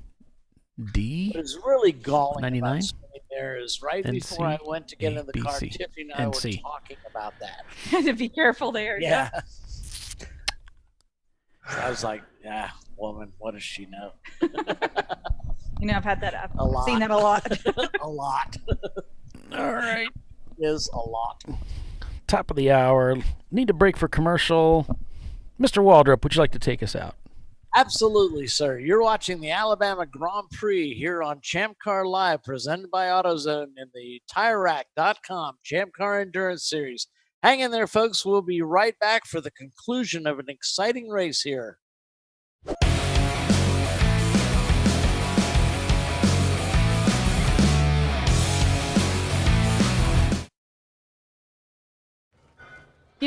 I'd buy tires online. But then what? We've thought about it. We're TireRack.com. They should let you ship directly to a mechanic. Actually, we call them independent recommended installers. They should have 1,000 mechanics. Try over 7,000 installers. Then you just make an appointment. At a time that's convenient for you. This could change tire buying forever. TireRack.com, the way tire buying should be. Worn shocks and struts can be dangerous, so replace them with Duralast loaded struts to restore ride control and improve brake performance. They come with a new spring installed and compressed, so installation is safer and quicker, which means less hassle, more safety. Duralast loaded struts, available only at AutoZone. Frozen rotors from Diversified Cryogenics deliver increased performance and a higher level of safety, while significantly reducing braking system costs. So to tell you a little bit about the durability of this product. So we have seen an incredible extension of the life of our brake rotors using frozen rotors. We've gone from brake rotors every other weekend to 6 weekends on one set of brake rotors, and I think they can go farther. The durability has been amazing, and it's been a fantastic season, and man, a lot of that is due to the way our car can brake on those frozen rotors. For more information, go to frozenrotors.com. Lifeline USA is a leading manufacturer of onboard fire suppression systems. Lifeline's continuous commitment to research and development ensures that we supply the most innovative and cutting-edge products available. Used by the majority of the world's motorsport championship-winning teams and constructors, Lifeline has a proven history of success. Lifeline offers a complete range of fire suppression systems for all budgets and needs, and we continue to push development and limits on both extinguishant materials and our patented delivery systems to make the race car environment almost as safe as sitting on your sofa at home. Every kit has been designed for a professional and simple installation. For more information and to purchase your Champ Car fire suppression system, go to www.lifeline-fire.com. In 1977, Bill Wood set the standard for high-performance brakes. Today, every Willwood product is born from racing technology and is proudly manufactured in the USA. Engineered, designed, rigorously tested to deliver unsurpassed control on and off the track. Whether it's for cruising or absolute performance, Willwood has an application for the ultimate stopping experience. Race-proven, street-ready, drive Willwood.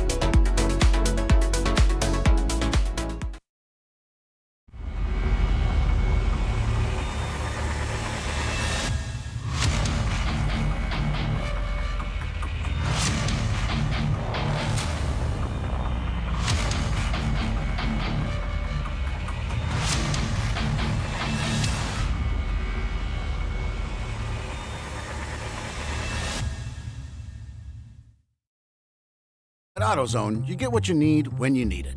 Got a today job? Pick it up free same day at your local AutoZone. More of a tomorrow project? Order as late as 10 p.m. with free next day delivery. Getting the job done just got easier.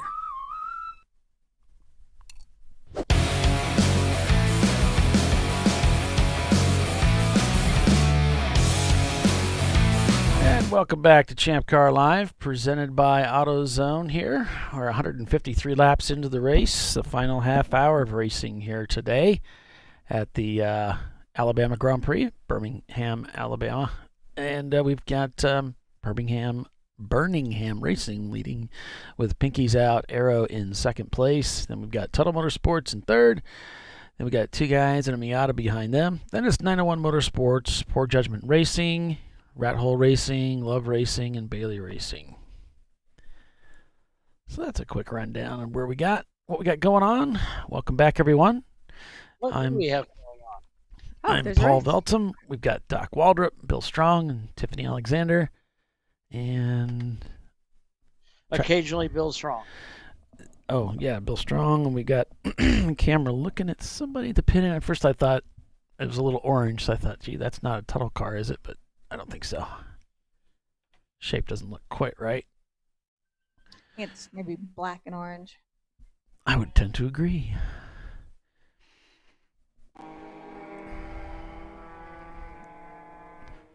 That's obnoxious. I know Bill's workstation is. Does Bill not do anything that's not obnoxious? His phone was singing earlier.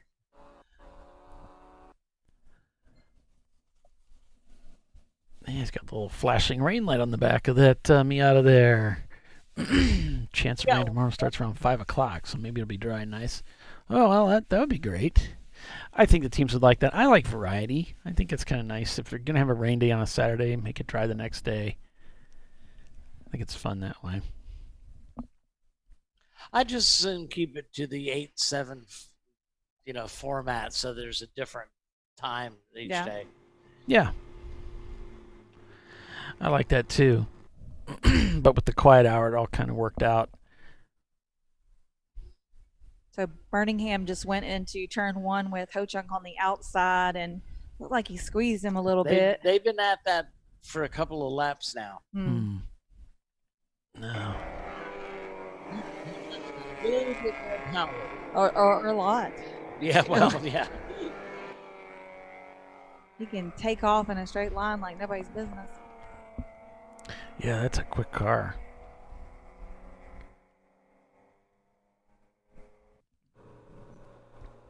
Visceral Racing Group giving the point by to some of the cars approaching from behind.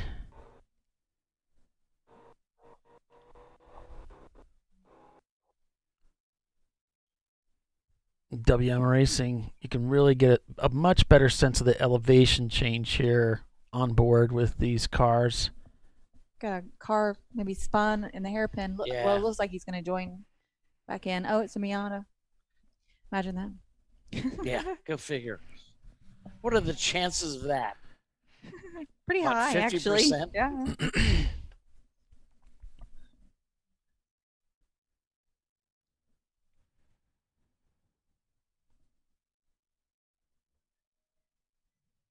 So just keeping an eye on things. Birmingham Racing is your race leader at the moment. Pinkies Out, Arrow in second place. Tuttle Motorsports in the 107 car in third. That's the car that won the Sunday race here last year.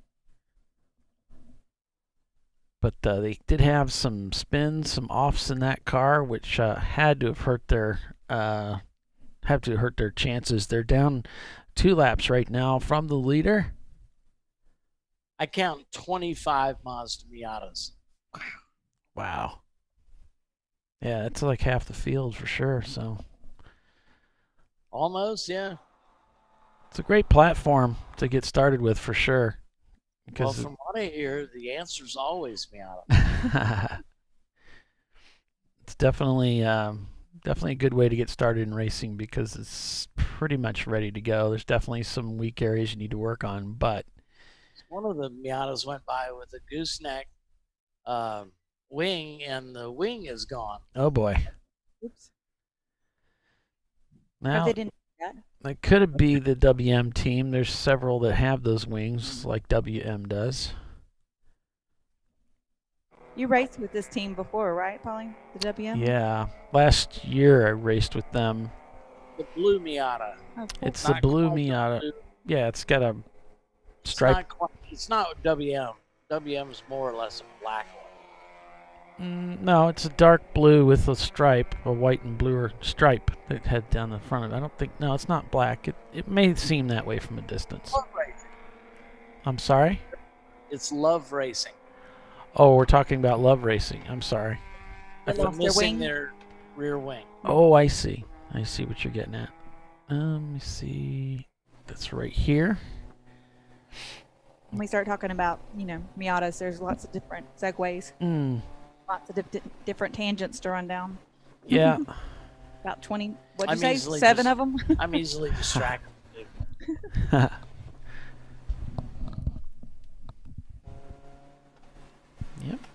Got like 20 minutes to go. Yep, we're getting down there. It's show and tell time.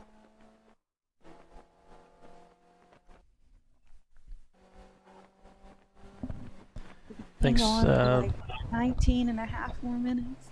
I want to say thanks to both Charles and Frank of 901 and Love Racing for sending me their live stream links today. And WM as well.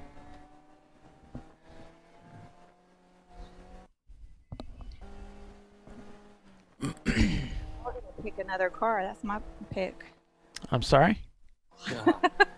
We did our picks this morning. I was on a roll for several years back where, I could pick a winner. I had like 5 in a row. And then I took your roll. Yeah, then my picks just went to hell.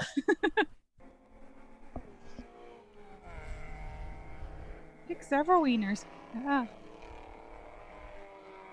That was the Team Milan going by there. And there goes Visceral Racing Group by. Pinky's out. I don't know if I'm allowed to pick against, though, the Hubs team when he's racing, and I'm not. So I might not go well at home. Oh, you can.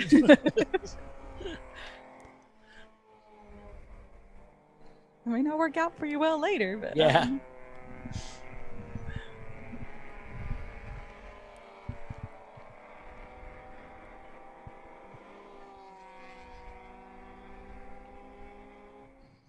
It's getting dark out there, isn't it? Yeah.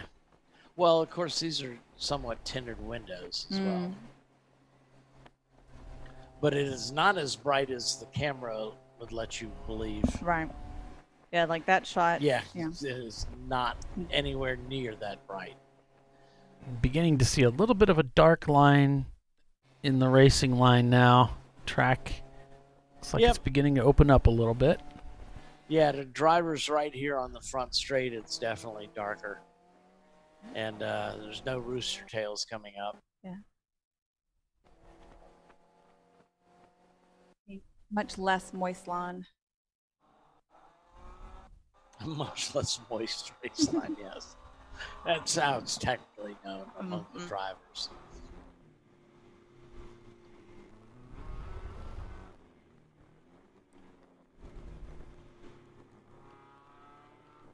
If anybody can use more words than necessary, I can definitely. Well, I don't know how your contract is, but I get paid by it. Oh, I need to reevaluate my contract. Renegotiate. Evaluate and renegotiate. If we could get bills changed to by the syllable, we'd save a ton of money. Ho-Chunk is coming through the pits. Yeah. I wonder if they had to get gas to finish the race. Yeah, there they are. They're pitted.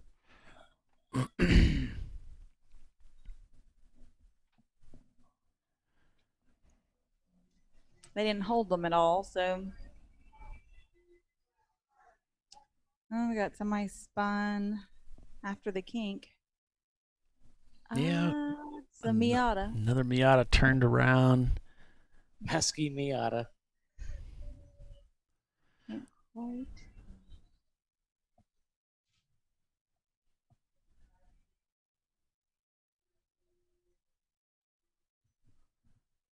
And looks like he's having some trouble getting the car going, just kind of stuck there facing the wrong way. That's got to be rather uncomfortable sitting there.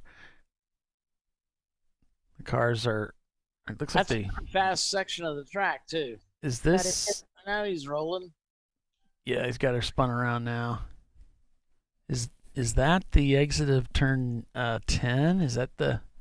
That's the museum, yeah. Come out of museum and you do the, yeah. After the kink, yeah. So come out of the museum, the kink is up there. Just got her spun around. Might have got into the curbing and it upset the suspension. You know, all that stuff is still really wet. Mm-hmm. Painted areas can be quite slick.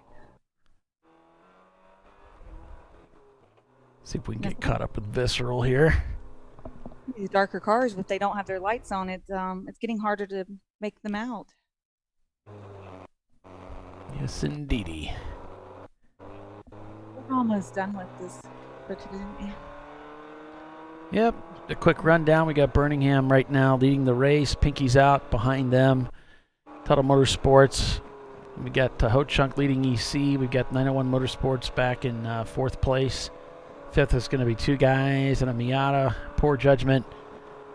Rat Hole Racing, Love Racing, Bailey Racing, Momo Champ. Dingus, Sweetheart Racing, Leviathan Motorsports. They've moved up quite a bit. Williams Racing Group. Jump Change Racing. On Second Thought, Wasted Money Racing, the Flying Winkles. We got Six Pack Racing, Soggy Bottom, Visceral Racing Group, top 25. Still under green here. Hopefully we can take it green to the end. Good. It's looking that way. Yeah. Look at those cars without lights, how they don't. Yeah. I mean, no. Yeah, you can really see a lot of cars using those headlights right now. It has indeed darkened up. That's just it. You know, if you glance in your mirror to see if somebody's next to you, if they don't have the lights on and it's a dark car, chances are maybe you don't see them. Could be more difficult, yes. Yeah, I mean, it's dark out. You got a lot of rain everywhere. The mirrors are covered with rain. It's just, yeah, the peripheral isn't going to work as well in these conditions. That's one of the things I was talking with Roger Cohen this morning. He says, yeah, you know, we added the stripes, and he says it really was about visibility. Because you want other competitors to see you. He said it's Kubota orange. Komodo orange. Kubota orange. Okay, Kubota. Yeah, the heavy equipment manufacturer. He says, yeah, Tractor Supply sells it. It's cheap as hell.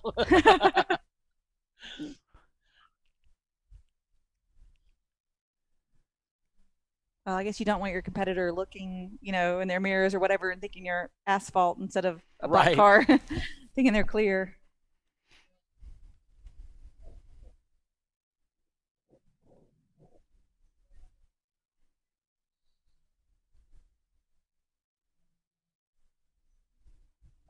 Braking here for turn 14, 14A.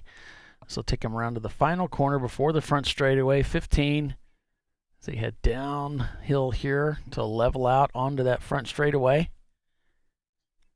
And again, this is a racetrack where the Indianapolis, the Indy cars run. Yes. And they run fast. They are quick. See them come out of the museum and come, like they make the kink not even exist. They just come out of the museum and they use it like a straightaway all the way through the kink, all the way down the back straightaway. And when they turn to go over the tunnel, woo! It's impressive.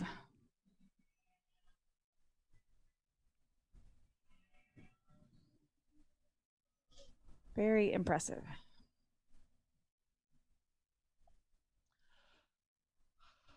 Of course, when they get it wrong, that's pretty impressive too. Yeah. I'll bet it is.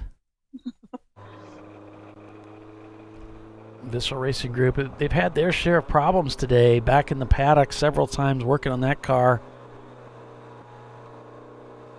I talked to Ron for a little bit. I don't recall what the issues were, but for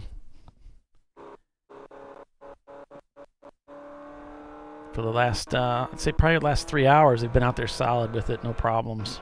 seem to be up to speed. They've been pointing quite a few cars by. On second thought, 341 is in the pits right now. They've just come in. Maybe they need to do a driver change. Maybe they've hit their 2-hour mark.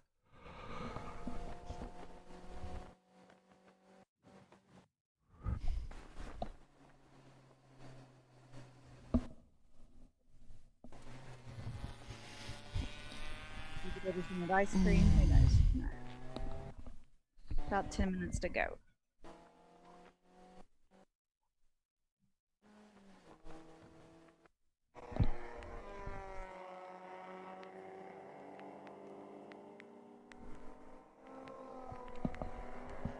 Birmingham has a solid lap and a half lead.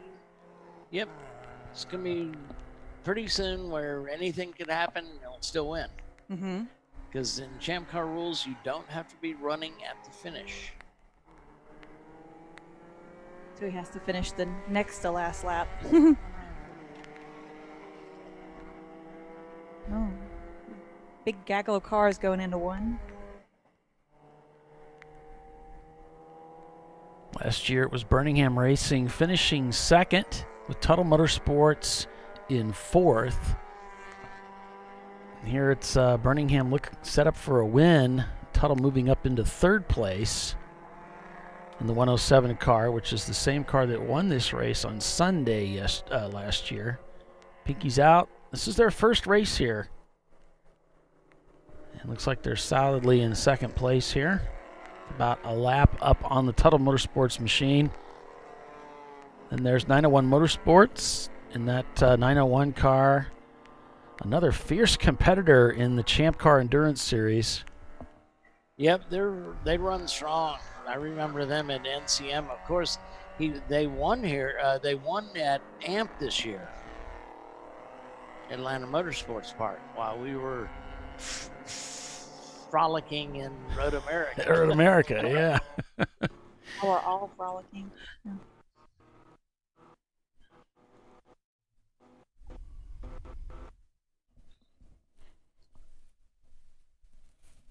Just winding down the last few minutes here, but you can really see those skies beginning to darken out here.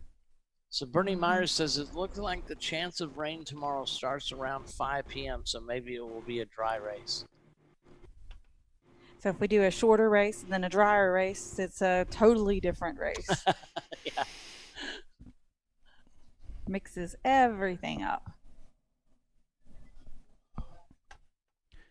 Yeah, I think the only downside tomorrow will be that everything offline, into the grass is going to be wet and muddy, and so it's still going to be curtains for you if you get off there. But here we got a car that looks like they've actually pulled off the track, but they actually slid off and they're getting back on. They've done a little bit of agricultural work out there.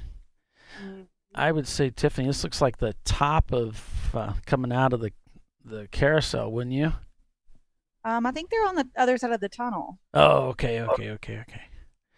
Yeah, you do kind of, the car wants to carry off to the left there. The car gets very light. And pushes all the way out to those rumbles. Right, if you're really laying it down the way you should, you ought to be using all the track at the exit. So you should be right up against that, right up on that curb, or on top of that curbing. But with this wet condition, you may not be wanting to touch the painted areas.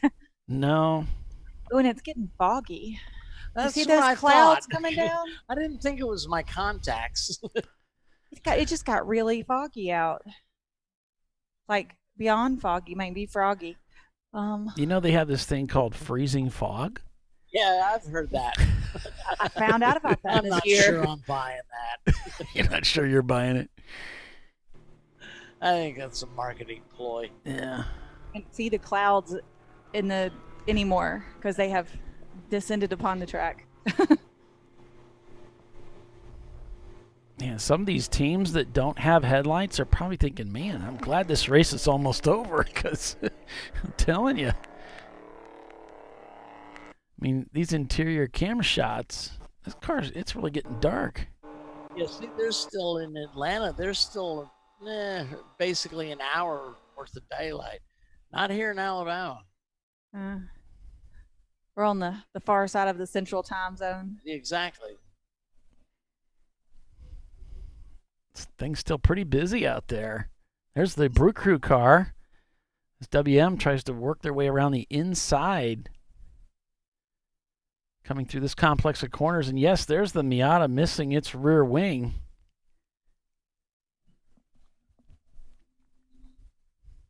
Yes, Brittany, I agree. I wish every track let us, have access to cameras, but it's very nice to see. There's WM trying to line up against what we believe is Love Racing as they head down into turn 1 here. Whew.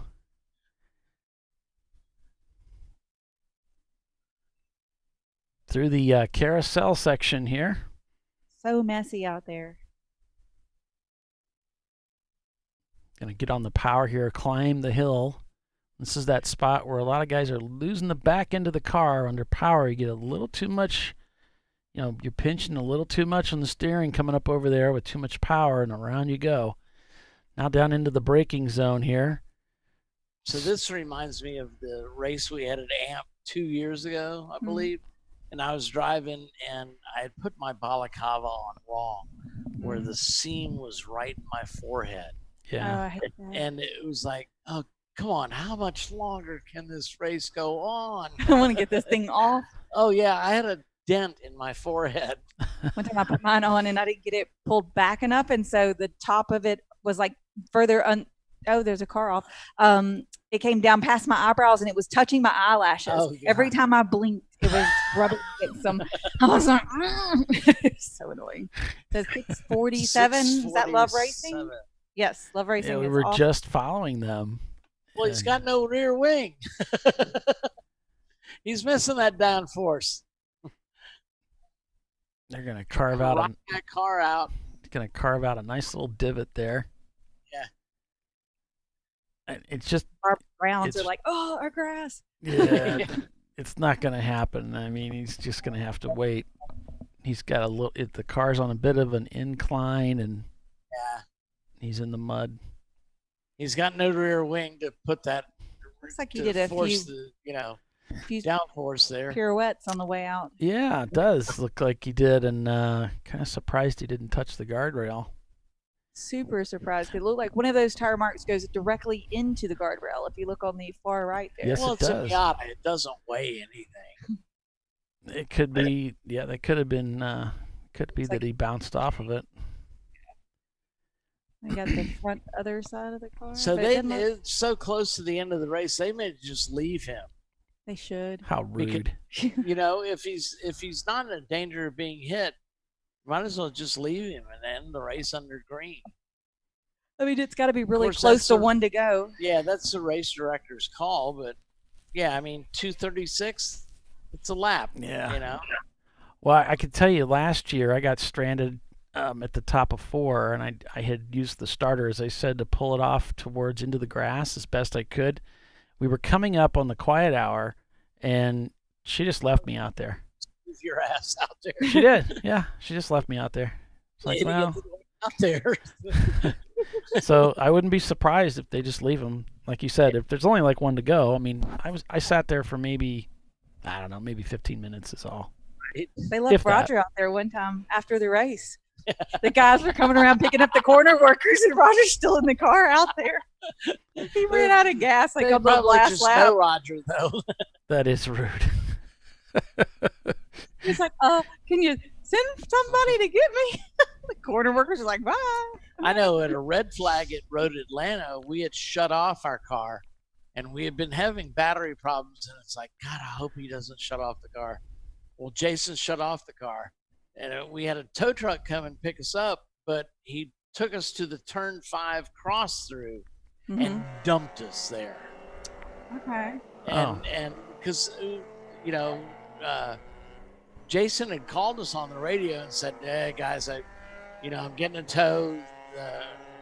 I killed the car, or I can't remember how we got the word because the radios weren't working. But he said, I'll be back soon. So I kept waiting for the car. He says, And he finally, it was like 30 minutes later, he showed up in the pits on the back of a hook. And it's like, what took so long? He says, well, they dumped me up in 5 because they had so many incidents, and that was the only rollback, I think, they had. The starter has the checker in his hand. All right. I don't have a camera that's actually pointed at the, unless you guys want to point that robo over there at the start-finish line. I doubt if you'd see it. Oh, okay. Out there. And he, Thanks for the wake-up call there, Paulie. I hate that thing. I let that one slip. Sorry, folks. I usually douse that thing way before. we can take a look at RoboCam. Yeah, there we got it. That's pretty good. As we wait for the checkered flag to fly. Good job, team. Good job.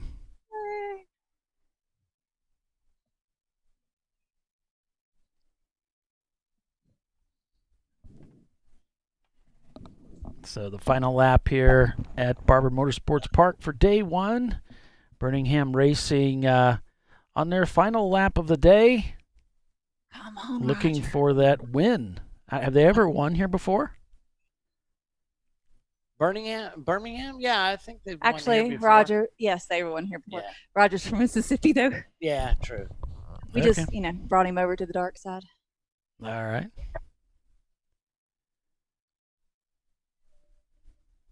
Where is he? I'm looking for him. Here he is. There he is, flashing his lights. Flashing his lights. And the flag flies high for Birmingham Racing to take the win on day 1 with Pinky's Out Arrow. Second place, and Tuttle Motorsports takes third. Behind them, it's going to be 901 Motorsports as Ho-Chunk crosses the start-finish line to take the win for EC. Then it's 2 guys and a Miata in 5th place. Poor Judgment Racing is going to be behind them with Killer Clowns, which is another EC car. Then it's Rat Hole Racing, Bailey Racing, and the Milan car, the number 150 car, taking 9th. I'll scroll down through the standings here. You've got Momo Champ. They would be listed in 10th place, if I'm correct, pulling out those 2 EC cars. We have Party Girl and her Mercedes C230. Behind them, it's Dingus, Leviathan Motorsports, Love Racing. Then it's Sweetwater Racing in their Miata. Wasted Money Racing in their Miata. Chump Change Racing in their BMW. Then we've got the Flying Wankles, Williams Racing, Soggy Bottom Boys, 6-Pack Racing, On Second Thought Racing, Hooligans Racing, Visceral Racing Group, shown in 26th place. Honey Badger Racing, Prelude to the Cream in 28th. Dirty Air, Clear Motorworks, Kruger, Tuned Racing in 31st. Love Racing. He's got a good finish, but he's going to not take the checker because he's sitting out on the track. Oh, no. Still sitting out there. Yeah, he's still sitting out there. Yeah, there they are, looking at the other side of the racetrack as everybody goes by. It's got a pretty good spot. Finish good.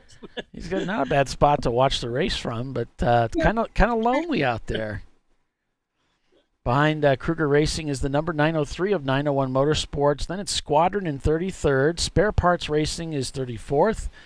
Winkler Motorsports is 35th. Then it's Don't Tread on Me. Cone Crushers, Mad Fast Autosport in 38th. Then we've got Tubby Butterman Racing.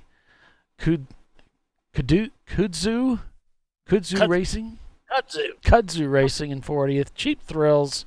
Brew Crew Racing in 42nd. Milan Plus 2 in 43rd. Treasure Coast Miata in 44th. Touchstone Racing in 45th.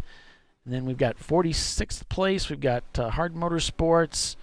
103 laps turned by STB Racing in their Nissan. the Night Owl Racing Miata in 48th. And we've got GMS Racing in their RX-7. Hong North Grumpy Butt is 50th with 72 laps turned. It's the 040 Racing team.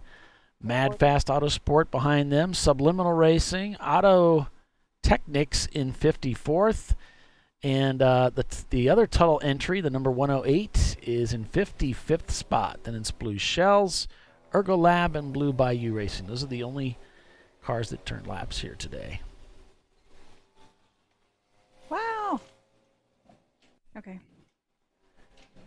And that looks like our winner coming down pit lane there, if I got that right.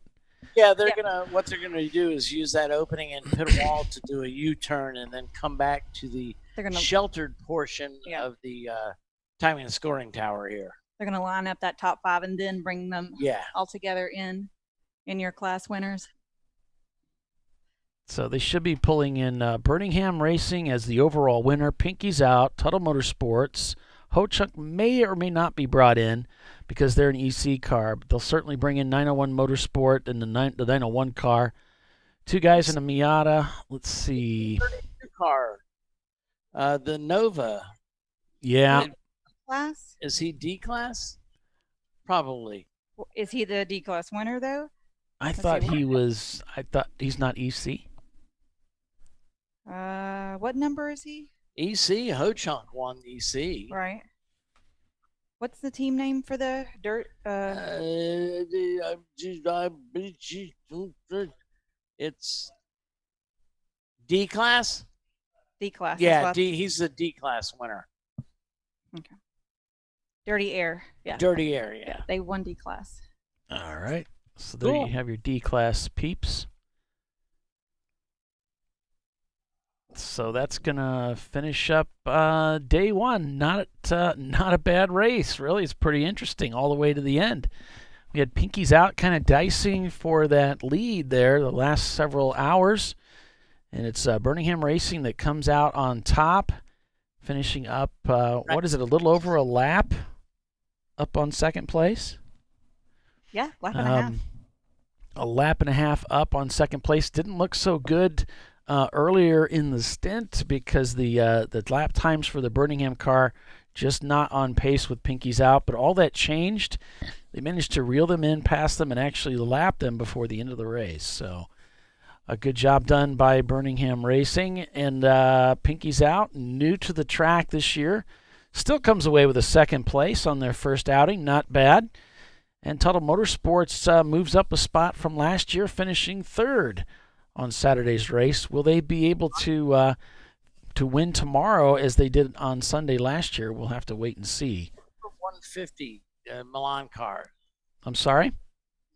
The 150 Team Milan. Is he A or B? B. He's a B-class car. Yeah, that's got the swap in there, so he might be the B-class winner. Yeah, he is. Oh, okay. That's what you were trying to point out. Sorry. I don't know much.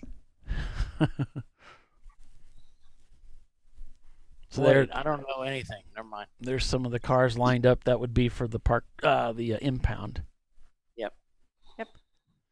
So the Champ Car rules, the way it works is these cars are brought in, they're parked, they're put up in the air by the teams. The wheels are taken off.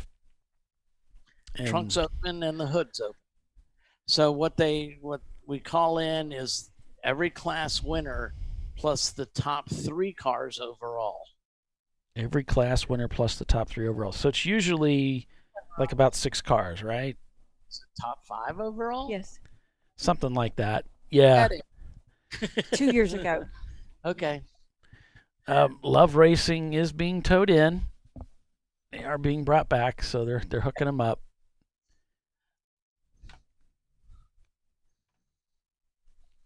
So congratulations, Tiffany. Yay! And Birmingham Group. Huh? My husband's team. Way to go, Hubs. Yeah. You know, you're part of the. I mean, you're kind of part of the clan there. The cheering section for that team. Yeah. And you look wonderful in that pleated skirt with your pom-poms. Thank you. Congratulations to Casey. Very fetching. And Chris. Fetching. And Roger. They did very well. They'll be excited. So I'm sure they're tomorrow's watching that. forecast, we're expecting dry weather during most of the race day. We'll have to wait and see how that turns out. They'll go green at 8:30 Central, so that will be 9:30 Eastern. So I got to fix my graphic for the link for tomorrow's race. I'll get that published here and shared out onto our Facebook pages, the Garage, my personal page, and the Champ Car page on Facebook, the Facebook. and we'll do this again tomorrow. What do you say, guys? Tomorrow, yeah. What the hell? I got nothing to do. I got nothing going on. I'll see y'all in the morning. Cool. Awesome. All right. So for Bill Strong, Tiffany Alexander, and Doc Waldrop, I'm Paul Veltum. So long for now, everybody. We'll see you tomorrow back here on Champ Car Live, presented by AutoZone. So long. Bye. Bye.